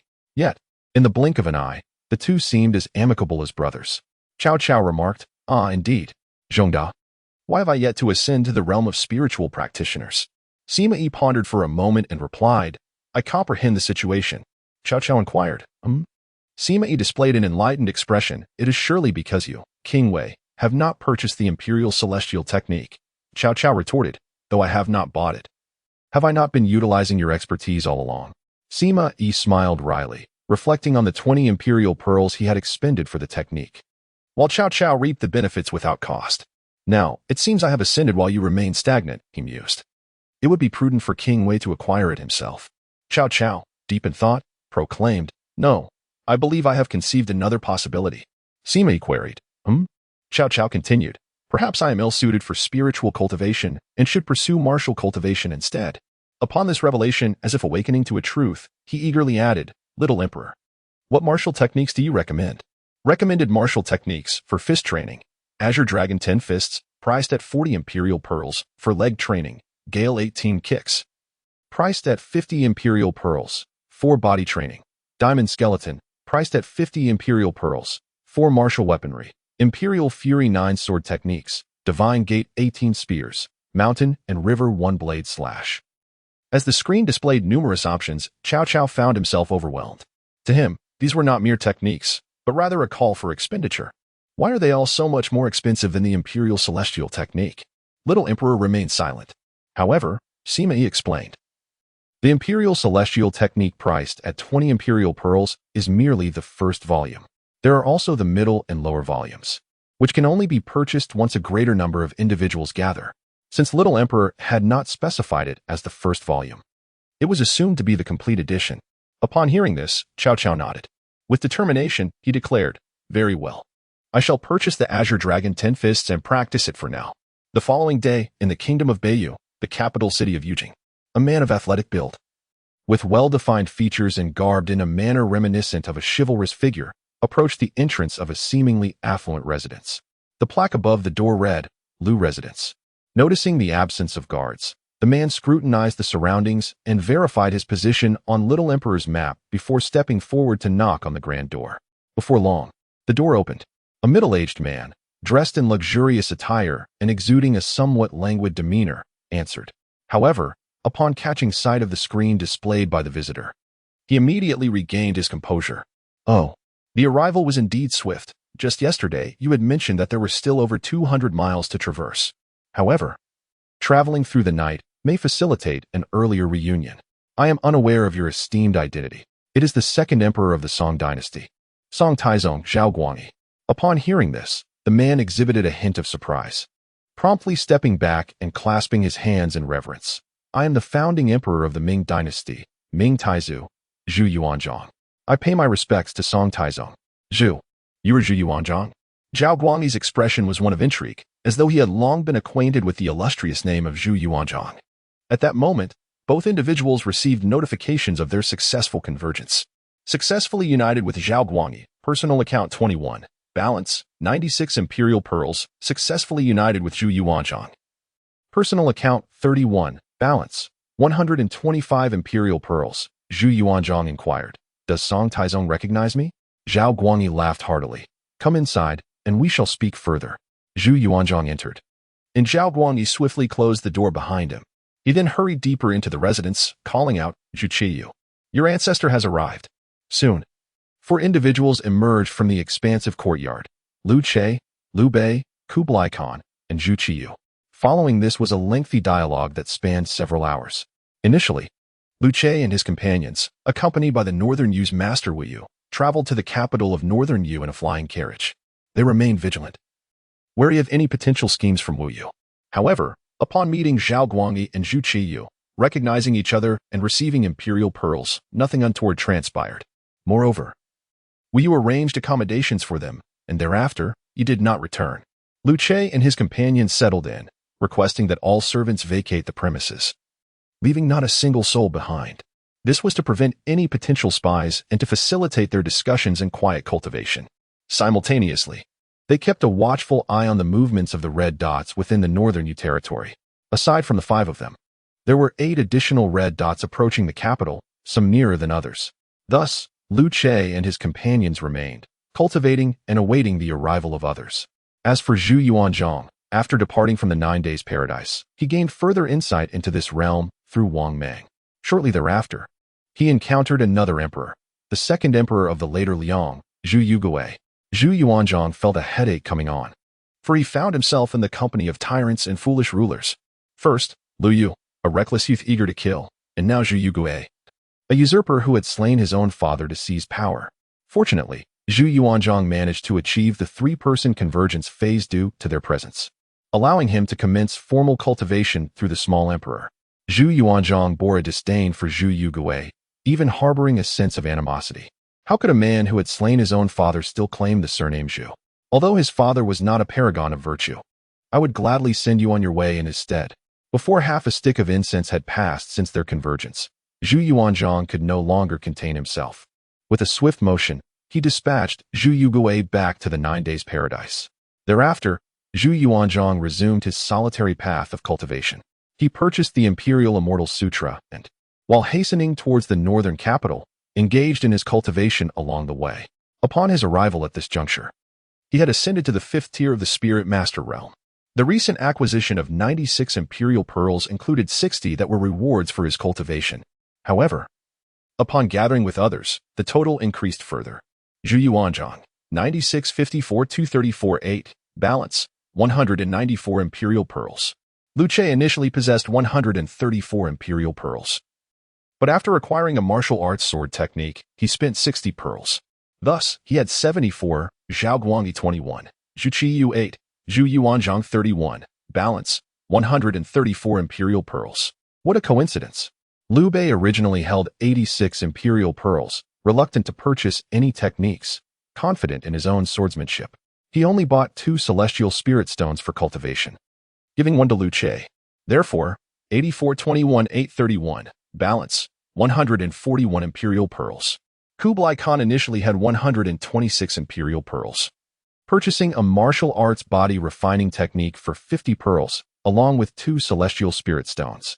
Hence, 74 21 831, balance, 134 imperial pearls. Another coincidence. Chapter 73, the capital of the Great Li Kingdom. Ultimately, it was Zhao Kuangyin and Zhu Qiyu who came together. Their initial meeting place was within the confines of the North Yu capital. Shortly after their reunion, they encountered the national master, Wei Yu. Wei Yu graciously invited them as guests, treating them to sumptuous feasts and fine wines. As days passed in each other's company, their relationship began to flourish. However, news soon arrived from the borders regarding the abduction of a princess, prompting Wei Yu to prepare for a personal expedition. Upon hearing of Wei Yu's intent to head to the frontier, Zhao Kuangyin presented a detailed map of North Yu, pointing to a precise location where 3 of his friends resided, requesting Wei Yu to bring them along if convenient. Wei Yu acquiesced. It was only upon meeting Zhao Kuangyin and Zhu Qiyu that Liu Xiu and the others grasped the full extent of the situation. Yet, Liu Xiu still harbored a lingering doubt. Was their encounter with Wei Yu merely a stroke of luck, or was there a deeper reason? Liu Xiu, Liu Bei, and Kublai Khan collectively possessed 90 imperial pearls. Zhao Kuangyin had 21, 8, and 90, totaling 119 imperial pearls. After acquiring the Imperial Immortal Scripture and an additional 5 celestial stones, his balance stood at 125 imperial pearls. Zhu Qiyu, on the other hand, had not utilized a single imperial pearl from the start, saving them instead. His balance amounted to 8, 21, 90, and 31, culminating in a total of 150 imperial pearls. Inside the room, Zhu Yuanzhang turned to Zhu Qiyu, inquiring, "Why do you refrain from using the imperial pearls?" Zhu Qiyu replied, bowing respectfully. In response to His Majesty the Taizu, "I simply do not wish to cultivate." "Is it that you do not favor conflict?" Zhu Yuanzhang mused. "I suppose that is the case.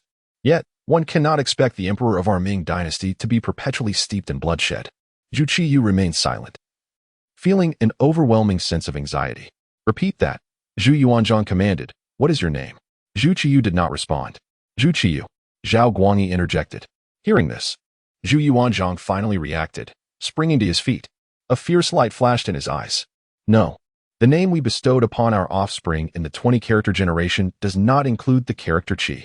Zhu Yuanzhang struggled to recall which son that character belonged to.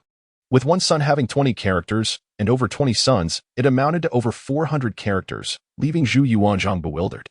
He could at most remember the 20 characters associated with Zhu Biao's descendants. With a sudden thud, Zhu Qiyu fell to his knees. "Forgive me, Your Majesty," he pleaded. "Speak." What transpired in the Ming dynasty after my demise? Zhu Qiyu fell silent, too terrified to utter a word. At that moment, Liu Che, seated at the head of the table, finally spoke up. Old Zhu, please take a seat. Allow me to explain. Upon hearing Liu Che's voice, Zhu Yuanzhang's fury diminished significantly. He clasped his hands in gratitude, saying, I am indebted to you, Emperor Wu of Han. Zhu Yuanzhang resumed his seat. Liu Che continued. I have heard from Qiyu regarding the history of the Ming dynasty, and I shall summarize it for you. You entrusted the throne to your grandson, Zhu Yuan. And after your passing, he endeavored to significantly reduce the power of the feudal lords. While the act of reducing feudal power is not inherently flawed, the methods he employed were misguided, resulting in excessive force that left all the feudal kings feeling threatened. Afterward, your fourth son Zhu Di raised an army in rebellion and usurped the throne from Zhu Yuan. From that point onward, the Ming dynasty was inherited by the lineage of Zhu Di. Upon hearing this, Zhu Yuanzhang wore a complex expression, remaining silent for an extended period. The room was enveloped in stillness. Everyone sat quietly, except for Zhu Qiyu, who knelt on the ground, lowering his head, too afraid to meet Zhu Yuanzhang's gaze. Zhu Yuanzhang. Zhu Yuanwen was killed by Zhu Di? Zhu Qiyu hurriedly replied, no. The Jiangwen emperor is missing, his fate unknown. Emperor Taizong has not found Jiangwen's body. Zhu Yuanzhang's eyes turned cold. What a commendable Emperor Taizong. Zhu Qiyu quickly corrected himself. No, it is. It is the Yongle emperor. Yongle emperor? Zhu Yuanzhang recalled the question Wang Mang had posed during the 9-day paradise. It was only now that he began to comprehend. Taking a deep breath to regain his composure, he continued, rise. His usurpation concerns you not, and we shall not hold you accountable. When we see him again, I will inquire personally. Zhu Qiyu did not rise, saying, in future generations, we wish to present 150 imperial pearls, all dedicated to the founding emperor. We only ask for the founding emperor's mercy upon our great-grandfather. He was a good emperor. And so it was, as such.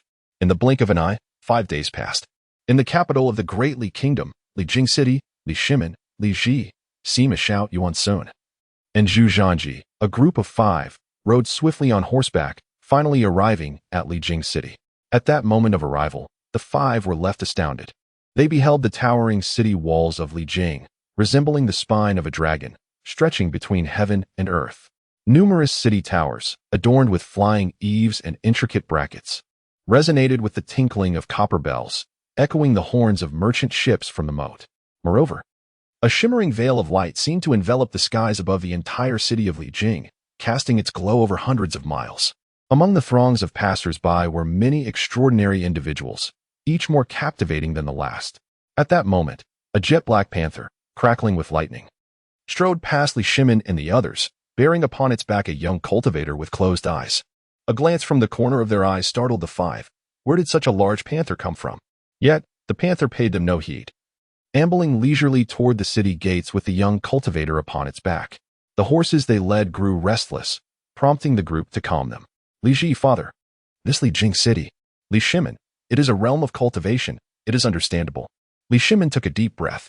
Let us proceed. It is nearly noon. Once we enter the city, we can seek out Zhu Hozong. The group nodded in agreement and headed toward the city gates. The guards at the city gates meticulously searched and questioned Li Shimin and his companions. Once satisfied, they finally allowed the group to enter the city. The broad street within the city stretched a full 10 zhang wide, its bluestone pavement polished by the passage of time, smooth as jade. The flow of pedestrians was ceaseless, with shops lining both sides of the street. The shouts of vendors, the calls from tea houses, the melodies from the brothels, and the fragrant aroma of wine wafting from the taverns all contributed to the vibrant atmosphere of the city. Li Shimin could not help but acknowledge that the grand city of Dali was 100 times more prosperous and fantastical than Chang'an during the glorious Tang dynasty. Here, one could encounter spiritual beasts at every turn, be they horses, cattle, or the fierce and majestic forms of lions, tigers, and leopards. Yet, without exception, each of these creatures had an owner nearby and exhibited no signs of aggression. Li Shimin mused, feeling a pang of desire. That should he possess such a spiritual beast as a steed, how impressive and swift he would appear. Zhu Zhanji interjected, suggesting that the journey from Linzhou might not take more than 5 or 6 days, perhaps just 3 days. Li Ji ventured a guess of 2 days. Sima Xiao then boldly predicted it would take merely 1 day. Yuan Xiu playfully proposed half a day. Li Shimin chuckled. What are we guessing for? When we depart, We shall each procure one and see for ourselves. Chapter 74. In my previous life. This was how I cultivated. Laughter and chatter echoed as the group traversed through the bustling streets and alleys for nearly an hour. They eventually found an inn closer to the inner city to stow their horses. Yuan Xiu remarked, "We have been subsisting on dry rations for the past few days. It is time we indulge in a meal at an inn." His eager gaze turned towards Li Shimin. However, Li Shimin merely shook his head and replied, "It is nearly noon. Let us wait until we meet Zhu Hozong to dine." Zhu Yuanzhang chimed in, "Indeed. My great-grandson seems to have done well for himself. Now serving as the chief alchemist of the Great Li. Once we see him, let him treat us to a lavish feast." Laughter ensued. For who could resist the allure of a sumptuous meal at another's expense? At that moment, a small imperial screen popped up before them, indicating that noon had arrived and inquiring whether they wished to activate the map display. Li Shimin promptly activated it, while the others decided to follow his lead without needing the screen. The map illuminated their current location, revealing the intricate layout of the Great Li capital. Li Shimin observed the screen intently, stating, "It appears he has already set out and is on his way." The group felt a surge of delight at the prospect of an early reunion and an earlier meal. Subsequently, the five of them hastened towards the approaching red dot on the map. After approximately 15 minutes, they had distanced themselves from the marketplace and arrived at a vast lake within the city. The scenery was quite pleasant, yet at this noon hour, there were not many people around. In the distance, they spotted a young boy, around 8 or 9 years old, clad in a light blue Taoist robe and sporting a topknot, running towards them. Upon seeing this, everyone immediately turned their gaze to Li Shimin's small imperial screen, confirming that the red dot approaching them was indeed this child. Zhu Yuanzhang felt a jolt in his heart, his nose tingling with emotion. A child emperor? Could it be that the Ming? The young boy reached them, panting heavily, his delicate hands resting on his knees as he gasped for air. Floating before him was a small imperial screen as well. Zhu Yuanzhang quickly knelt down, placing his hands on the boy's shoulders. With tears welling in his eyes, he asked, "Hozong, how could this be? Alas, what has transpired in the Ming during your reign?" The boy, clearly exhausted from his long run, struggled to catch his breath. Zhu Yuanzhang tenderly patted the boy's head and reassured him, "Do not worry, dear Hozong. With our great ancestor by your side, no one shall dare to bully you again. Tell me, who was it that took your life in your previous life? How could they harm even a child? Was it your successor?" At this, the boy forcefully shrugged off Zhu Yuanzhang's hands, gasping, I'm not Zhu Hozong. Not? Zhu Yuanzhang was taken aback, hastily wiping away his tears. "Then who are you?" The boy replied, "I am the 8th emperor of the Yuan dynasty, Yuan Yuzhu, Borjigin Asujiba." Upon hearing this, everyone was momentarily stunned. "What?" The boy added, "But I have a new name now. I am called Liu Abaoji." Zhu Yuanzhang rose to his feet, exasperated, feeling his tears had been wasted. A sound of suppressed laughter echoed behind him, causing Zhu Yuanzhang to feel somewhat embarrassed and socially mortified. Clearing his throat, Li Shimin remarked, "Did I not mention earlier that there are 2 red dots within the grand city of Dali? Who told you to approach without inquiry and directly acknowledge your great-grandson?" Zhu Yuanzhang scratched his head awkwardly and then turned to Liu Abaoji. "What about Zhu Hozong? Everyone present has a higher generation than he does. Yet he does not come personally to greet us?" Liu Abaoji's anxious expression revealed, "Zhu Hozong has encountered trouble. Ming Shizong, Zhu Hozong, the 11th emperor of the Ming dynasty, reigned for 45 years and was posthumously awarded 45 imperial pearls. However, the initial appearance of Zhu Hozong was not within the grand city of Dali, but rather in a perilous mountainous region. He was not alone in the mountains. He was accompanied by the 19th emperor of the Tang dynasty, Li Xian. Both individuals struggled to survive in the wilderness while making their way toward one another. The good news was that they successfully met, combining their respective initial counts of imperial pearls. The bad news, however, was that Li Xian was poisoned by venomous insects on the very same day. Terrified, Zhu Hozong abandoned Li Xian's lifeless body and fled. Following this, he experienced yet another harrowing ordeal. Ultimately, fortune smiled upon him, and he managed to escape the mountains. Subsequently, he utilized one celestial spirit stone to secure a ride with a passing cultivator who transported him to the grand city of Dali. In the city, Zhu Hozong successfully reunited with Liu Abaoji, who was cleaning dishes in an inn. Zhu Hozong achieved the 3-person reunion phase, officially commencing his reversal of fortune. At this juncture, Zhu Hozong possessed a total of 61 imperial pearls, having accumulated 45 from the initial count, along with an additional 15 and 1. Instead of acquiring spiritual or martial cultivation techniques like the imperial celestial art, he opted for alchemy, which detailed the methods for concocting over 100 extraordinary elixirs. Armed with this knowledge, he commenced his ostentatious display within the city's alchemical market. However, rather than crafting the elixirs himself, he merely spoke of them, compelling skeptical alchemists to attempt the processes independently. Upon completion, these alchemists exclaimed in admiration, recognizing his expertise. Consequently, Zhu Hozong's reputation soared throughout Dali. Following his rise to fame, even the Xiandan Pavilion, favored by the royal family, personally invited him to offer guidance. As Zhu Hozong observed the alchemical formulas displayed on a small emperor's screen, he recited them with an air of sophistication. The pavilion's master listened attentively and followed suit, ultimately producing a superior elixir, which was subsequently presented to the Emperor of Dali. The emperor, delighted by this success, summoned Zhu Hozong and conferred upon him an official title and rank. Thus, Zhu Hozong ascended to the esteemed position of chief alchemist of Dali, achieving this solely through his eloquence. With a private office and an ample supply of materials at his disposal, Zhu Hozong began to refine elixirs personally. Liu Abaoji inquired, "Zhu Hozong, is it truly wise to add arsenic to the mixture?" Zhu Hozong retorted, "You know nothing. This is precisely how I concocted them in my previous life. I now suspect that you met your demise from such substances in your former existence. Off you go, little brat, and cease calling me by my name. Refer to me by my title or simply as brother. Without me, you would still be washing dishes to this day." While refining elixirs, Zhu Hozong also focused on enhancing his cultivations, as many potions required spiritual energy for successful creation. Thus, Zhu Hozong spent 11 imperial pearls to acquire celestial spirit stones, forcefully elevating his cultivation to the 9th tier of spiritual practitioners, only to find himself at a complete standstill thereafter. The alchemical technique cost 50 imperial pearls, and with an additional 11 pearls invested in his training, not to mention the need for celestial spirit stones as medicinal catalysts for various elixirs, Zhu Hozong purchased 20 celestial spirit stones alone. At this juncture, his imperial pearls, inclusive of the 10 rewarded for his spiritual practitioner status, dwindled to a mere solitary pearl.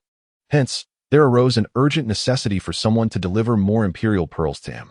Consequently, just yesterday, a novice apprentice from the elixir pavilion stealthily infiltrated Zhu Hozong's alchemical chamber and surreptitiously consumed an elixir labeled longevity pill. Unfortunately, this act resulted in his immediate demise. In the aftermath, the head of the elixir pavilion duly reported the incident to the Emperor of Dali. Chapter 75, the master of the elixir pavilion. Upon hearing this, Shimin and his companions furrowed their brows. Liu Abaoji continued, "The master of the elixir pavilion is named Mu Xiandan. He informed Emperor Li of his suspicion that Zhu Hozong is nothing more than a charlatan, merely reciting a few alchemical formulas." This infuriated the emperor, who deemed Zhu guilty of deceiving the throne. Zhu Yuanzhang interjected, "What happened next?" Liu Abaoji replied, "Zhu Hozong is ostensibly an alchemist under the elixir pavilion and has been entrusted to Master Mu for full handling. Currently, Zhu Hozong is detained within the elixir pavilion." Sima Yi inquired, "Do you know how the master intends to deal with him?" Liu Abaoji admitted, "I do not know, which is why I am anxious. I surmised that you would arrive around noon today, so I hurried to join you in devising a plan for his rescue." Shimin, deep in thought, remarked, "There is something peculiar about this." Upon hearing this, everyone turned to Shimin. Ji asked, "What do you find peculiar, father?" Shimin responded, "Why would an apprentice alchemist dare to steal from the chamber of the chief alchemist? Not only did he steal, but he also consumed the elixir on the spot, only to perish immediately thereafter. This bears the marks of a frame-up." Until Shimin articulated these thoughts, the others had not perceived any oddity. Yet, upon reflection, the situation indeed felt increasingly suspicious. Ji pondered, this possibility exists. Could it be that someone is envious of Zhu Hozong? Or perhaps they discovered his lack of true skill and sought a way to expose his facade. Shimin replied, "At present, it remains uncertain, but I suspect one individual." The group exchanged glances and, in unison, exclaimed, "The master of the elixir pavilion." Shimin nodded in agreement. Liu Abaoji, taken aback, asked why.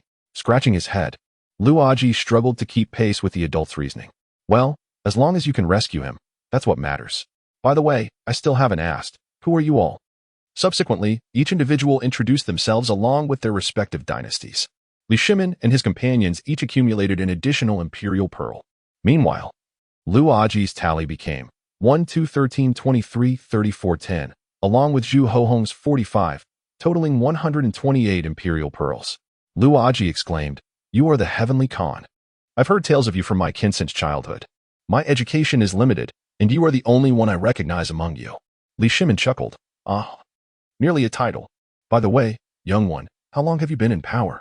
Liu Abaoji replied, "I have reigned for just over a month, only to perish amidst the turmoil of war." "Just over a month?"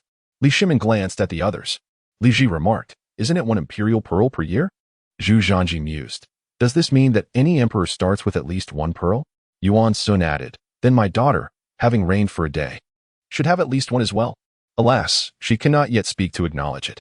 As they conversed, Sima Yi knelt down, gently patting Liu Abaoji's head, and softly said, "Forget the unhappy matters of your past life. They were not your fault." Liu Abaoji nodded vigorously. Sima Yi smiled warmly. "Good." Liu Abaoji's eyes glistened with emotion. This was the first time someone had offered him such comforting words since his arrival.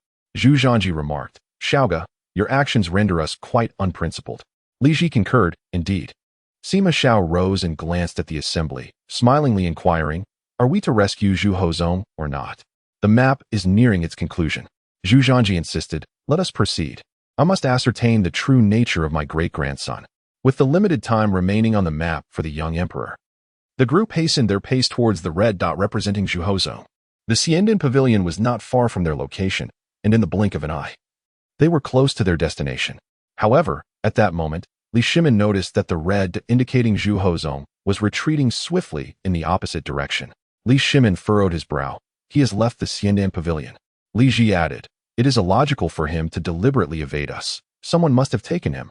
Shimin affirmed, "Indeed, let us hasten." The group quickened their steps. As the time limit on the young emperor's map expired, they continued in pursuit for another quarter of an hour, arriving at a desolate and abandoned structure. They halted, spotting a middle-aged man clad in a Taoist robe seated beneath a nearby tree. At that moment, he was bound hand and foot, with a cloth tightly gagging his mouth. Upon noticing Shimin and the others, his expression was a complex mixture of joy, regret, and a hint of despair. Liu Abaoji lagged behind, still far off, and it would take him some time to catch up. Yet, even in his absence, the group surmised that this man was indeed Zhu Huangzong. The five did not rush forward, but cautiously approached while surveying their surroundings. Shimin addressed the man, "Are you the master of the Xiandan Pavilion, Master Mu? We hope to meet you, as there must be some misunderstanding here." At that moment, the sky suddenly darkened, and a shimmering barrier enveloped the area.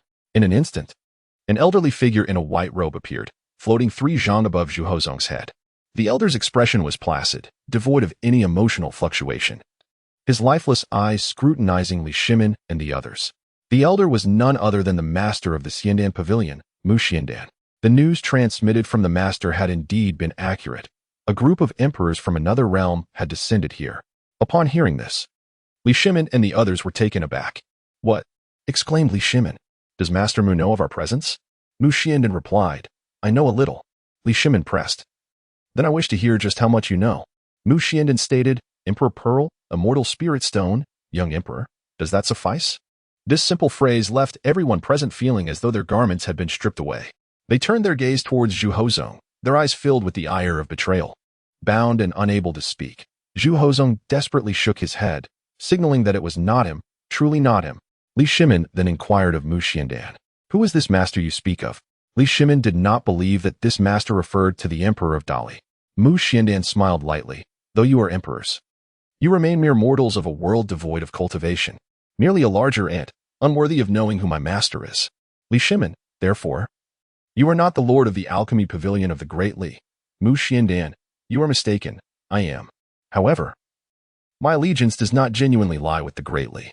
Upon hearing this, Shimin recalled the information previously conveyed by Liu Abaoji and began to piece together the events at hand. It was likely that Mu Xiandan had not initially recognized Zhu Huangzong's true identity. Yet, as time progressed, Zhu Huangzong's seclusion in his chamber for alchemy and cultivation, alongside the inexplicable procurement of celestial spirit stones, had successfully piqued Mu Xiandan's interest.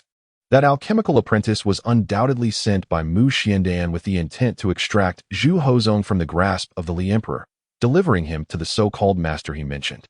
Chapter 76. Do you still have a backup plan? Yuan Su scratched his head, perplexed. "I still don't quite understand what is going on." Li Shimin replied. It must be his associates, positioned elsewhere, who have captured our people and extracted our information through coercion. He inhaled deeply, increasingly aware of the complexity of the situation. So, Master Mu, or your hidden master, seeks to obtain something from us? Mu Xiandan responded. Initially, it was merely the celestial spirit stones. But now I realize you seem capable of using imperial pearls to purchase alchemical formulas or martial arts techniques. Ha ha ha. Had I not witnessed it with my own eyes, I would never have believed it.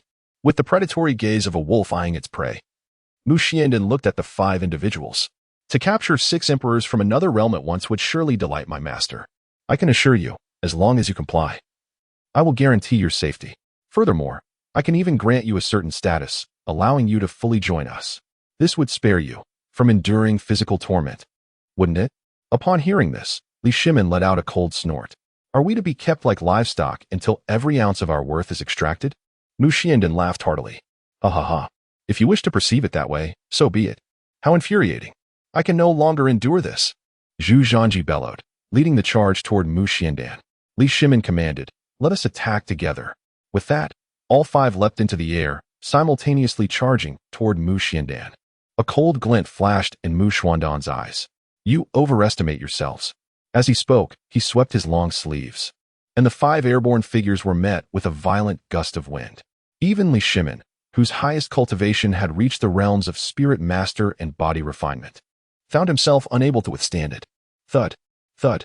The 5 were sent hurtling backward, crashing to the ground. Yuanzhang, the weakest among them, coughed up blood and nearly lost consciousness. In just one move, they experienced the insurmountable chasm that existed between their cultivation levels. Ha ha. Though my expertise lies in the art of alchemy and not in combat, I am still at the celestial spirit level. Do you think you, mere novices, can challenge me? If I did not deem you useful, that strike would have already ended your lives. My patience is limited. I grant you one final opportunity. Will you submit or not? At this moment, the group struggled to rise once more, blood trailing from their lips. Li Shimin took a deep breath, suddenly recalling something. He quickly turned to the nearby bound Zhu Yuanzhang and called out, I am the 2nd emperor of the Tang dynasty, Emperor Taizong Li Shimin. As he spoke, a small imperial screen materialized before him.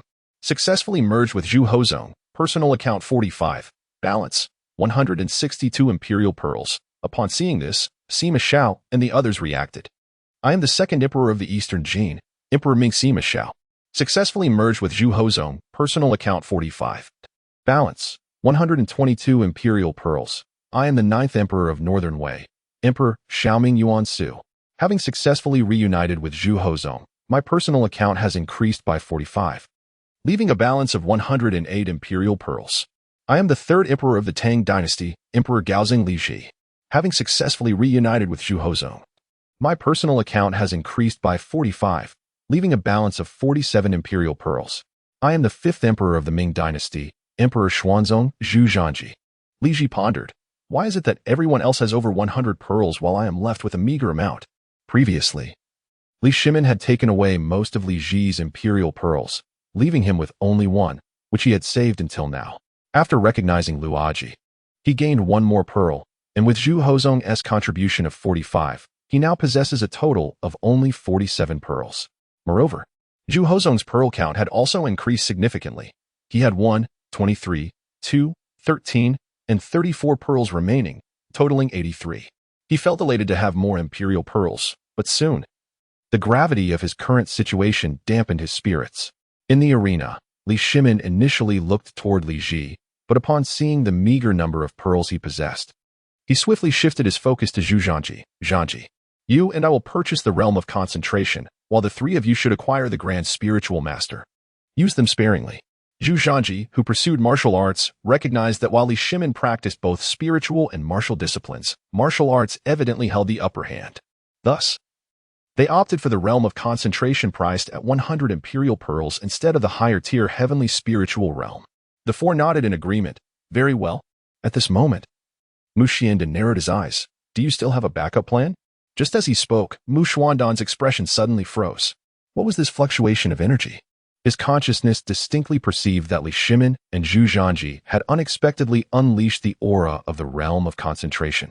Simultaneously, the other 3 had also experienced a sudden rise in power, transforming into 2 grand spiritual masters and one bone-tempering realm expert. Mu Xiandian exclaimed, "Impossible! From what realm do you hail, you vile creatures?" Li Shimin retorted, "We have come to collect your old life." As he spoke, Li Shimin instantly vanished from his original position. Mu Xuandan's pupils constricted as a figure, moving with lightning speed, appeared before him. With a thud, Li Shimin's fist struck Mu Xuandan's abdomen, bending him at a right angle, his eyes bulging and bile spewing forth. Following this, Li Shimin seized Mu Xiandian by the hair and forcefully hurled him towards Zhu Yuanzhang and the others. Zhu Yuanzhang surged forth, charging at Mu Xiandian in midair. At that moment, Mu Xiandian abruptly halted, counterattacking Zhu Yuanzhang with a swift and powerful arc of white light that struck him. A resounding explosion echoed as Zhu Yuanzhang's upper garment disintegrated into dust, revealing his 8 muscular abs. He hovered steadily in the air, just a meter away from Mu Xiandian. Gazing at him calmly, Zhu Yuanzhang remarked, "Is that all? You claimed you were not skilled in martial combat, and I now believe you." With that, Zhu Yuanzhang unleashed a barrage of punches, striking Mu Xuandan's body with a rapid succession of blows. Zhu Yuanzhang struck fiercely, aiming a dagger-like blow at Mu Xuandan's heart. However, to his astonishment, the old man possessed an unexpected resilience. With a swift movement, he evaded the lethal strike. Simultaneously, Mu Xuandan extended 2 fingers of his right hand, unleashing a glimmering projectile that penetrated Zhu Yuanzhang's side. In that moment, Zhu Yuanzhang truly felt the pain, uttering a muffled groan as he swiftly retreated. Yet, before Mu Xuandan could catch his breath, Li Shimin descended from the heavens, akin to a mountain pressing down, bringing Mu Xuandan crashing to the ground. Li Ji shouted, "Kill!" Li Ji, Sima Yi, and Yuan Su were already brimming with battle fervor. In an instant, chaos erupted. The air filled with dust and smoke, leaving Zhu Huang, who had taken refuge at a distance, utterly bewildered. He could hardly discern what was transpiring, yet one thing was clear to him: shock. Someone, hurry. 5 burly men are ganging up on an old man. Chapter 77, the one among us with the greatest seniority with a resounding explosion that pierced the heavens, Mu Xiandian, after enduring a relentless assault from the crowd, suddenly unleashed a formidable surge of life force, pulsating with an intense desire for survival. The ensuing shockwave surged forth like a tsunami, not only forcing Li Shimin and his companions to retreat, but also rendering Zhu Yuanzhang, bound hand and foot, unconscious from the sheer force. Moreover, the powerful shockwave collided with the barrier that had shielded their surroundings, shattering the protective array in an instant. The onlookers swiftly regained their footing, positioning themselves in 5 distinct directions, encircling Mu Xiandian at the center. Dust billowed but dissipated quickly, revealing Mu Xiandian, blood trickling from the corner of his mouth, his hair disheveled, and his face marred with bruises. He leaned forward, gasping for breath, beads of sweat cascading down his cheeks. His attire was tattered, presenting a pitiful visage reminiscent of a fallen beggar. Enhancing one's cultivation forcefully? Your methods are indeed boundless. It seems our understanding of your hidden cards is still woefully inadequate. Mu Xiandian wiped the blood from his lips and slowly lifted his gaze. A chilling glare directed at Li Shimin. But if you think this will suffice to bring about my demise, you underestimate me gravely. With that proclamation, Mu Xiandian swiftly formed hand seals, and ripples of white light emanated from beneath his feet. His disheveled silver hair and beard stood on end, resembling a creature electrified. Li Shimin furrowed his brow. Though he could not decipher the unfolding events, his instinct urged him to act immediately. Without hesitation, he charged forward. "Kill!" Zhu Yuanzhang commanded. In the face of the 5-pronged assault, Mu Xiandian suddenly stomped his foot. Whoosh! Whoosh! As the 5 closed the distance to a mere step away, they abruptly halted. Mu Xuandan's hair, akin to iron wires, elongated instantaneously, ensnaring Li Shimin and his companions in a reverse grip, while his whiskers transformed into lethal spikes, poised against their throats and hearts, vulnerable points. The surrounding atmosphere was charged with layers of turbulent energy cascading rapidly from Mu Xuandan's cultivation. Despite being merely a step apart, the 5 found themselves unable to advance any further. In that instant, the previously tumultuous scene fell into an eerie silence, frozen in a tense standoff. "What is this?" Yuan Xian grimaced as the silver hair constricted painfully, rendering him immobile, forced to watch Mu Xiandian, mere inches from him. Mu Xuandan's lips were pale, his complexion weak. Yet his expression bore a triumphant satisfaction. "What of the martial Dao's concentration realm? I am a formidable being of the celestial spirit realm. This ensnaring technique serves as my means of self-preservation, even if you 5 are all of the concentration realm, should you dare to move recklessly. It shall lead to your demise. You old scoundrel, if you possess any real skill, face me in earnest." Zhu Yuanzhang retorted. What is this trickery but a show of cowardice? Li Shimin interjected. You are on your last legs. Do not think I am oblivious to your leaking cultivation, forcing us into submission. Yet, you cannot sustain this for long. Indeed, you old rascal, we have all the time to wear you down. I shall be the one to sever your head when your strength wanes. Li Ji added fervently. Mu Xuandan's visage was frail, a testament to his dwindling strength. Indeed, I cannot endure for much longer, he admitted. But do you truly have the luxury of time to linger with me? Upon hearing this, the others were momentarily taken aback. Did he possess awareness of the limitations imposed upon our cultivation? Yet, as Mu Xiandan continued, they realized their misunderstanding. The formation barrier had not been shattered. It had been deliberately retracted by him. With a chilling smile, Mu Xiandan revealed his intention to alert the formidable guardians of the imperial city, the Yujin guards, to the fierce battle transpiring here. They would rush to the scene post-haste. While he could not last long, he could certainly hold out until their arrival. The 5 individuals exchanged glances, their expressions grim. This old rascal was indeed cunning. Unable to win, he resorted to summoning help. Are you not afraid that we will expose your true identity to the Yujin guards? Yuan Xin challenged. You are no loyal servant of the great Li, but rather a lurking traitor. Mu Xiandan, unperturbed, replied with confidence, then feel free to speak. Let us see whether the Emperor of Li will trust you or me. The group fell silent. Reporting his treachery was clearly futile. To the Emperor, they were merely 5 unknown strangers, while Mu Xiandan was the esteemed head of the Alchemy Pavilion, dedicated to serving the royal family. The disparity was evident. The Emperor would surely side with him. Thus, they found themselves in a deadlock. Acting rashly would lead to immediate death, while remaining in this standoff until the Yujin guards arrived would only prolong their demise. The 5 wore expressions of utter despair, believing their arrival in the imperial city would allow them to bask in the glory of the esteemed chief alchemist of the great Li, Zhu Yuanzhang. Yet, on merely the first day, they faced total annihilation. Father, is there truly no way out? Li Ji, his agony palpable as the wire tightened around his throat, glanced at Li Shimin, who remained wordless. At that moment, Sima Yi spoke up. I have a solution. All eyes turned toward him. With a resolute demeanor, Sima Yi declared. Let us exchange 1 for 1. Yuan Xin queried. Exchange 1 for 1? Sima Yi continued. We only need to disrupt his formation. He cannot withstand it. I will do it. Zhu Yuanzhang interjected. No? You will die? Sima Yi responded defiantly. If I must die, let it be just me. At least it is preferable to dying together. Zhu Yuanzhang felt a pang of sorrow. Li Shimin then stated calmly, I shall go. He met the gazes of the others. Sima Yi looked at Li Shimin. You had already considered this plan, hadn't you? But let me handle it. Zhu Yuanzhang insisted. As the youngest among us, it should be my responsibility. Li Shimin asserted. I am the leader. You will heed my command. With that, he began to push forward with all his might, the silver strands that bound him gradually sinking into his flesh.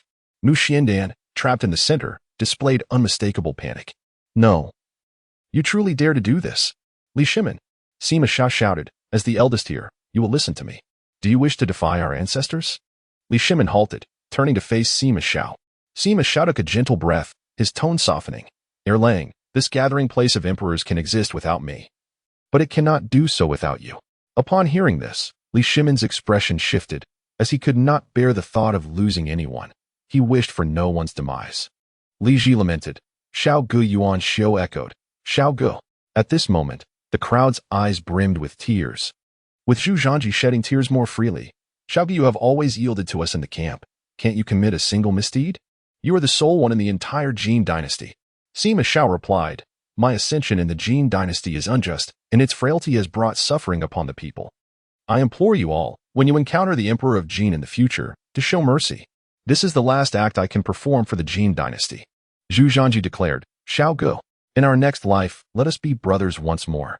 Sima Yi smiled. Very well. Chapter 78. You are rather frightening upon uttering those words. Sima Yi's expression transformed into one of resolute determination.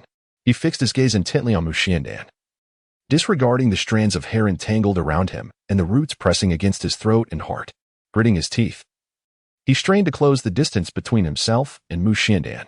Mu Xuandan's countenance began to reflect a growing terror. He yearned to take action. Yet all the energy within him was solely dedicated to restraining the 5 individuals at hand. Any act of defiance against Sima Yi would result in the immediate release of the other 4. In that moment, he was rendered powerless. forced to watch helplessly as Sima Xiao advanced toward him. "Brother Xiao," the four cried in unison, unable to bear the sight of Sima Xiao.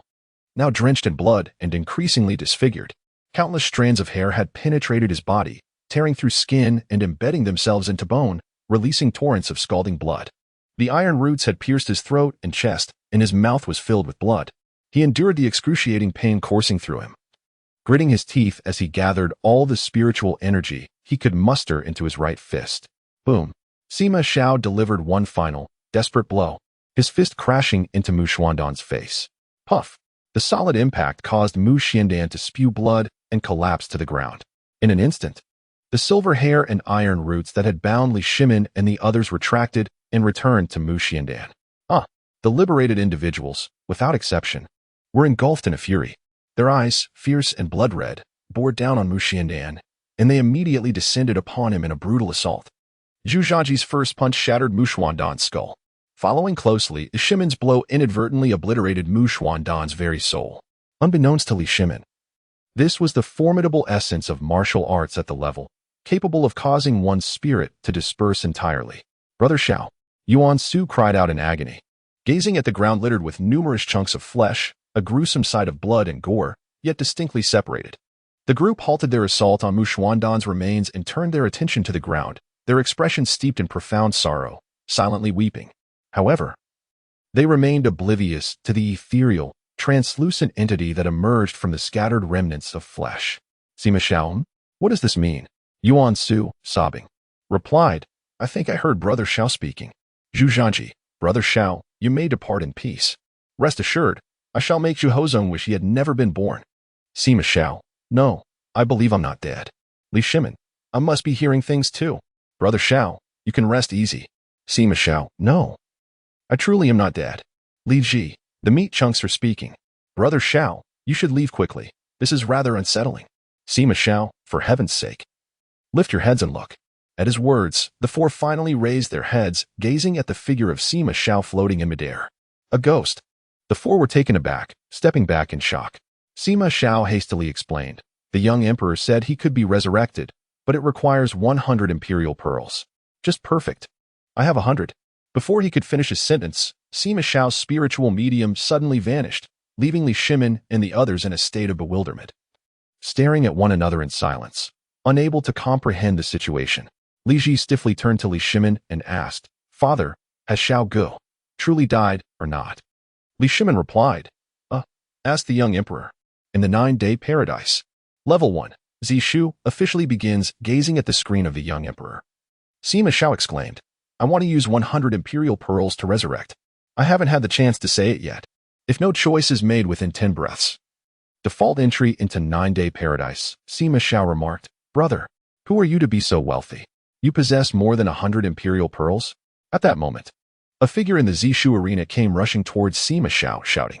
Sima Xiao looked at him, only to see a massive black iron ball pursuing behind him. Yet, the man remained unfazed, wearing a broad smile. Sima Xiao gasped, "Behind you." The man replied, "I know, it's fine.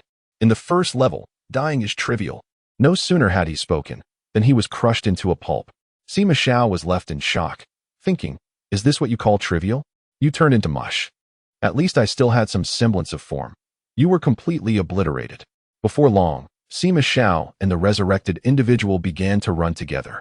Sima Xiao asked, "Who are you?" The newcomer replied, "I am Wang Mang." "And you?" "I am Sima Xiao, the second emperor of the Eastern Qin dynasty." Upon hearing this, Wang Mang struggled to recall his history lessons. "I'm not too familiar. I only remember 2 emperors of the Qin dynasty." Sima Xiao inquired, "Which 2?" Wang Mang answered, "Sima Yin and his foolish son who did not eat meat." Sima Xiao chuckled awkwardly. Okay, fair enough." Wang Mang continued, "I know the method to break the deadlock. This is my 3rd time here." Sima Xiao was taken aback. "Huh?" Wang Mang declared, "I accepted my deaths the first 2 times, but the 3rd time, I absolutely refused to accept it." Wang Mang seemed to harbor considerable grievances, and coincidentally, he found a vent for his frustrations. Instead of hastily advancing through Zishu, he immediately began recounting to Sima Xiao how he had perished in his 3rd attempt. This had transpired merely half an hour prior. At the Moonxian sect, Wang Mang and Hu Hai were training on the back mountain. Hu Hai had successfully entered the realm of the spiritual practitioner after an all-nighter, evading the punishment of being killed by his father. However, Qin Shi Huang did not commend him. Instead, he intensified the training regimen. Qin Shi Huang produced the nine-sword immortal technique, which he had previously obtained from the Lin family patriarch, and tasked Hu Hai with mastering it within a month. If he failed to learn it within that time, he would still face execution. Hu Hai reminisced about the moment when Lin Jianqing battled his father, recalling how Lin Jianqing executed the nine-sword immortal technique with rapid hand seals. He then began to mimic the movements described in the text. Yet soon, he felt a sharp pain. Wang Mang, assist me. My finger has cramped. Crack. Wang Mang forcefully straightened Hu Hai's finger, which had twisted into an intricate knot. Hu Hai writhed in pain. Yet Wang Mang found immense amusement in the situation. As Hu Hai regained his footing, tears streaming down his face from the agony, he exclaimed, "What are you laughing at? This hand gesture is exceedingly difficult. What kind-hearted individual's fingers twist like that?" Wang Mang replied, "If your technique is lacking, do not blame the complexity of the gesture. Observe closely. I shall demonstrate." Hu Hai inquired, "You can do it?" Wang Mang responded, "I acquired a copy of the thunder summoning technique from the old man Mo Wenxiu. It was a delightful stroke of fortune, saving me from spending money on it with the young emperor." Subsequently, Wang Mang began to swiftly perform the hand gestures, emanating waves of golden light from his body, accompanied by the crackling sound of electricity. Soon, dark clouds began to gather in the sky above, and thunder rumbled throughout the expanse. Hu Hai watched in astonishment as the gesture was completed. Wang Mang pointed fiercely at the heavens with both fingers and shouted, "Come forth, thunder." Chapter 79, He is a madman. Thunder rumbled ominously, and dark clouds rolled in. Hu Hai distinctly witnessed the bolt of lightning summoned by Wang Mang strike the fingers he had raised high, reverberating throughout his entire being. Wang Mang convulsed violently, his hair ablaze with electric fervor. The sizzling sound was so intense that one could almost see his bones through the skin. "By the heavens! Father! Uncle Liu! Come quickly!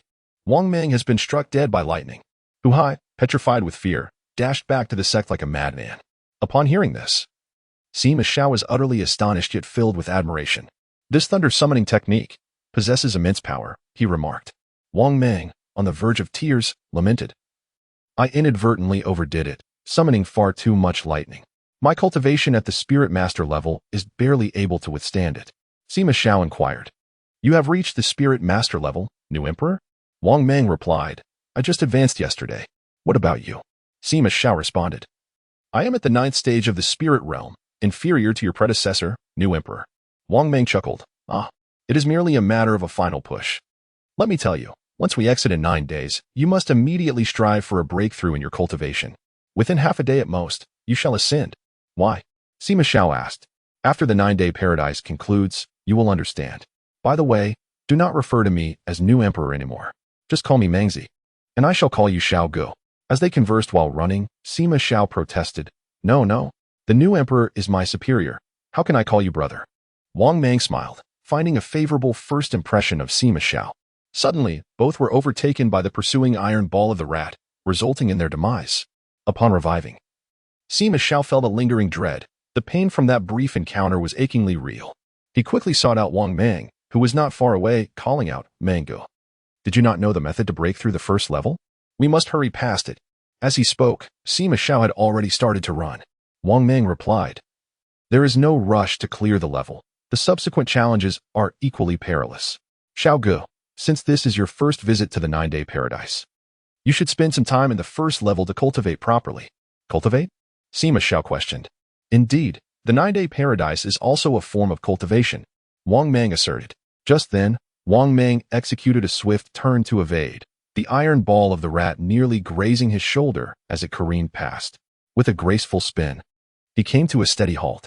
Wang Mang grinned at Sima Yi. The iron ball of the rat in the first level can hone one's agility, reflexes, and stamina.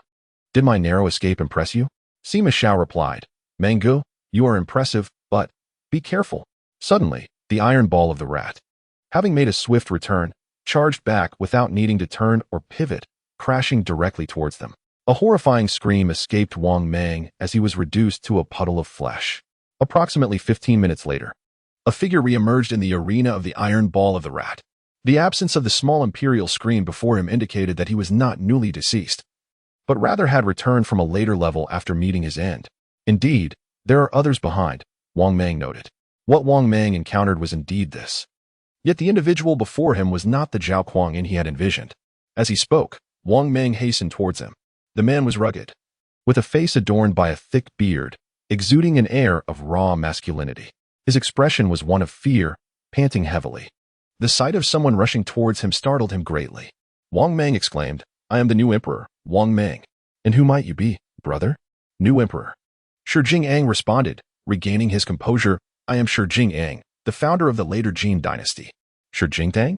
Wang Mang expressed mild astonishment, thinking to himself, "You are that infamous puppet emperor, are you not?" "Indeed, what of it?" replied Shi Jingyang. "Nothing much. How long have you been here?"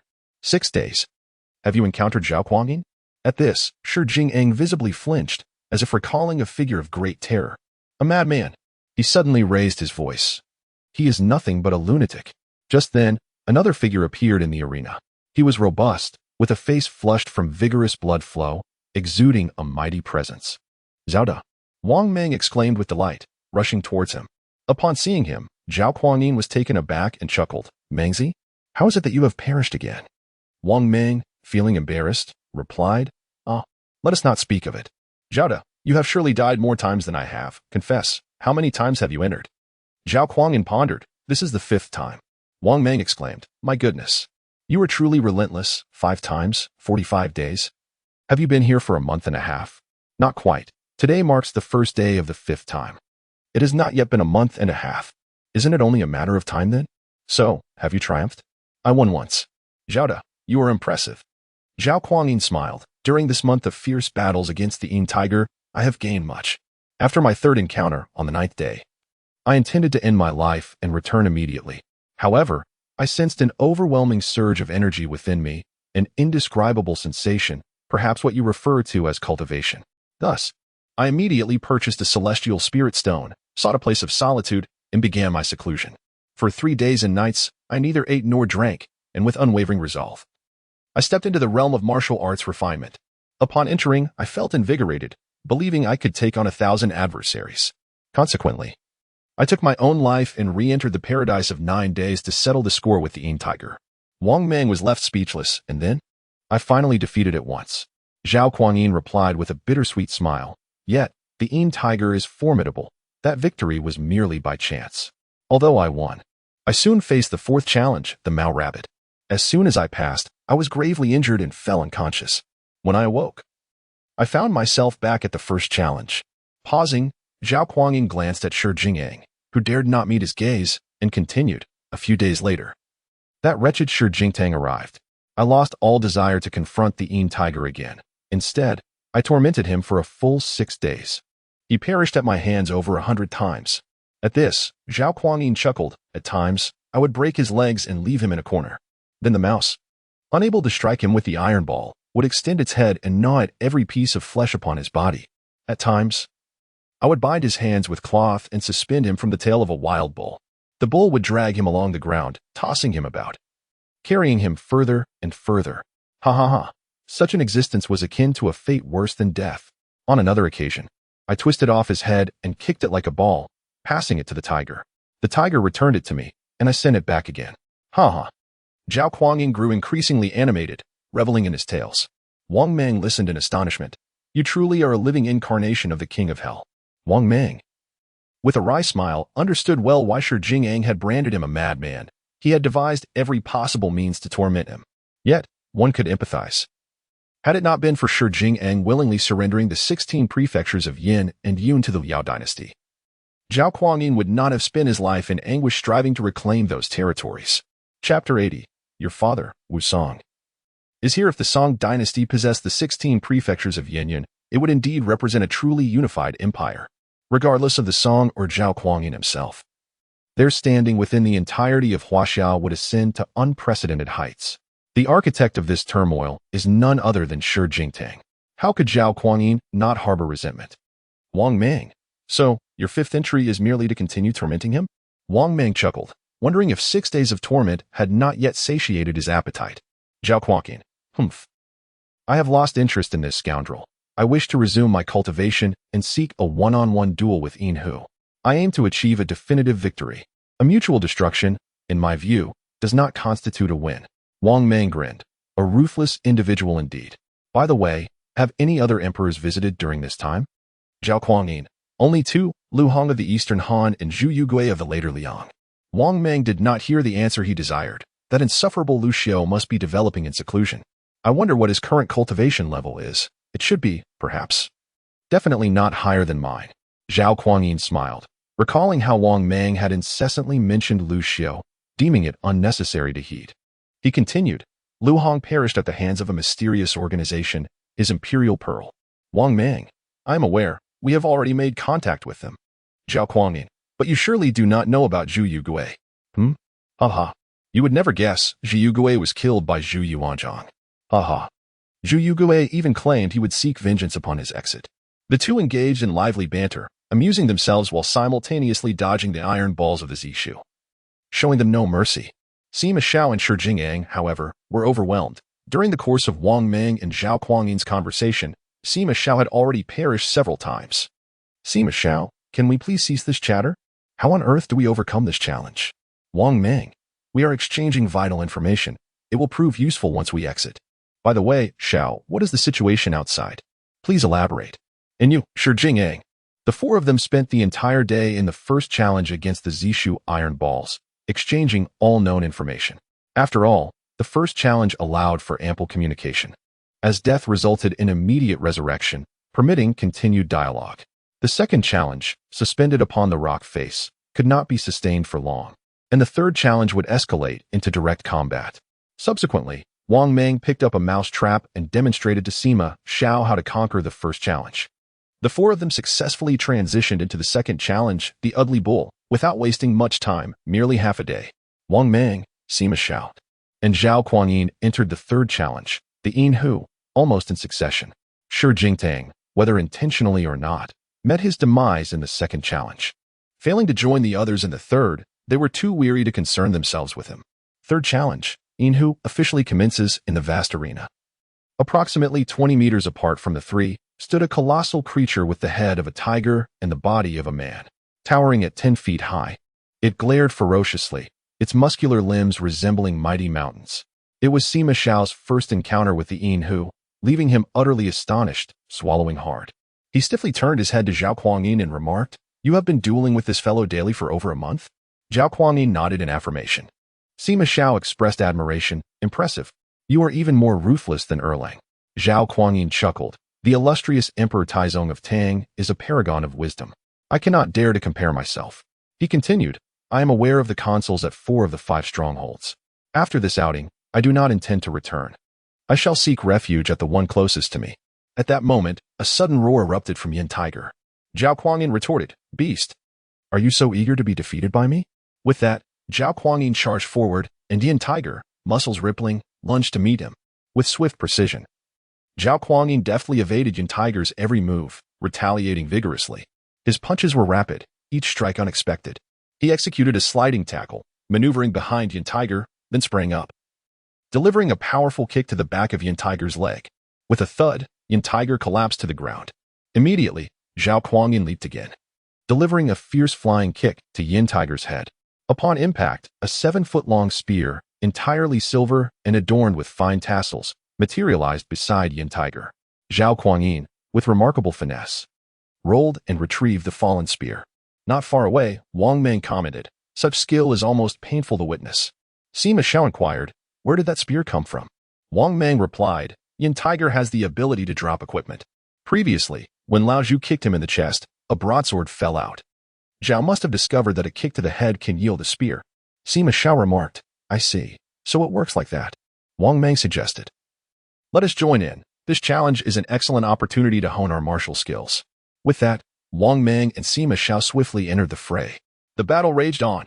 Despite their combined efforts, Yin Tiger's formidable skills were not to be trifled with. Even with Zhao Kuangyin wielding the spear, they found little advantage in the short term. However, they were no longer the novices they once were. Within the 9-day paradise, they could not employ their supernatural abilities. But the martial skills and physical prowess they had acquired persisted, continuously accumulating rather than resetting to zero upon revival. At that moment, Yin Tiger executed a backflip kick towards Sima Yi, who mirrored the move, evading the lethal strike. Before landing, Sima Xiao delivered a kick to Yin Tiger's chest, using the momentum to perform another backflip, landing gracefully. Simultaneously, a 3-foot-long broadsword fell before Yin Tiger. Wang Mang exclaimed, "Now that's something, Xiao?" Sima Xiao smiled. "I am but an unworthy practitioner of martial arts and strategy since childhood." Just then, Yin Tiger, seemingly unsatisfied with the kick he had received from Sima Xiao, disregarded Zhao Kuangyin's presence and charged directly at Sima Xiao. Startled, Sima Xiao turned and fled, calling out, "Help." Wang Mang remarked, It's impressive, but not overwhelming." Zhao Kuangyin declared, "Yin Tiger, your opponent is me." Wang Mang added, "Yin Tiger, your father, Wu Song, is here." The Tiger of Yin halted its pursuit of Sima Xiao, slowly turning to face Wang Mang and Zhao Kuangyin. Its gaze fixated on Wang Mang, seemingly incensed by his words. Wang Mang chuckled, "Come on, little kitty." With a fierce roar, the Tiger of Yin charged at Wang Mang. "Zhao!" Wang Mang shouted, bracing himself to confront the beast. Zhao Kuangyin, wielding a long spear, followed closely behind Wang Mang. Just as the Tiger of Yin bent down, poised to strike Wang Mang, Zhao Kuangyin suddenly surged forward from behind Wang Mang, thrusting his spear violently towards the tiger's eye. With a sickening thud, the spear pierced through, embedding itself deep into the tiger's left eye. The creature let out a horrific roar, rearing back and clutching its wounded eye. At that moment, a new piece of equipment erupted forth from the tiger's vicinity. It was a dark, unfamiliar object that Zhao Kuangyin could not comprehend, his mind swirling with questions. However, Wang Mang's eyes widened in shock. "No way." An AK-47. Chapter 81. The fourth challenge. The rabbit. Without a moment's hesitation, Wang Mang swiftly stepped forward to retrieve the AK-47 automatic rifle lying on the ground. He explored the weapon with a curious touch, akin to a eunuch entering the pleasure quarters. Zhao Kuangyin inquired, "What is this, Mangzi?" Wang Mang replied, "A gun." "A gun? My weapon is a gun. What is this nonsense?" "This gun is different from yours." Shout-a-ha-ha. At that moment, the injured tiger, despite its severe wounds, summoned its immense vitality to endure the agony and forcibly remove the spear embedded in its eye. Its fierce, bloodthirsty, and enraged single eye turned towards the onlookers. Sima Xiao had hurried back, exclaiming, "What should we do? It seems we've completely enraged it." Wang Mang scoffed, "It's merely a kitten. What is there to fear?" As he spoke, he chambered around. "Watch closely." Wang Mang aimed the rifle at the tiger and pulled the trigger. Rat-tat-tat. Rat-tat-tat. The rhythmic bursts of gunfire startled Sima Xiao and Zhao Kuangyin. Turning their gaze back to the tiger, they beheld bullets tearing through its flesh, leaving gaping wounds. When the magazine was empty, the tiger collapsed with a thud into a pool of blood. This was Wang Mang's first experience with a real firearm, and his marksmanship was commendable. Over half of the shots struck the tiger in various places, with 2 bullets even finding their mark in its head. After firing, Wang Mang pretentiously blew on the muzzle of the gun and turned to the astonished Sima Xiao and Zhao Kuangyin. "How was that?" Zhao Kuangyin, still in shock, felt a hint of disbelief. It died just like that? After battling it for over a month in countless encounters, what does that amount to?" Wang Mang replied, Consider it impressive on your part." Zhao Kuangyin remained silent. At that moment, a screen materialized in midair, announcing, "Tiger challenge completed." In the next instant, all 3 vanished from their location. Fourth challenge, the rabbit, officially begins. A powder pink, flat path stretched before them, 1 yard wide and extending over 100 paces, surrounded by a boundless blue sky. Wang Mang, Sima Xiao, and Zhao Kuangyin each appeared on separate tracks. Each track was 2 yards apart, aligned parallel in the air. The 3 paths floated high above, resembling 3 lines suspended in the sky. At the beginning of the path lay a dark, ominous cavern, exuding an aura of danger from the abyss. The end of the path was devoid of anything. The flat surface abruptly ceased, measuring a mere 100 meters in length. The trio found themselves positioned not at the start nor the end, but facing forward, with their backs to the cavern, situated in the center of the path. Before they could ascertain the situation, the powder-pink pathway beneath their feet began to retract. Like a conveyor belt, it moved the ground while leaving the surroundings untouched. Accelerating swiftly, the ground lurched backward, causing the unprepared trio to stumble and fall due to inertia. Unsure of what was occurring, their instincts urged them to rise immediately and run. In that moment of delay, the 3, originally in the middle of the path, as they rose, they had already retreated 20 meters, the dark mouth of the abyss looming ever closer behind them. The 3 immediately quickened their pace, sprinting forward with fervor. which finally alleviated their backward momentum. Sima Xiao exclaimed, "What is happening?" Wang Mang swiftly analyzed the situation and shouted, "It seems to resemble a colossal treadmill." The two questioned, "A treadmill?" Despite Wang Mang's desperate exertion, he showed no signs of advancing. His body was gradually sliding backward instead. The distance to the gaping maw behind them dwindled from 30 meters to 27, then 25, 20. Both Wang Mang and Sima Xiao were in retreat, while Zhao Kuangyin maintained his position, running in place without moving back or forward. Zhao Kuangyin remarked, "Mangzi, is it the case that reaching the finish line signifies passing this stage?" Wang Mang replied, "If you ask me, who should I ask? But it certainly feels that way. This trial appears to test our speed." He added, "Yet the pace is astonishingly swift. To outpace this rabbit treadmill, one must run faster than Bolt." Sima Xiao queried, "Who is Bolt? Which emperor was he?" Wang Mang replied, "He is the pinnacle of human speed, the emperor of sprints." Clenching his teeth, Wang Mang noted that there were now only 5 meters remaining to the abyss behind them. At this pace, even in peak condition, he believed he could not possibly win. Moreover, after battling the Yin Tiger in the third trial, he had already exhausted a significant amount of stamina and sustained some injuries. In less than a minute of entering the fourth trial, Wang Mang was the first to plunge into the pit. Immediately after, a heart-rending wail echoed from within. "Ah!" The ghastly sound sent a shiver down Sima Xiao's spine, who, startled, inexplicably surged forward a meter or two. However, it was evidently futile. Mere seconds later, after expending his burst of energy, Sima Xiao also fell into the abyss, his own piercing scream following suit. At this moment, Zhao Kuangyin, fatigued, found the speed truly overwhelming. Merely maintaining his position was an arduous feat ultimately. He lingered a mere 10 seconds longer than Wang Mang and Sima Xiao before succumbing to the pit himself. The first trial, the rat, officially commences. Upon returning to the first trial, the three of them were panting with terror. The pit was a rabbit den, filled with hundreds of ravenous, blood-red-eyed, man-eating rabbits, eagerly awaiting their next meal. Once ensnared within, they would be met with a hellish feast. A shiver ran down Wang Mang's spine as he glanced at the rat ball that had just reduced Shi Jingtang to a pulp, remnants of flesh still clinging to it, and remarked, "I increasingly feel that the rat ball of the first trial is remarkably benevolent." Shi Jingtang revived, appearing directly before Zhao Kuangyin. Feeling somewhat awkward, he greeted Zhao. "Zhao Ji, you're back." In terms of birth year, Shi Jingtang is 30 years senior to Zhao Kuangyin, yet he still timidly addressed him as brother. This casual greeting, rather than being a mere formality, jolted Zhao Kuangyin out of his momentary stupor, prompting him to gaze intently at Shi Jingtang. Zhao Kuangyin's eyes brimmed with fury as he suddenly seized Shi Jingyang by the collar. "Why on earth are you not at the fourth pass?" he demanded. Shi Jingyang, trembling with fear, stammered, I perished at the second pass. I never even reached the third pass, so how could I possibly?" Zhao Kuangyin interrupted, "I care not for your excuses. You are to venture to the fourth pass, come what may." With that declaration, he struck Shi Jingtang in the abdomen with a powerful punch, causing him to retch and collapse to the ground, clutching his stomach. "Get up. We shall take this fellow along to the fourth pass."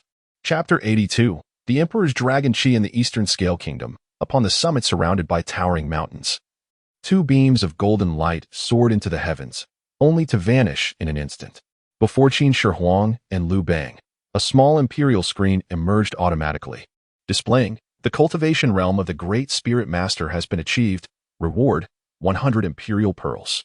Both men exhaled a deep breath, their eyes shimmering with brilliance as they opened them. They exchanged knowing smiles. Liu Bang remarked, "Zhang, your talent is remarkable, achieving the rank of Great Spirit Master so swiftly." Qin Shi Huang replied, "Are you jesting? My cultivation has always surpassed yours. Who would have thought you would catch up and ascend to the rank of Great Spirit Master simultaneously with me?" Liu Bang laughed heartily, rising to stretch. "I was compelled to, after all. As the Emperor of the Han, I am surrounded by exceptional talents. If I, as the founding Emperor, do not strive harder, how could I not be overshadowed?" Qin Shi Huang rolled his eyes, choosing not to engage further. Liu Bang, still amused, shifted the topic.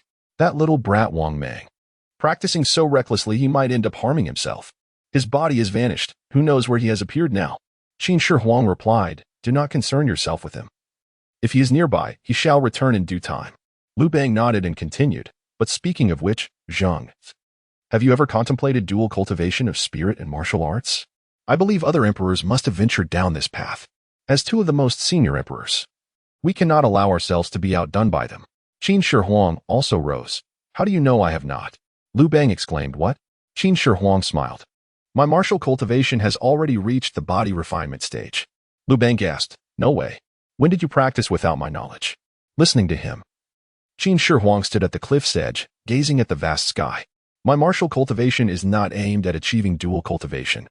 It is merely to obtain the imperial pearls rewarded for reaching the top 3 stages of martial arts.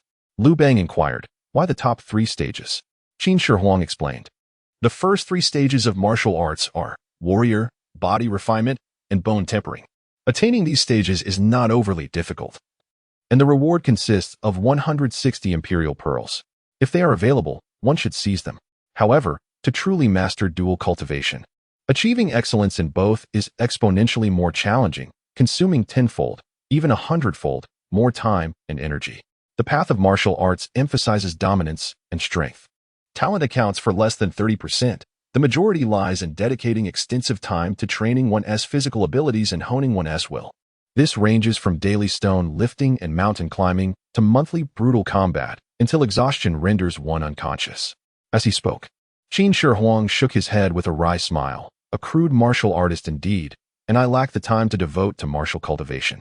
This would only hinder the pace of my spiritual cultivation. Liu Bang chuckled. It seems, Zhang, you regard martial artists as uncouth and brutish, while spiritual cultivators possess an ethereal grace that makes them more appealing in battle. Huh? Ha ha. Qin Shi Huang laughed, tacitly agreeing. However, mid-laughter, he suddenly paused. A glint of cold light shot from his eyes as he gazed skyward. Liu Bang quickly sensed the shift and turned to look as well. In the clouds above, 2 figures emerged, a man and a woman, the young man strikingly handsome. He was clad in a flowing robe of ice blue, his bright eyes radiant as the moon. At the corners of his eyes, a natural silver-blue halo shimmered, reminiscent of moonlight condensed into a fleeting glow. The other woman exuded an ethereal beauty. Her hair cascaded like a waterfall, and she wore a moon-white flowing dress that accentuated her graceful figure. As she moved with delicate steps, her skirt glimmered subtly, as if she were treading upon clouds. An aura of celestial grace surrounded her, and her visage was so exquisitely transcendent that she seemed beyond the realm of mortals. The 2 figures hovered in the air, approaching the cliff's edge where Qin Shi Huang and Liu Bang stood at a leisurely pace. When they were about 10 paces apart, they halted, their gazes locked, and for a moment, the very air seemed to suspend. Did you sense that, sister? The youth inquired, glancing at the woman. She nodded slightly, her voice as smooth as silk yet tinged with a hint of frost as she asked, Who are you? It was clear that this man and woman were no ordinary beings. Their ability to float effortlessly in the air hinted at unfathomable cultivation. Qin Shi Huang spoke. We are wandering cultivators from the Jianghu, currently residing at the Moonxian sect. I am Zhang, honored to meet you both. May I ask who you are? Wandering cultivators? The woman pondered. We are not celestial beings, merely passing through and sensing some unusual energy, which compelled us to take a look. Unusual energy? Qin Shi Huang queried. The youth interjected, the imperial dragon aura surrounding you cannot be concealed. It is even more potent than that of the old fool from the Eastern Scale Kingdom. You claim to be wandering cultivators? Are you jesting? Mind your tongue. The woman scolded sharply, startling the youth into lowering his head. Qin Shi Huang furrowed his brow. They could perceive the imperial dragon aura emanating from him and his companions. Moreover, he had never heard of such a phenomenon as imperial dragon aura. Since his arrival, he had encountered a fair number of formidable beings, such as Lin Jianqing and Ma Wenqiu, and the ancestral figure of the Lin family, who had never mentioned anything about an imperial dragon aura. Yet these 2 had sensed it from afar. Was it due to their cultivation transcending the celestial realm, or did they possess some extraordinary abilities? At that moment, Liu Bang chuckled. Fair maiden, so who exactly are you? The woman turned to Liu Bang. What did you call me? Liu Bang replied, You did not reveal your names, nor did you permit me to address you as celestial beings. Thus, I can only refer to you as fair maiden. With a calm demeanor that held an air of aloofness, she responded without displaying any inclination of approval or disapproval, I am Ningxuang. This is my brother, Ningxuan. We have come at our father's behest to attend to matters in the Eastern Scale capital. I see, Liu Bang acknowledged. It is a pleasure to meet you, Miss Ning. Since you have traveled a long way, why not rest at our Moonxian sect for a while? If you are in a hurry, we shall take our leave. Ningxuang replied, Very well. Liu Bang responded, Good, good. Ningxuang continued, Lead the way. Let us enjoy a cup of tea. Liu Bang's lips twitched as he thought to himself, "Can you not perceive my polite invitation?" Emperor Qin Shi Huang inquired, "May I ask, Miss Ning, what your brother referred to as the imperial dragon aura?" Though his question seemed somewhat rhetorical, he was eager to attain a comprehensive understanding. Ning Shuang replied, "The sovereign of the realm inherently possesses the imperial dragon aura."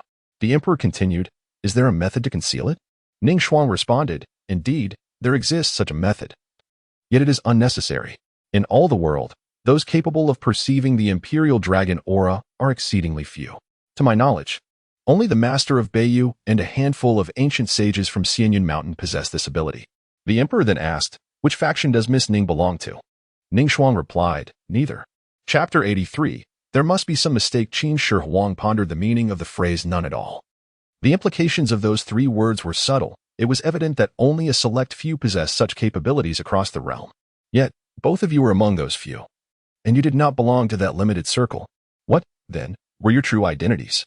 However, Qin Shi Huang discerned from the speaker's words that the ability to perceive the aura of an emperor was not merely contingent upon one's level of cultivation. Rather, it was an extraordinary gift held by a rarefied few. Choosing not to probe further, Qin Shi Huang acquiesced to the idea of visiting the Moonxian sect for tea. Recognizing that befriending individuals of such enigmatic stature could indeed be fortuitous. At least at this juncture, he felt no animosity from them. Half an hour later, at the Moonxian sect, on the summit of the main peak, within the secondary reception hall, Qin Shi Huang, Liu Bang, Ning Shuang, and Ning Zhun took their seats. Assuming roles of host and guest, Hu Hai served tea, pouring it for each individual in turn. When he poured for Ning Zhun, he noticed the latter was staring at him with an odd expression. With a puzzled look, Hu Hai touched his face and asked, "Is there something on my face?" Ning Zhun moved his lips, but remained silent, turning his gaze to Ning Shuang, who had already taken a sip from her cup. "Sister, another one?" Ning Shuang replied coolly. "His imperial aura is weak. He cannot achieve greatness. Even if he were to succeed by chance, he would only be a fleeting ruler." Ning Zhun responded, very well." Upon hearing this, Qin Shi Huang and Liu Bang exchanged glances, their curiosity about these two individuals deepening. What extraordinary ability did they possess? Even Hu Hai, who had only reigned for 3 years before his demise, could be discerned by them. Hu Hai wore a perplexed expression, contemplating the remarks about weak imperial aura and short-lived rulers. "You are quite attractive, yet your words are rather harsh." However, he only dared to voice such thoughts internally, for they were guests invited by his father, and he could not confront them directly. After serving the tea, Hu Hai returned to stand behind Qin Shi Huang. Ning Zhun, in a state of bewilderment, realized that only a handful of individuals in the world carried the imperial aura. How was it that he encountered 3 on this day? He took a sip of tea to steady his mind. At that moment, another figure entered. It was Li Longji. "Zhang Bang, you have finally emerged from seclusion." With a crash, Ning Zhun's teacup fell to the ground, and he sprang to his feet. "Another one. Sister, this one cannot be short-lived, can he?" At this instant, Ning Shuang's expression mirrored surprise as she scrutinized Li Longji without uttering a word. Li Longji appeared somewhat bewildered. "There are guests? What day is it today that so many visitors have arrived at the Moonxian sect?" Qin Shi Huang inquired, "Are there others?"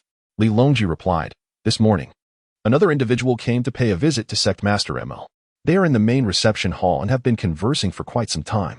Qin Shi Huang nodded, not particularly concerned. He then turned to Ning Shuang. "Miss Ning, I am unfamiliar with the concept of the imperial aura you speak of, nor do I understand why we possess it. However, I do not wish to be the object of others' attention, even if those capable of perceiving it are exceedingly rare. If Miss Ning is willing to teach us the method of concealing the Emperor's dragon aura, she may name her price, and I shall not contest it." Upon hearing this, Ning Shuang appeared contemplative. Possessing the Emperor's dragon aura grants one the fortune of the heavenly way. Yet, nothing is absolute. With insufficient cultivation, revealing oneself too early can indeed attract the attention of those with ulterior motives. In the past, the crown prince of the Great Li, endowed with the Emperor's dragon aura, was ultimately deprived of it, and it was transferred to the third prince.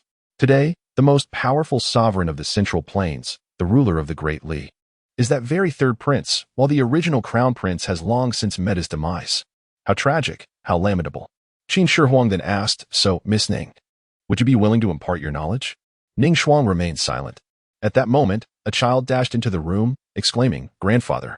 Liu Bang responded with delight, "Oh, my dear grandson has arrived." Ning Zhun, wide-eyed, stuttered, again, again, again.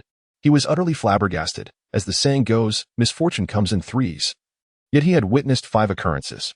Ning Shuang furrowed her brow. Although the child's emperor's dragon aura was faint, it was still present. No, something must have gone awry.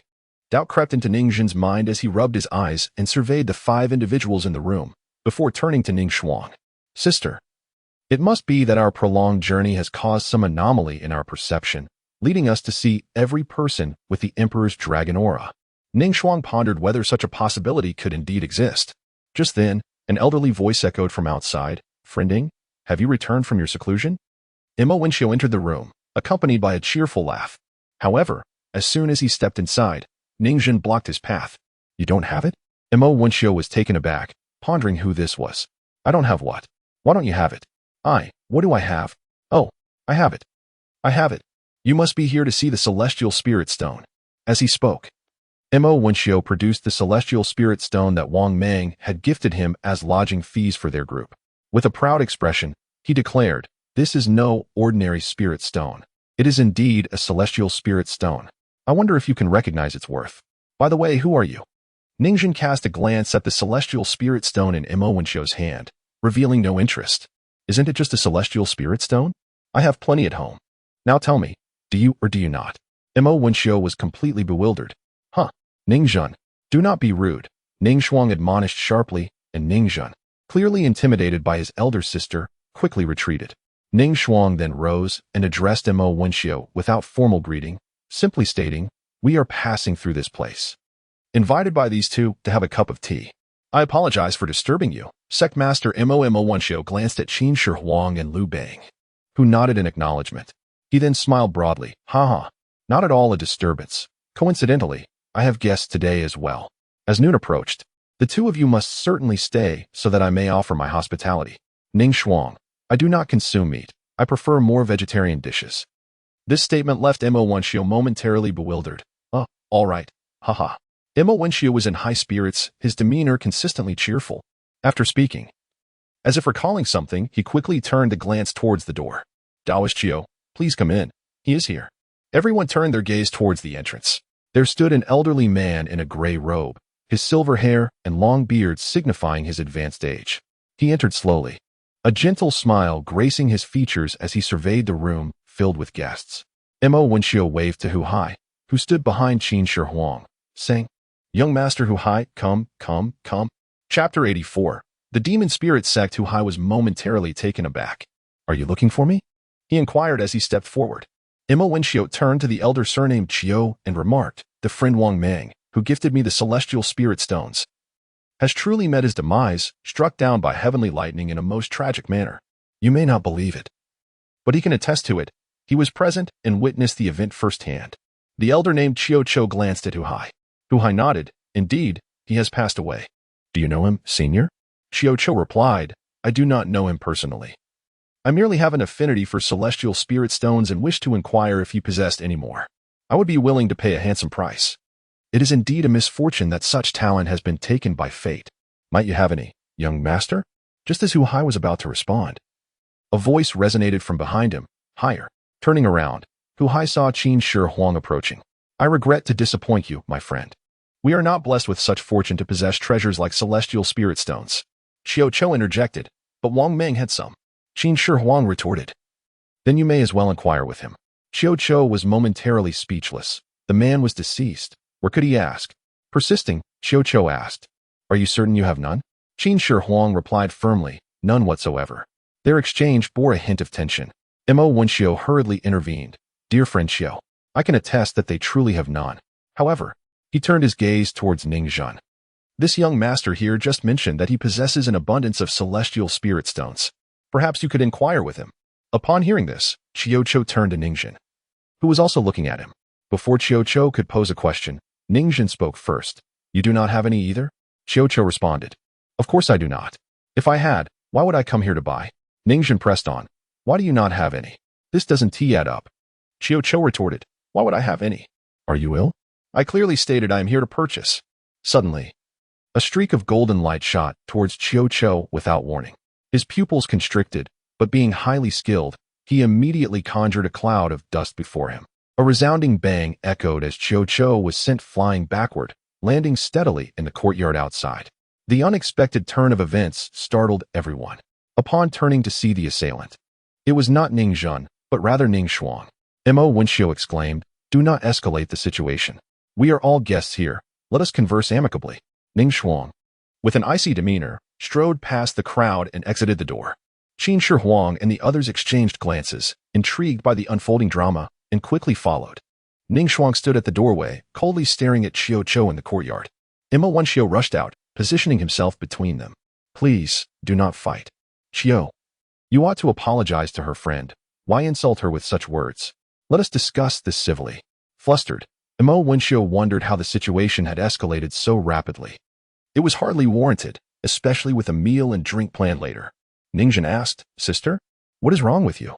Why did you strike?" Ning Shuang replied, "He concealed his true nature well, even deceiving you. But I sensed it. This old man is affiliated with the demon spirit sect." At her revelation, everyone present was taken aback. Even Qin Shi Huang and the others regarded Cao Cao with a demeanor of impending threat, their gazes fixed upon him. The demon spirit sect. Last time, Wang Mang rescued Li Longji from the enigmatic figure cloaked in black. Following the incident, he inquired of Wen Xiu, who initially had no knowledge of the individual's identity. It was only when Wang Mang revealed a particular detail that Li Longji had worn a black collar around his neck that Wen Xiu's expression transformed into one of shock and dread. The sinister force behind the cloaked figure was none other than the notorious demon spirit sect, infamous throughout the realm of cultivation. Ning Shuang remarked, "The demon spirit sect perished in the Great War 5 centuries ago and has long since faded into obscurity. How is it that they have resurfaced in our midst? Where is your leader? Has he recovered from his injuries?" Her tone was remarkably calm, devoid of any hint of anger or sarcasm. In the midst of this tense exchange, Wen Xiu, positioned between the two, shrank back and tiptoed aside, eager to distance himself. "You two may continue your quarrel. Consider my earlier words as mere folly." Cao Cao's gaze emanated a chilling intensity, sharp and foreboding. He fixed his eyes on Ning Shuang, who emanated an overwhelming pressure, and responded warily, "Who are you, esteemed one?" Ning Shuang retorted, "Do you believe yourself worthy of conversing with me? Summon your leader." Cao Cao's lips twitched at her audacity. His demeanor faltered. Yet he cast a furtive glance at Qin Shi Huang and the others. Suddenly, with a swift motion, he took to the air, fleeing for his life. Ning Shuang let out a cold snort, her finger illuminating with golden light, swift as a flash. A thunderous explosion resonated as a vast cloud of blood mist erupted in the air, instantly obliterating Cao Cao, leaving no trace of his existence. Witnessing this scene, Qin Shi Huang and Wen Xiu were left in a state of shock. At that moment, Qin Shi Huang's mind was a tumult of emotions. What a formidable display of power. Cao Cao's cultivation must have been substantial. To eliminate him would have required 100 imperial pearls to attain the celestial spirit realm. Yet, this young maiden, seemingly no older than 20, effortlessly dispatched him with a mere finger. Simultaneously, Qin Shi Huang felt a surge of relief.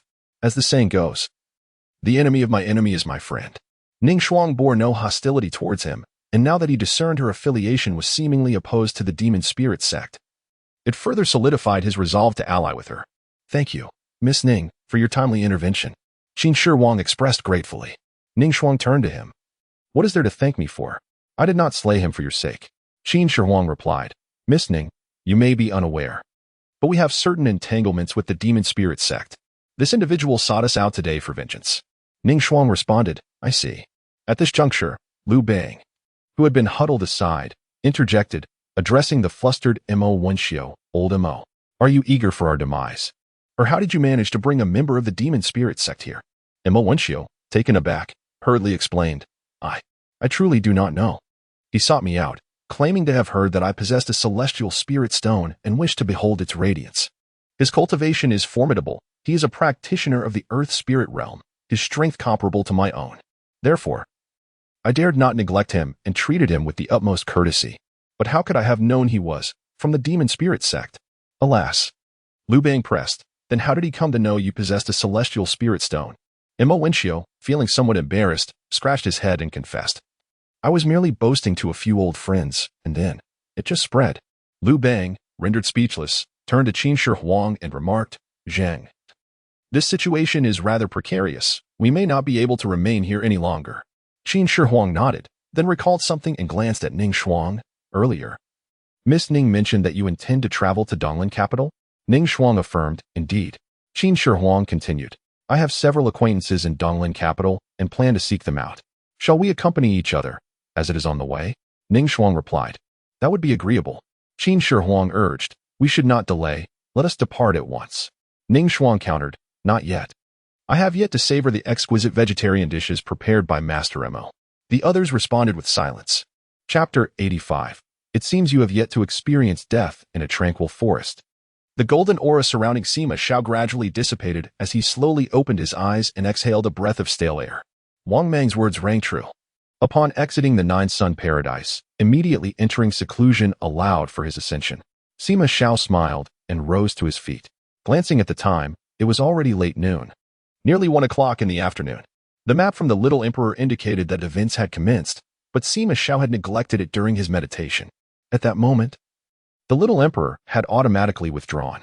As Sima Xiao prepared to summon the Little Emperor to activate the map once more, he suddenly heard rustling sounds emanating from the forest. With vigilance, he turned his gaze towards the source and saw a beast, resembling a cross between a dog and a wolf, leaping towards him. In an instant, an arrow flew swiftly through the air, striking the beast squarely in the chest and pinning it to a tree. Remaining motionless, Sima Xiao heard a man's voice behind him. You look frozen in fear. Are you that startled? Sima Xiao turned to face the speaker.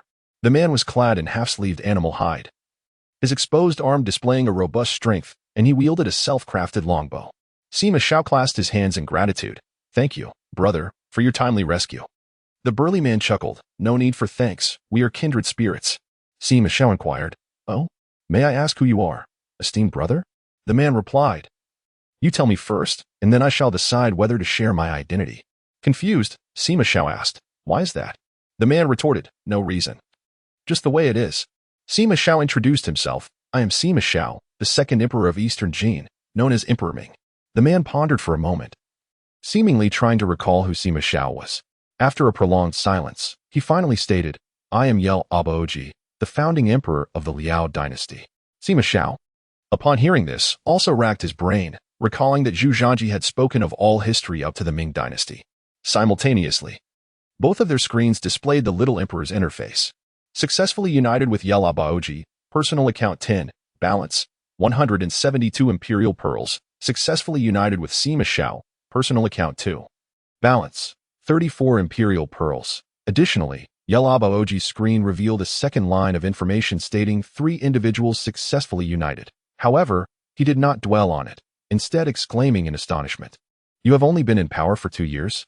How did you amass so many imperial pearls? Sima Xiao replied, I have united with several emperors, along with rewards for my cultivation advancement. Surely, you too have encountered other emperors? Yelu Abaoji, having ruled for 10 years, possessed 34 imperial pearls, indicating he had other means of acquisition. Yelu Abaoji, I encountered 2 individuals, yet only succeeded in uniting with one. He is Yang Guang, the Emperor Yongle of Sui, who reigned for 14 years. After a brief pause, he continued, Moreover, I procured 2 celestial stones, which facilitated my ascension in martial arts, accompanied by a reward of 10 imperial pearls. Sima Xiao nodded in understanding, realizing the situation. Sima Xiao inquired, But what do you mean by encountering 2, yet only uniting with one? Yelu Abaoji replied, That was nearly 2 months ago. At that time, I traversed mountains and rivers to meet another person, enduring several days of travel, and I could see him from afar, on the verge of our reunion. However, out of nowhere, a colossal bird swooped down and seized him away. Upon hearing this, Sima Xiao was taken aback. Ah? Yelu Abaoji, I didn't even know who he was, nor do I know if he is alive or dead now. I was terrified and fled in haste. It was after that I encountered this fellow, Yang Guang. Sima Xiao detected a hint of discord in Yelu Abaoji's tone regarding Yang Guang. Yelu Abaoji then looked at Sima Xiao and added, Please don't take offense. I am not of Han descent. If you were yet another emperor like Yang Guang, harboring enmity towards me, I would prefer to turn and leave without acknowledgement. Upon hearing this, Sima Xiao immediately understood. Sima Xiao, I have heard of your illustrious life. Brother Yel, you unified the 8 Khitan tribes and appointed Han officials, implementing reforms in Han governance. You are indeed a remarkable and enlightened sovereign, and I harbor no animosity towards you. Rather, I hold you in admiration. Yelu Abaoji smiled humbly. I am unworthy of such praise. He then continued, by the way, there is something I wish to inquire. I previously examined the map of the minor emperor, and there are no red dots in these mountains. How did you suddenly appear? Sima Xiao, it seems you have yet to experience death. Yelu Abaoji. Subsequently, Sima Xiao recounted the situation of the 9 days paradise and his earlier experiences. After listening, Yelu Abaoji's eyes widened in astonishment. Such a thing exists. Can one truly be resurrected? Sima Xiao, indeed. Yelu Abaoji, had I known this earlier, I would have acted without hesitation. I should have dealt with Yang Guang. Sima Xiao, I have heard about Yang Guang from Zhu Yuanzhang. He was the second emperor of the Sui dynasty. What exactly transpired between you two? Yelu Abaoji, it is a long story. This realm is perilous, filled with malevolent individuals and numerous demonic beasts. After encountering him, I sought a means of survival and a place of refuge. Thus I allied myself with a formidable establishment known for capturing demons. We trained in martial arts alongside those powerful figures and even accompanied them on demon hunting expeditions. Each month, we received compensation, and thus we continued to reside there. However, Yang Guang and I were fundamentally incompatible. He consistently looked down upon me, deriding me as a barbarian, while I called him a tyrant bent on ruin, leading to several skirmishes between us. Yet, he was no match for me. I always held back, never delivering a fatal blow. But now that I know resurrection is possible, I find myself inclined to send him to the 9 days paradise. Sima Xiao, no. Heed my counsel. We must unite. Yelu Abaoji, alas. Since you have spoken, I shall exercise patience a little longer. Sima Xiao, you may call me Xiao. Additionally, I must caution you, Yel, while other emperors may be tolerable, it would be wise to keep your distance from Zhao Kuangyin of the Song dynasty. Yelu Abaoji, Who is he? Sima Xiao, with a wry smile, recalled the grievances and fury he had often heard from Zhao Kuangyin within the realms of Jiri Paradise. Were Zhao Kuangyin present instead of him at this moment, a fierce confrontation with Yelu Abaoji would be inevitable, with Zhao determined to send the esteemed Emperor of Liao on an excursion to Jiri Paradise. Sima Xiao, let us converse as we walk. Please guide me to your mountain villa. Yelu Abaoji, certainly. Chapter 86. Obviously, I am the protagonist 3 days later.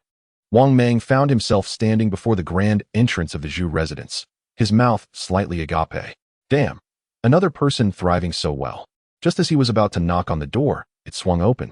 To his astonishment, 2 or 3 servants were seen forcefully ejecting a disheveled old Taoist priest, hurling him out while cursing, "You old fraud, scamming your way into the Zhu family. Take that." With that, one of the servants raised a wooden stick, aiming to strike the fallen priest. Swiftly, Wang Mang intervened, seizing the stick just 2 feet from the priest's head. That blow could take a life, he admonished. Who are you to meddle? The man with the stick retorted. With a sharp twist, Wang Mang snapped the stick effortlessly, his strength as a spirit master rendering the act trivial. The man recoiled in shock, stammering, "Why you? Just wait." The servants hastily retreated into the house. Wang Mang paid little mind to them, redirecting his attention to the old Taoist on the ground. "Hey, is that you?" he inquired. Arriving here following the map of the young emperor, he noted the presence of a red dot within the Zhu residence, though time had run out before he could enter. The old Taoist stood up, brushing off the dust from his garments, then regarded Wang Mang with a scrutinizing gaze, circling around him. "Remarkable, truly remarkable. Friend, your celestial aura is abundant. You are indeed a fortunate individual. Should you cultivate my Taoist technique, you would surely stand tall among mortals." Wang Mang, bewildered, thought to himself, "I've died 3 times already. What fortune could I possibly possess?" The old Taoist then produced a tattered book from his robe, proclaiming, "This is the cultivation method I have devised, originally priced at 10 million spirit stones, but now merely 10 spirit stones. If you know its worth, take it as a token of friendship." Wang Mang responded, "Now I understand why you were thrown out." With a bitter smile, he recognized that this individual was not an ally. According to established rules, anyone over 40 would revert to that age, and now, upon closer inspection, the old Taoist appeared to be at least 60. Alas, it is merely a case of ignorance on their part. "I see you're discerning. How about 5 spirit stones?" "Surely that will suffice," the old Taoist persisted. "Not interested," Wang Mang replied curtly. "1. I cannot lower the price any further," the old man insisted. Wang Mang ignored him, reflecting, "Isn't the imperial celestial technique more appealing than your shabby book?" Yet suddenly, a thought struck him. Leaning closer to the old Taoist, he whispered, "Are you perhaps a master from beyond the mortal realm?" The old Taoist's eyes widened in surprise. "You figured that out?" Wang Mang's heart leaped with joy. I knew it. This is a classic trope in novels. An unassuming old man suddenly appearing beside the protagonist is often a powerful figure. Clearly, I am the protagonist. What do you mean? Asked the old Taoist, bewildered. Wang Mang. No need for formality. I shall take this book. As he spoke, Wang Mang accepted the tome from the old Taoist and began to peruse its contents. However, after reading it, a look of utter disbelief crossed his face. For the text contained not the secrets of immortality he had anticipated, but rather a collection of culinary recipes, featuring dishes such as fragrant chicken and Buddha jumps over the wall. This is merely a cookbook. The old Taoist glanced at the title, exclaiming, Oh dear, I must have grabbed the wrong one, my apologies. He then proceeded to rummage through his belongings, even reaching into his trousers. Wang Mang raised an eyebrow, wondering if he was overthinking the situation. Tentatively, he inquired, Before you continue your search, might I ask, esteemed elder, what is your level of cultivation? Upon hearing this, the old Taoist chuckled, straightened his posture, stroked his beard with an air of superiority, and replied, My cultivation is rather modest, not yet reaching the realm of human immortals. Wang Mang's eyes widened in astonishment. What? The realm of human immortals? This level is the 11th stage within the 4 major tiers and 12 realms of spiritual cultivation, essentially the pinnacle of the cultivation hierarchy. However, the old man mentioned he was not yet at the realm of human immortals, which implies he resides within the 10th stage. The demigod realm, does it not? Wang Mang's breath quickened, his tone laced with respect. May I inquire, venerable elder, just how far from the realm of human immortals are you? The old Taoist replied, I am at the 5th tier of spiritual practitioners. Wang Mang. At this moment, he was no longer merely perplexed. He felt as if he had transformed entirely into a being of incredulity. My goodness, Wang Mang kicked the old Taoist in exasperation. How can you call this not reaching the realm of human immortals? I have yet to even attain the realm of earth immortals. The old man yelped in pain, clutching his rear as he jumped high in dismay. Just then, a formidable group of enforcers surged forth from within the Zhu residence, wielding clubs and exuding an air of menace. At the center, a young man clad in fine attire shouted, Who dares to provoke my Zhu family? Wang Mang surveyed the crowd, unafraid. This is the ebb and flow of fortune. Just as he was about to speak, a voice from the throng called out, Ah, is that you? I remember now. Wang Mang turned to the speaker, who looked somewhat familiar, though he couldn't place the face. The individual addressed the young man, Young master, several months ago. The one who stole the celestial fruit was his accomplice. They managed to escape then, but now he has delivered himself right to us. Wang Mang was taken aback, exclaiming, Hold on, I am here to find someone, not to cause trouble. Has anyone new arrived at the Zhu family lately? The young man retorted, You have repeatedly provoked my Zhu family and claim you are not here to stir up trouble. I care not whom you seek. First, you shall receive a thrashing from me. With that, a swarm of enforcers surged toward Wang Mang. Wang Mang thought, You leave me no choice but to retaliate. In an instant, chaos erupted. Amidst the tumult, the old Taoist's voice rang out, Please, do not strike me. Ouch, that hurts. The old man, bruised and battered, crawled from the fray, seeking refuge. Dust and debris filled the air as the skirmish commenced swiftly and ended just as quickly. In merely 3 to 5 minutes, more than 20 assailants lay groaning upon the ground. Wang Mang, with an air of calm detachment, gently clapped his hands and turned his gaze toward the wide-eyed young man in brocade. It was evident that a conversation could have sufficed. Yet you compelled me to take action. I shall inquire once more. Has the Zhu family recently welcomed any newcomers? Summon him forth. The young man instinctively retreated, finding himself pressed against the door. A cultivator? At that moment, a figure emerged from behind the youth, stating, Are you here in search of me? Wang Mang regarded the newcomer, who exuded an impressive demeanor, radiating the distinct charm of a man in his 40s. Chapter 87. Absolutely necessary. Half an hour later, within the confines of the Zhu residence, only Wang Mang and a man remained.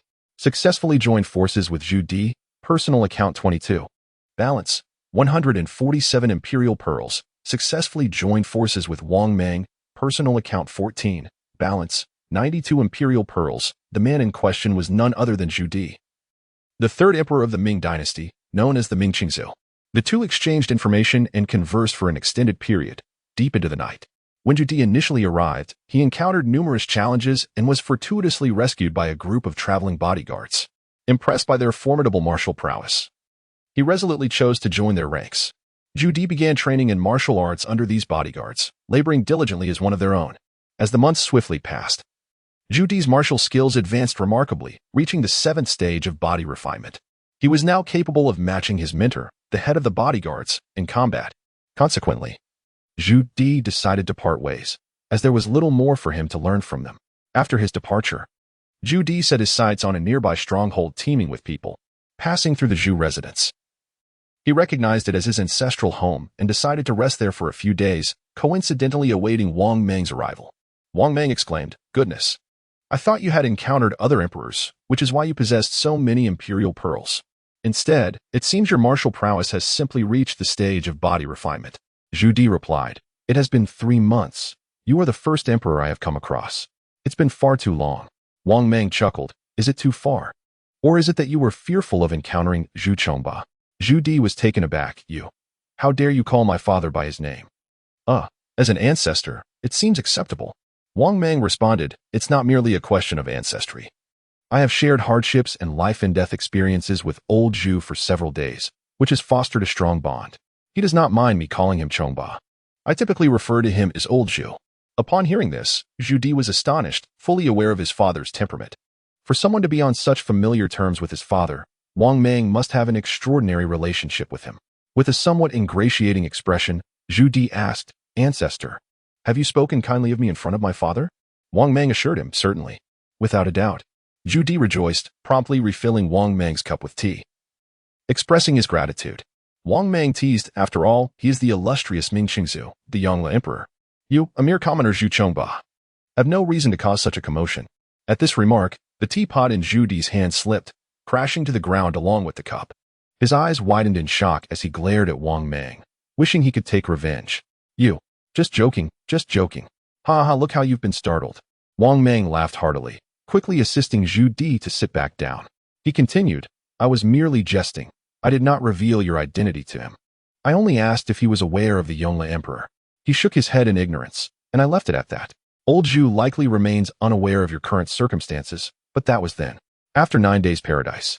I cannot say where he may have appeared, or if he has encountered any other emperors from the future." Zhu Di remained haunted by lingering fears.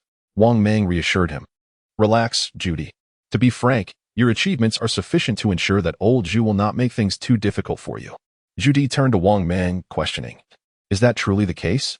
Wang Mang nodded affirmatively. "For instance, when I first encountered Emperor Gaozu of Han, he intended to execute me. In the end, however, he pardoned me, perhaps due to my handsome demeanor." Zhu Di wore a peculiar expression. Wang Mang continued, "Of course, I subsequently presented him with over 30 imperial pearls. Thus, the enmity between myself and the Han dynasty was effectively resolved." Zhu Di inquired, "You offered him imperial pearls?" Wang Mang confirmed, "Indeed, the imperial pearls are transferable. When you next meet your father, perhaps you could gift him a few as a gesture. I shall then speak favorably on your behalf, and this matter will be settled." Zhu Di replied, Very well, thank you." Wang Mang asked, "What are your plans moving forward?" Zhu Di replied, "I intend to travel to Chenzhou City, where 8 red dots have gathered. It should serve as a stronghold." Wang Mang remarked, "That dead Su, quietly amassing wealth. I have visited there. It is the Guangwu Xianzhuang led by Liu Xiu." The following morning, Zhu Di and Wang Mang bid farewell to the Zhu family patriarch and mounted their steeds, setting off towards Chenzhou City. Just as they exited and mounted their horses, an elderly Taoist priest rushed towards them. It was the same man from the previous day. The old priest obstructed Wang Mang's path, exclaiming, "I have finally caught you. You still owe me a spirit stone." Wang Mang, taken aback, responded, "You old fellow. You didn't wait for me outside all night, did you?" The old priest boldly replied, "Indeed." Wang Mang retorted, "Get out of the way. Who in the world wants your decrepit recipe?" The old priest chuckled, "The book is secondary. For those on the path of cultivation, the principle of cause and effect is paramount. You saved my life yesterday, and I must repay you, or I shall face divine retribution." Upon hearing this, Wang Mang found some merit in the old priest's words. Wang Mang asked, "So how do you plan to repay me?" The old priest replied, "As I mentioned, the cultivation technique worth 10 million spirit stones will be offered to you for just 1 spirit stone, considering your act of saving me."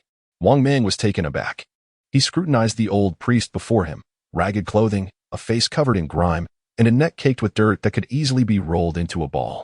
Yet, The more disheveled the old priest appeared, the more Wang Mang felt a flicker of hope. After all, in fantastical tales, such unkempt old Taoists often turned out to be hidden masters. Wang Mang queried, "What shall I call you, esteemed elder?" The old priest smiled. "I am known by the mundane name, Liu Tianqing." Wang Mang pressed Liu Tianqing. "What is your Dao name?" Liu Tianqing quickly waved his hand. "I cannot disclose that." Wang Mang inquired, "Why not?" Liu Tianqing explained, "I have been expelled from the Taoist sect, and my Dao name has been revoked. They forbid me from using it, or else I shall be punished." At this moment, Zhu Di could no longer hold back, saying, "Mangzi, why are you wasting time with him? Let us leave quickly."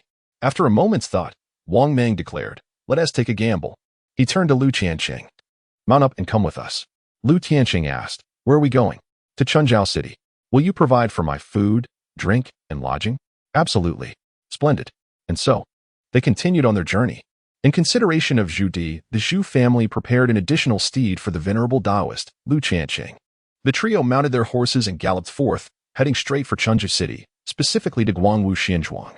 Meanwhile, in the Eastern Scale Kingdom, within the bustling capital of Linjing, an illustrious group comprising Qin Shi Huang, Liu Bang, Hu Hai, Liu Gong, Li Longji, along with the siblings Ning Shuang and Ning Jun, arrived in Linjing.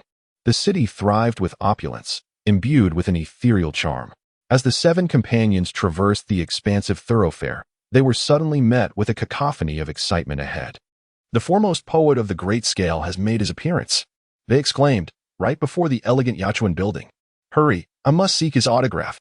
Chapter 88. Do you not see the waters of the Yellow River coming from the sky? Upon hearing the commotion, the passers-by immediately became agitated and surged forth. Observing this, Liu Bang remarked, "Is he the foremost poet of the great scales? He seems to be quite popular." Li Longji replied, "Brother Bang, you are unaware of the grandeur of our Tang poets. Their prowess is truly earth-shattering." Ningjun inquired, "The Tang?" Li Longji stammered, Yes, yes. That is the name of my homeland." Qin Shi Huang interjected, "It is still early for noon. Let us go and see the spectacle." The crowd followed suit, advancing ahead. Before long, they encountered a magnificent scene. A resplendent 5-story pavilion adorned with the plaque Yachuan Tower was before them. It was essentially a theatrical venue. On the second-floor platform stood a dapper young man, elegantly wielding a paper fan, exuding charm with a full head of hair. The street in front of the pavilion was now packed with visitors drawn by curiosity, rendering the thoroughfare impassable. Among them were literati and esteemed elders, but the majority were young women. They waved supportive banners and chanted in unison, "Changchun the Recluse. Poetry revered worldwide. The unparalleled poet. His pen astonishes the divine. Changchun, could you grant me an autograph?" On the second floor, the young man raised his hand, and the crowd immediately fell silent. A satisfied smile graced his face as he reveled in the moment. He said, "I merely stepped out for a meal, yet inadvertently drew such attention. Alas, one cannot refuse such fervor. Allow me to recite a poem I hastily composed a few days ago while inebriated. Let us see how it resonates with you all." At his words, the atmosphere erupted in cheers, the voices of the crowd rising to a fervent clamor. In the background, Qin Shi Huang and Liu Bang exchanged amused glances, pondering the extravagant display in the Eastern Scale capital. Li Longji remarked, "I wish to see if this esteemed poet possesses even half the talent of our Tang poets." At that moment, the young man raised his hand once more, signaling for silence. Instantly, the crowd hushed, their eager anticipation directed at him. He took a cup of yellow wine from a server behind him and drank deeply. Then, he unfurled his paper fan and waved it before him, before suddenly snapping it shut, pointing it toward the heavens, and passionately proclaiming, "Do you not see? The waters of the Yellow River come from the sky, rushing to the sea, never to return." Li Longji was momentarily taken aback. Wait a moment, he thought, as he observed the throng, all enraptured by the poem, many with their eyes closed in appreciation. He noticed that Qin Shi Huang, Liu Bang, and the Ning siblings were all nodding in approval. Ning Shuang remarked, "A splendid poem. Does it possess even half the charm of your homeland's poets?" Li Longji was left speechless. This is not a matter of halves. This is outrageous. He sees Qin Shi Huang, his tone laden with grievance. "This poem belongs to our Tang poet, Li Bai." Qin Shi Huang was taken aback. But he quickly regained his composure, turning to glance at the young man on the second floor, still reciting his drunken verses. A smile spread across his face. "So, he is one of our own." Liu Bang erupted into hearty laughter. exclaiming how this young man had a flair for self-aggrandizement. Li Longji, filled with indignation, muttered, "What an infuriating character." Ning Zhan, perplexed, turned to his sister. "Sister, what are they discussing? I find it somewhat incomprehensible." Ning Shuang replied, "Well, regardless, it's a fine poem." Ning Zhan was left speechless. Qin Shi Huang glanced at Li Longji, noticing his evident displeasure, and then commanded, "Hu Hai, go and apprehend him." Hu Hai responded affirmatively. With that, he maneuvered through the crowd and advanced forward. As Li Longji observed this, he promptly followed suit. Upon reaching the front, Hu Hai pushed aside the throng and leaped into the air, effortlessly landing on the second-floor terrace. Simultaneously, Li Longji shouted, "Cease your recitation, you thieving poet." The man, lost in the beauty of his verses, was reciting "Five-flower steed, a cloak worth 1,000 gold," but upon hearing those words, his recitation was abruptly halted. Suddenly, someone leapt towards him, startling him. "Who are you?" The unexpected turn of events left the audience, who were enraptured by the poetry, momentarily stunned. Soon after, a woman in the crowd scolded Li Longji, "What do you mean by thieving poet? Do not slander him. Every poem by Changchun Xiu'er is a masterpiece. It seems you are merely envious of him." Others chimed in, echoing her sentiments, which only served to infuriate Li Longji further. However, he deemed it unworthy to engage with a bunch of women he found unattractive and forcefully pushed through the crowd, making his way into the Yachuan building. On the second floor, Hu Hai grasped the man's arm and assured him, "We are on your side. Do not be afraid." The man, taken aback by this revelation, managed a nervous smile. "You arrived so quickly?" Hu Hai replied with a grin, "You've certainly riled up Li Longji. I fear he will not spare you from his wrath." "What? Li Longji?" The man became frantic, glancing around before abruptly shaking off Hu Hai's grip and bolting away. "You!" Hu Hai, startled, reached out again, this time seizing the man's abundant topknot. To his astonishment, he inadvertently yanked off the man's entire hairpiece. This shocking turn left Hu Hai momentarily frozen, fearing he had accidentally decapitated him. The crowd below, witnessing the scene, gasped in unison, "Murder?" But upon closer inspection, they beheld the man, now sporting a bald head devoid of any hair, hurriedly making his way down the staircase. Hu Hai was left dumbfounded. What in the world? The crowd continued to exclaim, "Murder? Murder, wait!" The man rushed down the stairs, only to collide with Li Longji, who was ascending. Li Longji, not recognizing the bald man, instinctively stepped aside to allow him passage. Furious, he stormed up the stairs, shouting, "Where is he?" Hu Hai, arriving at the staircase, replied, "He ran away." "Wait. No, he didn't get far." Li Longji immediately turned to follow Hu Hai's gaze. As the bald man approached, he was halted by the small figure of Liu Gong, who stood resolutely on the first-floor stairs. "Move aside, you little brat," the man exclaimed, attempting to shove Liu Gong aside. However, to his astonishment, the diminutive boy stood firm, unyielding as a mountain, completely impervious to the push. With a smile, Liu Gong replied, "Grandfather said I must not let you escape." With that, he deftly twisted and pushed against the man's arm, sending him crashing to the ground, where he cried out in agony, "Ouch! It hurts. I am Qianlong, homely Qianlong. We're on the same side, little one. Please be gentle." Li Longji, hearing the name Qianlong, remarked, "Qianlong? I believe I have heard Wang Mang mention it, though my memory is rather hazy. Nevertheless, let us deal with him first." With swift determination, Li Longji descended the stairs, using his momentum to leap into the air. He landed heavily upon Qianlong, who let out a wail of despair, nearly having his insides crushed by the impact. Chapter 89. Look how you frightened them. After a series of commotions, Emperor Qin Shi Huang and his entourage entered a tranquil and elegant guest room alongside Qianlong. Ning Shuang and her brother Ning Zhen bid farewell to the group, as their visit to the capital was for official business. When Emperor Qin inquired, Ning Shuang remained reticent. "Qin Shi Huang, I may have overstepped, but might Miss Ning impart to us the art of concealment?" Ning Shuang cast a glance at the bruised and battered Qianlong beside her, evidently realizing he was yet another one in need of assistance. "Ning Shuang, there is something amiss. I must return to report this matter and cannot act unilaterally." Upon hearing this, Qin Shi Huang felt a tinge of disappointment. Subsequently, the two took their leave, transforming into beams of golden light and vanishing through the window. This spectacle startled Qianlong, who widened his eyes and exclaimed, They. Liu Bang, what a fuss. Now that we are without outsiders, let us identify ourselves." One by one, the individuals presented their names and dynasties to Qianlong. The revelation was astonishing. This man had reigned for 60 years. Qin Shi Huang and the others were elated. Qin Shi Huang had 210 imperial pearls remaining 60, totaling 270 pearls. Liu Bang had 205 imperial pearls remaining 60, totaling 265 pearls. Hu Hai had 52 imperial pearls remaining 60, totaling 112 pearls. Lu Gong had 124 imperial pearls remaining 60, totaling 184 pearls. Li Longji had 48 imperial pearls remaining 60, totaling 108 pearls. Meanwhile, Qianlong had 60 111 734 44, totaling 130 pearls. Qianlong, why do you possess so many imperial pearls? Liu Bang, most of these are rewards for cultivation. How did you acquire an extra one? Did you not rule for 60 years?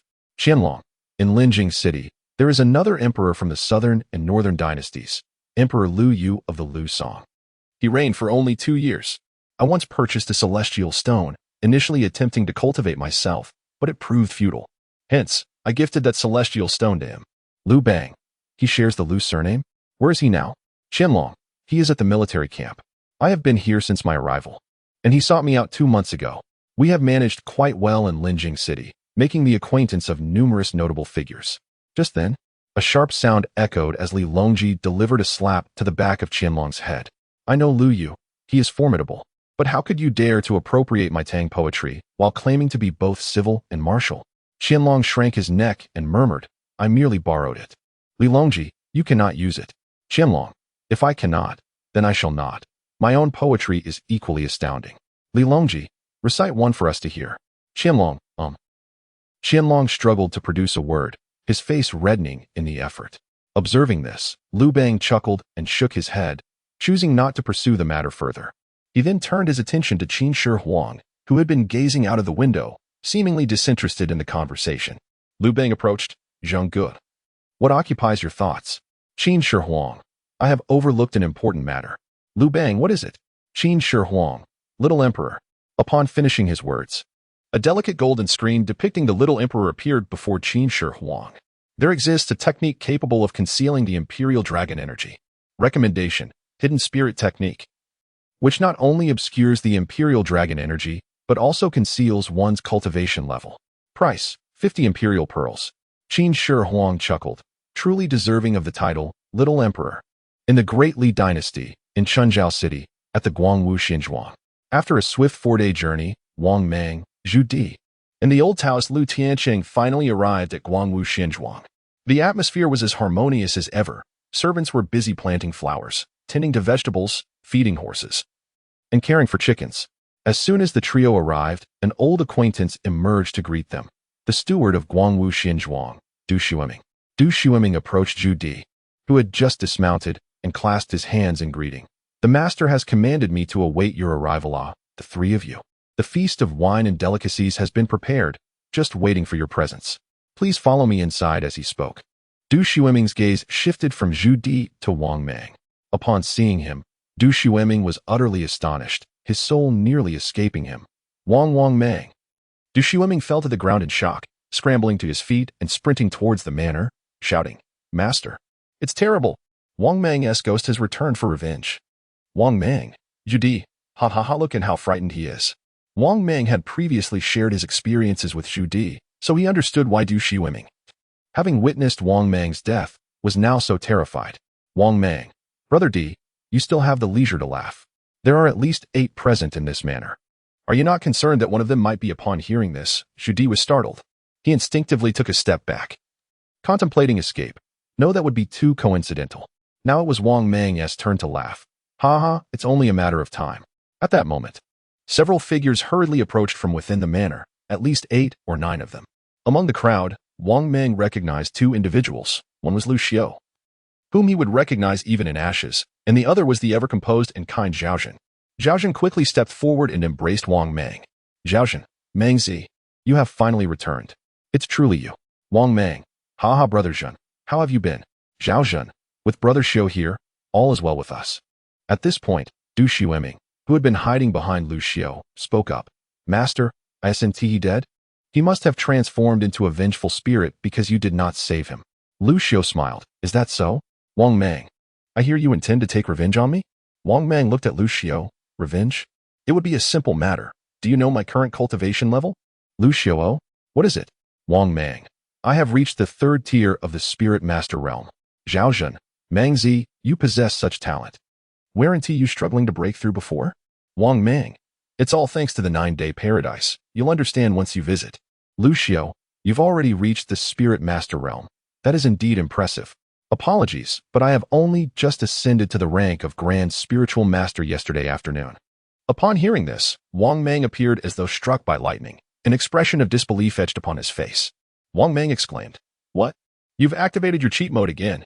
While Bang Gu and the others have yet to advance to Grand Spiritual Master, you have already done so?" Liu Xiu inquired. Bang Gu? Wang Mang retorted, "Which Bang Gu?" "Of course, I mean Liu Bang." Liu Xiu suggested, "Let us discuss this further inside." "And who might this be?" He gestured towards the elderly Taoist priest beside him, who was yawning repeatedly. Wang Mang answered, "A friend I encountered on the road. Come, let us proceed indoors." Subsequently, the group entered the estate. Liu Xiu instructed Du Xiuming to take care of Liu Qianqing, ensuring he was well fed and entertained. Meanwhile, they made their way to the secluded courtyard, free from disturbances. Chapter 90. The 10-person phase achieved with the absence of outsiders. The group promptly commenced their self-introductions. The 8 emperors of the Guangwu Xinzhuang were Liu Xiu, Liu Shan, Li Yuan, Li Ji, Chai Rong, Zhao Zhen, Wanyan Aguda, and Wanyan Aguda. Liu Shan, the last sovereign of Shu Han, reigned for 40 years. Li Yuan, the founding emperor of the Tang dynasty, ruled for 8 years. Li Ji, the final emperor of the Tang, held the throne for 3 years. Chai Rong, the second emperor of the later Zhou, ruled for 5 years. Wanyan Aguda, the 9th emperor of the Jin dynasty, reigned for 11 years. Wanyan Aguda, the 10th and last emperor of the Jin, held the throne for less than an hour. At that time, with the Song-Mongol coalition at the gates, Wanyan Aguda, reluctant to be the last emperor, bequeathed the throne to Wanyan Aguda before his demise. Wanyan Aguda, however, met his end on the battlefield within that brief hour, marking him as the emperor with the shortest reign in Huaxia history. Though he ruled for less than an hour, he possessed at least 1 imperial pearl from the outset. As the imperial pearls were sequentially added to everyone's collection, their numbers grew significantly. Moreover, a second line of content appeared before them. The 10-person phase has been achieved, unlocking the communication function and the middle volume of the imperial immortal art. Upon seeing this, Wang Mang and Liu Xiu were the first to respond, almost simultaneously inquiring, "What is the communication function?" Communication function means using the small emperor to enable distance-less communication between both parties, allowing for voice or text. Price, 100 imperial pearls. Wang Mang pressed further. "If we spend 100 imperial pearls, does that mean all of us can communicate, or just some?" Limited to those within the achieved 10-person phase, communication is possible only if both parties purchase. Wang Mang exclaimed, "How outrageous." He turned to the others. "I thought we could chat with the first emperor from afar, but it's restricted to us." Judi remarked, "Is this 1,000-mile sound transmission?" Wang Mang replied, "That would be a fair interpretation." At this juncture, Liu Xiu inquired about the middle volume of the Imperial Immortal Art. "I have indeed completed the upper volume. Imperial Immortal Art middle volume, price, 50 imperial pearls." Liu Xiu declared, "I'll purchase it, and I'll also acquire the communication function." Deducting 150 imperial pearls, balance, 152 imperial pearls. Wang Mang commented, "You truly have an abundance of wealth." Liu Xiu smiled. "I must thank you, Mangzi, for making a special trip to help us unlock the 10-person phase." Wang Mang shook his head with a wry smile, then turned to the small emperor, stating, "I too wish to activate the communication function." Deducting 100 imperial pearls, balance, 115 imperial pearls. Then, the two exchanged knowing glances and summoned the small emperor once more. "I want to find the illustrious Xiu'er. I'm looking for the useless Wang Mang." Before the two, the small emperor's screen manifested a chat-like interface.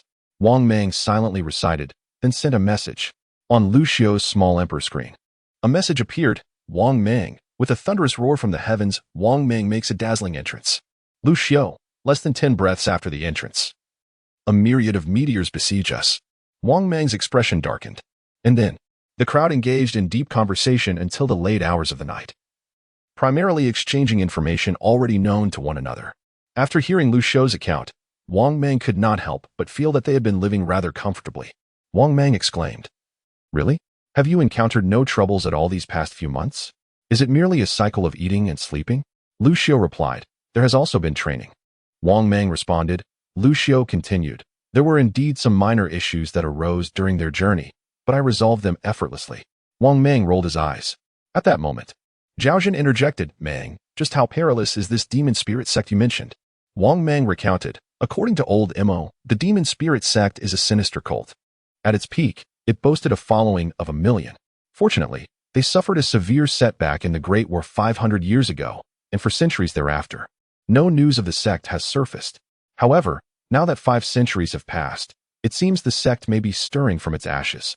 Even more troublesome is the fact that they are fully aware of our existence.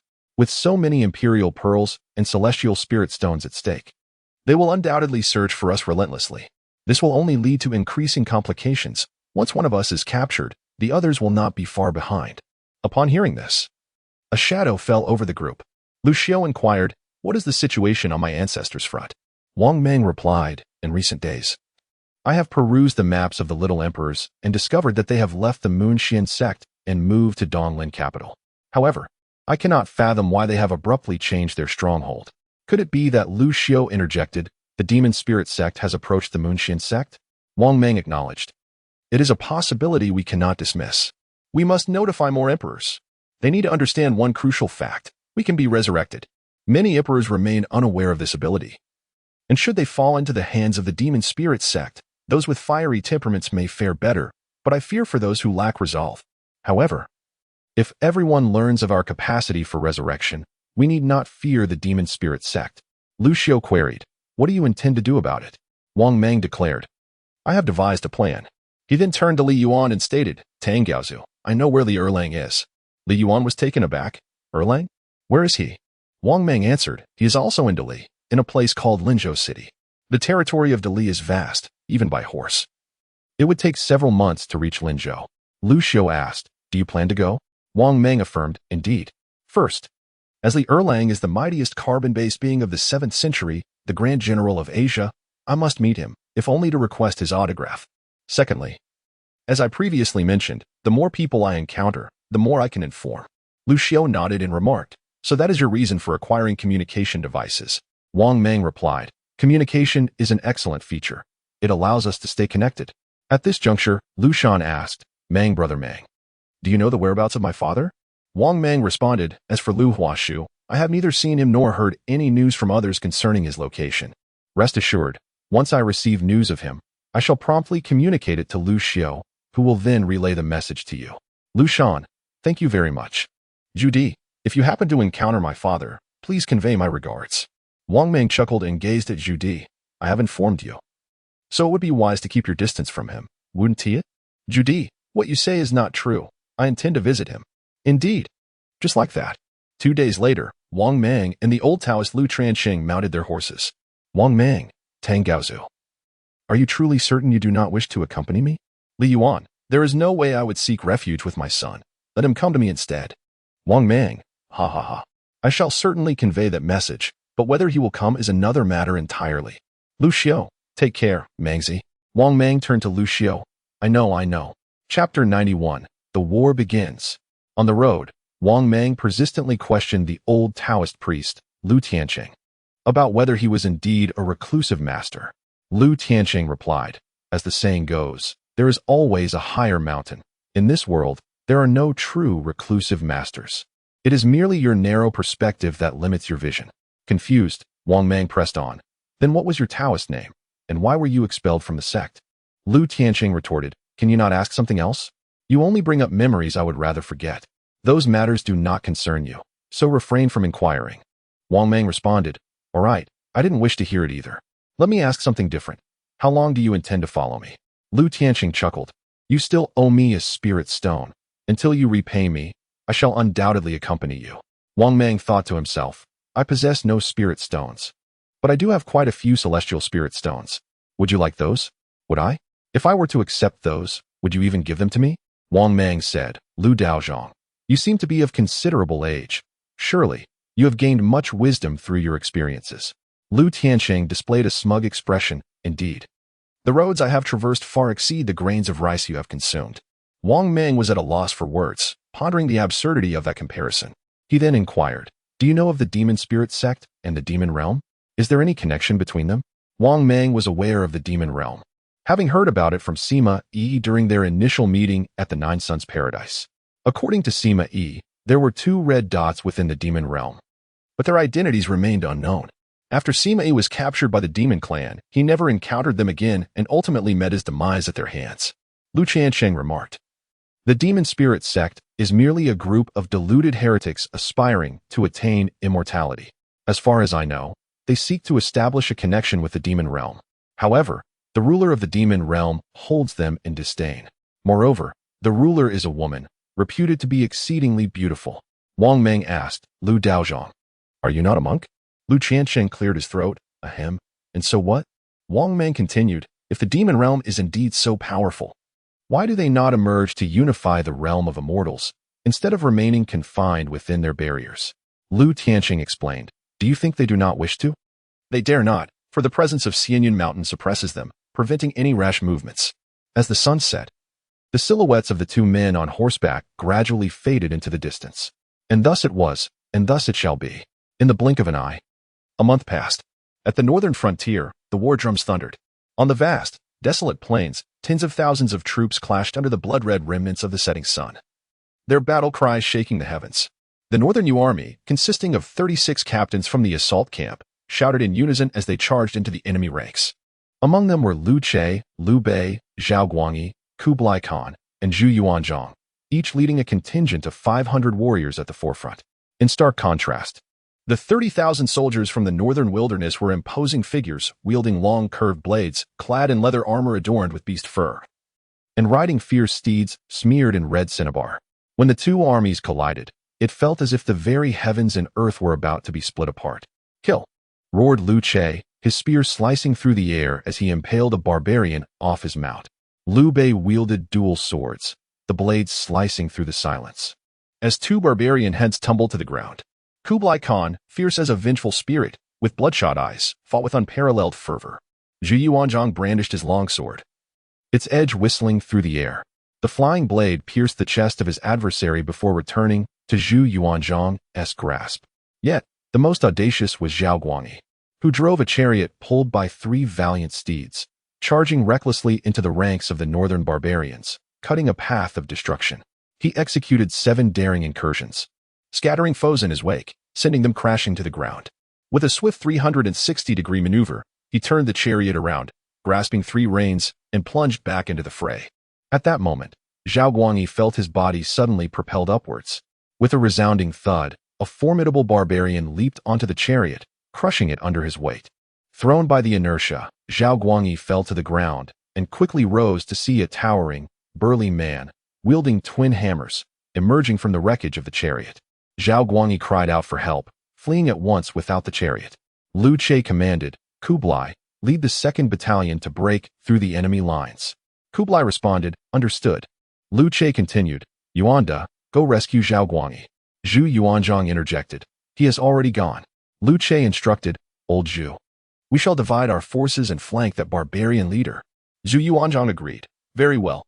As night fell, in the border city, the camps were in disarray.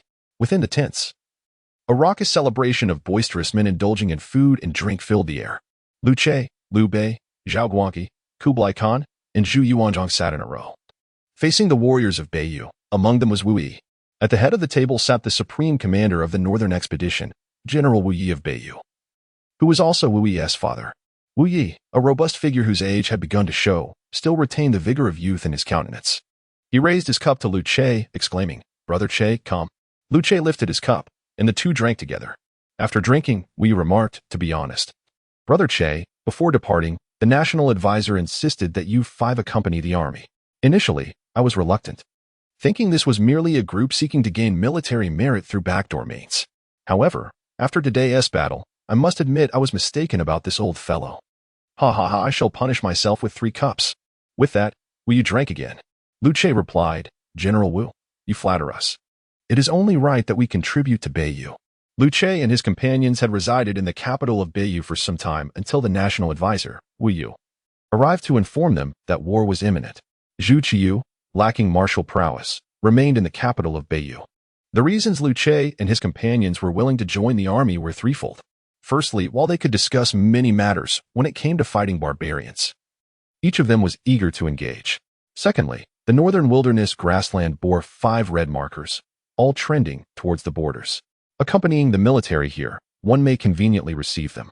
Thirdly, the cultivation pursued by Liu Che and his companions primarily revolves around martial arts, which necessitates practical combat experience for advancement. The battlefield, teeming with thousands, serves as the finest crucible for honing their skills. Moreover, if one were to consider a fourth reason, it would be the indulgent lifestyle in the capital, where all necessities are generously funded by Wu Yu. The group indeed feels a tinge of embarrassment. After all, a man must uphold his dignity. Wu Yu remarked, I have heard from my son Wu Yi that you are practitioners of the martial world. Yet, how is it that you possess such profound expertise in military operations and warfare? I even sense that assigning each of you 500 soldiers to command would be an underestimation of your capabilities. What Wu Yu perceived was not merely the battle of today, but also the adept management and training of their subordinates during the march, executed with remarkable ease and meticulous organization. Chapter 92, A Battle Unleashed Kublai Khan. Is it not merely about leading troops? Quite an effortless endeavor. Wu Yi glanced at Kublai Khan. My memory falters with age. Pray tell, what is the name of this esteemed brother? Kublai Khan, Liu Bei. I am kin to both Liu Che and Liu Bei. We hail from the same village, raised in the buff. Liu Che and Liu Bei. Laughter erupted among the assembly. A lively exchange of banter ensued. Many raised their cups in a toast to Kublai Khan, exclaiming, Come, come, brother. Previously, I heard some gossip suggesting you resemble a barbarian. Yet, after today's battle, you have truly opened our eyes. The barbarian foes were utterly routed. Ha! These insignificant rascals, easily subdued. Amidst the merriment and cups overflowing, Wu Yu's earlier inquiry was deftly sidestepped by Kublai Khan and the others. After a considerable time, Wu Yi raised his hand, signaling for silence. The atmosphere calmed, and everyone set down their flasks. Wu Yi, let us not indulge excessively. We have imbibed enough for today. The assembly responded affirmatively. Wu Yi's demeanor turned serious as he continued. Though we have triumphed today, it is crucial to acknowledge that the main forces of the northern barbarians did not engage. I have fought against the northern barbarians throughout my life and understand their formidable nature. They possess 2 formidable figures. One is the barbarian king, Long, who has already entered the golden body realm of martial arts. The other is a spiritual practitioner, the foremost shaman of the northern barbarians, Wakik. Her supernatural abilities are numerous and exceedingly troublesome. This information had been relayed to Liu Che and the others by Wu Yu prior to their expedition. However, they harbored no fear. Death was merely an eventuality. Most importantly, given their current cultivation levels, these 2 formidable adversaries were of little concern to them. The real challenge lay with Commander Wu Yi and National Master Wu Yu. Wu Yi, as long as these 2 have yet to reveal themselves, it indicates that the northern barbarians undoubtedly possess hidden reinforcements. We must not underestimate them. The assembly affirmed his words. Wu Yi nodded and added, however, there's good news to share. Reports indicate that reinforcements from Dali will soon arrive at the borders. At that time, we shall allow the Dali forces to take the lead, with us following closely behind, for another confrontation with the northern barbarians. Thus, in the meantime, let us refrain from venturing out to meet the enemy and instead bide our time. Upon hearing this, Liu Che and the others exchanged glances, amused by the antics of their 6th companion. The following day, the barbarian army launched an assault, yet the gates of the border city remained firmly shut. Standing atop the city walls, Liu Che, Zhu Yuanzhang, and others savored skewered meat, nonchalantly observing the distant, clamorous barbarian horde below, ignoring them entirely. On the next day, the barbarian forces returned to taunt the city. Liu Che and his companions remained indifferent, daring them to enter and attack. By the 3rd day, during the morning hours atop the city walls, Liu Che inquired, Where is Liu Bei? Liu Bei replied, Who? Oh, he has gone to the restroom. Laughter ensued among the group. Zhao Kuangyin remarked, If there are indeed strong beings capable of flight in this realm, what purpose do these city walls serve? Zhu Yuanzhang retorted, Should anyone dare to fly in alone, let them do so. As the vast armies of the city assembled, one could not help but question their resolve. Zhao Kuangyin remarked, What significance does a multitude of troops hold? I doubt they could withstand even a single adept of the celestial spirit realm. Moreover, beyond the celestial spirit, there exist formidable entities such as the transcendent, human immortals, and Earth Immortals, titles that elude my memory. Such beings possess the ability to traverse the skies and the earth, rendering any number of soldiers futile. This statement left Zhu Yuanzhang momentarily speechless, prompting the others to turn their attention to Liu Che. Liu Che stated, I too harbored similar doubts until I engaged in extensive discussions with General Wu over the past few days, which illuminated my understanding. The celestial spirit realm is indeed powerful, yet the martial sects are not to be trifled with. A legion composed of 10,000 vigorous warriors, unified in their martial energy, can inflict grievous harm upon a practitioner of the celestial spirit realm with a mere battle cry. If the opponent is of the initial stage of the celestial spirit realm, they may even meet their demise on the spot. Upon hearing this, the group was taken aback yet found it within reason. Liu Bei inquired, and what of the practitioners above the celestial spirit realm? Liu Che replied, the spiritual cultivation system comprises 12 tiers, with the celestial spirit realm being the sixth, a crucial demarcation between the mundane and the mystical. Those who dwell in the courts of the ordinary can only aspire to reach the celestial spirit realm. Beyond that, one must dedicate themselves to the path of enlightenment, which may require decades of seclusion for mastery. Such individuals are indifferent to the rise and fall of earthly dynasties. Their pursuits lie in the paths of immortality and ascension. Having absorbed this information, the attendees comprehended the essence of the matter, as none present were foolish. In simpler terms, the spiritual practitioners who come to battle are limited to the celestial spirit realm, while those above it have little interest in engaging. Even the emperors of dynasties cannot command their attention. Liu Bei added, this pertains to spiritual cultivation. What of martial cultivation? While martial practitioners cannot attain immortality, their strength far surpasses that of spiritual cultivators. Liu Che nodded in agreement. Indeed, martial cultivation is the true decisive factor in warfare.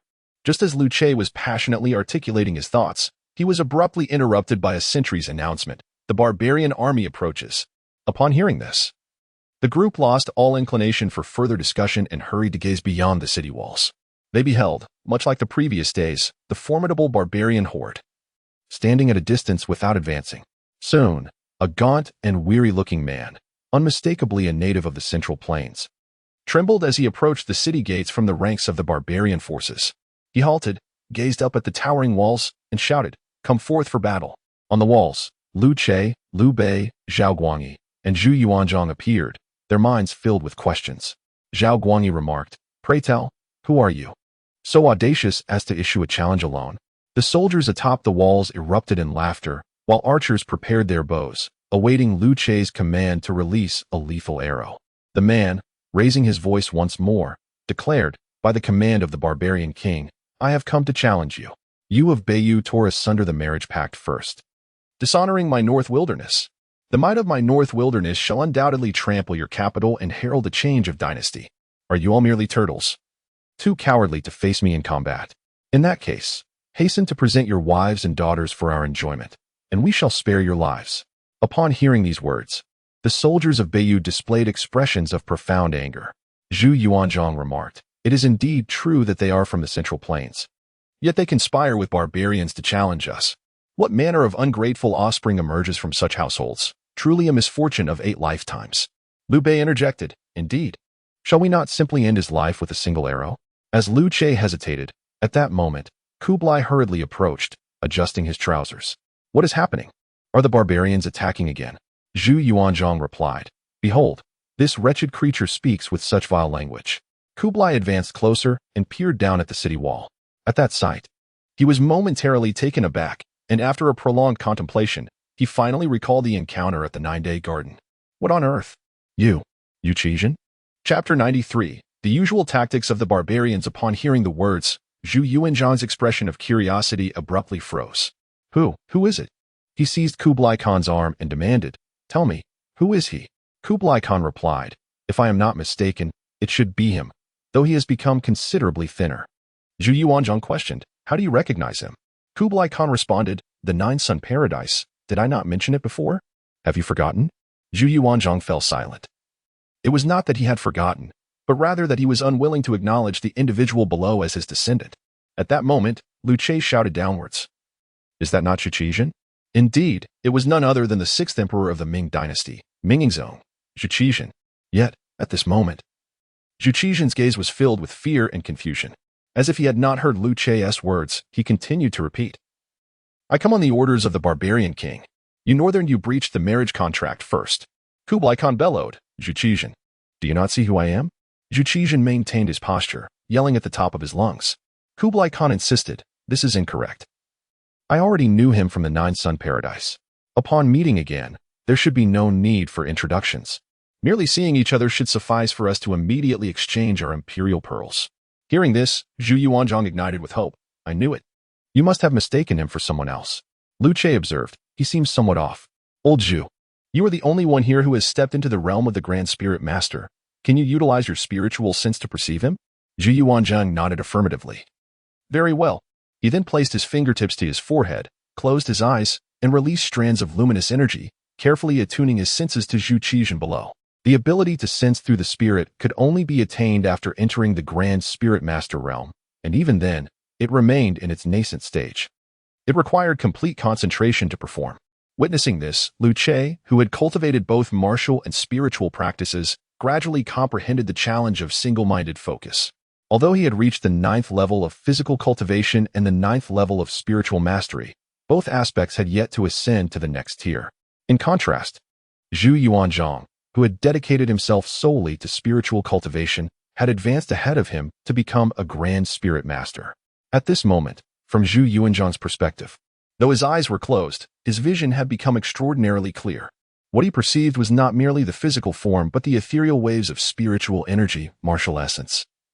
In the current states of breath, emotion, and vitality emanating from each individual. After 5 breaths, Zhu Yuanzhang opened his eyes and declared, he possesses no cultivation. I sense fear and confusion within him. Furthermore, there is a dark aura that pervades his entire being. It is evident that his consciousness has been manipulated by another. Liu Chie remarked, this explains why he cannot recognize Kublai Khan. Kublai Khan responded, so, what shall we do now? At that moment, a familiar figure approached along the city wall. It was Wu Yi. Wu Yi glanced at the shouting figure below with an expression of indifference and stated, this is a tactic commonly employed by the barbarians. Simply eliminate him and do not concern yourselves further. Wu Yi was on the verge of issuing a command when Liu Bei hastily intervened, urging, wait. We know that person. Wu Yi responded, Zhu Yuanzhang inquired. General Wu, could you elucidate what is meant by the tactics commonly employed by the barbarian foes? Wu Yi explained, when the barbarians find themselves at an impasse in battle, their shamans will manipulate the consciousness of certain captives, compelling them to approach and challenge us. These individuals are predominantly prisoners from Beiyu, which may include soldiers, merchants, and innocent civilians. Though it is a lamentable situation, we are left with no choice but to execute them on the spot. Once the city gates are opened, the consequences are unpredictable. The shamans of the northern barbarians are exceedingly cunning. If we eliminate this individual now, in a few hours, another will arrive. And we shall repeat the cycle of execution. They seek to provoke us into a rash sortie. Liu Bei remarked, knowing he is one of our own from Beiyu. Must we resort to execution? Wu Yi replied, if we choose not to execute him, then let him continue to shout beneath the walls. You have heard the vitriol of his taunts. He may either shout himself to death, or incite our soldiers above to the brink of madness. Liu Bei glanced at the soldiers on the city walls, who were visibly agitated and seething with anger, wishing fervently to devour Zhu Yuanzhang alive. General, let us sally forth and engage in battle. Did we not achieve victory just days ago? Why are we now confined within the walls? Wu Yi asserted. The Grand General has ordered us to hold our ground. Then, we must at least execute him, Liu Bei insisted. Wu Yi hesitated, realizing that the captive challenging them was a friend of Liu Chie and the others. At that moment, a swift sound pierced the air as Zhu Yuanzhang drew his sword in indignation, declaring, let us dispatch him ourselves. Liu Chie seized Zhu Yuanzhang, exclaiming, what are you planning? Zhu Yuanzhang replied, as long as we do not open the gates, it matters not whether he lives or dies. I shall bear the consequences alone. Wu Yi cautioned, alas, brother Zhu, do not act recklessly. Zhu Yuanzhang turned to Wu Yi, asserting, this is not recklessness. We are fully aware of what we are doing. Brother Chie and the others comprehend too, do they not? Liu Chie and the others understood Zhu Yuanzhang's intent. As long as the gates remained shut, the worst outcome would likely be Zhu Yuanzhang's solitary demise, and even then, he could be revived. After all, he had visited the 9-day paradise before. Liu Chie said, let him go. He is the only one who can take this risk. Wu Yi exclaimed, Zhu Yuanzhang added, That individual is the child of a family from my village, sharing my surname, Zhu. I cannot forsake him. Wu Yi countered. But did you not just say you would personally slay him? Zhu Yuanzhang awkwardly replied, It was merely a figure of speech. Liu Che reminded him. General Wu, do not forget, we all possess hidden cards, rest assured. Upon hearing this, Wu Yi recalled the day he clashed with Liu Che, who had employed some secret technique to elevate his prowess to the celestial realm. Good heavens, do you all possess such abilities? Wu Yi glanced at Zhu Yuanzhang, who nodded in affirmation. With a wry smile, Wu Yi conceded, Very well, if that is the case, then there is no issue. You may proceed. It shall not be considered defiance of military orders. I hereby grant you permission to act. Zhu Yuanzhang clasped his hands in gratitude, saying, Thank you. Wu Yi responded, however, You must promise me one thing. Do not bring him back to the city until the malevolent aura has been purged from him. Zhu Yuanzhang nodded in agreement, understood. With that, he leaped onto the city wall, under the astonished gaze of numerous soldiers. He took a mighty leap and soared down from the ramparts. Wu Yi widened his eyes in disbelief. Hey, I could have opened a crack in the city gate for you to exit. He sighed. Well, it's too late now. You've already jumped. The fortress at the border stood as solid as a mountain, towering even higher than typical fortifications, reaching a height of 8 zhang. This elevation rendered even the most skilled spirit masters incapable of ascending it. Yet, the inability to ascend did not equate to a lack of capability to descend. Chapter 94. With a resounding leap, Zhu Yuanzhang descended gracefully, a radiant glow emanating from beneath his feet. His light-footedness allowed him to land with poise. In an instant, without uttering a single word, he delivered a resounding slap to Zhu Qijian's face, causing him to stumble and fall. Those atop the city walls, including Liu Che and the others, watched in astonishment. Goodness! This slap seemed to awaken Zhu Qijian, restoring some of his senses. Clutching his face, he rose, refraining from calling for battle again. He glared at Zhu Yuanzhang and exclaimed, Who do you think you are? To strike me without an ounce of decorum?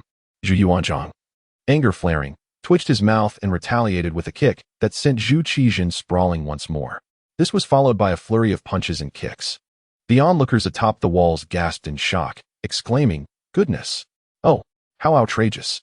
Wu Yi scratched his head in confusion, remarking, I knew martial cultivation was brutish, but I had no idea that spiritual practitioners could be so uncouth in their methods as well. Liu Che and his companions chuckled nervously. Perhaps he is yet to begin his true intentions. In the distance, a vast horde of northern barbarians stood poised for action. In the central camp, a sentinel reported the situation to a towering northern barbarian commander.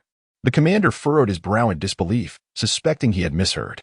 Whether the enemy rained arrows upon them or opened their gates was expected. However, how could a lone figure leap from the city walls, striking and kicking? He turned to an elderly woman clad in tattered robes beside him and inquired, What is the meaning of this? The woman, her voice raspy, replied, I do not know.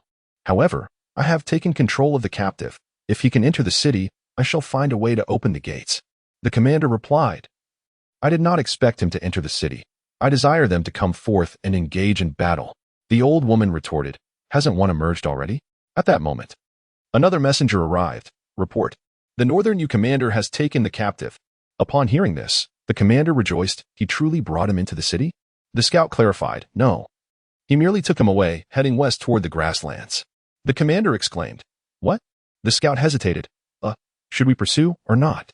The commander pondered for a moment. Hold the army in place.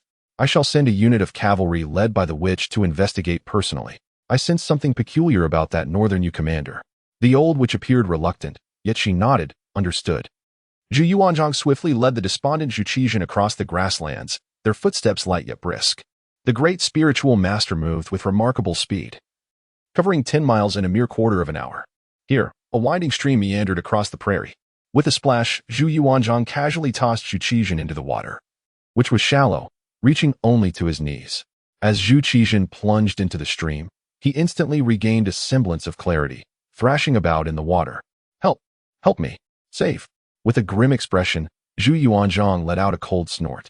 With a sudden flicker of golden light, it struck the center of Zhu Qijian's brow. He trembled as if electrified, becoming utterly still, devoid of any cries. Enveloped by the golden radiance, he slowly ascended. Floating above the stream, Zhu Yuanzhang closed his eyes, his consciousness probing deeper into the sinister energy within Zhu Qijian. Shortly thereafter, He formed a seal with his right hand and traced a golden circle downward. In an instant, it pierced Zhu Yuanzhang's chest, vanishing into his body. Zhu Yuanzhang let out a piercing scream, and with that anguished cry, a torrent of black smoke erupted from him. Zhu Yuanzhang swiftly waved his hand, causing the cloud of smoke to dissipate in an instant. With a splash, Zhu Yuanzhang was thrown back into the stream. Now devoid of the malevolent energy, he not only regained his consciousness, but also considerable strength. He scrambled to his feet, his expression a mix of panic and confusion as he turned to Zhu Yuanzhang. "Are you awake?" Zhu Yuanzhang inquired. Zhu Yuanzhang felt an overwhelming pressure that made him hesitate to meet his gaze. I.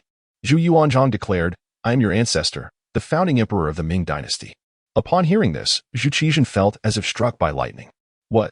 Successfully merged with Zhu Yuanzhang, personal account 21, balance, 310 imperial pearls. Successfully merged with Zhu Yuanzhang, personal account 31, balance, 52 imperial pearls. The notification of successful merging displayed by the young emperor served as irrefutable proof. Trembling, Zhu Yuanzhang stammered, "Emperor Taizu." Zhu Yuanzhang replied, "There is no need for further words. I am already aware of much. I wish to ask you how you fell into the hands of the barbarians once more." Upon hearing this, Zhu Yuanzhang's face contorted with grievance as he climbed out of the stream and knelt before Zhu Yuanzhang, lamenting, "I did not wish for this, Emperor Taizu. After I emerged from the Nine Suns paradise, I found myself in the vast grasslands, utterly forsaken by heaven and earth. Fortunately, I encountered a kind-hearted nomadic family who took me in. I lived with them for over a month. And then?" Zhu Yuanzhang prompted, wiping the tears from his eyes. Zhu Yuanzhang continued, "Eventually, I was discovered. It seemed that a group of villains specialized in capturing Han people. They seized me and sold me to the military camp as a captive. I remained in the prisoner camp, and then, following the Northern Wilderness Army, I arrived here. After that, they brought me before an old woman, and then, everything went dark, and I remember nothing." Zhu Yuanzhang questioned, "Knowing you could be revived, why did you not take your own life?"